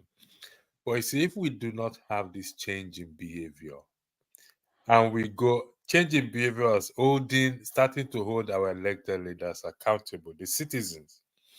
When we move to Biafra, to Oduduwa State, to Ijaw Nation, and we've not changed our behavior, it will continue. This rot will continue. It will continue, whether we like it or not. Like what Loco P said earlier, if you were here when Loco P said, he said they divided the states because of allocation. People think they will get more allocation, but they do get it. Does it reflect in the lives of the citizen? The answer is no. It's all about greed. And we, the citizens, are not doing anything. Actually, before I came in, I was taking a study on this Deborah's death. I'm going to run a broadcast on it because, like I said earlier, if you were here earlier, I told anybody that I am ready for everybody on this platform. I am prepared for everybody on this platform because I've come to understand that we don't love ourselves. We don't have each other's good interests at heart. People will push narratives, evil narratives. We don't have it. We want to hold other people accountable, but we don't want to hold ourselves and our leaders accountable. We keep blaming the white man. I'm not disputing the fact that they perpetrated their own atrocity even up to tomorrow. But we come out as if we don't even have our own senses to make decisions for ourselves, to stand on our 2 feet And every day we will be blaming them. We will be blaming them. We blame them when we're in Nigeria. We blame them when we left Nigeria. We still blame them till tomorrow. But not accepting responsibility for all our own self. Not standing up to the challenges that is ahead of us. As far as the Rudolph excuses. said, who do us? This one is saying is because we have different ethnicities. That's why we are not recruiting. How about the other? You think it's only Nigeria? Go and look at many black nations. The poverty that we have is tied to our lack of defense. It's just useless nations that if it's like the men decide that, you know what, we don't understand what it takes again to keep a nation together. Maybe we never did. Maybe these other people are far more developed in terms of their understanding of threats. Maybe they did. Maybe that's why we are where we are. But even when we see the expo, we see how they do it, we don't want to learn anything. Switzerland have not been to war for 200 years. How is it that they have more soldiers than Nigeria? That's for population mass. How is it they've not been to war for 200 years? Though? It's like there's a vast difference between their mentality and ours. And Switzerland is one of the richest countries in the world. They maintain a stronger security posture, and yet they are the richest. With all that money that they, from the point of Nigerians, we are wasting. Forget it, man. Our people, if we keep, it's easy to blame your leaders, but first look at yourself. Because that leader now basically told us lies. He knows better. I know he knows better. He's not stupid. He's well educated, and that's the one that annoys me most. Just like our CBN head knows what he did when he floated our currency, because he's educated enough to know that you don't float a currency like that. Yet he did it anyway, and Nigerians let them get away with it. It's like we are not educated. Maybe we are not. Maybe I underestimate all these degrees, useless degrees Nigerians have. I overestimated it because they are useless degrees. Because how can an economist calm down, forefather? No, this is annoying. How is it that we have so many degrees and our people not know that you don't float your currency when you are not you don't have a diversified economy? Is that not the reason when Dr. OT is explaining to you don't want to listen? What is OT explain to me? They are trying to big OT to this now. Leave OT out of it, OT is just going to be telling me no. You got this one wrong. Something you're missing is this, okay? Because people have to have a sense of ownership of a country, okay, to be ready to die for it and to this sacrifice. When that sentiment, if you like, call it patriotism, when it is not there, and you can't force it. You can't take ownership. If you don't take ownership, sit it out. Sorry, forget it. Don't say people give you. They don't give it to you. You are a man. You take it. What do you think? You think somebody offered me patriotism offered me a territory in Nigeria? First of all, you see, and that is where, like getting the basics. People have to believe in something, the project, in the Nigerian unity. Okay, people, you have to believe. If that belief is not there, it's not. You can't impose it. You can't. If you cannot impose it, then sit it out. What do you mean? Let others that believe in it do the hard work. Hold on. There are things. There are ingredients. Okay, they are not. These are ingredients. Okay, first of all, that sense of fairness, sense of this is our country. I'll get a fair deal, right? Who do you want that from? OT, who are you expecting that from? For you? Yeah, who are you expecting that from? No, from the probably expect the Igbo man to come and do it for us again. On the Nigerian state. So, you see, my friend, OT, I want to hold on for you, my brother, but you start off on such a premise that gives me the understanding you have no understanding of where Nigeria is. You are coming from a premise where you know you're not going to get anything, and you're asking them to give it to you. I think it comes to a point where you have to... So I don't. What I'm saying, I don't have a. There's no premise. Okay, the premise is that what we're talking about. Imagine that. Imagine that as a statement. Sorry. Imagine what you just said. There is no premise. Is that where you're going to begin from? No. I said you are saying. You didn't hear what I said. I'm saying. Okay. So, but of course, what I'm trying to tell you is this. Okay. Now, because this kind of commitment or love of fatherland, of country, you want to fight for it, you want to defend it, but that is not how the place Nigeria is set up. Okay. And because starting from your leaders, that's we talk about a state, a captured state. The people ruling Nigeria and their followers. I'm itchy to interrupt again, and I don't want to interrupt you. I really don't. What you're saying to what Forefather is saying, he said these things aren't given, that we have to feel a sense of nationhood all by ourselves. And he said that for those who do not feel that, because you came back and said that there are those you can't force nationhood. For those, therefore, who do not feel nationhood, let them sit it out. We who feel that thing will do the hard work of being some people who will take back the country. All you're providing, as my hearing, is excuses upon excuses upon more excuses to the inexcusable. And for my ears, bro, I can't handle it. I can't lie. I think you are that's very, very well put, because it's a very straightforward thing. If you don't want to do it, it's fine. You can sit it out, or you can be the Jabari tribe. When things start getting funny, then you can join the struggle. You know, nobody can force you to join. Hold on. The people you are blaming, first of all, they have to believe in. Nigeria is a project, right? Okay, this Nigerian state is not a natural fact. Okay, so people, the Nigerian people, have to believe in it. Okay, and it is the way the leaders, the vision that the leaders present to them. You know, let me ask you a question, then. Let me ask you a question, my brother. What is it that you believe in or don't believe in that calls you a Nigerian, or that says you're not? So what? Let me just hear your premise on that issue. Sorry, repeat the question. I didn't get you. Can you repeat the question? You just made statements that said that the state is set up as it is, and whether or not we believe in it. What is it that you believe? I can tell you what I believe that makes me a Nigerian. You understand? I want you to tell me what you believe or don't believe that makes you a Nigerian or doesn't make you a Nigerian. No. See, I'm talking about the people of Nigeria, okay? Because that's what it's not about me. You know, I'm asking you a question, however. Can you just get on with what you've heard and stop this side issue?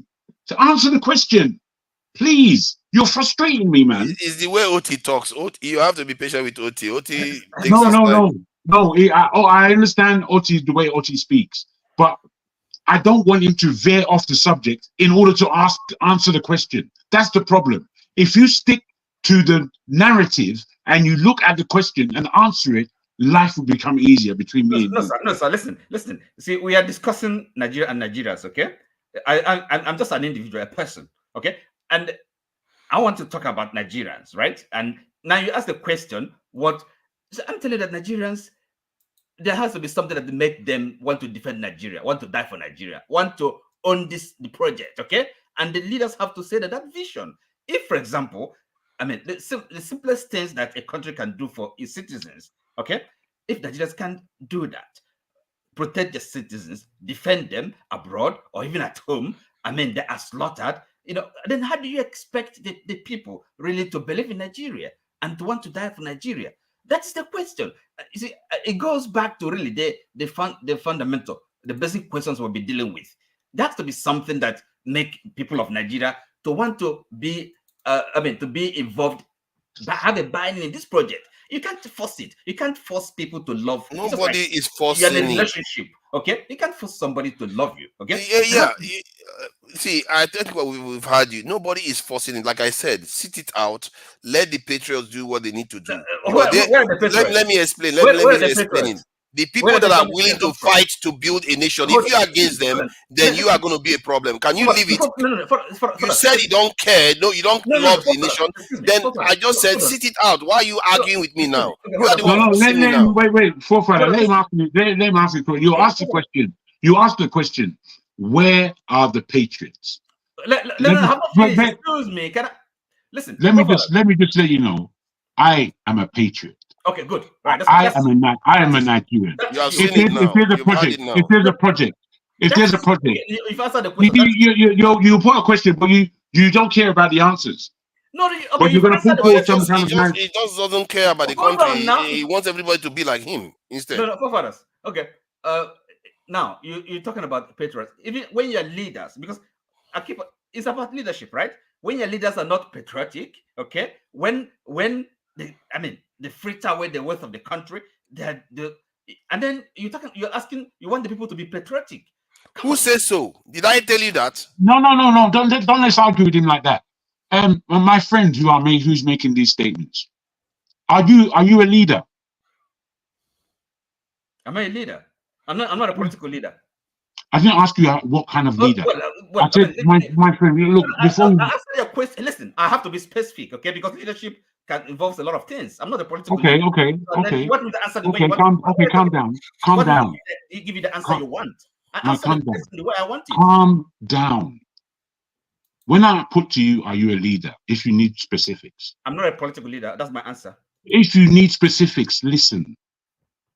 When I ask, are you a leader? I'm asking for the things that you complain about, the things that you are annoyed about where Nigeria is concerned, the things that you are annoyed about in public life in general. In public life in general, we are all part of public. No, listen, land. Please let me land. I'm talking about political leadership, okay? What's wrong with OT today? Let me land, OT. Understand me. Understand what I'm actually saying. So that maybe instead of asking asking a question at the end of every answer put through, but you don't understand what you're sounding like. You have no idea. I wish you go back and listen to this and your utterances and try and make sense of what you or yourself are saying.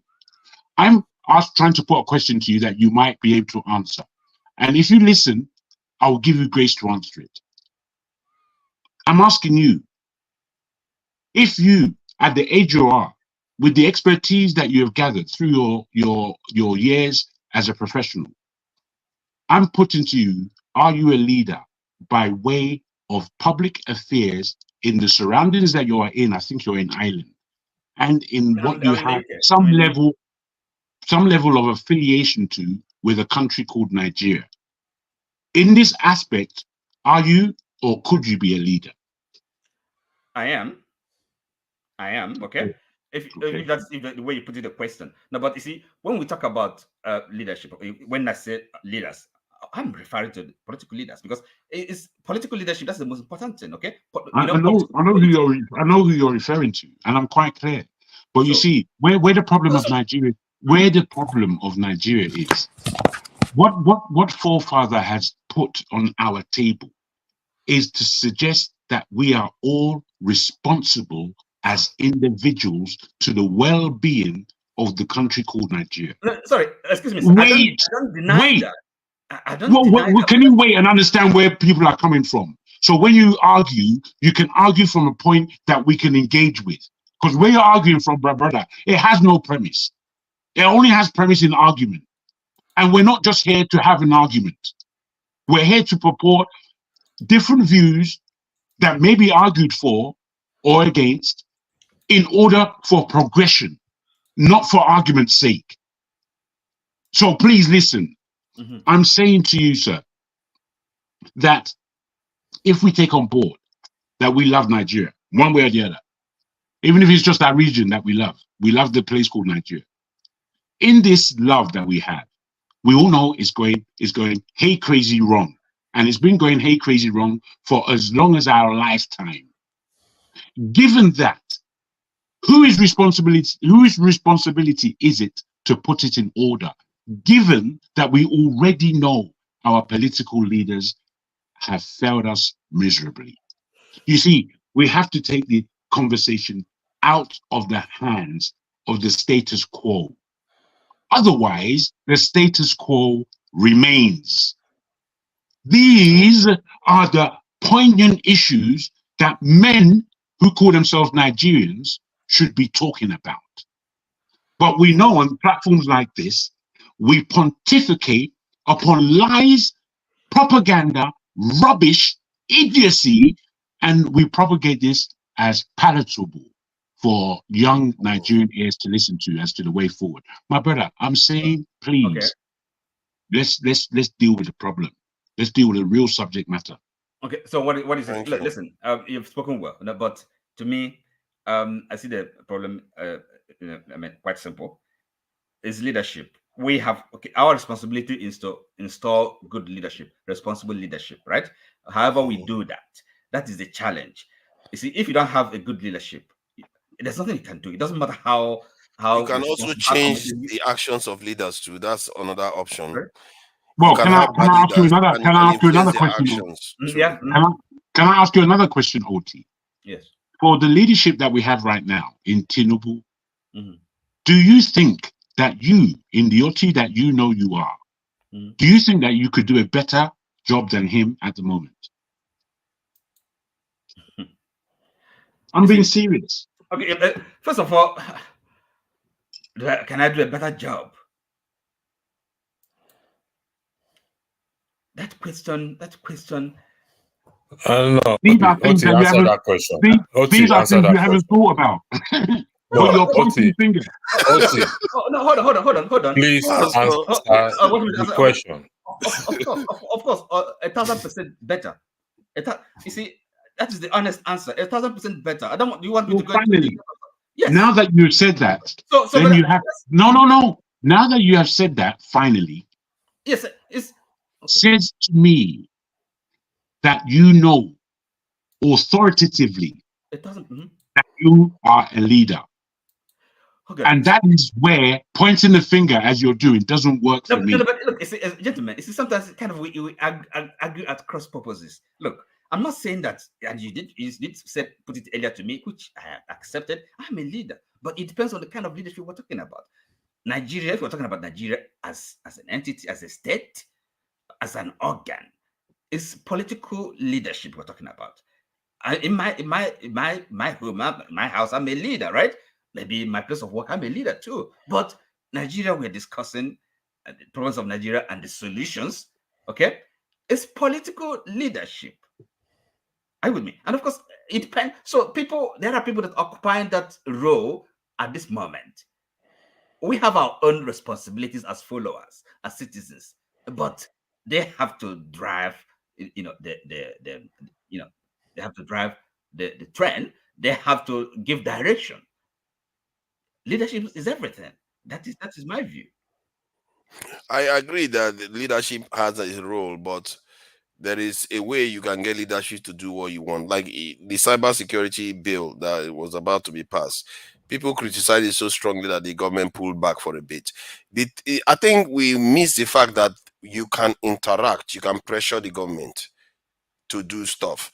Like some of the stuff we are doing here is part of it. Maybe one person will hear it, pass it to the next person, pass it to the next person. Maybe if we organize ourselves a bit more, like from one platform to the other, we push one agenda one at a time, they will hear us more. That is what I'm arguing for, that we need to amplify our voices, because if one man is doing it, Nigeria Watch is doing it, all of them are shouting about the same thing at the same time, they will hear it. And the Nigerian government, they do respond when they fear that they are stepping on a political landmine. They do respond. If they hear that people cut them out and say, you know what, your defense minister is blaming the road for the reason why they are not able to secure the country, as if this is the only country that doesn't have road, then you might remember that they promised us that they are going to recruit into the military in Chatham House and actually start moving in that direction, because people are pushing them. You have to put pressure. You know it yourself. If somebody comes to you every day and makes everything they offer you free, you take them for granted.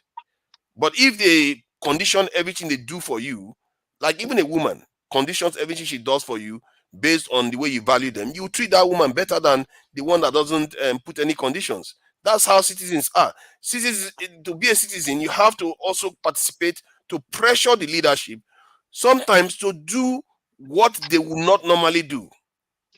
This is not new invention. This is something that is known in politics already.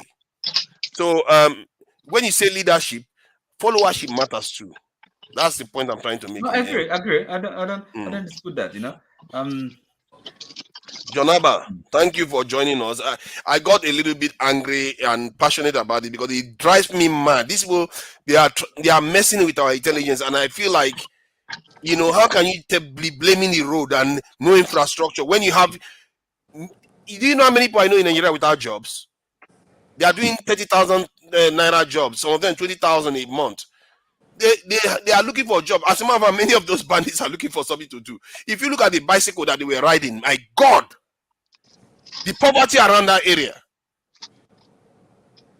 And these people, they are blaming the road for the reason. Forefathers somehow you still believe that Nigeria is a normal country? No, that's what I'm telling you. You need to displace them. The country is not the country, it's us. It's us. Those ones that are representing you right now, either you displace them or you make them do the right thing. That's what you do. Thank you. I think we agree on the part that there's a problem, but the way you're approaching it is from a weak position where you say it's a problem, but what next? You have to do something. You are a man, just like me. So, Janaba, welcome. Thank you. I think you are doing something already. That's why we are all here trying to send a message. But when to speak directly to the defense minister comment that he made, I think it's coming from unfortunately they dabble into politics these days because of self-interest and not to defend the nation. If he could have come out to say that the life of our of those that are serving currently are not having adequate training. They are not having the machinery they need to operate. He can't even say that because if the allocation that go to them, if those that are in charge of it use it appropriately, they will not be suffering casualty that they are suffering. There are decent Nigerian army that are ready to defend Nigeria, but most time they expose them to danger for lack of adequate weapon or a good weapon to use. Also, I understand your point in terms of, okay, if we don't have this technology that we need now, what about the manpower? The youth of Nigeria can defend Nigeria. There should be a reduction in this crime. Recruit them and let them defend their people. You cannot start comparing America. Even if America have less soldier, they have more equipment than we do. So, when the absence of enough equipment, then there should be the manpower on the street to fight those fight. I personally, and just to clarify, America actually has 10 times more soldiers than Nigeria on top of it. Of course, I'm trying to look at his own comparison that he was trying to find an excuse. It's because he's also part and parcel of the corrupt people in Nigeria. That guy, they are all sharing the money. During the time of NSAS protest in Lagos, the spokesperson for Army as at that time, John Enenche, said nobody died. So these people use this to just speak to their base. And this is why it's very crucial that when we come here, we take our time to speak to issue with open-minded and with clarity and understanding of issues. So we don't just dabble here and there. What they are trying to do in the nutshell is any area they can control the mind of the people, thinking that, okay, we are comparing you, American, what we need is more of technology. While we don't even have the opportunity to use our youth that are jobless right now, who they have, even those ones looking for job, have to bribe and bribe and bribe and bribe. Why should you bribe to serve your nation? Youth are willingly in Nigeria right now. Call family, you will see them want to be recruited. But then they are not recruiting, and the few still have to go through bribery or no man to get there. And that is the issue we are facing as of that. The notion that Nigerian doesn't worth dying for, I think that is a message of trying to rob ourselves of our value. And that is when we started dabbling into zonal political talking point that somehow Nigerian doesn't want it. We cannot do this. There is no perfect nation on earth. A citizen rise up to the challenge, and in one way or the other, we are doing it. It may not be faster enough to some people's pace, but then this is the pressure we put by speaking out, and eventually it will get to the mood of organizing people to push. But that Nigerian does know what dying for the nation. And is it a person, is it a country that the prime minister is in abroad that you don't know that what dying for? I don't understand the narrative we push sometimes. We fool each other. Thank you. Sorry, can I? Yeah, go ahead. Well, sorry, Janaba. I mean, such statements, you can understand where it's coming from, you know. I mean, when somebody, well, if I say that Nigeria, you can understand. I mean, the people are, it's not a sentence or statement somebody you should take lightly, and because you just mentioned that people actually bribe, you know, to be recruited into the Nigerian army. Even, I mean, the young people that want to serve the country. If you don't know anybody, if you don't have the money to bribe, and then so such egregious, where does such a thing happen? I mean, it's unimaginable, and therefore, and the things that happen in Nigeria. Are you with me? So and if somebody says it's not a normal country, it's a serious statement, and people don't make these statements casually. There are things really happening in Nigeria that, I mean, if I use a biblical metaphor, that makes the ear tingle, you know. So people are not saying these things in a cavalier manner. They feel it, okay. And most of us, of course we love Nigeria. It's our country. No, but it's gone so down the drain that really something drastic, has to happen. Okay, so that is just the way people see these things and feel it.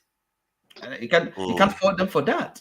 No, I got where you're coming from, but in 10 years, I'm sorry, Pastor, 10 years ago, we don't have this media platform to reach out to people the way we do today. And that is why we summon this courage to speak to these issues. There are things that you and I can say based on the fact that we live in abroad and cannot be accessed by those cabal or who you are stepping on their toes or one way or the other for good reason. But then there are many media outlets in Nigeria today that they may be more popular, well known than this place, but they cannot push such narrative because they are also divided by political interest and also somehow by the fear of the outcome. And we have seen in a few weeks or months how those that dare to speak out against the corrupt system, the injustice, carry out their work have been locked up or been silenced in one way or the other. So the point I'm making is that, yes, I understand those challenges are there, but then that is why we come here day and night. And I always say there's a book says that I touch one life, but one life that I touch a million. If this thing drop in a good ear and people can spreading it in a very positive way, is better than those propaganda words that cannot build us as a nation, rather it divide us more. That's true. And my number, when I say America has 2 million, actually the total is 2.8 million that they have in their military, which is almost how many times? 14 times more than that of Nigeria. And they have the most advanced technology. That's the one that drives me mad when anybody talks about technology in Nigeria. This is common sense stuff. And if we that claim to be educated don't start calling the nonsense these people keep telling us, because they come out on TV, they tell us, oh, this is okay, we can do it in our country. And then the CBN head will come out and tell us that it's a good idea for Nigeria to float this country. Nobody challenges him that this is a terrible idea. Can you imagine in the UK, this thing, what do they call them, number 10, Chancellor of the UK comes and depreciate the UK currency by more than 100% in less than a year. That Chancellor will not last 2 weeks in office. He will not get the chance to destroy the currency any further. They would sling that Chancellor through the roof. But yet, in Nigeria, they will they will accept it and make argument for it. I don't know, man. Please, Pastor, go ahead. Yeah, sorry. Sorry, I'm taking you people back. Apologies for that. But if it's not appropriate, you don't have to answer it, Mr. Oti. I was going through the private chat and you made reference to my argument being a wrong-headed argument in respect to Deborah State. And you also stated that it's a religious indiscrimination dimension case in a country that is secular.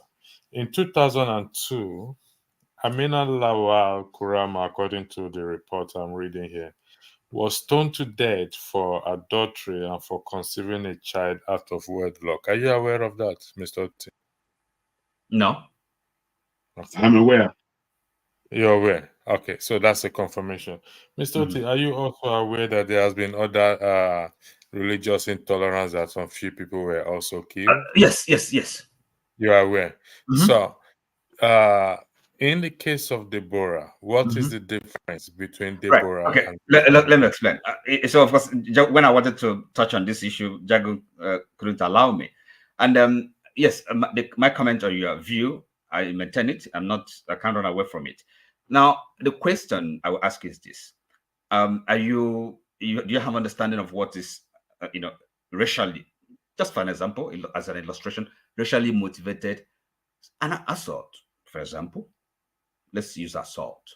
You know what's an assault? You can if it is racially motivated or when it is just a common assault, there's no racial element to it. The racial Do you understand that the law based on racial? You asked me a question. You want me to answer it? No, I'm kind of elaborating. Do you understand that the law would treat the one that has a racial tent of racism much more seriously? Do you understand that? The reason why I'm asking you this, if I may explain, is because I'm trying to where on the distinction that I see that is important, which you're omitting when you try to draw a parallel between, Deborah being. Is it racial or religious? No. I said it's an illustration. It's a different example I was giving. Okay. Okay. And because we are in the West. And we understand that there are aggravating circumstances. There's some crimes because there's a racial element to it. Is viewed much more seriously. Yes. And therefore, if somebody is murdered, okay, and then with this religious persecution attached element involved in it, and not just maybe somebody having an accident and then not being treated well in a hospital, a failure of a system. The distinction, the difference is quite clear. Are you with me? There is a difference, but they are all lead to the same end. Mr. Oti, you did not answer the question I asked you, please. I referenced. No, I answered your question. And I was trying to clarify, to make this more elaborate, because it is very clear in my mind. And there's a religious tinge to it, but there was another Muslim that was killed because he said the wrong thing about this. Not answered. Father, hold on one second. Mr. Oti, you are a lawyer, so ask the question. It doesn't matter. Ask me the question. I will answer, please.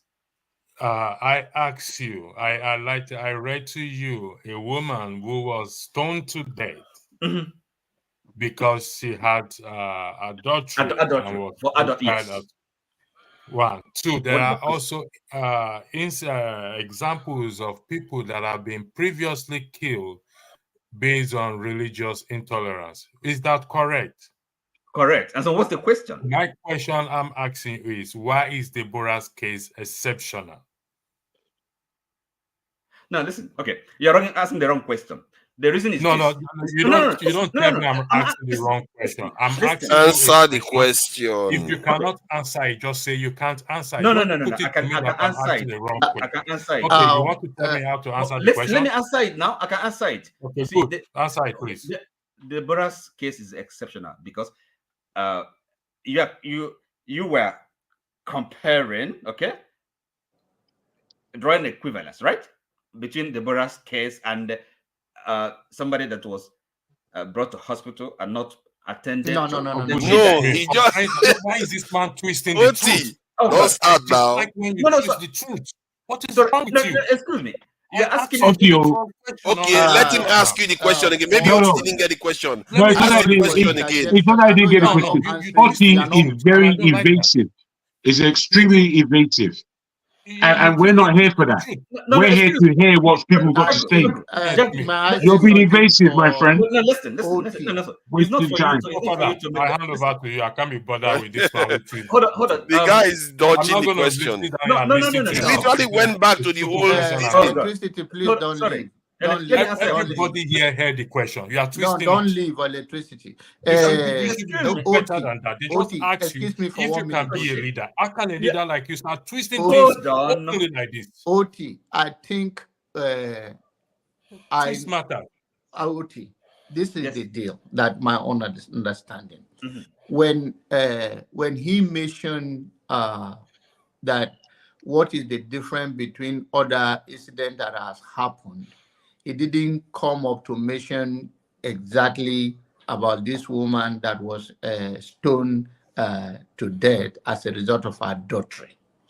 Now, so your comment then was based on the gravity, the intention, the context, the comparison. Yes. It was so between now that he mentioned, So now that he mentioned it in the context of the equivalent, here laughing, said I'm invasive. The problem is let me finish now.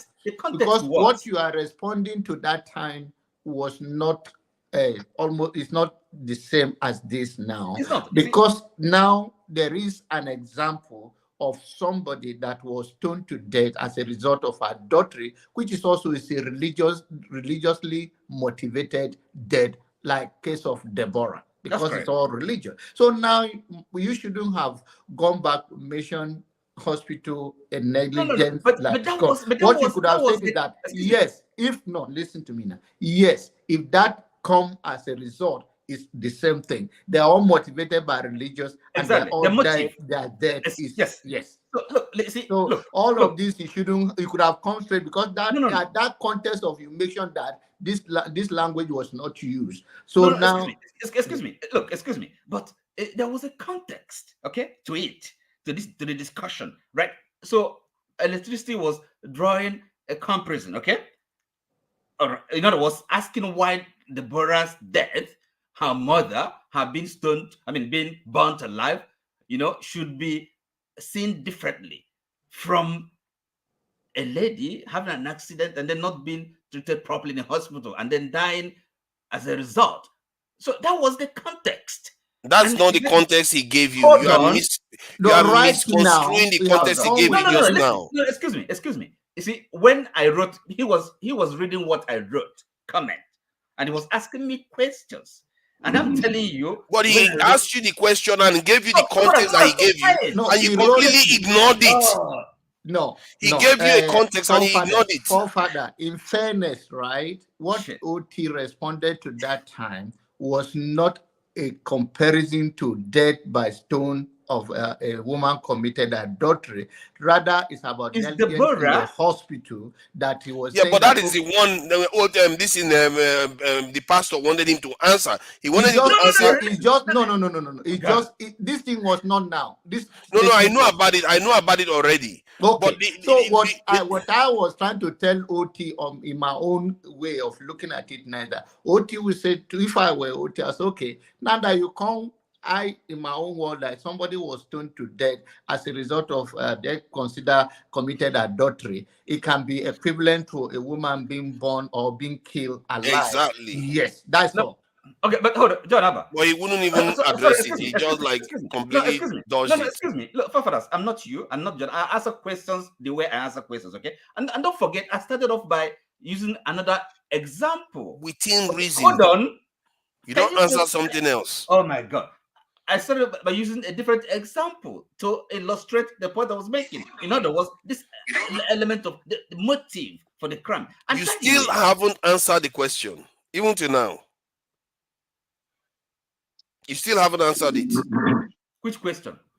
He asked you. Ask the question again. See, you are not going to get anywhere. You see, this whole OT matter, has driven us Let way away. me I'm going to ask allow you. again, man. I'll allow you. I'll I just make was this asking statement. when you jumped in I'll now. just make this statement. You This jumped in whole first. focus on Oti, which is understandable, but it has taken us way off where we were speaking from. I will say that one. Two, I would reveal to you that you are not going to get any straight answer off Oti. If you haven't realized that in the last 2.5 hours, you're not going to realize anything. There's no straight answer coming from him, nor is there clarity, nor is there a premise of which he stands upon.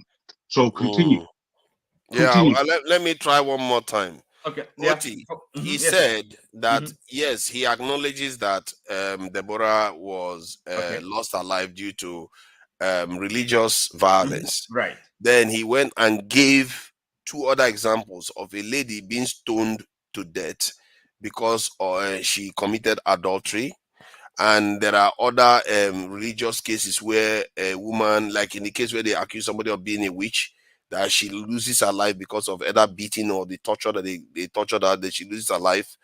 That is there any difference between those 2 scenarios where people lost their life? Let me finish the question, please. Is there any difference between those 2 scenarios where people lost their lives versus how Deborah lost her life?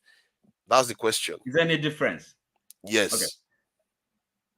First of all, if we're being honest, okay? If we are being honest, and by the way, people ask questions for a reason, okay? Sometimes you ask questions that really, I'm answering your question, okay? Don't analyze, just answer. Let's be patient with him. Let me answer the question. You know, sorry. Not only that, in terms of the situations are different, okay?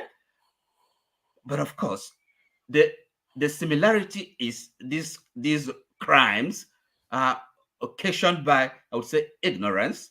I mean, false belief and religious fanaticism. Okay, so that is we have all these aspects. That is the similarity. But of course, the difference again is clearly okay. Somebody was killed by maybe being stoned to death. Some other person was either burnt alive. This other person maybe for a reason of accusation of witchcraft, and then accusation of adultery. This other one religious what do you call it? What's this called again? Religious this crime blasphemy, right? So three different accusations. All right, so that alone is also there's a difference. If you're asking me where there's a difference, there is a difference, but that's not what I'm concerned. So look, context is everything. So let us not just be talking for talking sake. Do you know what the context is? Let's leave him. Let me just answer. No, Jago, leave him. Jago, leave him. Let him get. Oh, you are blocking him. Let's get to the end of it.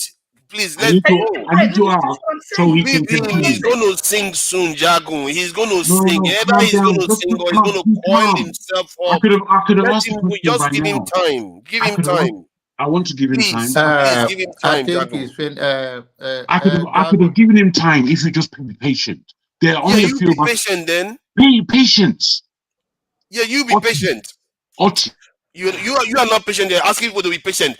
Please finish, Oti. I want to ask you. Jago, hold on. Oti, go ahead. The promise that you come from, Oti, in where you are speaking. That you say, forgive me, forefather, I don't mean to be pedantic. I'm saying that where you are coming from, in saying that you've made me lose my position, forefather. Yeah, you should. I apologize to everybody. You can go ahead. Oti, continue. I apologize. Oti, continue. I was only saying context, right?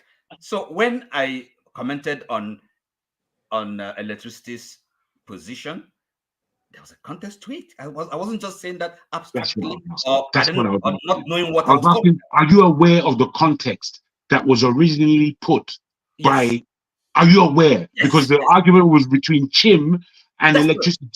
That's correct. Very good. So there was a context, and the context was not where we are. The context. Why are you? No, I'm giving him. I'm just. Again. I want him to finish his answer. Then you can come in. Then. Okay. Let him finish his answer. You can come in after that. Okay, forefather. I'm allowing everybody who's here to understand the context that we're coming from. These things are important in this discussion. That is the reason why I asked the question. It's very important. Please. Kim and electricity were saying. You are blocking him. Do you know you are blocking the conversation now? You're awful. Let him finish. You're awful in not being You able are to accusing him understand of, you are that the blocking the conversation. Let him finish. of the context is the most important thing in this Don't description. worry. I'm He's not going to get worried. I'm there. not worried. You get your But chance to I question don't him. think you're doing necessarily a good job of making sure everybody understands where I'm we are. trying to let him finish one answer. Please, let's allow him to finish. Please, Oti, carry on. Well, I think I've almost come to an end. So the thing was this, okay? Because electricity came and read what I wrote, okay, in the comment, and then he wanted to take me on, take me up on those. And I said, okay, yes, and then trying to explain myself. I said, look, and I referred back to what was the discussion that was going on when I wrote those things. I said, look, you were trying to say there's no distinction between somebody being murdered by a mob, okay, and somebody dying in hospital for lack of proper medical care. See, now he's taking it back again. We are talking about this current scenario I just painted. Come on, I'm explaining. That was the context. The current scenario. I know about the other context. I just wanted you to finish this scenario that I asked, and let's see where it gets you. Now, if I said, okay, there's a difference, okay, qualitatively between the different incidents. So what is the point of the question? So by that standard, then there's the reason. Then I will ask you. Then by that standard, there's difference between every single mother in the world. That's basically it. So what kind of question? If you are understanding, if you are going by that standard, what you just said, forefather. Every single mother in the world. What you just said, forefather, is basically it. The context, if we understand the context, was that electricity was coming from a point of view. It is a systematic issue that we face. Chim was coming from a point of view that we have to say enough is enough now, based on the issue of strict import. Wait, let me finish. But this is where Chim was arguing from, based on the fact that murder was committed, slaughter of an innocent through the violence of religion. This is where he was coming from. So that was the context. If you stay in that context, then we won't be having all this. That is your understanding, okay? Let me tell you from my own understanding and perspective on that. Misunderstanding of the case is. I would say electricity was trying to minimize, the death of Deborah. Sorry. That's not what he was doing. No. I'm saying it's my interpretation. Yes. Your interpretation should not be damning to somebody. I don't see the reason why anybody. Somebody else, we can be careful how we. I mean, you are OT. You have the right to speak the way you want, how you want to go about things. But it's for the who even came up with it was a guy called Ken that came up with that scenario. That's about correct. How the people that killed her already been released and all of that before Chim even commented on it. But the whole thing is that in the summary is all tragedy and it's all painful and it's all have a similarity in terms of it's all involving religion issue.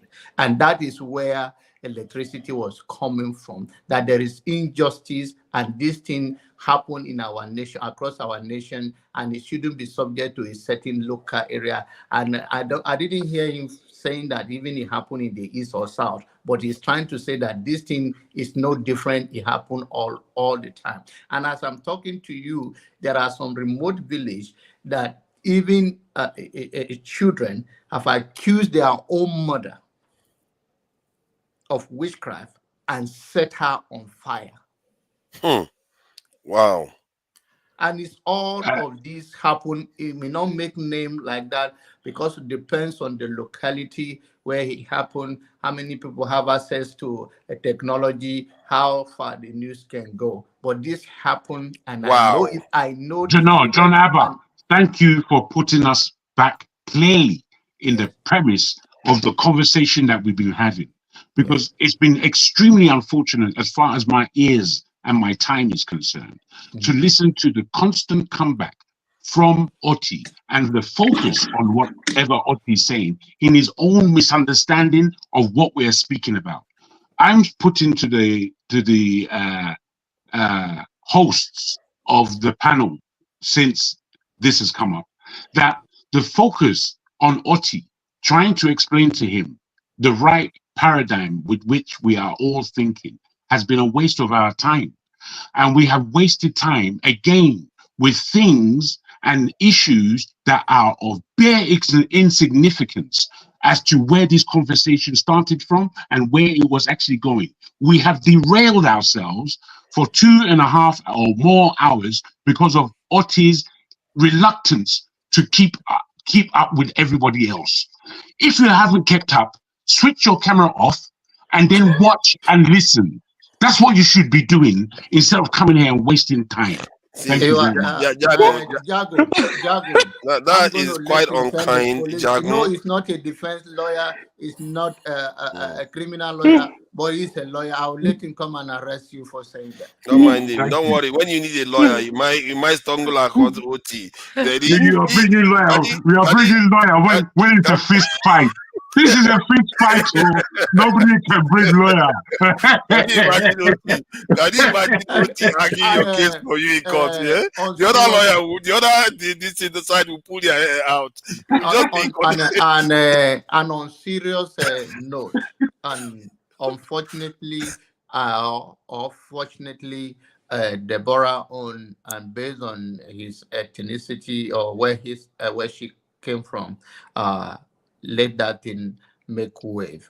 But then, in fairness to whosoever say that I'm saying categorically is still going on in Nigeria today in many areas, not only in the north. They know, everybody know. Okay, so the issue, that is what electricity is speaking to, that this thing is still going on everywhere. Why is this thing? And to me is that it's because adage in my place say, if you are not by fire, your own yam will be put aside.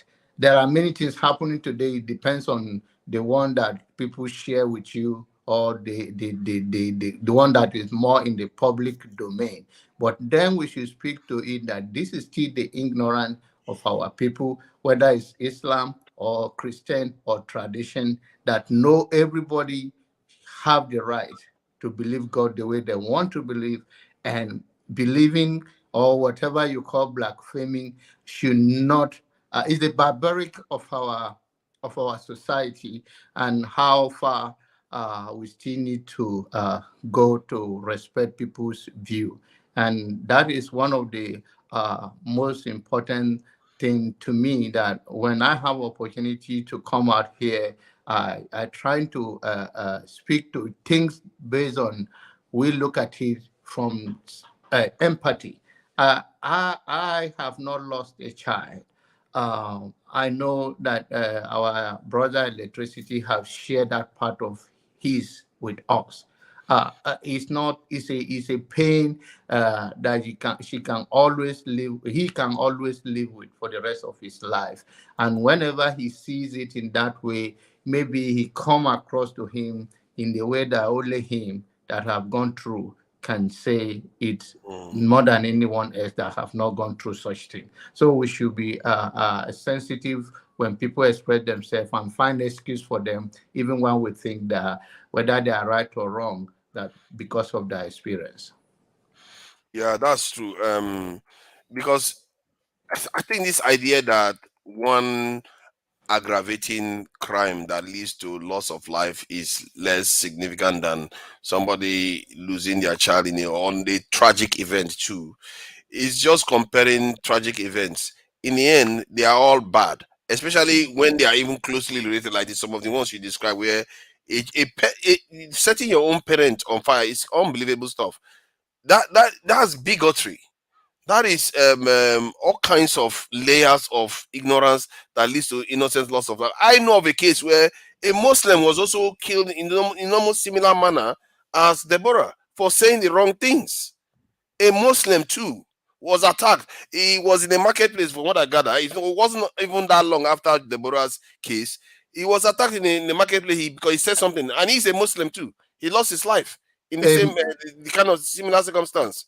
To border what you said, forefathers, Imam in a place called Biu in Borno State, Imam, he escaped it. He's a popular preacher today, but his house and his family were burned down because he said during the prayer that he saw a sign of the cross and Jesus. Okay, I know. And that man, when he stopped leading the prayer and walked out, and when they had him, they wanted to kill him. He escaped, but they burned in view, Borno State. They burned his house, burned his family down.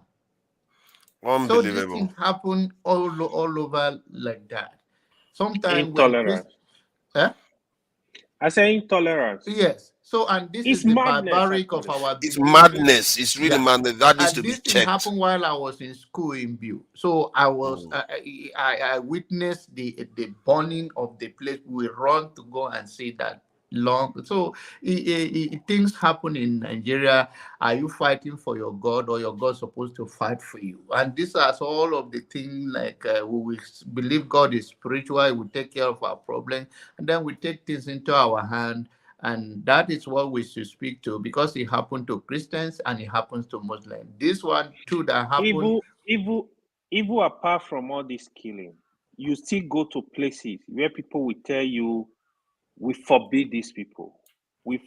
I'm like, how do you even forbid human being? Like, who is telling you you are better than anybody? Who is this one? Gazebo, what's wrong with you now?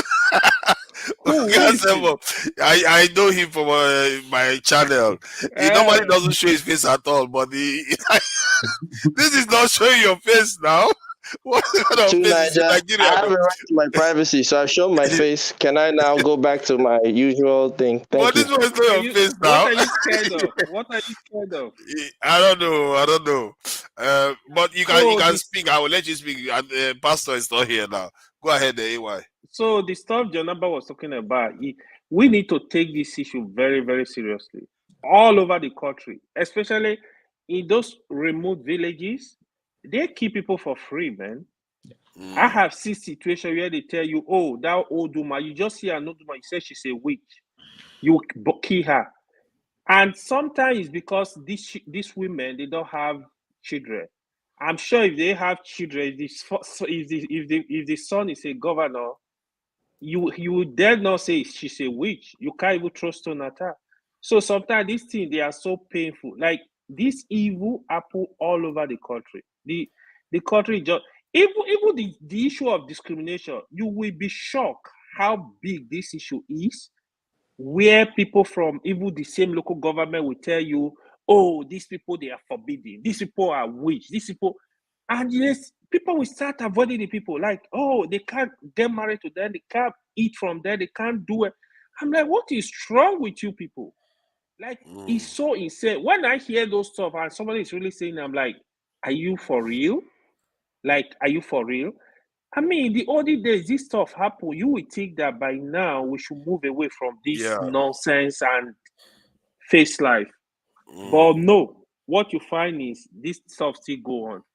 They are serious issue. If either it's coming from religion, it's coming from tradition, it's coming from wherever, it's nonsense. We should have laws that protect Nigerian citizens anywhere they live, anywhere they are. It's because people are not questioned. You just take human being, you kill them because nothing is done. That is It why should be they locked down continue. heavily. It should be locked down. This type of nonsense shouldn't be happening in By this the country. time you, assuming we have laws, we make 1, 2, 3 pay for it. People will think twice before they do anything stupid. That's just the truth. Even the pain of people passing through just killing somebody by juggle justice. In Lagos, it used to be very common to the extent that when you hear armed robbery, even you say go run because you know one day there they can mistake identity. They will just kill people for free. Yeah, it's madness. It's too much. We need to stop. We need to stop. Thank you. I agree with that. That stuff. I think a government needs to really go on and set some serious example. If you touch a hair on a Nigerian that the state didn't sanction, you face the fullest extent of the law in a brutal way, that will teach people a lesson that they will not try that nonsense again and take laws into their hands. It guards them up. Please go ahead. You know, this faceless thing is not going to last long. So why they are criticizing me for trying to break the rules? So you might as well say what you want to say quickly. Well, gas them up has shown. I've shown my face, right? So That's I not think they want it constant. No, but listen, forefathers. At the end of the day, look. I personally believe, and I'm not trying to break any rules, and I'll get to the point. Everyone has a right to their privacy. They said they wanted to see the video. I showed that I'm a live person, obviously, but I have a right to privacy. I'm into many different businesses. My personal view should not affect my business, and people shouldn't have any. You know, we should learn to separate things. Allow him, forefather. Make your point, my brother. The campaign is over. Mr. Jago. Yeah, shout out to Jago, man. I've heard him on a couple of channels, man. We don't always agree, but shout out to Jago. So let me get to the topic because I don't want to, unless you, forefather, should I go to the topic of the thing, or should I talk about what you guys are talking about? You can talk about whatever you want to talk about, really. Okay, so I'll just talk about the topic and then what you guys were talking about. Let me just address what you guys were saying. In my own opinion, the issue of Northern Nigeria is a very complex issue. A lot of times we use the wrong filters. We make assumptions. Not everybody, of course, but we make assumptions of Northern Nigeria to perceive them as a monolith. And I think the only monolith that might be there is from the religious perspective. And unfortunately, there's a type of interpretation of Islam that they embrace in northern Nigeria. I think the Wahhabism, Salafi, they embrace a type of Islam that you don't see in Malaysia, you don't see in Morocco, you don't see them embrace that type of Islam. And so my frustration with us southern Nigerians who are not predominantly Muslim, I read the Quran, is there, and whenever I meet my northern Nigerian friends, I say, show me where in the Quran this thing, it's actually haram to burn a human being. That is haram. So where did they get this idea from?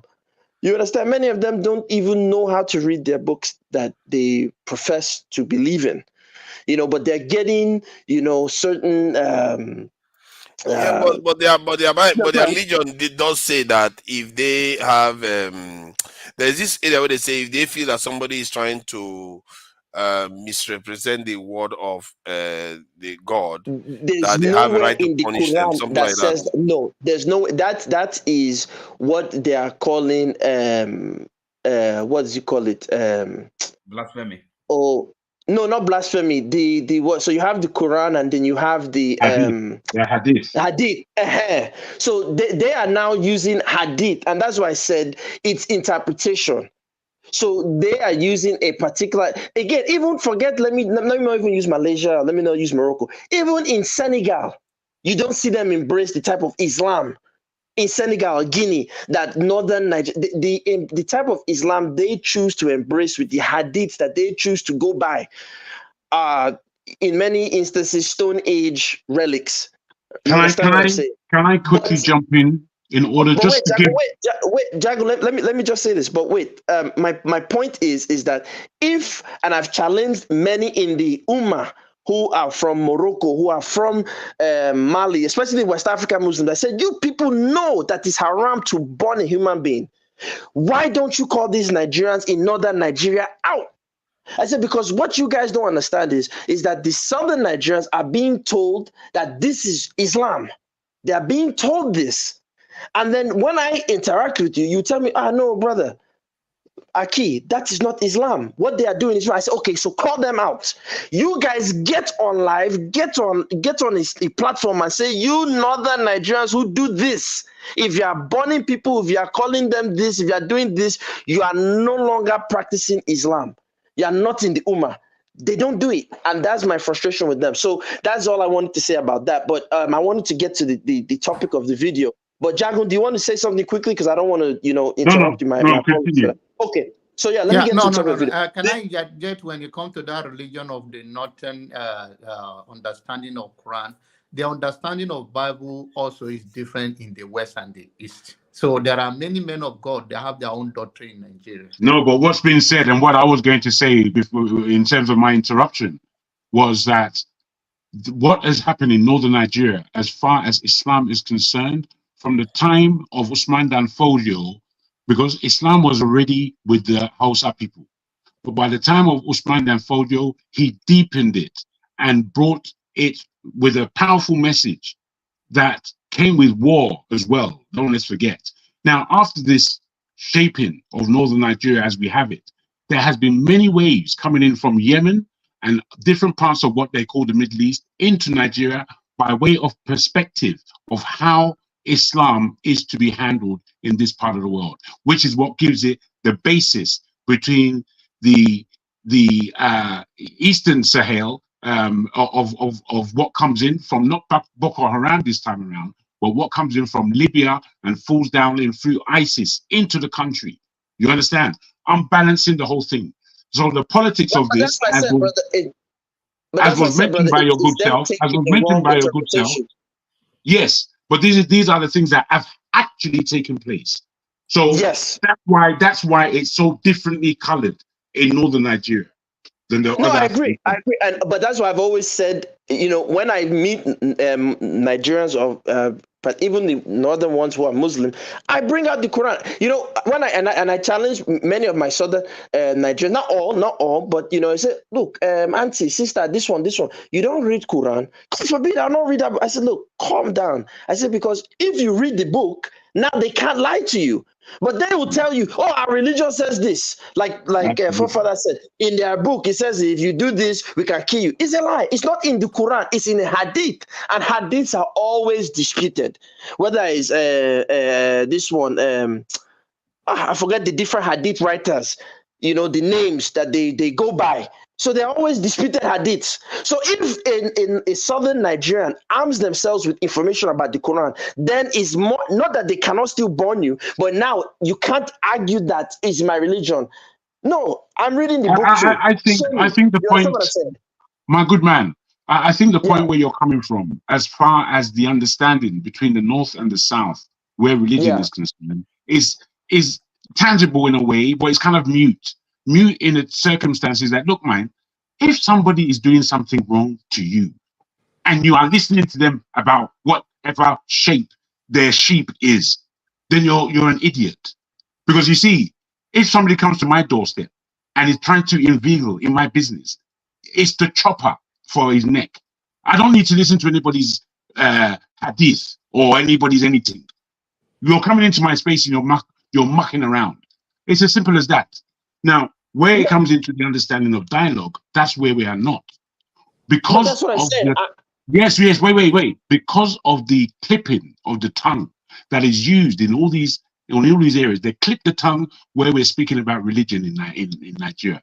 We clip the tongue if we want to speak about Biafra in Nigeria, and they are the same extremes. They are the extremes that say it's only we who can discuss this thing. So you discussing it. Are you with me? So whilst we're supposed to have a serious discussion, we are picking off the fence of weak rubbish, which constitutes. No, I'm not picking the fence. I'm not picking the fence. I'm trying not to throw yourself. I'm just commenting. Yeah, okay. Yeah, I try not to throw the baby out with the bathwater, but let me get to the Biafra thing. So look, let me. I'm sorry to inject you because I know that I don't want the people to complain. I don't want them to, forefathers might push me off. They will complain. No. It's okay. The forefather is hosting here now. But that is all I want in this. Own saying is fairness. Okay. Is fairness. Yes. I understand that if we have a united and a progressive society in 21st century, it should not be based on whether I understand why you say that, okay, if you want your religion to be defend your religion, call out the northern Nigerians that are saying that your religion say that it's okay to stone somebody to death, while what your own understanding is that there is nowhere is written in the Quran that is forbidden for a man to kill another person. Now, it's also to burn somebody alive. Yes. Oh, yes. Yes, whichever barbaric way they're doing it. It also does not exempt the Easterner or the Westerner or any part of other South, or make Nigerian South and North. That there are other religions in the North, in the South, that even as you being a Christian, that they think you are not Christian enough. Some have rejected their own family. Some are even asked that they read from the Bible that if you are from polygamy home, that you are not the child of your father, that the first one is the first wife children that are considered to be, that the other one should be done as a restitution, and they have been killed the same way. So when we come to this thing, it's deeper than just to say Deborah killed by born to life.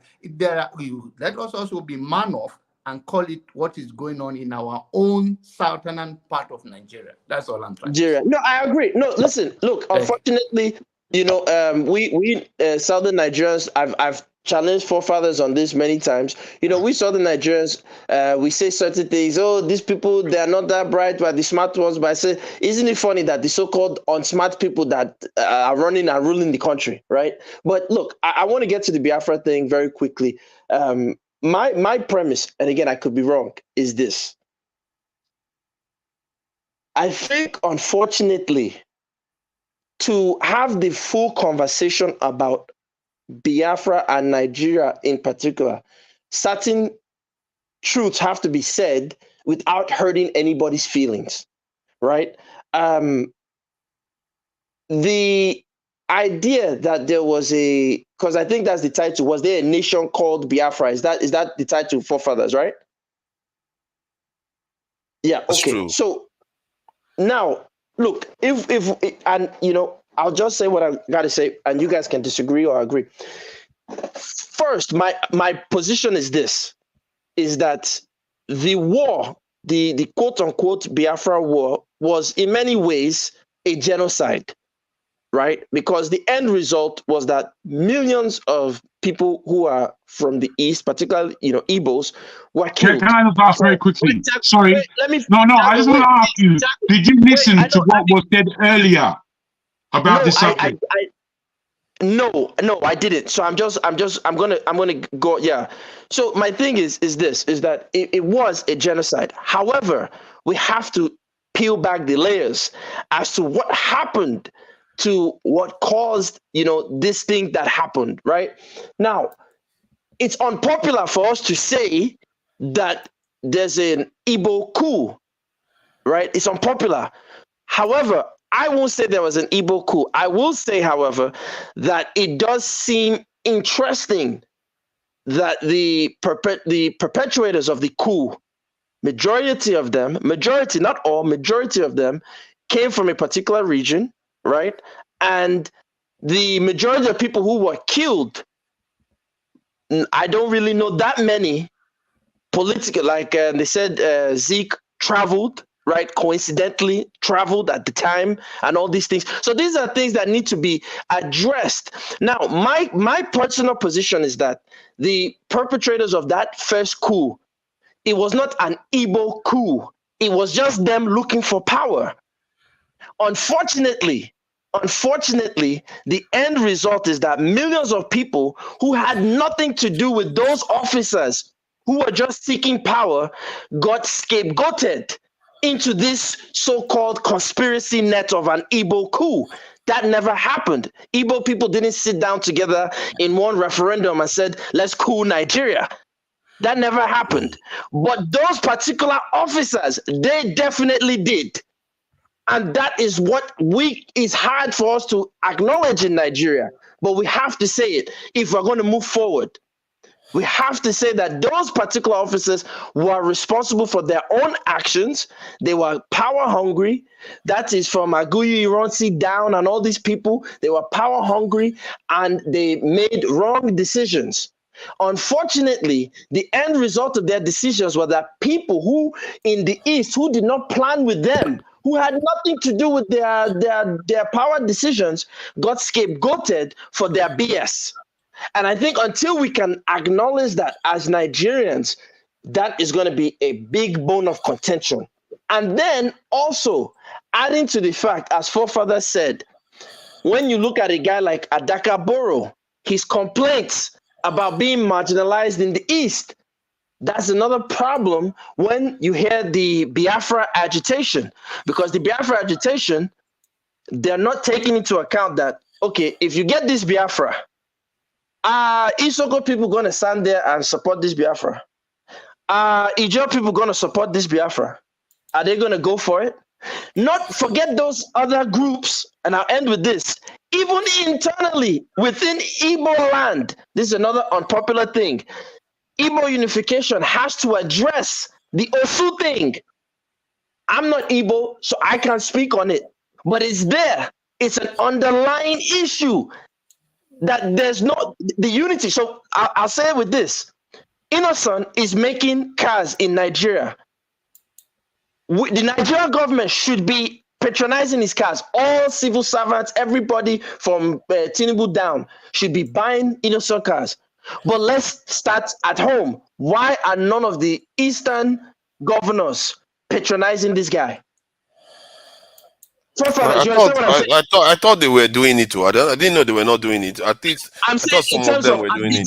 In terms of state policy, state mandated policy, there should be no Toyota car. There should be no foreign car.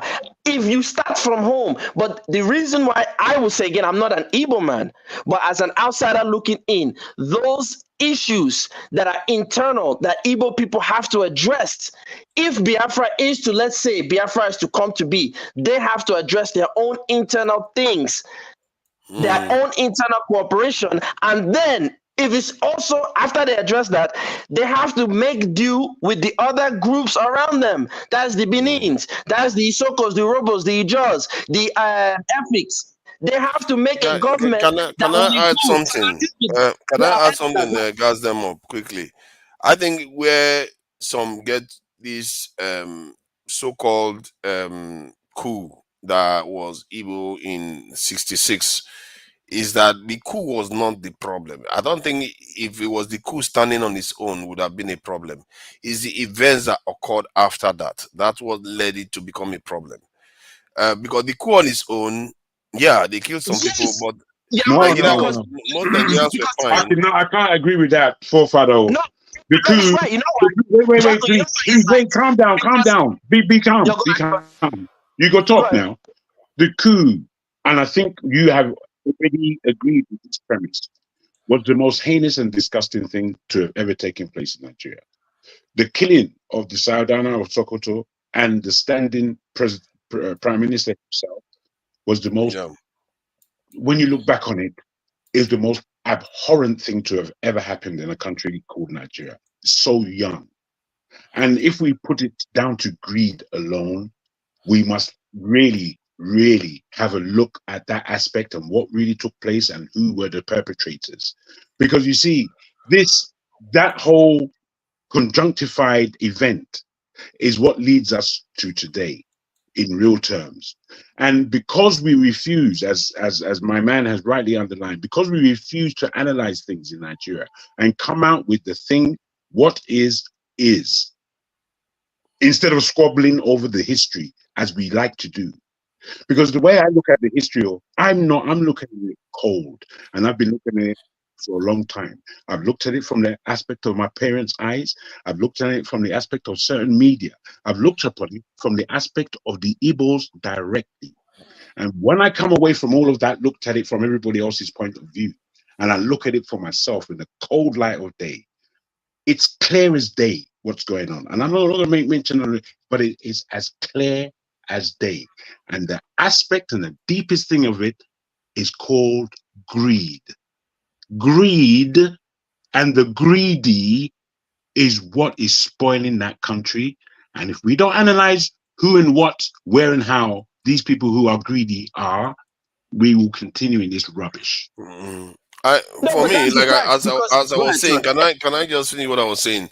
That the events that occurred after is like not prosecuting or like when you just hit it. That's the head on the nail. You just said it. Aguyi Ironsi. Look, listen. You are the head of the. Let me finish the point I was making, please. I'm not going to go long. That the prosecution, the way you deal with the people that plotted the coup, which resulted in the death of the first Prime Minister of Nigeria and quite a lot of top Nigerians at the time. One of them, I think, Nzogu was just jailed. Then there was a bit of a mocking from people in the south. They were mocking the death of a northerner, that Agui Rosie had to pass a decree to stop it from happening. And then Agui Rosie too did another thing to himself that even put him in the crosshair by creating a unitary system from a confederate system of Nigeria. That's So the all beginning of these the things, downfall. all this sequence of Beginning of the events downfall. is what turned it into a coup, from a coup The to beginning of a the downfall. tribal thing. Unitary That's what turned it. system. When there was a federation, the beginning of the downfall. Imagine. Who did that? But that's why I'm saying Who did that? Who did it? Listen, this guy, you can see this guy was so, I don't want to say naive, but it's just confusing to me, because I'm saying, like, dude, you just, like forefathers were saying, this thing just happened. They're mocking them openly, right? You didn't prosecute properly, right? If you want to show what do they say, show good faith. If, for example, we have a child, all of us, most of us here, I'm guessing are fathers. We have a child. Our son goes and breaks our neighbor's glass. As a show of good faith, we're not going to say, "Hey, why did your glass be there?" No, you did, Chris. No, what will we do? A good father will punish his son and say, "Look, how much is this glass? Let me, reimburse you for your loss of your glass, and I guarantee you, my son will not do such a thing again." This guy was partying. If you read the accounts up till his death, this guy was so confused. I think he thought he had it in the bag. He was partying like the night before he died on a boat, which shows you how good Nigeria was back then, because he was on, on like the Riviera, cruising on a boat. We had cruises back then in Nigeria. Now we're bringing it back, but for some time that, we always have the assumption Nigeria has always been bad. That's not the case. But the guy was cruising on a boat before he died. So that should tell you that this guy, it baffles me. Unfortunately, their actions now got projected onto a group of people who realistically had nothing to do with it. Because the truth of the matter, there was never, in the history of so-called Nigeria, there's never been a unified Yoruba people, because the word Yoruba comes from the Hausa word Yariba, which means pagan. It's not. It actually doesn't. I can give you. I can actually give you the history of that word if you wish. Wait, but that's the wrong. That is not the correct history. I could be wrong. If I'm wrong, then you get it, right? I can show you where I got my research from. He's a professor, Mary Last. You can criticize him. Very wrong, sir. Okay, he's wrong. Cool. There's never been a unified Yoruba people, right? Because the largest enslavers of Yoruba people were other Yoruba people. There's never been a unified Igbo people. Never. As a matter of fact, if the documentation is correct, the first instance of a mention of anything Igbo was a slave trading document from the 1600s. I could be wrong. You guys check it out. I'll put the proof in the links if you want. And the biggest slave traders of Igbo people were other Igbo people. So there's never been a unified Igbo or a unified Yoruba anything in the history of Nigeria. So to now go and say there was an Igbo coup, that's impossible, because Igbos have never been unified under one king or central authority. The people who had that would probably be the Benin, that's the Edo kingdom, and the Hausa, and we know how that came about, and the Fulani. So I think, unfortunately, we don't want to say these truths to ourselves in Nigeria. And when we can say these truths to ourselves, then we can objectively look at who is stealing, as my brother Jago was saying, who is being greedy, and who is just doing the corruption. I'll end with this. Right now, EFCC is going after the governor of this particular state, a couple of states, but this one, Kogi State. Now, before the last administration, because I don't want to say any names, before the last administration left, we all know the World Bank gave them, is it 800 million or however many million for palliatives to be given to Nigerians, right? The forefathers. Has anybody received any palliative? Call your cousins, call your uncles, call your aunties, call your brothers, call your grandmothers. Ask them, did Nigerian government give them anything when that last administration left? They haven't received anything. Is EFCC investigating this last administration? No. So let's not kid ourselves about this project called Nigeria.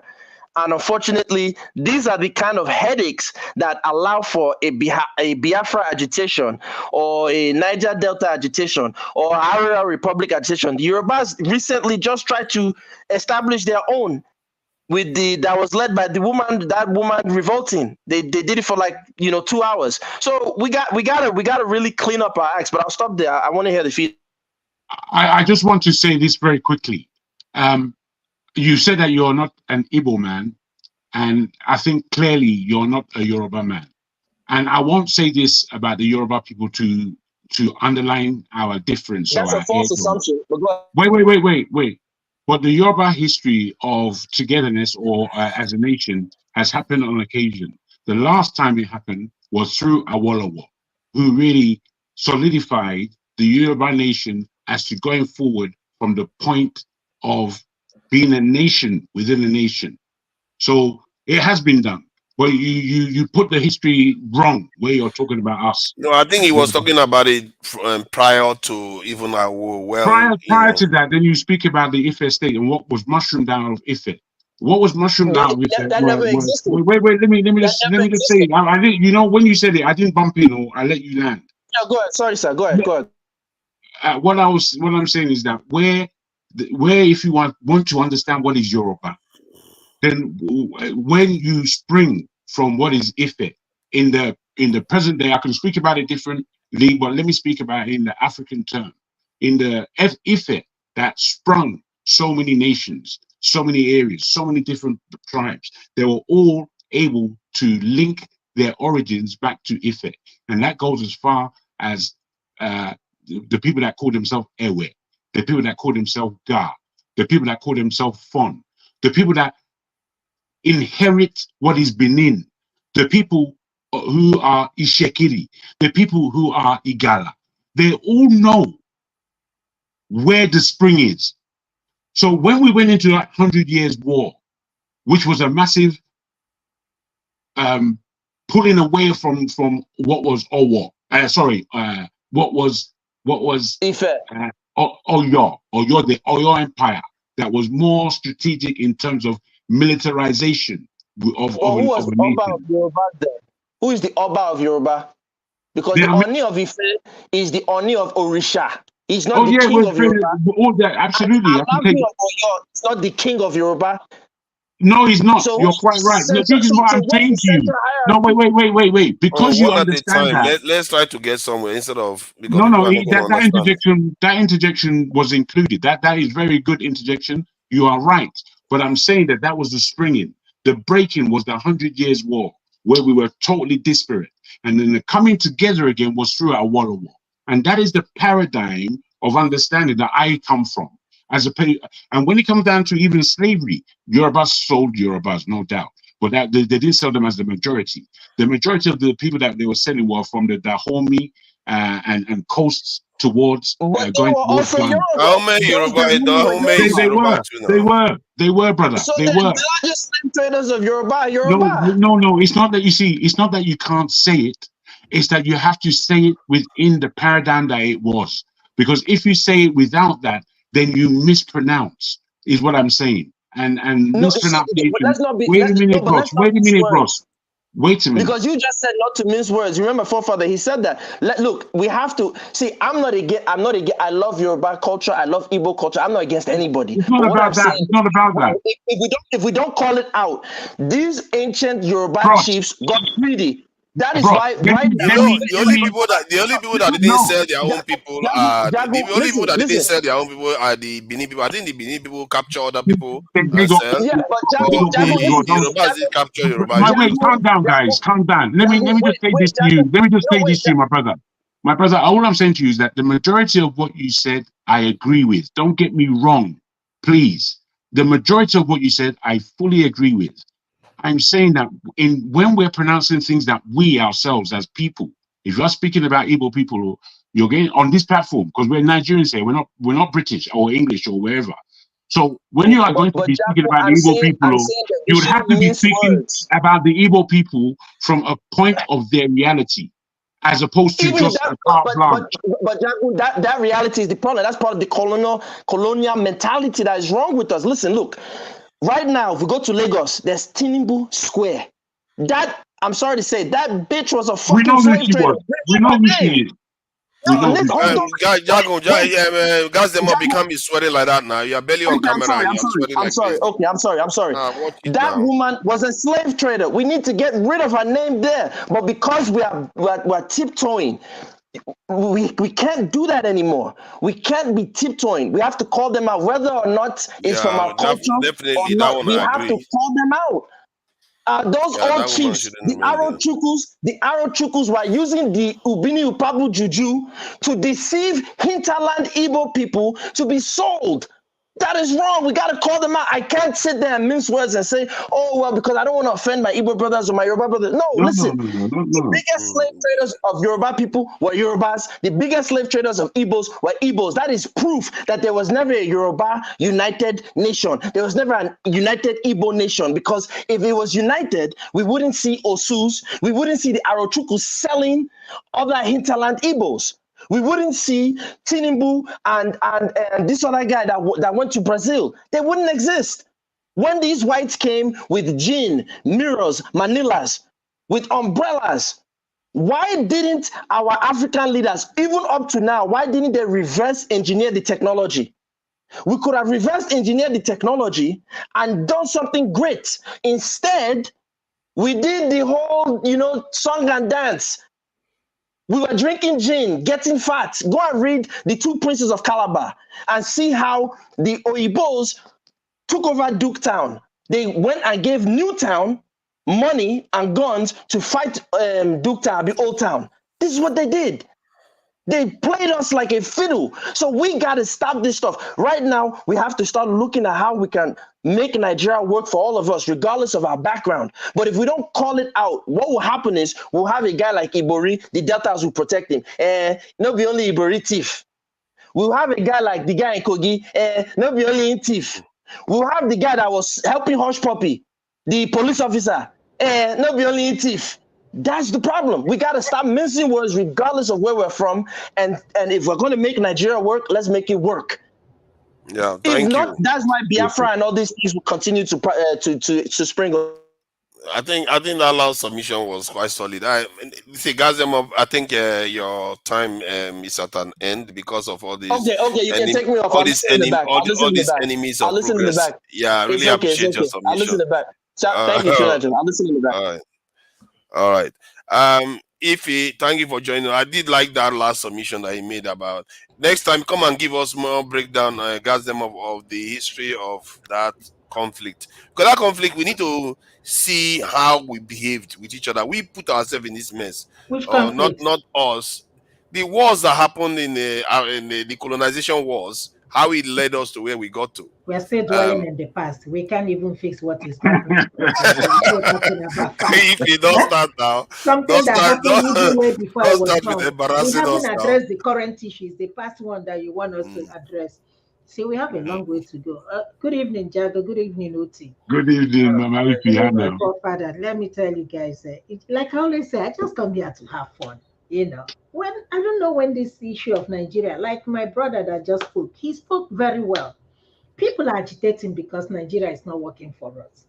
Trust me, if Nigeria will work at least 20 or 30%, trust me, Nigerians won't be complaining. They will manage the rest of and find their ways to survive. But if you're telling me that at this point, I don't even know if we go our separate ways, if it's the solution. On the other hand, if you look at it, you feel that is the solution, because this us staying together, I don't think is working, and I don't think it will ever work. So, but just let's leave it for another day. If you want to stay united, we don't have a choice. We are stuck on the boat now. My last word, just kind of follow up to what Ify said. Really, whether we're staying together or going our separate ways, there has to be a coming together, a discussion, and understanding. So that's really, for me, gonna be the bottom line. So anyhow you want to do it, whether separate ways or more united or less united, some understanding, consensus at the end. People have to come together, respect each other, and that's the thing. That's what I believe in. You know, I wish you were a Nothing criminal is lawyer. no nation is a country is not an act of, it's not a natural act, it's not a natural fact. But Oti, my brother, this is my problem. Mm-hmm. In Igbo language, they will always say, "In Afuchisi, more than Afuchisi, and that's exactly what our leaders are doing to us. It's just like they don't even want to make any move. There is nothing you can say that they will do or they can do, to alleviate what. Does it mean that they are not listening to the complaint of it? No, the simple answer to that is this: you call it state capture, and that is the reason when you expect. But is this state capture or people are just letting it happen? Can I finish a sentence? You see, so because you have been talking, what are you talking about finishing a sentence? You gave a submission just now, then Ify interjected, then now you're talking again. I interjected, then you allow Ify to interject, but I can't. Forefathers, what is your problem now? Jealousy wants you. Jealousy wants you. The people that controlling the ship, they don't have any interest in dismantling it. Okay, state capture is serving their interest. So then Nigeria, the people, I don't know how you expect them to begin to, unless it has a kind of dismantling the system, and then we start afresh, have a discussion, see how we move forward. It's not working. It is not designed to work. Okay, the state capture, the people, the instrument of state, people are using it to their own advantage, exploiting it. Thinking wealthy. Ordinary Nigerians are dying. So that's I think your audio is fading in and out. Oh, sorry. I said that is the reality of the situation. Hoping that anything is going to change just by mere politics, mere politicking. That's far fetched. That is far fetched. But that is what you're advocating now. Is it not? If No. Advocating, what I'm not. We should come and talk. What I'm saying. See, the challenge we face. How do we? That step that we need to take. In other words, to dismantle this structure. Okay. It's still politicking. You are advocating. I don't know how. The challenge. If we're lucky, or we get a kind of we have kind of by act of providence, it's possible. You can't rule anything out.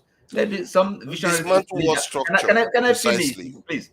I want to know what you are saying, so that you can be challenged appropriately. No, but let me just finish a sentence, and then you can, So what I'm saying, because I said the challenge is how do we take this step? Because we have to take that step. As we are today, we can't progress. Okay, since 1999, in terms of the administrations of Nigeria, we have had in Nigeria, the one coming after is always worse than the one before. So the leap is this: to have a restructure, reconfigure the system. I mean, even they agree, the political elite, they agree on that. Everybody is in agreement. But the thing is, the way you are looking at it, you are not seeing it clearly. The system that you want to reconstruct or almost literally kill to pieces is the one that has survived the longest. And the reasons why this thing. Let me finish my point now. The reasons why the system is worse now, it's not because the system was better before. It was incrementally getting worse. So the fundamental, that's why the reason why I pinpoint security as the core thing that we never fix, because every other nation went through the same problems, but the only thing we didn't fix that they fixed is their security. We had good economy once. We lost it. Do you remember you were alone in this your analysis, this your understanding? Okay. You're not countering it with a concrete evidence. Put me in the backstage. Let me see this patient right quick. So the thing is this. Okay. As I said, even the people who understand Nigerian politics, the players, the actors, they agree. Something has to be done to the structure. Okay. Are you with me? Even the AY here, it's the same. Can I ask you a question? It's the same discussion we've had. Can I ask you a Is question? how do we? The challenge is really how do we Can get I down, ask you a get down to question? it? What's the question? Can I ask you a question? The question is, which nation do you think Oh, that has ever fixed their fundamental problem because they went to constitutional conference? I mean, so really, so you have to you really have to go outside and look for a nation before you understand. Because you have to ground whatever you are saying in reality before you start talking. It has to be grounded in the world, not in the nether realm. Excuse me. That's why I asked you which nation has solved any of your greatest problem by going to constitutional conference. There must be one out of the hundreds that have been created. You now, the actors, you know, the Nigerian, I mean, the actors, Nigerians, the political elite, you know, both I don't know, constitution people that understand the system are active in the system. Even ordinary citizens know this. Okay, so but you are advocating something that you don't know has ever worked anywhere else. Okay, and I've got to go now. Good night, everyone. So are you serious? It's pointless. Did I just catch you out, Oti? No, it's pointless. You just advocated something that you don't know has ever worked anywhere else. Are you serious? You are actually advocating something you don't know has ever worked anywhere else in history, in all of history. Seriously. So how many countries don't have constitutions, fundamental laws? Okay, I'll give you like the UK now doesn't have a constitution. Okay, listen, I'll give you an example. If you're looking for one, Germany, for example, after the war, Second World War, it wasn't the constitution that fixed their problem. What fixed it? The Americans. How would you know what fixed it? The Americans. Good night, everyone. It wasn't the constitution that fixed it. Good night. All right. Thank you for joining us, Oti. No matter what, I think there is benefit in debating you because you instinctively said, no, you are wrong. That's helpful because it challenges everything anybody says. So I do appreciate that. Right, thank you for joining us. Right. Yeah. And I don't think there is much to this story. We are going to be ending soon anyway. We need to close that. Today was supposed to be brief. And personally, I don't normally want to be engaging in this topic because it just leads to more division. I would rather be dealing with the government in the way that they respond to. They respond to pressure. They respond to Nigerians criticizing them. Like when they criticize them for the student loan, they moved. When they criticize them for cybersecurity bill, they moved. When you criticize the government, they do move. And Nigerians don't see it. They just say it's a captured state. It's a capture. But the politicians are afraid of the people too. They listen to the people when they fear that the people won't like them. And they know that if the Nigerians don't like them right now, before you know it, it's 3-4 years' time, there's going to be an election and they get kicked out. It will be easy for an opposition to unite because if the opposition feels that the government is not popular, they will be more likely to unite to come to remove the government in office. People should not always see that as if it's a hopeless situation we are in, that we cannot push this government out. You can push them, or you may not even have to push them. You might force them to do what you want them to do. I think I played that video before where the guy said that you can make the wrong people do the right thing. If you press them enough, they will do it. And if you want them to sort the nation out, you press them. I was saying maybe I should take responsibility for that, where I will have the various channels, all of them, just for 1 month. Because there are channels out there that says free Nnamdi Kanu for 1 month. They are campaigning free Nnamdi Kanu. Why are we not using that to say recruit into our military as she promised us, secure the nation as she promised us, electricity for the nation? Why are we not doing that? But they are willing to promote Nnamdi Kanu for 1 month, 2 months. Just as you do that, you should also target it and do one thing for one other cause too. Nnamdi Kanu, one of the greatest achievements was being able to use the internet to influence such large amount of people on the ground in Nigeria. He was able to do that because he was dedicated and focused. And not only him and the people that worked with him. This is how we too can change Nigeria, even if it seems like we are powerless right now. If we organize it enough, there's no reason why we cannot have an impact. Honorary a signboard that was put up the other day in Nigeria, the politicians were freaking out because of a signboard somebody put up. Not to mention if one is organized enough to pressure them to do the right thing by the nation, calling them out that they are lying to the people.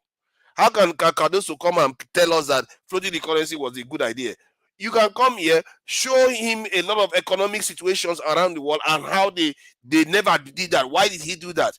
But you don't see anybody challenging him, not even in media in Nigeria. None of them come out to challenge the economic paradigm that they are preaching to the people. And I can't believe you see some people coming on TV to say that this government has done very well. What metrics are they using to measure doing very well? Wow. Forefather.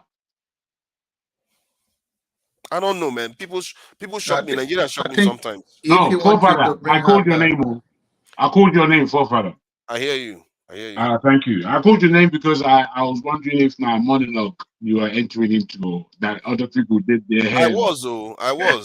I know. I need to slow you down. That you need to understand that we're still doing the show. You're right. You're probably about to close, and you're right to say that. Obviously, it was a brief meeting that we were supposed to have, but it has eventuated the way it has. And as far as what you're saying now,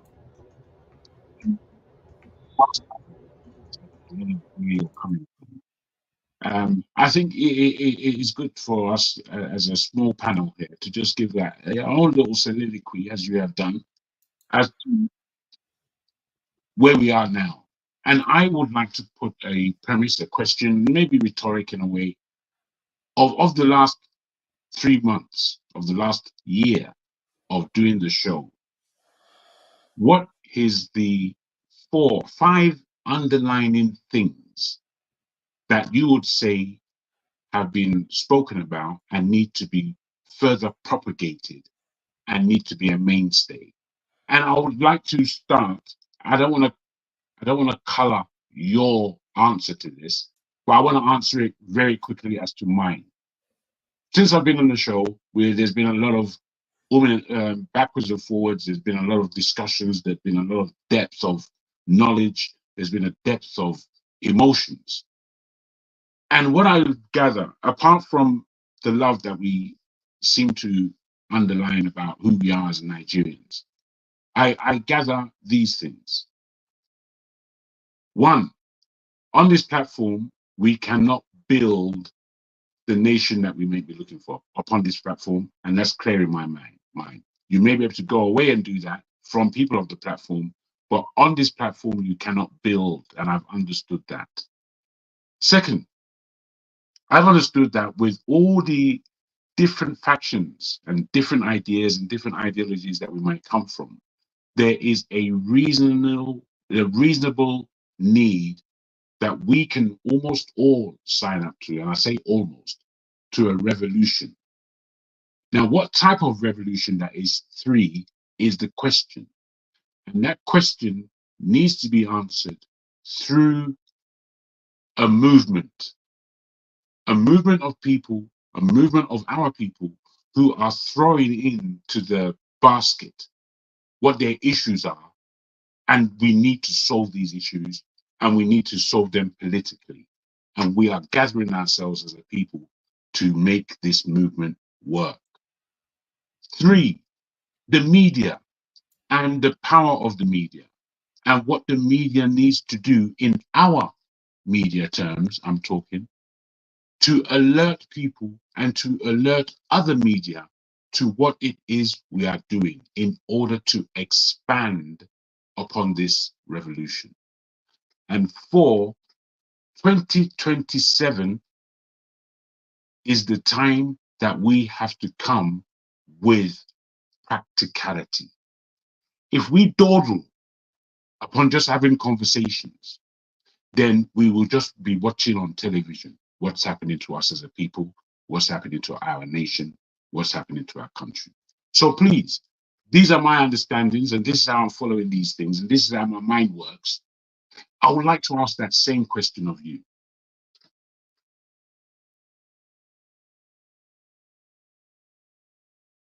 You're muted. Yeah, he said something about 4 things from the past year of discussion that stands out that I think we can kind of look to take action on or explore further. I would say 1 for me, security. Electricity, a big one. Electoral reform, people talked about that a lot. Um, but that is not for me. If you ask me whether I should go ahead with that, people talked about that. That's why I'm highlighting that. That's not my top this thing. I will say electricity, technological this thing, revolution, and transparency. Those four are my key ones. Security, electricity, technological revolution. Those two first. Transparency, electricity. Technological revolution is going to bring electricity anyway. So there you go. Except I missed something else, but that's mine. I don't know. I don't know whether you have any list on your own. What you think we've spoken about in the last 1 year that you would want us to move forward and take more action on, talk more about. Everything. Everything. Okay, that's good. Everything. I don't know. I mean, honest. Just tell me one thing that is working in Nigeria. Is there Uh, anything, Jagu? Is there anything you can say that is working in how Nigeria? dare you? Agbado is Well, working. you see, madam, you see, Agbado is working. I put my question from this platform and from what we learn from this platform, what we give this platform, and what the power of this platform is. So I said 3 months because within the last 3 months I've been analyzing things differently. But when I even take it back a year, what is the learning that's gone on? Not just with me as somebody who's on the show, but from us who are on the show, from the people in the panel. Can we see any pattern? Can we see any growth? Can we see any change? Can we That's what see I'm any... saying. Well, no. So I'm speaking from not just the work of the structure and the system in Nigeria. Even I'm talking about our minds, our psyche. What are we learning? Are we learning anything? So it's an answer that I want people to go deep in based on this program. Yeah. Okay. Yeah. Niger man, do you have anything to say? Because you came on. I'm taking it that you came to say Yeah, something. yeah. Good evening, everyone. Good morning. Yeah. Good Welcome. evening. For my own, I think I can say the government this 1 year, but we can't just say they didn't make anything. They achieve a little, the one they can't. Like But what? what people should be looking. Nigeria is just 25 years of a democracy. We don't expect. Just look at it. We don't expect a child of 25 years to start calling him a man. Or a woman Actually, we 25 years, do. not calling We him a... do. We do. No, no, Wait no, now, no, let no, me no. Come Singapore. on. finish. Singapore is Come on actually be now. younger than Nigeria. How are you gonna say Yeah, that? wait, A let me finish. Let me 25-year-old man finish. is That a is what man. I don't like. Oh. So at least we are trying, we have made a mistake, and we are trying to still correct. So, and number two, like on the 29th, I was listening to the scorecard of the FCT minister today. By the 29th of this month, he said the light train will be working in FCT. So there is a more, they are finished it. That is another achievement in this Repeat that administration. again. Repeat that again. What The is that? FCT minister, Wiki, I was listening to his What did he scorecard say? today. What did he say he did? The light train, he said will be working today. I thought we already had a light rail. In Abuja, in the FCT.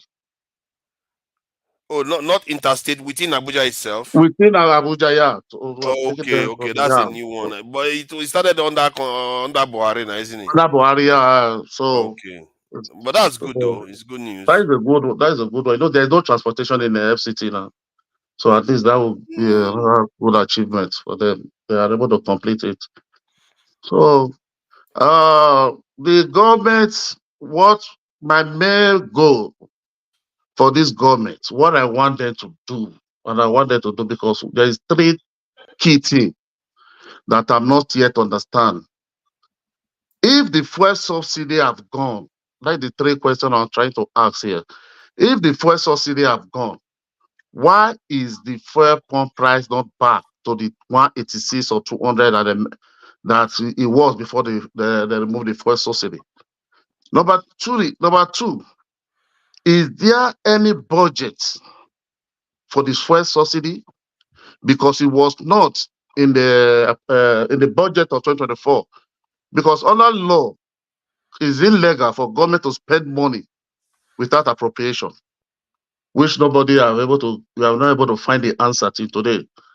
And number three, people are getting more poorer, more hungry, and the government is not doing enough there in agriculture sector. That is my main goal, because we are going to talk about light. That we are, unless we just want to be deceiving ourselves.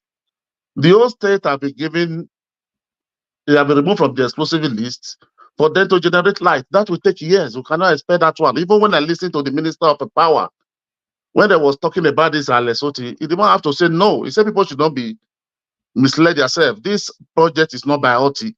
You have been there for 20 years. They have been committed. Even those you want to build a power plant, it take you less than 4 to 6 years or 3 years. You say, oh, how can you expect a man that is not to 6 months, don't be say, yeah, the one that brought a light to Abia State?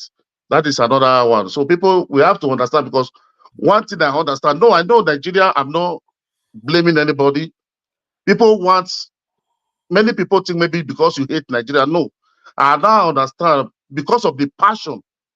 People just want Nigeria to work like what they see, but we have to still know that this country, all these things, infrastructure, all these things we are seeing good and anything, it doesn't start one day. People really show love to their country. People really believe in their country. That is what we need to do too. We have to believe they are there. We don't have anything. No matter the manifesto you have or the plan, without you don't have the power, that manifesto is going to trash me. You understand? And about that is for the government. And there's something I want to talk about the Wale Soyinka, what I read today on Sarah Reporter, when he said Peter Obi should not run in 2027 because the team is incompetent to lead Nigeria. I totally agree with that 100% with Wale Soyinka. I totally succumb to it, because why? You cannot expect, because emphasis, so he never say Peter Obi, he said the team. You cannot expect, assuming we have somebody like Aburi, or assuming Peter Obi have won the election 2023, we have somebody like Aburi with all this allegation all over him. That man could have said us so wrong by today. That is one thing. So if this kind of people we see with Peter Obi, yesterday, I mean day before yesterday, I saw a video that is trending when I went to Twitter, that Peter Obi went with Aburi. I saw it with Aburi, and they captured it that Peter Obi endorsed Peter Aburi. If Peter Obi that said he's going to destroy the structure of criminality, and Aburi that conducts a fraudulent convention, that would make Barrister Okonkwo left Labour Party. He have dumped Labour Party. He said because he can't led by Aburi. How can the same Peter Obi now be associating with somebody like Aburi that he cannot even force and stand the ground? No, you step aside. There is corruption case. There is different allegation against you. Till everything is done, just step aside. You are not resigning. Step aside. Let acting chairman be there till we find this. That is the way to portray a good character. And the next day, that is when I saw this. I saw this Wale Soyinka report from Sarah report that said Peter Obi team cannot lead Nigeria, that you don't need to contest in 2027, which is very, very true. And if you go and listen to on Monday, this Monday, Doyi Okupe interview on, I think on China. I think on China, yeah. It was about 1 hour. You will understand that he even told Peter Obi that he's not going to win. That was the DG campaign manager of Peter Obi, that he's not going to win the election, that the elite is not with them. Okay. You understand? So yeah, let's address some of the points you made, because Can quite I a few say of them. something just right quick?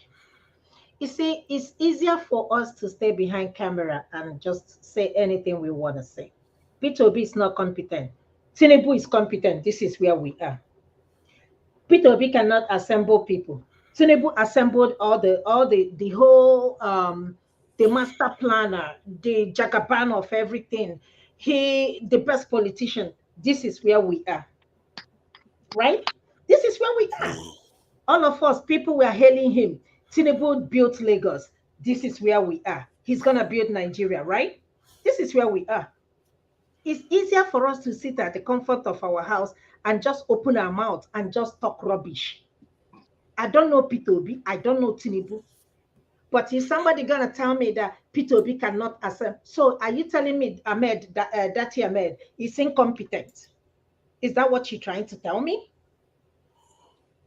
So you're telling me that Are you asking me a question, or you're talking on your own? No, she's talking. Hold on. Okay. Are you telling me that what's his Forefathers, name? Pat sorry, he's sorry, incompetent? sorry, Fee. Can we switch on our cameras, please? We know the rules You in know, this can platform. we say that? Pat is not competent. All these people, just because you people saw, okay, let's even talk about it. Ganduje is the chairman of the APC. We all knew history. We all knew what he did, but he is APC chairman. Even his son is against him, and he is competent.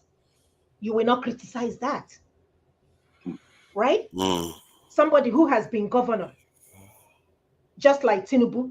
Tinubu, the master planner. Tinubu is the everything. He will assemble the best team in the whole world. Look at us. We are still talking about electricity. And somebody, you are saying that I don't know whether you're the one that says that the power minister said it's gonna take us how many years to be. Let me tell you, OT has an option of not completing that project, but he has conscience. 20 years. How many past governors have they had? But he chose to do the right thing. Right? Before we talk, let us be careful what we say and what comes out of our mouth. All of us are under Tinubu. He is the master planner. We are all suffering. Tinubu came in power, like I said earlier. Naira was 700 and today is 1,400, almost 1,500. The master planner. Right? Without the rigging election, yes, I can understand he might not have the elites. That I can talk about, but you can't come here and tell me that he's not doesn't have competent people. Who are the competent people in Tinubu's cabinet? Please, can you tell me the competent people? The vice president, Beta Edu, all these people, Wike, all these people were rewarded. We saw what is happening in Rivers. We don't have competent ministers. I don't know anybody I can proudly say that this person is competent. I'm sorry. Prove me wrong. Tell me one person. Tijani, I think. But the question he asked about how is it that if there is subsidy, why is the price of petrol not going back to... Father, please, I'm coming 1 minute. You said there is something I want to clarify there. Can I interject? You said you should let people talk. You just finished talking for how many this and they want to respond to a point that you breaking the made. rules for some people? If you want to come and because we speak know on him. two sides of your mouth, you should show your damn face. Now coming here, speaking with two mouths of your mouth, and you switch off your camera. People like this, you deal with them with this thing. You deal with them with facts. The lies that you're speaking. You we'll know deal with why them you with facts. Let's not just go attack him like that. See, the point you made about subsidies, why is he not returning back? Is because the so-called intelligent people the people that you are saying we should give them time, what they did was... Wait, forefather. I'm sorry, I just need to understand something from you, if I might. Your friend from another panel, he came on board, he showed his face, and then he turned off the camera, which was an introduction. And I felt fair enough. Allow him to speak. We knew who he was. He didn't. It's not that he wanted to flout the rules. He just wanted to own his privacy. Oh, no, now you didn't even speak to these people. I don't understand your. Pardon? You didn't speak to these people about their camera. No, because we know Nigeria mad now. AY, we know AY. No, not AY. AY is not there. That's why he's turned his camera off, which is fair enough.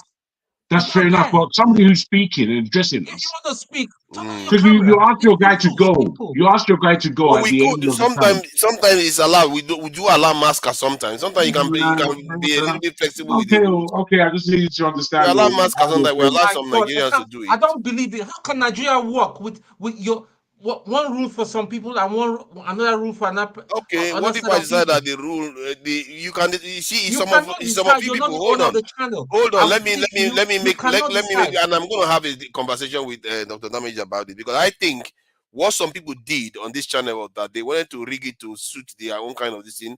Then they pressed Dr. Damage to make it so that only people in camera can show up here. And I'm going to have a conversation with him about it, because it's actually denying some people that prefer their privacy. Some people that work in industry, they will not be able to come here. Can I finish? Can I finish my own statement, please? Because you came here and started causing people. You came here and started causing people. Hold on. We are missing a segment of the population that don't necessarily want to come on camera because they work in industry, they work in sensitive positions. We should allow room for that. We are missing some aspects. I understanding you very well, forefather, and I really do. I myself am somebody who never ever have approached an open camera like this on the net. However, I've learned to do it through this program. And this program in particular has had a way of people showing their face, and we learn more about the individuals that we're speaking to, and there's a different level of trust and respect. Whilst me, I want my privacy. Don't really. Why does anyone need to know what I look like? I respect this thing. However, there is something about this platform that propagates some level of standard. Let's keep the standard. You can't go and argue to Dr. Damages about changing the thing that is working on this platform. You can't. I don't follow that. Because I don't follow that. As much as what you just said is real, I don't necessarily follow that for this platform. If you're doing that on your own platform, fair enough, no problem. We still will come to you. But this platform propagates, you put your camera on. Standards. And we should respect it. We should respect it. You are the ones that did it, and you don't even know why it was done. This was done. Hold on. Let me say my piece, please. Explain that. You can't just keep talking over me when I'm talking all the time. I'm saying you just explained what you're saying now. Yeah. This stuff was done recently, so let's not act as if this was done from time immemorial. Somebody decided to put this thing recently, and it could be because it was after I started linking to this channel from my channel. They argued this case, and there was a time, even in the private chat that we're having, some people were saying, "Oh, you have to reveal your name. You have to." People do these things for their own reasons. They don't care whether you show your face. So the only reason why they do, look at the tone that is talking right now. You are the one that causes all the time. You're not supposed to cause on this channel, but you do. You see, you break rules when it suits you, but when some other person is just trying to bend it a little bit to allow people that actually have valuable stuff to contribute, you say they are breaking the rules and all that. We start pointing fingers, which is fine. And I said I'm going to have a conversation with Dr. Damage about this. If he refuses, am I going to force him? It's his channel. I'm just going to make a case for it. Forefathers, your bet. See, you know what we're all talking about. You know what Jagun is talking about. You know what I'm talking about. We're just asking. It's nothing hard. Yes, I've seen Najama before. When you're talking, put on your camera. He has never told you that he's a politically he's politically what's the word now? He's a political person that can't even show his face and all that. Why is he, or he doesn't have light? If he tells us he's in Nigeria, he doesn't have light at the minute and all that. I can even understand. Let's stop. Let's continue the show. Talks all the time with his camera on. Before we repeat ourselves again. Sometimes to do that because we know them already. Forefathers, it's interesting that you mentioned that private chat. Can I just tell you now on camera why that never worked? Because nobody knows your name. Forefathers, nobody knows your name. Nobody knows where you. Because I don't want you to know that. People have been attacking you. I know that. Nobody knows your name. Nobody knows your state. Exactly. I know that. But and nobody knows who you are. And yet we say we want to change Nigeria. So if you want to go on about that and all that, we want a level. At least I know Jago now. That's his faith. See, I know Jago. Hold on. Can I? While I agree with you, right? Okay, so whatever Niger man is saying, I actually lean towards where he's coming from. All right, but I do also agree that based on what this forum is about, it'll be fair, especially if you are going to be saying certain things to at least be visible, even if for a little bit, let people know. But that's on the people that run the show to decide. But now with forefathers issue that you're bringing up, why would you want to know personal information about them if you do not have an intention to go carry out nefarious activities, if you do not agree with his position? We are And I'm not not saying asking you for a date personally. of I'm birth. not saying you personally. Well, I've seen a lot of people on social media, and this is what they say. This is what they do. Remember, this is cancel culture. So they don't like what you do.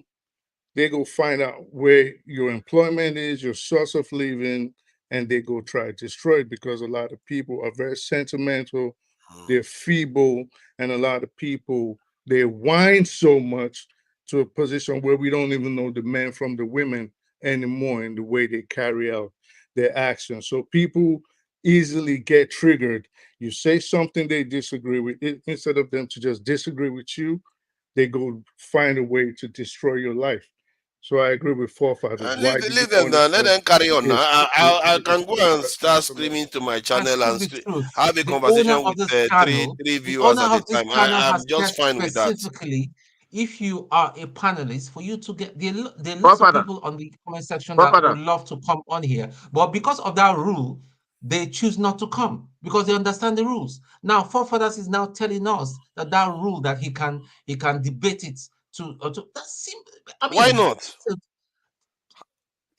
That is this the is a very whole simple point of rule. life. You go and speak to the person that put the rule in place and say, maybe we should address this point too. Until Rudolph changes that rule, please ask this man very kindly to put on his camera. Is it that hard? But you know that Rudolph We doesn't are tolerate insults too. You like to be get thrown out the moment you insult people. no. Let me tell you what. See, listen. If you give it to me, I don't take nonsense. You can Yeah, but just stay there and be Rudolph, there's a rule that you you, shouldn't do you can that. stay there and be moping and be receiving insult. I'm not like that. If you give it to me, I'll give it back to you. It's Yeah, just as simple as that. you see, This is me. we are not supposed to accept insult here. We are supposed to take people out when they insult. Okay, right. But So we are not enforcing it when you put strictly, people are at the we? Because we know when you put if we people do at the that, you're backstage going to be because throwing people out they all do the not time. agree with you, is that right? Forefathers, you put people. No. People have seen it where you put people at the No. backstage just because they do I not don't put agree with people your backstage opponent. because they don't agree with me. Guys, let's not use this time. Why do we always No, like to honestly, let's interrupt not each use other? this time to argue.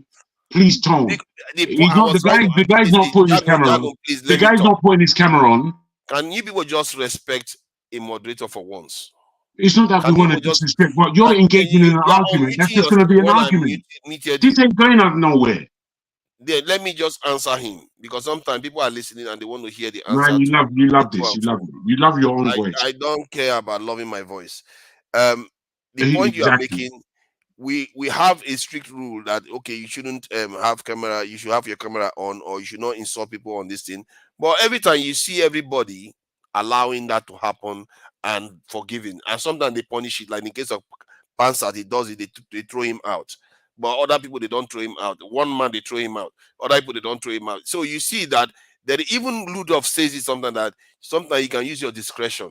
He allows Masker to speak without his camera on, or allows some people from Nigeria to speak without the camera on. It does happen now and again. The idea that it's something that it's like something I feel like it's because of the opinion that he's expressing. It's why they feel so strongly about this camera issue now. Which is not right. There's something very unique. There's something very unique Please and don't different to this continue, channel. Tone. If you Let go that to be the Nigeria last word. Works, people That will word, what he's just ended on, is a good point to say this. What's happening right now with people with their cameras off, that's how it's going to stay.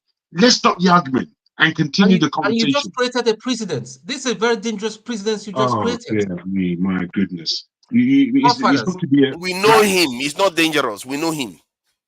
Okay. The Basically. point I'm not going to allow No, somebody. don't There go on was somebody anymore. here. Please. There's somebody still in the background that I don't know before. Check this private chat. You will see the message. I said, I don't know you. I'm not bringing you on. Simple.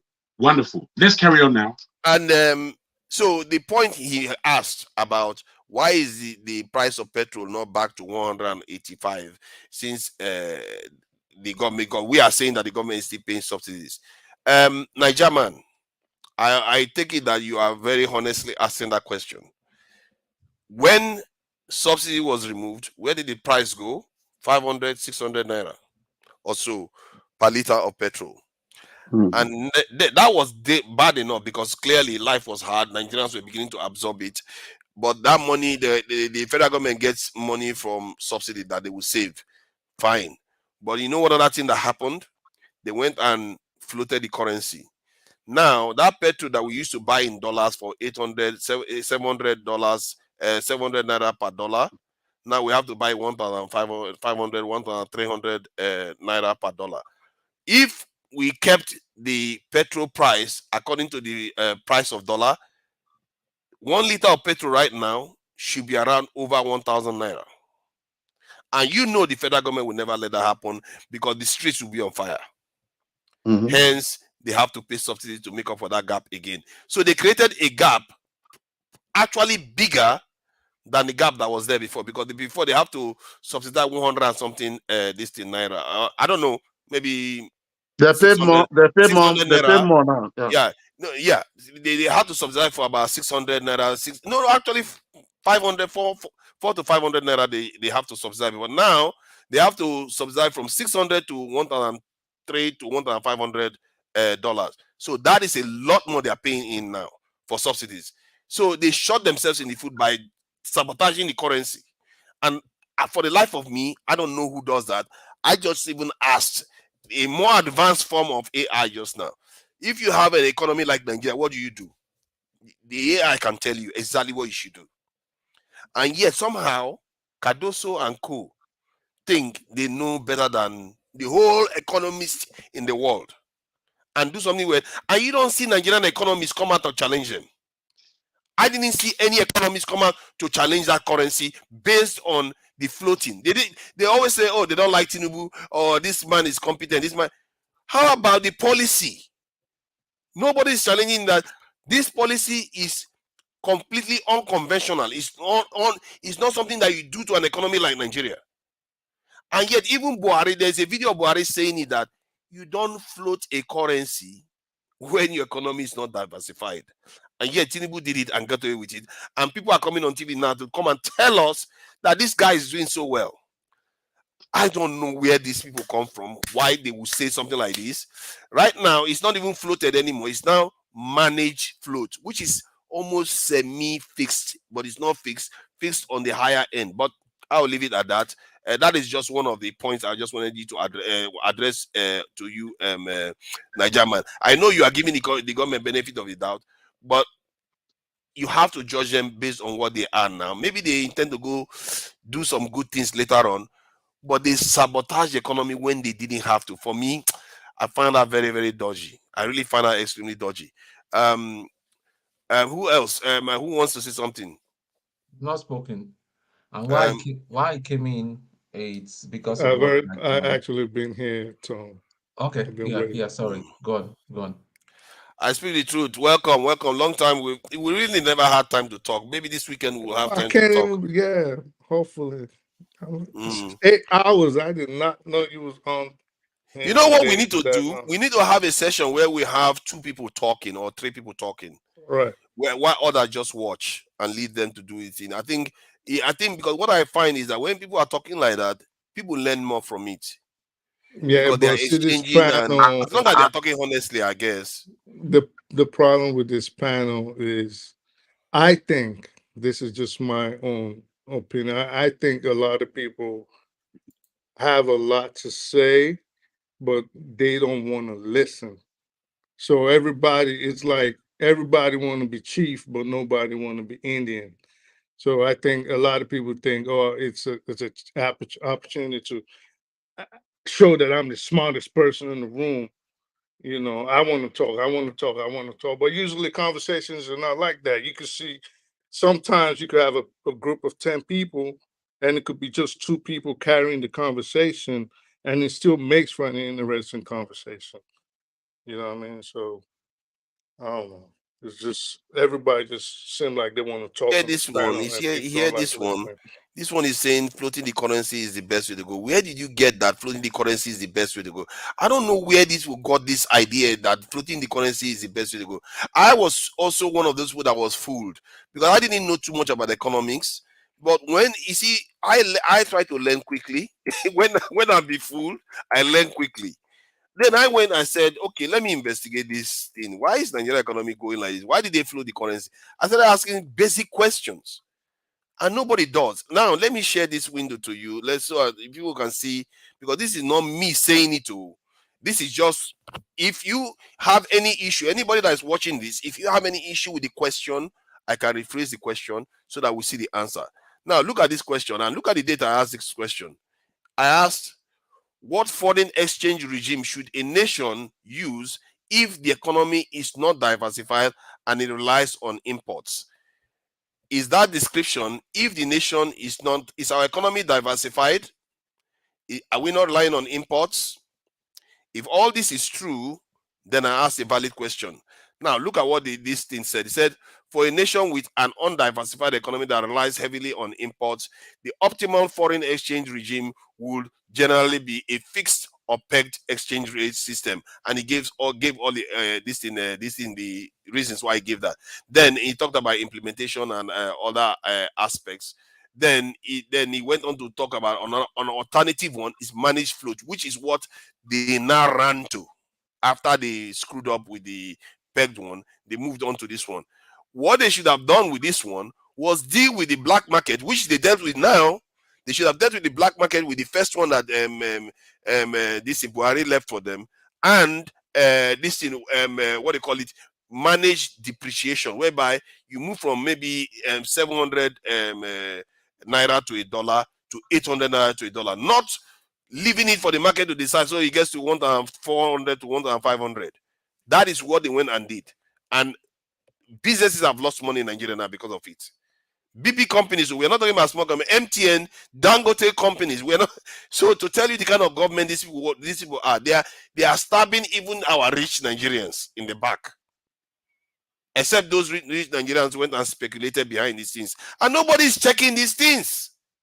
Man, we are really backward, I tell you. I'm telling you, we are really backward. Nobody is checking whether anybody's trading and making billions in the background. But Nobody's checking. If they never floated the currency, then everybody would have said, well, if they had floated the currency, maybe things would be different. So they've tried a policy now. We've seen that it didn't work. So maybe try something else, which is the alternative regime that they're trying to do now, manage float. But the bottom line, forefathers, is we do not have the right policies in place to be trying to take these measures. What we have to do, in my opinion, I think we have to, pegging the currency would help us a lot. Pegging the currency, then we just need to put the basic things in place first. For example, what you call, not amenities. The word is, my head is infrastructure. Infrastructure. Thank you very much. Thank you. Those are the things we just need to concentrate on. Things like that, infrastructure, social amenities. Let's focus on that now. All these other things are for economies that already have a semblance of balance, a semblance of countries that already have development. You know, we are at the bottom, coming to the top. We should not be worried about that. Yeah, maybe the government can be worried about that, but let's focus on building basic infrastructures and amenities for the people, and then we'll move on for that. But now in Nigeria, you see everybody, even the person selling oranges on the side of the road, is worried about the price of the dollar in comparison to the naira. Who cares about that? We don't, the ordinary people, it makes no difference in the lives of the ordinary people. You know, so I don't know. I think all this topic is not even something that I like to engage in, because it requires a level of not professionalism, expertise. You have to have a level of expertise to even understand or have an idea how all of this works. Everybody talking about it right now, I'd say 99.9% of the people have no idea what they're talking about, and the remaining 0.1% are just pretending like they have an idea. So I just leave This it one is at saying, well, we're on fixed exchange rate. Even the black market exchange rate was cheaper than what we have now. You can go after the round tripping people, and those round tripping people compared to what is happening now, that one is more round tripping. Like they are round tripping with $200 and all. Now the gap is so massive. Like they are the whole economy is under round tripping right now. So are you telling me if Buhari was in office and he didn't change that economic that currency policy and he removes the subsidy that like he passed the law, so what would have happened to the economy? The economy would have torpedoed. No, he wouldn't have. But these guys went and just shoved almost $700 on top of the Nigerian currency on top of it. All that money, where do you think it went to? Outside the country. Most of it is not in the hands. Maybe except Dangote, they are wise enough.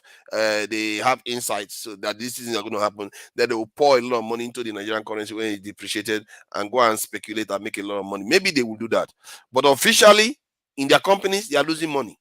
MTN made a you can't even manage real estate. All of them are all destroyed because of what has just happened. Inflation is through the roof. If you property price in Abuja is one of the highest inflation in terms of increase in property price in Nigeria in the world. In some, I think it's Gwagwalada, they have the highest property price increase every annually. I think it's around 20% or so. But right now, inflation is even outstripping that. So nothing is what it was 2 years ago in Nigeria anymore. Our GDP per capita has come down by more than half in 1 year of government, and some people come on TV and say this government is doing well. That shocks me. You can't make it up in Nigeria. There is no truth anymore. There is no reality. They will say whatever. Was it not our defense minister that just came out now and tell us that it's technology that you need? In a statement that he literally contains contradiction. In America has the best technology. They have more than 10 times more people than we do. And you are telling us this technology that is so good, and nobody questions him. The reporter will just say, yes, yes, yes, yes. And nobody else will question that. And yeah, this man, this Wole Soyinka guy, that man is really annoys me. He's a Nobel laureate.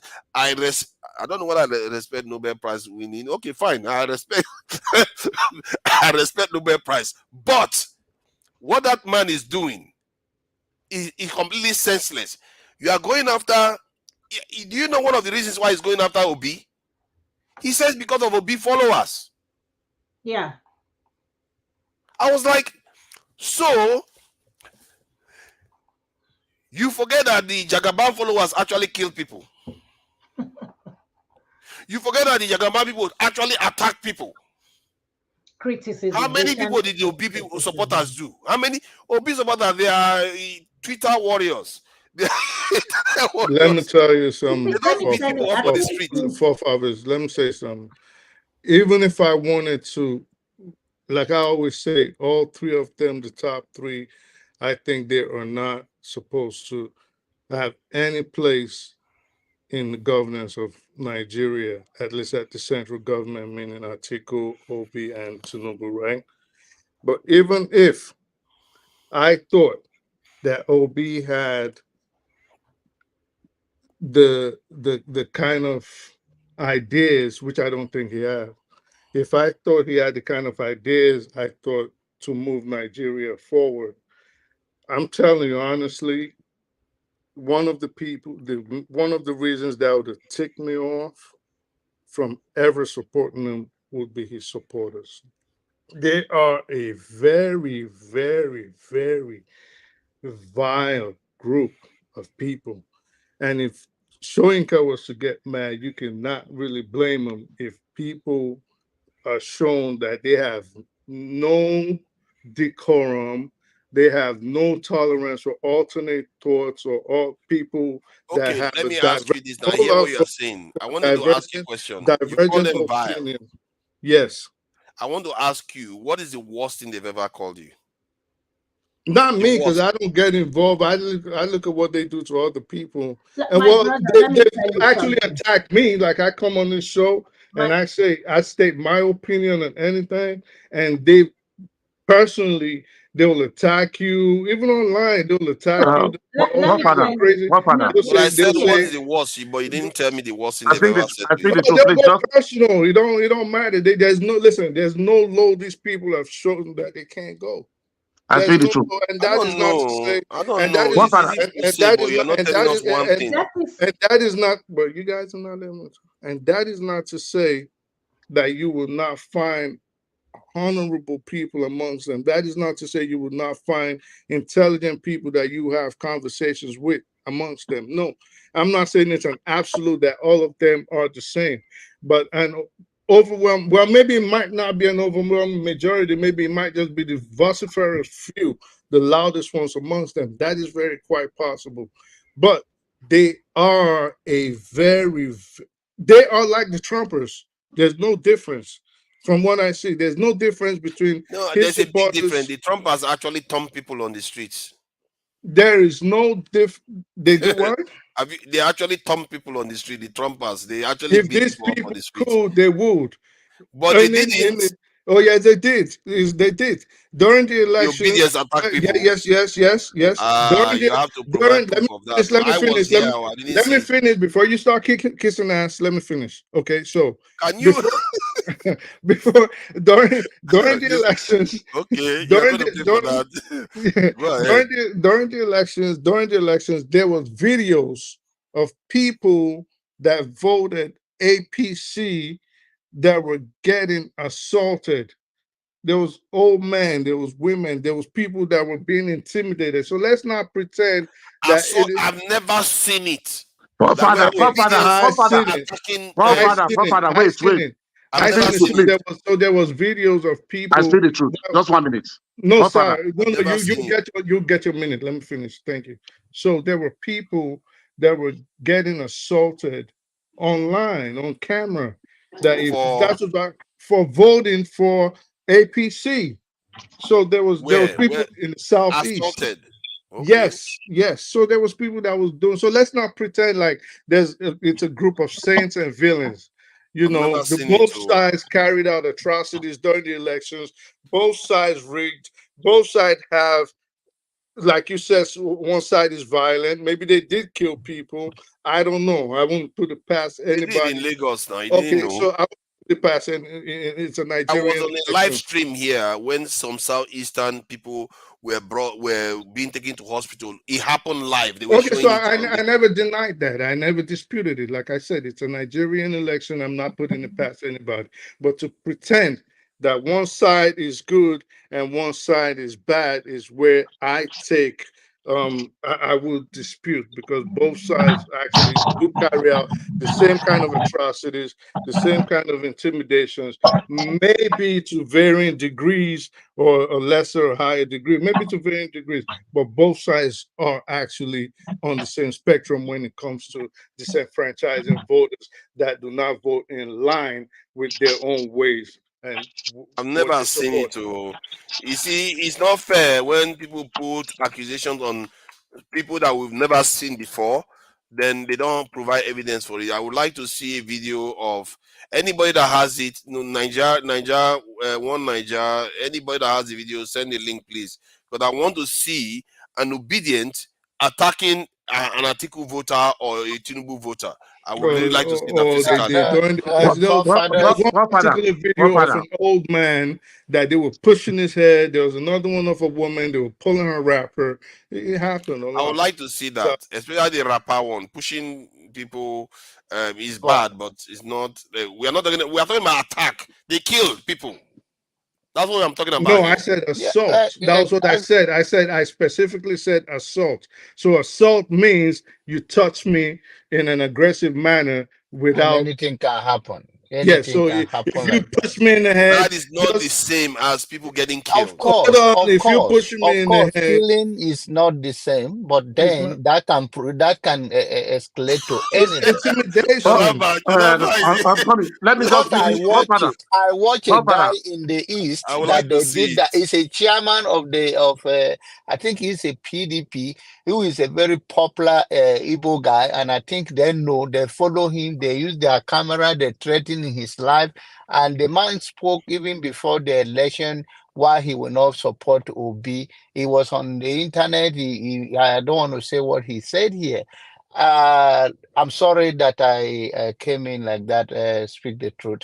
But I'm trying to say that the difference between people like Wole Soyinka, I understand where he's coming from as an individual, as a human being, but to whom much is given, much is expected. I could have believed he used the same approach that he's saying, oh, these are fascists, these are that, of which I believe him. I cannot, I always say that Obi followers are the reason why Obi will lose so many people who vote. Because if you practicing and you want us to practice true democracy, let your candidate make their case to the people and let it sit with the people and people make their own choices and not to be attacked at the polling units, which I have seen many videos and they are from the east. Oh, and what I'm saying about Soyinka, I believe he could have stay as a elder state man to use his influence in a much better united way. But at the same time, I understand as a human being, we all get off the track and say things that is not. But I hope in the future he will try to come out and clear himself. But still, he can call the name, all of those names. But I don't believe there are certain positions you hold in a society that your word make a difference, and you don't want to be hypocrite, and you want to leave that legacy that I think he have more to say in open-minded. But to be quite frank, Obi supporter will be the reason why so many people will be turned off, because today people talk about ringing of election. Trust me, and I'm telling you, even a guest that ran for president that came to this platform, they don't want to hear him. And the good thing is that he's well-to-do. He doesn't need you to say, oh, I'm saying it because I want to gain your favor. And he said that he witnessed it. He says that even they were bribing the other candidate, everybody. He saw them at the polling units. Now the issue is that is Peter Obi approve of such thing? That is a different debate. But to say LP do not ring where they have the ability to ring is not true. See, And it's not fair to be making. See, what we are doing here now is some of the worst things that I don't like. We just accuse people when there is no proof of anything. I If told you you were about the providing person proof, that came to this, when he came here and said it, you guys do not, they do not even, he came here, he's a presidential candidate. I'm talking about the guy that came to this platform yeah, and they he were. I think witnessed it. it was Yeah. Adewale that So said what now. to prove again do you want looking for me? He's a witness, he's a lawyer. There are some certain things that people, ordinary But it's person will also say. an opposition. It Yeah, doesn't support yeah, it to but be he do not. Yeah, he said he run for president. Why should he support to be now? He run for the exactly. So office, what he but says is it was weighted, not isn't it? against. It was not like he was against this thing. The issue was brought up about Can I this take my ringing. turn, please? But look at it Forefathers. now. I'm searching online. Let's do this now. I'm searching online for Peter Obi supporters attack Tinubu and Atiku voters. Zero information. But let me see whether Uh, Forefathers, can I talk, yeah. please? You can do that searching. Okay, do that. Do that. Go ahead and talk. Go ahead.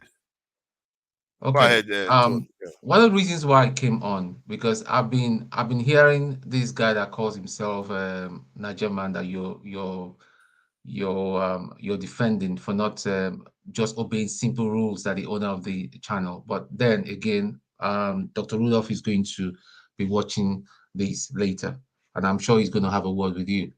Now, he always talks on both sides of his mouth. The same script that the APC Hey, guy, challenge the issue. Don't challenge my is personality. just That's my reading out. Can I opinion. talk, please? Challenge the issue. Can I Don't use talk, all those please? agbero things on me. Yeah. What's wrong with what Can they I do now? talk, please? Can I talk, please? Yeah, If let's see, just Let's the issue, let's just man. focus on the issue, not let me the just warn person, you. If you please. step out of place, I'll give it to you. So just Tone, calm please. yourself down. Let's just focus What are on you the issue, saying? please. Sometimes you talk Calm like a Let's yourself not baby. do You this. down. step Let's out not of do this. place. Calm Both of your you, I'm bloody going to put self both of down. you Can you see me backstage. one-on-one and face me? I'm What going to is wrong put with both of you? you backstage if you carry on I'll like knock you this. out. I'll knock. Challenge the issue. You say it's not me. I look Where at is this it? This baby thing. because my God. Hold on. Where is it? This thing now. Where is he? Niger man. You two backstage. You shouldn't be threatening each other. Tone, I'm going to be bringing you back on. Let's make it about the issue. Let's not talk to each other. Otherwise, I'm going to keep you guys for 5 minutes the next time. I was talking before he interjected. You should be speaking to him. You should calm down. Because I you were saying negative thing about his own person. Focus on the issue, Negative please. thing about what? He's been speaking from the two sides of his mouth. Is it negative? Yeah, but he wasn't talking about you. You He was gotta talking stop about this, the Tone. issue. Just get on with the conversation, Tone. He wasn't talking about you. So why I came on, one of the reasons why I came on now is that the man seems to be reading from the same hymn book of the APC, saying we do not love our country, that we need to love our country. We need to love our country. Well, when you're talking about loving the country, do we have a leadership that we should love and support? So we should support illegality. We should support people that do not know what they are doing. And you now came here and you're saying you don't know whether they removed if it's true that they removed the first subsidy. Is it not very clear that the first subsidy has been removed? What are we talking about? And that is why we can never reach any solution. And then you mischievously started talking about. You are not warning this baby boy. What is the way Tata? Challenge the issue. Give me your fact. What's wrong with you? Yeah, but he's not talking my about name you there? now. Is he talking about you? Are you He's still talking calling about me. I never Why mentioned are you his saying name. me? What is wrong with you? No, but he's not Did I talking talk about anything you about now. you? Okay, please go on, Tone. Najama, just hold on. I will listen closely to what he's saying now. If he even insinuates, I will raise it. He brought up the case that Peter Obi is endorsing Abure or is not endorsing Abure. This subject was discussed on another channel yesterday. There was a divided opinion, and people were saying they were very upset, which I understand where they're coming from. So why is it that people will come as if we pretend as if we don't know what's happening, but you are just rubbing the man down. We pretend Okay. You see? Taking a picture with Julius Abure or calling him chairman of the party, I don't see anything wrong with that. He's still the chairman anyway. I don't see anything absolutely wrong with that. Julius Abure or calling him chairman of the party. Give him a chance. Give him a chance. I'm sure a lot of people are going to demand. Or do you want Peter Obi to start abusing Abure in the public and say, "Yeah, you stupid man, you're this, you're that"? Is that what you want? No.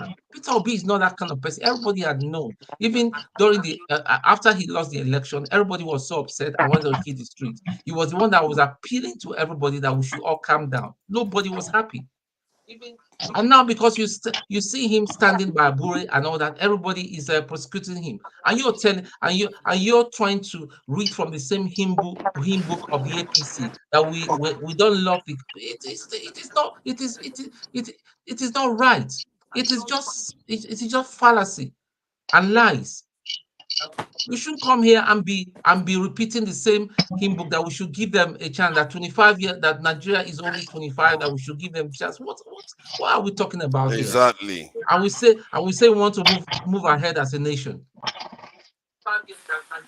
You see, that was going after man. the issue. You see, I like the way, because you were talking about the issue when he took his comment on. So Niger man, if you want to respond back, you can respond back. Going after the issue. You see, I like Niger man, are you there? I don't think he's there. You are muted if you are saying something, just in case you are mute. You don't know you're muted. For me. He wants a block Okay. with me. Are you hearing me now? Yeah, I can hear you. You see, this hypocrisy. We go haywire, abuse every politician in Nigeria, abuse the president, Tinubu, abuse article. When you want to, when it to our home, no, don't go there. You see, this is the highest of hypocrisy.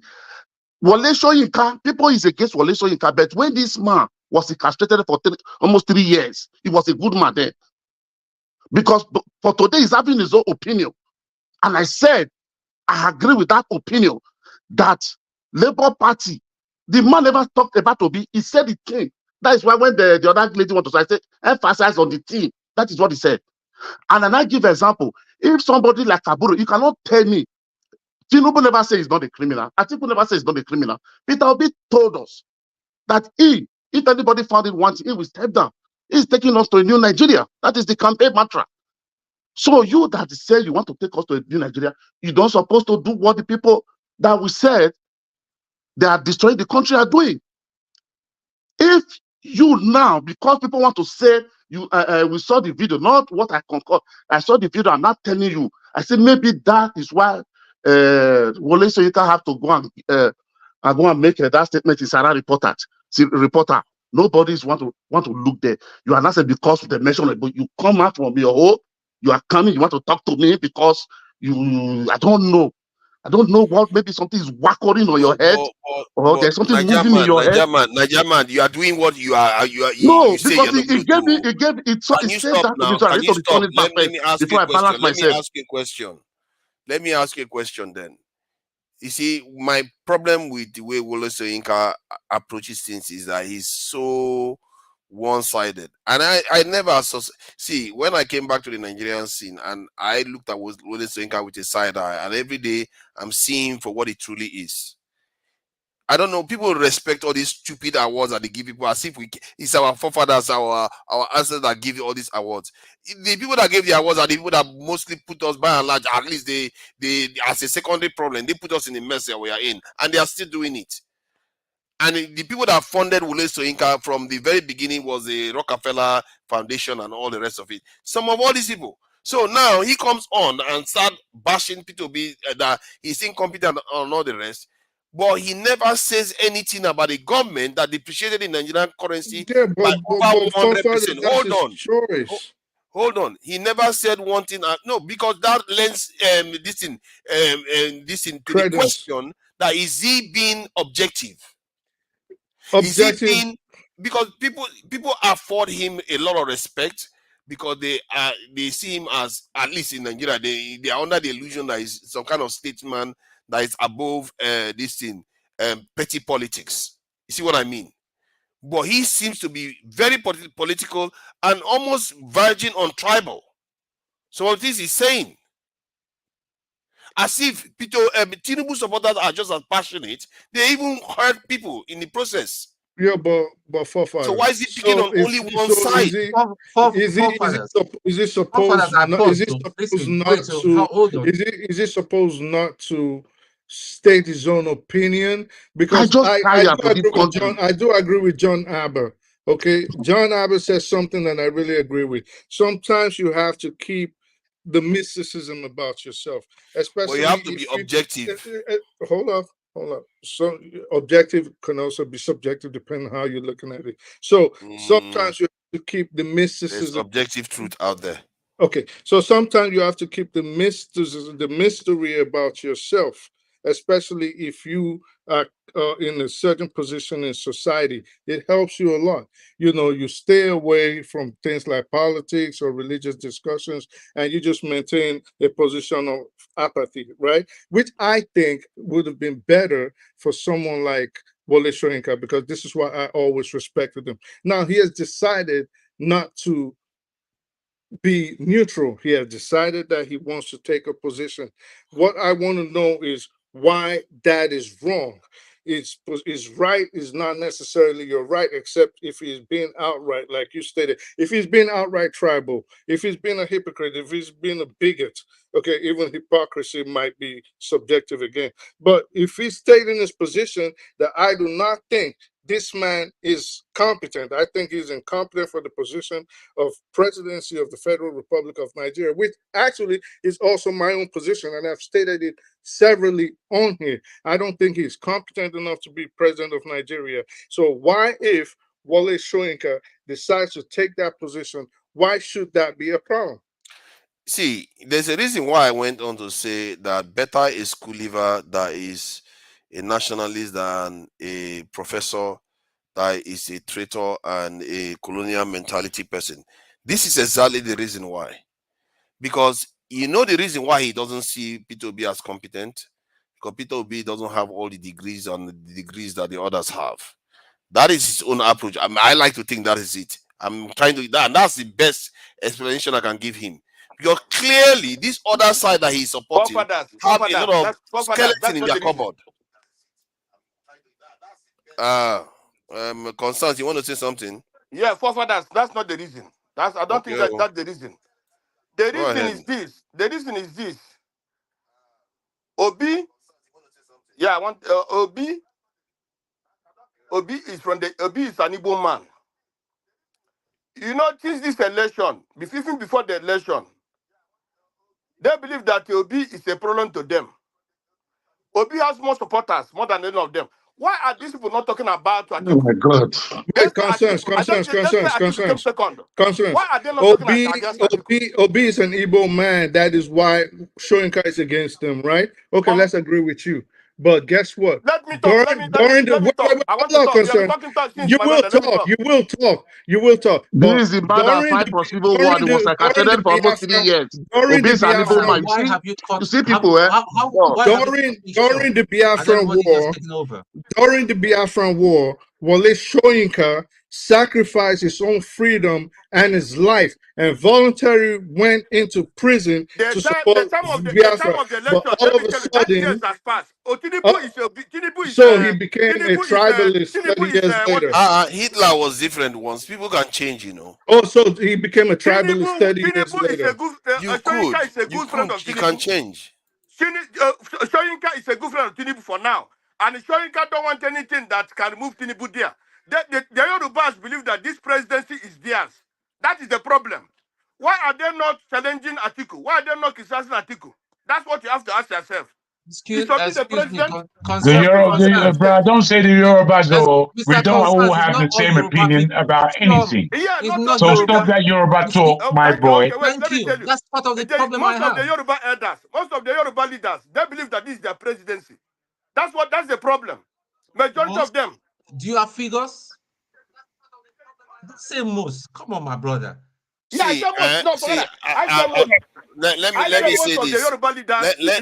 me say this on behalf of concerns. See, I see the same trait in some Southeasterners too.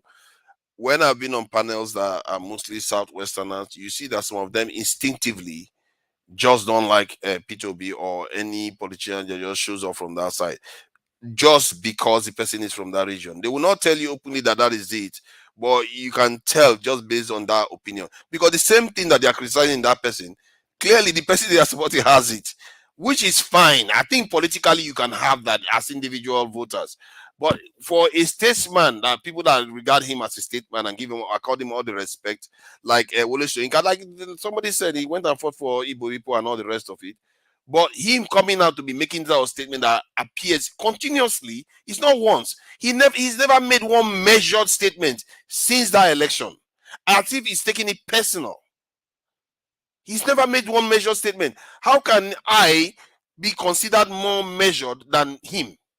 He's supposed to have more experience. Look at all that hair on his head.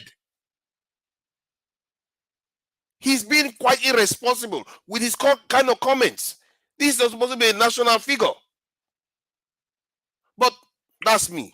Okay, my brother Kosa, I greet you. I not say I greet you, sis. Hope you are good anyway. You greet you with money now. All this stuff. Yeah, is it out of love or brotherly love? Out of love. Now only me like Kosa for this panel. Now I'm the only man that love him. Don't mind people like Jonaba. Don't mind people like Jonaba.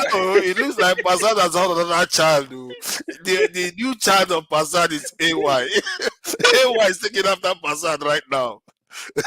Two Niger. At this rate. Two Niger. Yes. Two Niger.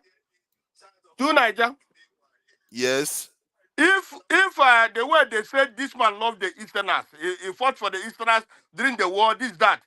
What happened in this election? Why is not talking about it? When the Igbos, excuse me, when the Igbos say, when that man came out and say, Igbo man cannot, don't want Igbo people to come out and talk anything or do election in Lagos State again. Why is Sonika not talking about that? It's a father. Why is not talking about that? All the houses of the Igbos that have been demolished. Why is that man not talking about that? Yeah, all the whole injustice done to Igbos, even the what is that man name? The LP candidate in Lagos State. How can a whole man like that keep quiet when they said if you're married an Igbo, if you're married an Igbo, you cannot contest you're not more Yoruba man. And why a whole man like that, an elderly, is not talking about those injustices, those useless things they do? Why is that man not talking about it? That's my problem. He's supposed to be talking about those injustices if you love Igbos or if you love other people, but he's not talking about it. He's only humbling on Obi. He's barely said anything else other than this P2B. That's all he's been talking about. He never talked about the economy. He doesn't talk about anything. Just P2B constantly. It just seems odd for somebody that should be elevated to such a height. Personally, not for me he's anyway. Supposed to be a father. But, that's what he's supposed to be. But, forefather, you already joined the gang of that blood in people have no personal opinion or stand. We have established the fact that to whom much is given, much is expected. But for you to discount his sacrifice that, he has changed because he comment on his stand, and it's ingenuine. And that's why we never have heroes that they die and we celebrate. Oh, no. Because when somebody if do this one was a thing hero, wrong, then whether that's why it's we are in your our own mess. world. Now listen to me. In your own world or anybody else, that this man Well has said, John Abba.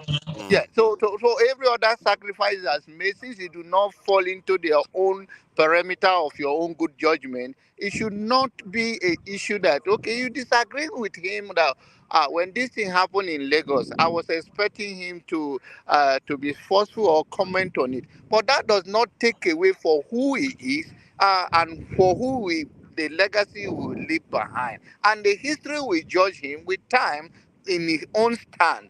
In this life, even at this program or anywhere else, we all take a step that sometimes we want to pull back or we come back and we correct ourselves. But the passion of if it is not this person, and then I do not have, and initially didn't he have it? If you look at his body language from the beginning, he do not have a problem with to be being a president. But if he changed for maybe based on people like me that I will not vote for B because some of his followers are not going to what we are condemning that democracy should be, and you are doing exactly the same thing, that you have to be bullying people and all of that, whether it's a cyber bullying, whether it's a physical, so all of that, he have his own as a human being, as a man. But then, like I said, there's a level you obtain in this life. You observe so much, and I still respect him. But let us not be condemning his achievement, who he have led this country, even the black nation. That why people think that that his book he wrote, Mr. Jonaba, Can we sometimes hold you on, come here please? to talk trash. Leave it now. Let him finish. Let him finish, please. Let him finish because I will address that point. Let him finish. To whatever the book or whatever he do not, but his achievement and his legacy for who Soyinka is, we should respect that. We can draw that construct and say, okay, I disagree with him on this policy of like this. But you cannot say, this man, he already changed now. It was because of Obi. Then he didn't like all the Igbo. Obi represent all the Igbo in the East. Obi is the only Igbo man. And then when they come to the vote that you guys say Obi have voted for, do you think that it's only the vote come from the East? It's other Nigerians that in the middle belt and the far north or east north. So we always come and make it a tribal issue, and some people get turned off by that. It's not only Igbo that voted for Obi. It's all other people who vote for Obi, who sacrifice his vice president, who is not an Hausa guy. We always going to make it tribal and tribal and tribal and tribal. But you are not being objective now. If I mean, were you not here when they were killing Igbo people in Lagos? And that's what I Because they are said, this that thing. he have the responsibility as elder statesman to not to take a side, especially a man that have done so much for civil society, to stand. But if he choose not to, that doesn't mean that I should condemn his legacy and say it's nobody. That's not Nobody the said way. anything about condemning his legacy. I No, said he I know. changed. Don't make it a tribal when he take his And own besides, stand. hold on. What you said, let's say it is true, like everybody said that he went to the southeast. He was taking his side against Nigeria. He took a side against Nigeria when Nigeria was fighting a war. Fine. For whatever reason he did it, that's his own, and he's brave. He clearly was brave. He's one of the elite that has ascended to high heights that I may never smell in my entire life, even if I live 100 years. But it still doesn't mean, given where the nation is, these are the people that led Nigeria to where it is today. And I don't hear him. You see, the one that pains me most, our girls get kidnapped, our women get kidnapped every day, and you don't see him. When during that election period, when That's Nigeria, not there true. was a lot of Forefathers, ethnic he did tension. speak I think, up. yeah, I think it's concerns. It's not him. Where is he coming from now? When there was ethnic tension everywhere, he was nowhere to be seen. That is the time you need statesmanship to come in and say, you guys calm down. This is what we need to do. But instead, maybe for whatever reason, he seems to have taken side. Remember, Nadeko and Soyinka, they were quite close. Those people that were fighting with Tinubu against Abacha. During that time, they may have formed a relationship that made them close. So to him, he is technically part of the establishment right now. Okay, Well, so forefathers. and So that's the problem. People think that he's like a separate entity from the establishment, but he is part of the establishment. I speak the truth. You know what gatekeepers are. but Gatekeepers are forefathers, there to limit our vision of ourselves. That is their forefathers, point. That's their you whole can't purpose expect of them, existing. you cannot expect them to speak on every single issue. Now, you talk about PWP is not every single issue. Yes, he No, makes no, it no, an no. issue. Hold up. I'm going with no. I agree, but I'm going with what you said, that there was kidnappings and there was tribal strife in a place, and he never spoke up. But for example, let's say he speaks up, and someone goes. Let's say it was like the people in the middle belt, right? Let's say it was two different clans in the middle belt fighting, and he speaks up, and someone somewhere goes up and digs the fact that this is how all hypothetical, by the way, that digs up the fact that his great great great grandmother's father's uncle's cousin's brother is from one of those clans. What will they say in Nigeria? They'll start saying this is the only reason he spoke up, because he has some kind of familiar relationship with these people. So you cannot expect him to just butt in and speak on every issue just because that is what you want. He speaks on the issues that he thinks are relevant, and then you are I think doing the that's what the right, nation and needs, then not what you I are want. doing, and then you are doing the right thing right now, which we're all doing, to scrutinize his statements and his position and his It's take. what But the he does nation not. needs. Forefathers, it's always good to listen. I'm on your I'm side. listening. I've heard you. It's good. I am I've on heard your you. side. So I'm saying, if he doesn't have to speak on every issue, but if he does decide to speak on every issue, then you are doing the right thing. Pick apart his statement and his position, but to condemn him and criticize him, say, well, you spoke on this and you didn't speak on that, I think that's disingenuous, because if he speaks on Because he's every not issue, speaking factually too. how is he not speaking factually just because you Because do not agree with what he's saying? no, because if he was being fair, he was being truthful about the election cycles, he should have said that people were killed on one side and the other side, yeah, they have a loud mouth in this scene, but to call them fascists because they are very insulting, they call me a devil. How is it that me, I can take it, he cannot take it? They call me a devil too. Right now, so some of the some of them were even insulting me earlier on when I was saying something things about the southeast, but at the same time they are praising me right now, because you know why? Because I just managed to maintain balance. You can't just you see, I'm a little bit disappointed because these are the people Nigerians used to look up to, and he just goes on selling that emblem for cheap. Maybe that emblem shouldn't have been there in the first place. Just the problem is that people don't look closely. And I just watch our defense ministers to say some things that people see here, and somehow they are hoodwinked by it. They don't see the truth that this man is lying to them. Our CBN head will lie to them, and they will believe it. Like literally, you are seeing your currency completely degenerate. Something that if you did that in the UK, you will be lucky if they don't execute you in the UK. If you destroy the pound overnight within 1 year, you depreciate the currency value by 200%. I think Tone will know what will happen to you. Can I come in, please? And they get away with it, and people are praising them for it. I don't know, man. Nigerians, I don't know how we get. Please, let's leave Can I come in, please? The man is old.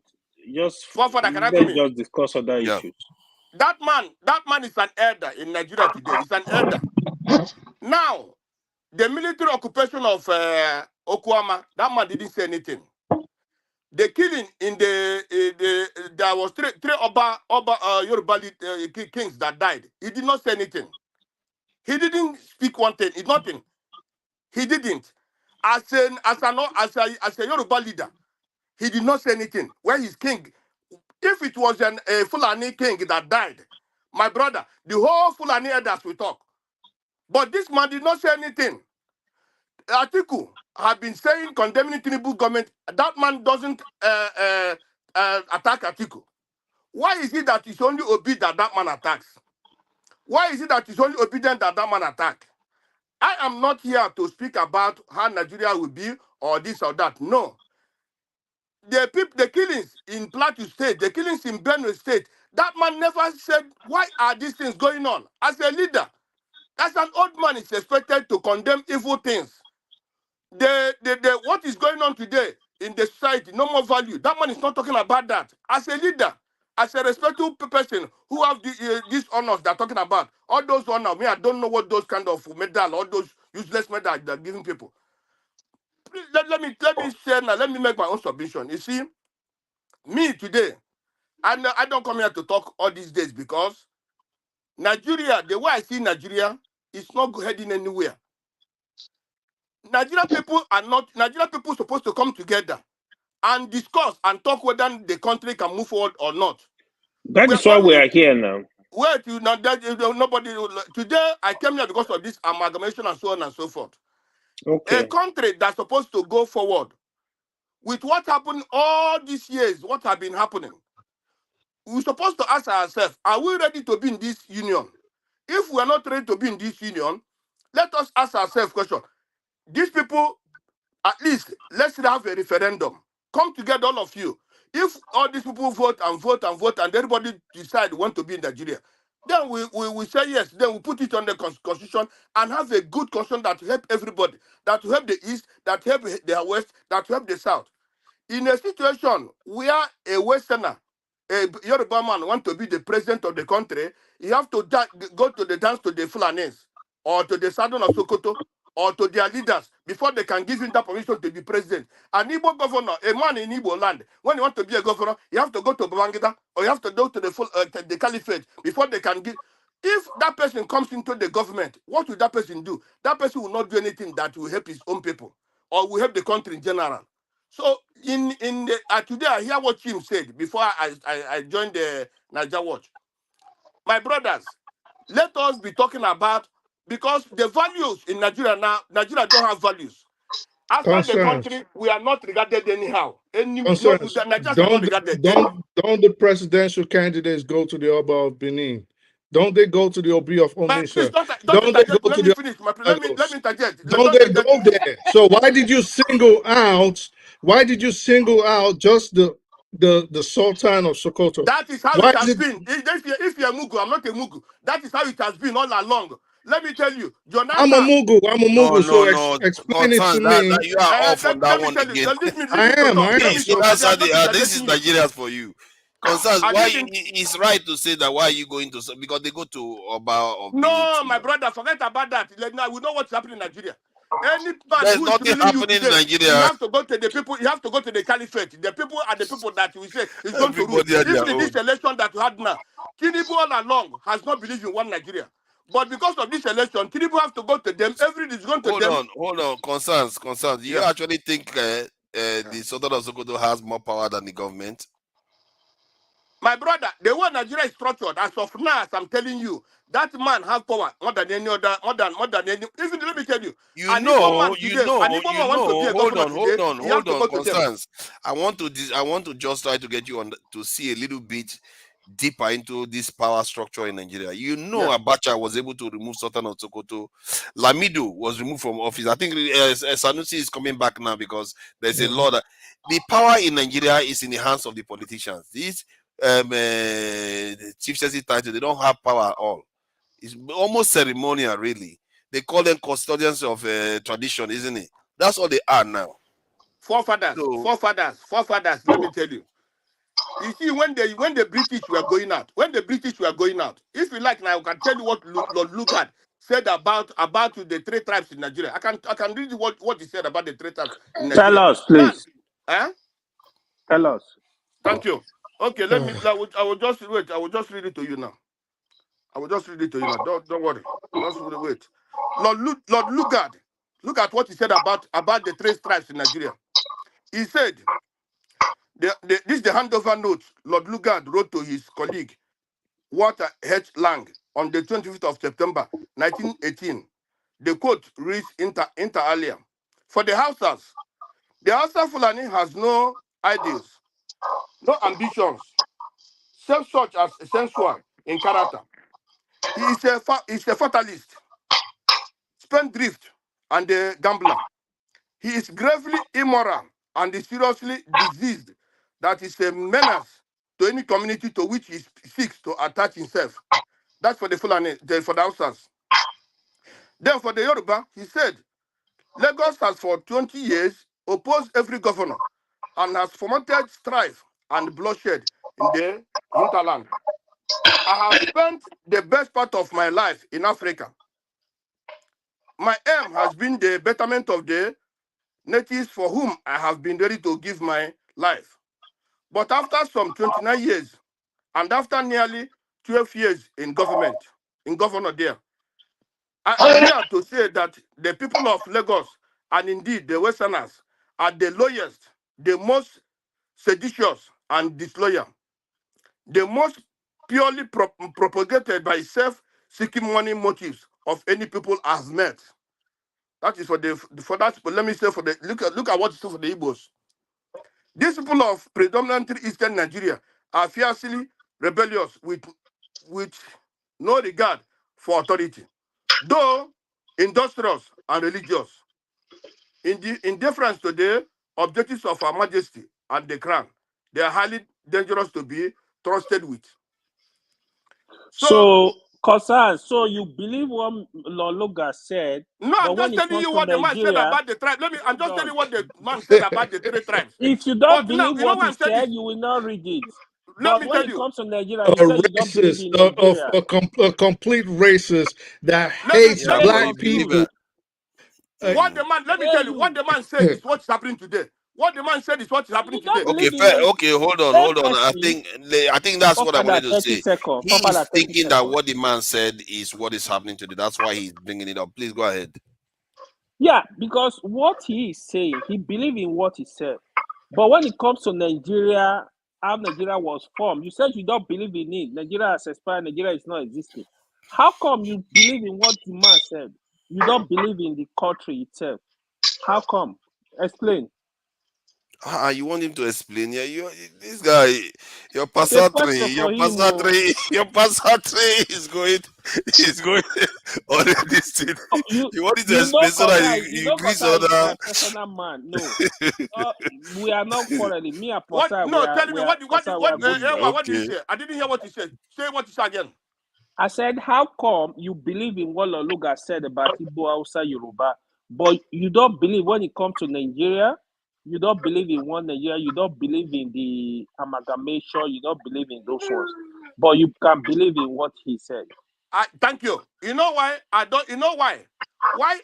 Because when they were leaving, they handed over almost Nigeria to the Fulanis. But if they know that they have nothing in head, they hand over to them so that they can be controlling the Nigeria through the Fulanis. And that is what is happening today. Now, let me tell you, if you want to make, if there's a coup today, the British will know, and they will stop that coup because of the Fulanis. Let me finish my this one. Why is it, if it was, for example, let me say, Edo people are those going everywhere, buying people in Nigeria. You think they will be alive today? Hold on, let me show you something, Concerns. Let me show you something. Whenever you want to talk about how Hausa Fulani controls Nigeria, look at these countries here. Sudan, the poorest country in the world. Burundi, another black one, poorest. When you go to top 40 countries in the world, almost all black nations in the world. Do you think Fulani is in all of them? So the reason why you are failing to see that is there's something within our nations that is wrong. And we need to figure it out. It's not about Fulani. When we have people like Concern, is a terrible mindset of you having, and that is the perception that brings genocide. When somebody, even if a white man told you to divide you and to control you, or what you believe, and you are rating such a word in a modern world, and you are demeaning and like non-existence of any other thing, this is what happened to bring genocide. When you have a perception of another tribe or another human being enough to exist or to have anything, you are a dangerous human being. And I hope you have somebody close to you to sit you down and educate you. All those your internet Google reading, it will not help you. I hope you grow up to tell to live a good legacy. The people that are dangerous are the Fulanis that are going everywhere killing people in Nigeria. You are worse than them. You are worse than them. You are not different from Fulani. You are worse than them. You are worse than them. You are dangerous one. You are worse than you are worse. Can you imagine the way you categorize another citizen, a black man or a black people, make them look like a trap? If you are smart enough, why you never did it? If you are smart enough, you are a rebellion, you are a smart indigenous described by Lord Lugard. Why you never take the power? Let me tell you, your people the people cannot go to farm because of their people. Don't worry, we'll fight our fight. And you that go to farm, go and show me the farm and how much you are producing in Nigeria that you contribute to Nigeria apart from the trade this thing. Go and show me in a Nigerian scale of industry, and you show me where you come from, how much are you bringing that is more than what Benue is bringing from their farm, despite the challenges of attack from the farm. You are not even ashamed of yourself looking at another human being, whether white or black. You have a dark mind. You have a dark mind. You are not ashamed of yourself. Okay, let's stop now. Let's stop with this now. Let's rein it in. This is getting. Nnamdi, Concern is a tribal man. Concern, let me ask you. Let me just ask a quick question. Tribal big God, it's like that. John Abbas. Let's take it easy. Let's take it easy. Let's not. John Abbas people cannot go to the John Abbas people cannot go. John Abbas people cannot go to the farm. We agree, but Simon Ekpa is all the way in the fringes of Europe, dictating when your own people can go to work on Mondays and when they can't. Forget that. Let me tell you, you're lying to yourself. You ought to say that. You're lying to yourself. The Igbos decided not to go too far, not because of just. It wasn't because Simon Ekpa said it. Okay, so let me ask you a question. You brought up a statement. Concern is IPOB member. It's 9 hours. All right, ladies. No, there's no ladies here. Gentlemen and gentlemen. Concerns, please let me. Concerns, oh my God, you're going to go back to the point. I'm tired of this fighting. Nigerians like to fight too, but if anybody attacks Nigeria, you see Nigerians gang up on that person. They wouldn't let the British press rest recently. When the British press was insulting Nigeria, Nigerians went after the British press. So Nigerians, when it suits Nigerians come together. You see what I put in the private chat? Pardon? I gave you the links in the private chat. Oh yeah. That's true, actually. It's not opening fully. Okay, now it's opened, actually. Constance, let me, Constance, I want to say something. Please, let me make a point. Forefather. All right, man. Forefather. You see, let me tell you. You see, the other day, I hear Iwayangu, they were intervening Iwayangu. Iwayangu said the issue of Nnamdi Kanu, that the Pandef have agreed that Nnamdi Kanu should be released. No, they never said that. That the South have agreed that Nnamdi Kanu must be released. That the Fenifere have agreed that Nnamdi Kanu must be released. But you know where they're having problem? They're having problem in Darewa. That is their Fulanis. That's why they're having problem. So you don't want him to go to court. Can you hold on, please? My friend, are you okay in your head? Are you okay in your head? So you don't want him to go to court. Why wouldn't he go to court if he I speak the truth. Hold up. If he allegedly... Hold on, please. Hold on. You need to take it easy. He's an elderly man now. Let's not my brother. him that much. You know why Nnamdi Kanu is still in detention? Do you know? Because I've already told you why. Hear me out now. Wait. So see, I've already told you what Uwemu said. I will tell you why. The reason why is not the Nigerian government that is holding Nnamdi Kanu. It is our attitude, the Southeasterners that are blindly following that clown in Finland. Mr. What do you call it? Tone, stop that narrative you are going. This man is the Ahanese chairman. He has told you where they have problem. My brother, let me tell you, in justice system, the Nigeria have to follow the justice system. This thing said the tribunal, the court of this appeal or what said release that man. That man has no case. Can I say something? Can I just say something? The Supreme Court said he cannot. Wait, sir. Hold on, Mr. Constance. The Supreme Court said he cannot go. Hold on. The Supreme Court said he cannot go anywhere. Comprehension sometimes. How can you be a president and you want to release somebody that will cause you more problems in your government? Will you release that person? This is what is going on. The man in Finland is asking people to take up arms. He's talking about rocket launchers. I've seen him. Not that they told me. I was in a live broadcast. That man that came on earlier today was in that broadcast. He knew me. That was why he ran. He ran off. Let me tell you. Not all Fulani. Not all Hausa Fulani are terrorists. How about your brothers? How about your brothers that are APC? How about Igbo people that are in ABC? Uzodinjo is he a Fulani man that is causing all the problem in Imo State? Is he a Fulani man? Please, let's tell the truth. You are causing more problem than Uzodinjo. You yourself, you are causing more problem than Uzodinjo. Yeah, because you fail to say the truth. Is he not your brother? You are not saying the truth. You are not saying the truth, my friend. Is he not your brother, Uzodinma? Is it not your? Is it not your brother? Uzodinma is their own brother. Uzodinma is their own brother, not me.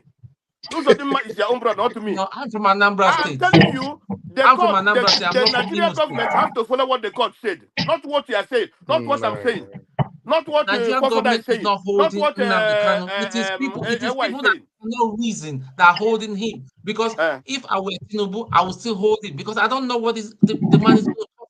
What problem is going to cause me? That's what's going on now. We cannot reason, and if we cannot reason, let's just leave it. You people, because of your attitude, your blind arguments and all that, are causing the Nigerian government to hold him. Excuse me. How many people are you know that yesterday? Hausa Fulani people are the problem. You are giving them. Huh? Excuse me. Can you tell me now what problem the Kanu is causing before? Tell me what problems she's causing. Just analyze what the problem is causing. Just say it out here. What problem is the Kanu causing? You that said you are a military man before. The problem is causing in Nigeria is worse than what the Kanu did. I didn't cause any problem. I went to work for Nigeria and I'm proud. I'm proud. I'm proud of that military. The military has been. This is terrorist Nigerian army. You are proud to be a terrorist Nigerian army. Nigerian army today, they have gone and occupied Nigerian army. Nigerian army today take that one back. That's an insult on the military. In Britain, you are. In Britain, you are. Did the British army go and occupy people's house? In Britain, did the British military go and occupy a region? In Britain, you are. Did the British Army go and occupy the They community? actually did Answer that commit a question. lot of atrocities Answer in the Northern question. Ireland. See, let's leave this in. I feel it too. I checked all the videos you sent, and if that video of that man that they were jeering to leave, If yo, just end hold on. it, Hold on, stop, end it. stop. I The don't like hypocrisy, world should forefathers. Like, hear the worst yeah, that I don't like Obi fans hypocrisy, did. bro. Like, You want me I to just play the sent you. video? I You want me to don't. play it? It don't matter. I sent it to you. So if you see something that's with your own eyes and you saying if But it's what not do the you mean same. if? Okay, I'll play it so that the No, viewers what do can be you mean judged. if? Before you stop kissing ass, what do you mean if? Okay, let me play it now so the viewers can be judge and jury on this. This is a video showing some of the atrocious behavior of voters. So atrocious and so dangerous that it equates to people being rushed to hospital. It's But not about equate. All I said was okay, people were let's not equate. assaulted and people It's were not equate. disenfranchised. This is why I says Okay, stop the hypocrisy. This is why I have a problem talking this with my person was disenfranchised. Okay, let's see. stop it. You want to be real, be real. Stop playing little games. I don't know You why made y'all an encourage assertion, and I'm trying to prove I didn't the make an evidence you assertion. I provided showed me. you a video of people being disenfranchised and someone being assaulted and being Okay, now let's see the assault. refused his right to vote Let me see the freely. assault now. Let's see the assault. Okay, let's play it. Sir,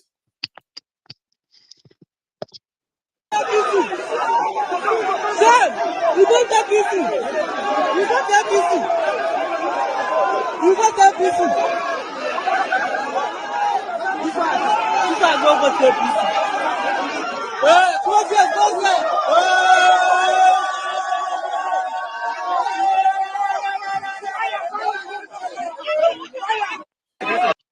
So now that is the worst behavior of obedience that I've seen. Let me ask you a question. Since you justified and since you seem to love jungle behavior, right? And No, I don't. No. I don't. You obviously I'm not justifying it. You I'm obviously saying that's the worst we've seen. So no, don't say that's the worst. It is either it is That's what I bad. said. Hold up.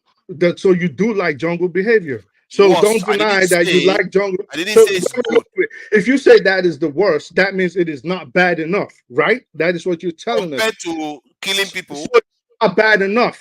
So meaning, hold up. People. So it's not bad enough, meaning you like jungle behavior. That's the end of story. Oh my God, not as bad as killing. That's all I'm saying. Not as bad as killing like people. jungle behavior. Period. I So didn't let's say I move like on. it. Why would I? You obviously why would I like jungle. You obviously like jungle behavior because if someone is getting assaulted and someone is getting disenfranchised from speaking his mind through the ballot box, and you say no, it is not bad enough.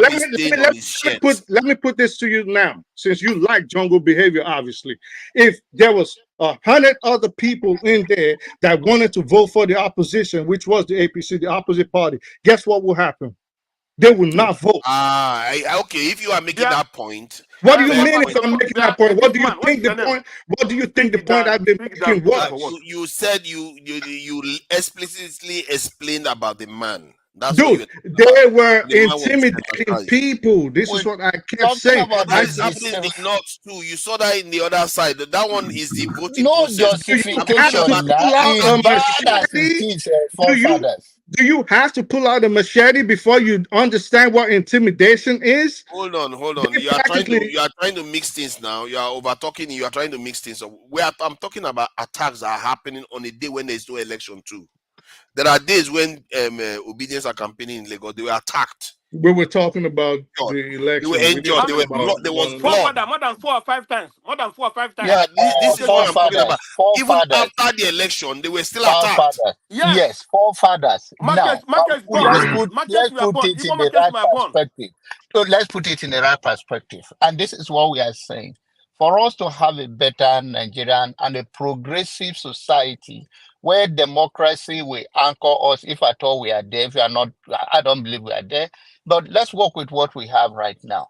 How do we justify that? Of course, you cannot compare somebody being killed and somebody being bull But then this also can result to it if care is not taken. The disenfranchised is that any other person that want to vote based on their own conscience, they are now being suppressed and now being denied to vote in this area or any other places. And that is when you say that the worst we have seen, of course, what you are trying to say is that, oh, I've not even seen things like this before. I'm talking about forefathers now.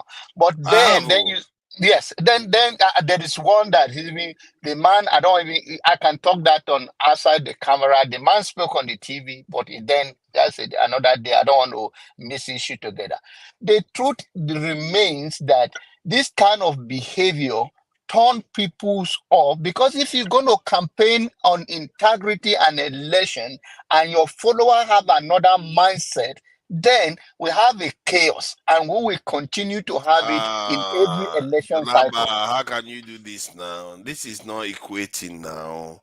See, people, I'm people not feel equating passionate. it. I'm trying to tell you that you are trying to minimize this happening. But I there am are trying other to issues. minimize Yes. it. But I accepted that the level of killing somebody or somebody die for trying to exercise their voters' right, it cannot be a match for this kind of behavior.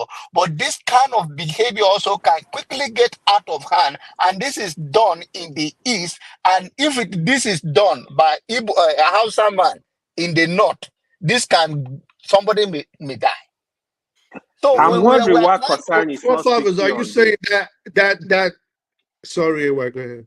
Kosan, why are you quiet? Where is Kosan? I wanted to speak on this issue though. Stop encouraging him now. It's not Forefathers, are you saying that behavior was okay? Is that what you're saying? Of course not. It's wrong behavior. Okay, so why didn't you just condemn it instead of saying, "Oh well, is that you want to find justification and what do you think they call voter intimidation? What do you think they call harassment? What do you think they call? Yeah, I know that. On that point, I agree with you. It could have deterred others from voting there. That is true. And I wish Constance was on here, because I put another link on there. He kept criticizing Soyinka and saying, well, some people said you cannot vote a Yoruba if they married an Igbo woman. I've never heard anybody say that, but this is something we hear them say on online all the time. But I gave a video of in Enugu, and a Boni man trying to get elected in Enugu, and a fellow Igbo from Enugu saying he cannot, over his dead body, will that guy get an elective post because he is not an Enugu man. Why did Peter Obi speak up on that? Because I don't know. You're not Peter Obi. Don't answer. I don't know why. I'm just asking. He didn't go and place any side. Stop bringing Peter Obi into every other topic. No, I'm asking concerns. You have every chance to kiss ass, forefathers. Relax. No, I speak the truth. No. Hold on. I think you are mixing too many things up. I speak the truth. You are mixing too many things up. One, Peter Obi didn't comment on anything to do with elections like Soyinka did. Soyinka did and decided to be very, very unbalanced. That is what I'm talking about here. Now, I'm going to play a video about what happened with this Obi support. This is just one. I'll see what's how they break person glass. For Aja Bridge. Because person wear Labour Party cloth for this Lagos road. Because I wear Labour Party cloth. Because person wear Lagos Party. Because I wear Labour Party cloth. But yeah, now.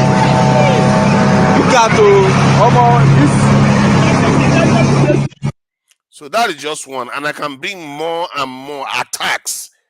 This is seriously hurting people, and it's not even election day. What is the point of this video? Nobody is denying that it didn't happen.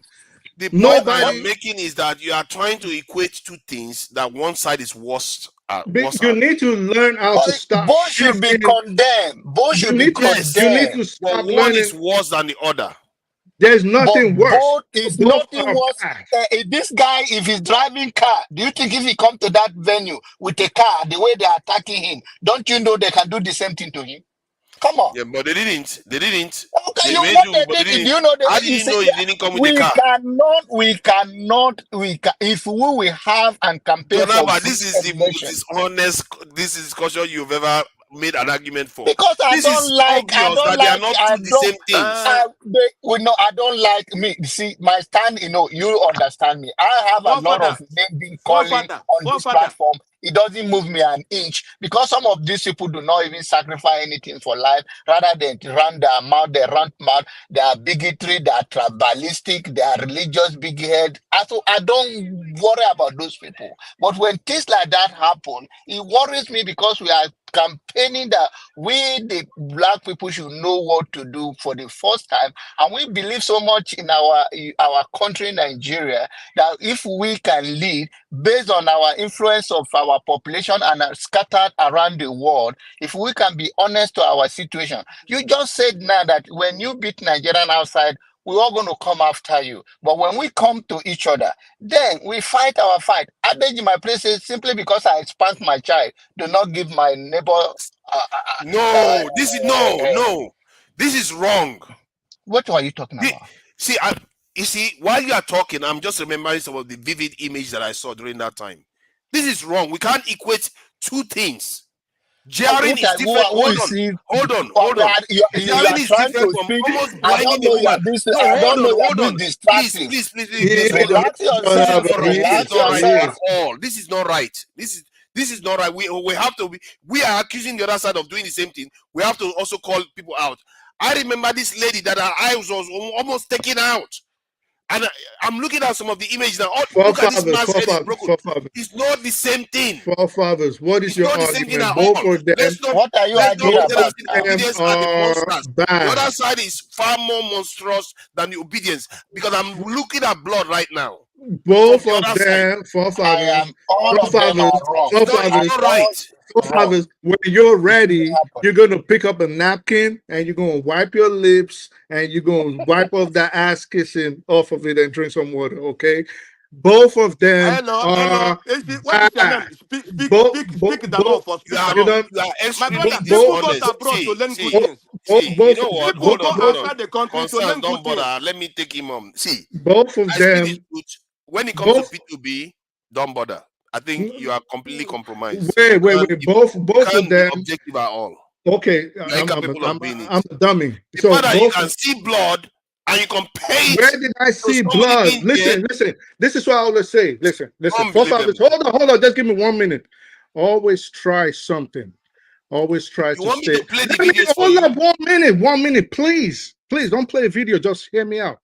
Because it seems that there's a problem with listening to people with Nigerians. So all I just want to say is always try to stay on topic. Okay, you have a tendency of when we all talk, you start a topic and we start talking about that topic, and then you start shifting the goalpost. 1 second we're playing soccer, the next thing we're playing rugby, the next thing we're playing football based on what Forefathers decides he wants to argue about. So we was all talking about disenfranchisement in the elections. How did we now get to, I wasn't talking about just the elections. I was just talking about what happens outside the elections. That wasn't what we were talking about. We was talking about the elections. And that was how he concerned brought it up. And then we started saying, well, it happened in the Southeast too. So what is this issue of a random individual getting rocks thrown at his car? But that is neither here nor there. Since you can't stick to the topic, both of them are bad. That's what we're saying. We're not saying one is better than the other or one is worse than the other. Death, of course, is high up there. When death gets involved or physical assault gets involved, it is high up there.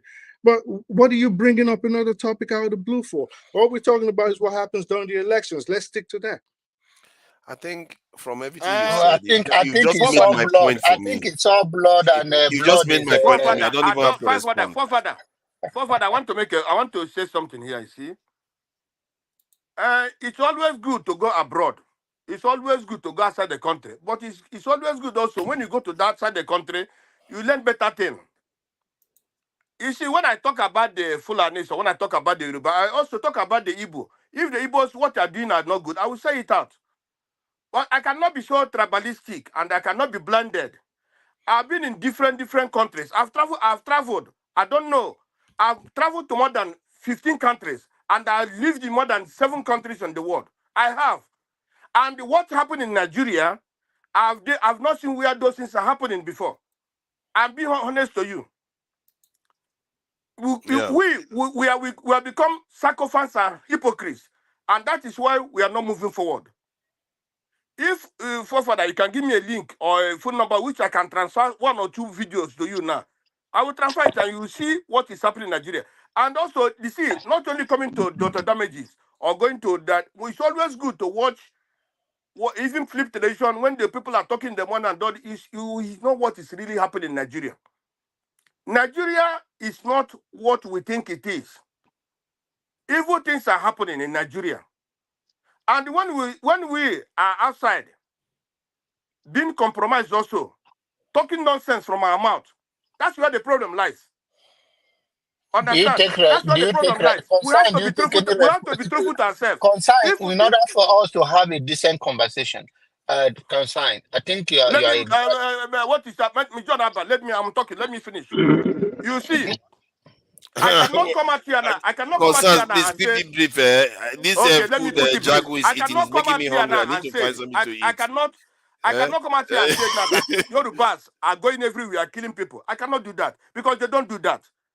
I cannot come here now and say Sasa people are going everywhere buying people. I cannot do that. I can't because that will be listening to me. I cannot come here and say what the Pandef, all those middle belt are going everywhere. No, I cannot do that. But if I know this is what these people are doing, I will come out here and say, well, this is what these people are doing. Igbos are not also the this thing, but at least Igbos, whatever they're doing in their own region. Understand?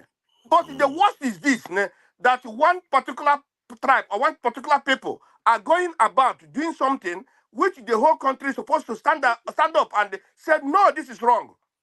Because today, whatever happened, my brother, human being, we are humans. When your brother is killed, or when your community, somebody, 1 or 10 people is killed by one particular people, you will not be happy as a human being. Today, the injustice in Nigeria today is, if you know whatever the Igbos are doing, if you know whatever the Igbos are doing, we can carry on backstage. We can Concern, carry on how backstage. come you don't condemn the IPOB? Oh, don't do that now. Hey, why? Stop being mischievous. Leave this thing. Hey, you keep trying to trigger these people. See, but let's say the truth here.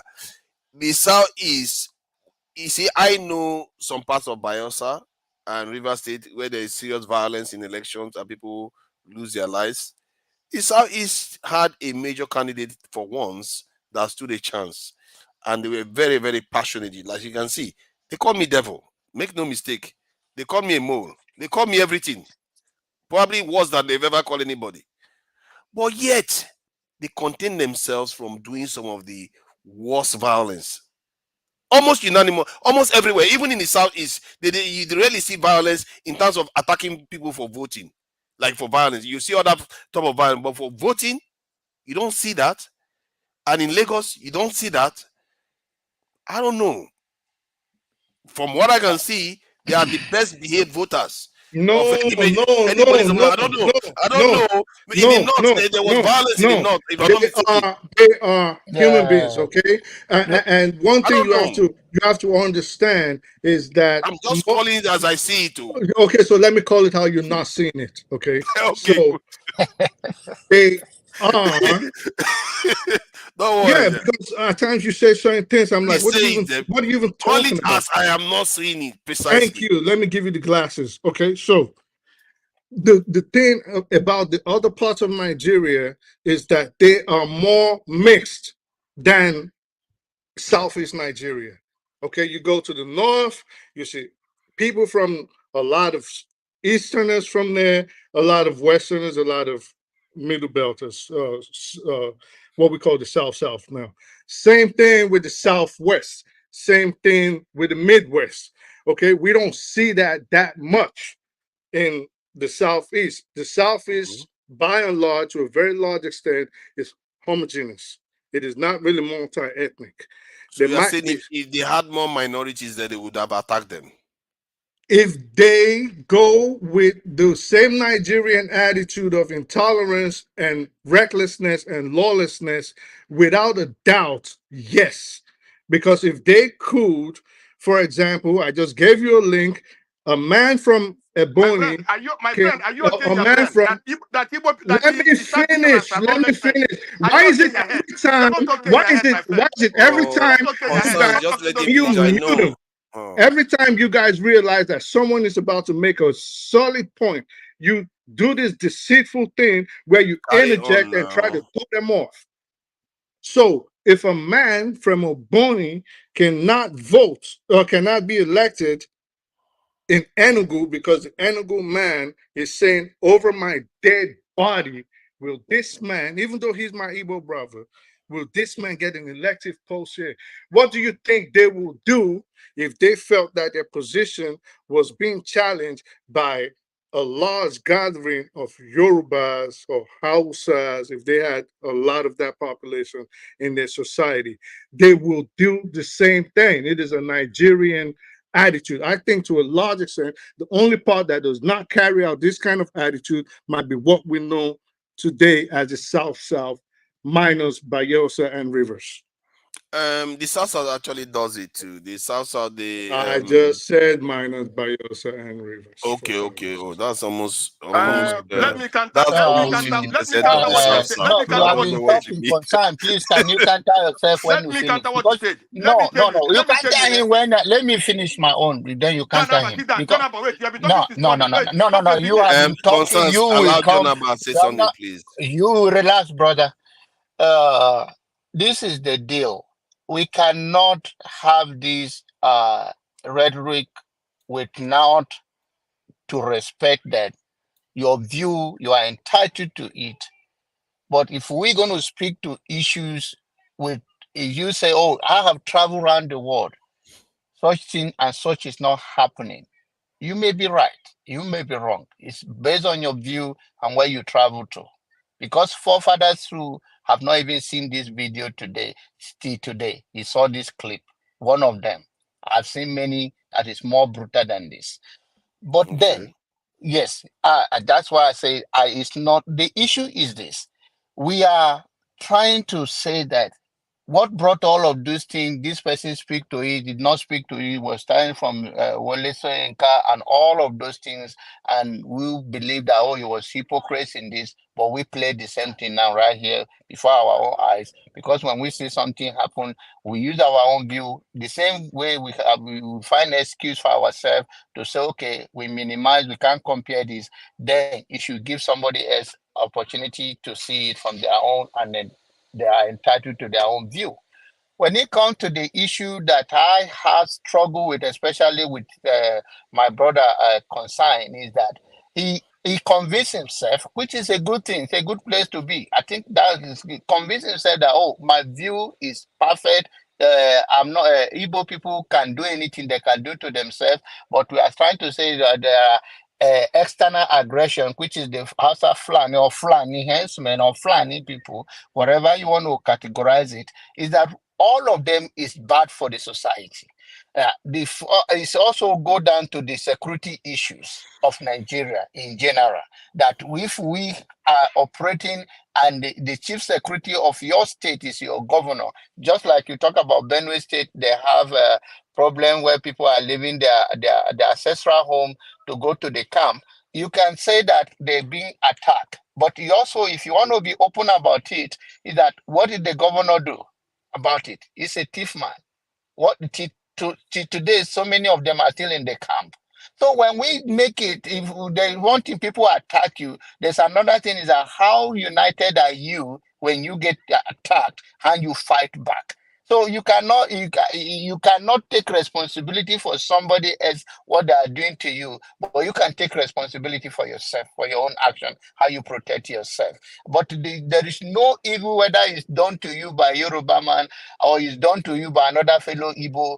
Pain is pain. We should not justify that the fact that Igbo can go ahead and hurt themselves and Igbo and that is not, it's okay. No, a kingdom that is divided among itself also cannot even stand in the first place. So if you cannot stand together as a people and you have so much divided, then there's a tendency that the outsider or the external aggression will overcome you. That's what I'm trying to say. We can blame understand. Fulani. You have talked too much. You have already talked 10 minutes. Let another person speak. 10 minutes. Oh, come on. Not even close. Let him talk. You see, concern, I'm wrapping up and I'm going to leave. I come to do sport. I'm raising a fellow Nigerian to be in the military and to serve and to keep you safe wherever you are. God bless you. Thank you, Jonaba. And I think I was a little bit harsh with Jonaba saying that he was being facetious. Please, maybe you've seen the video, Jonaba. Maybe you've seen some videos I've never seen, so maybe that's why you have your point of view.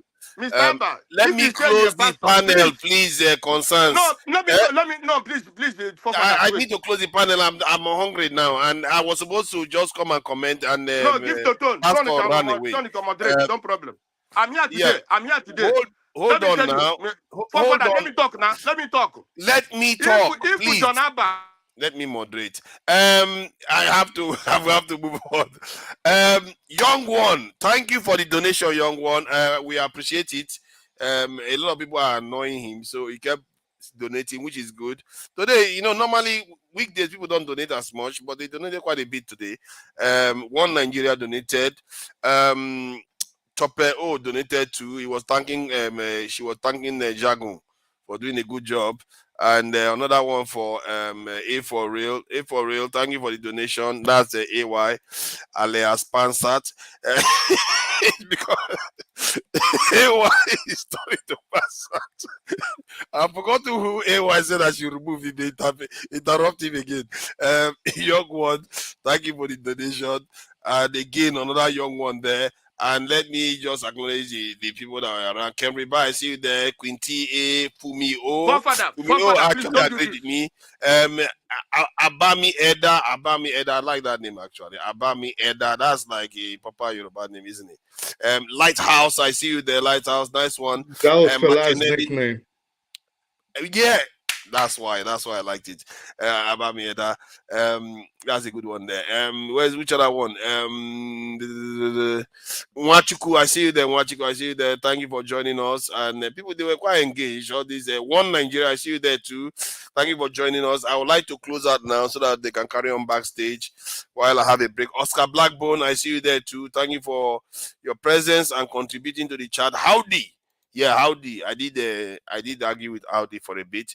Thank you for the donations. Not the donation comments. Even if he was disagreeing with me, it's all good.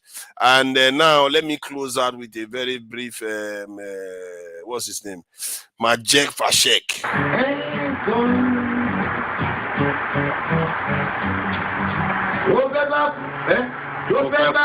Tó fẹ́ kú torí ẹ̀ o.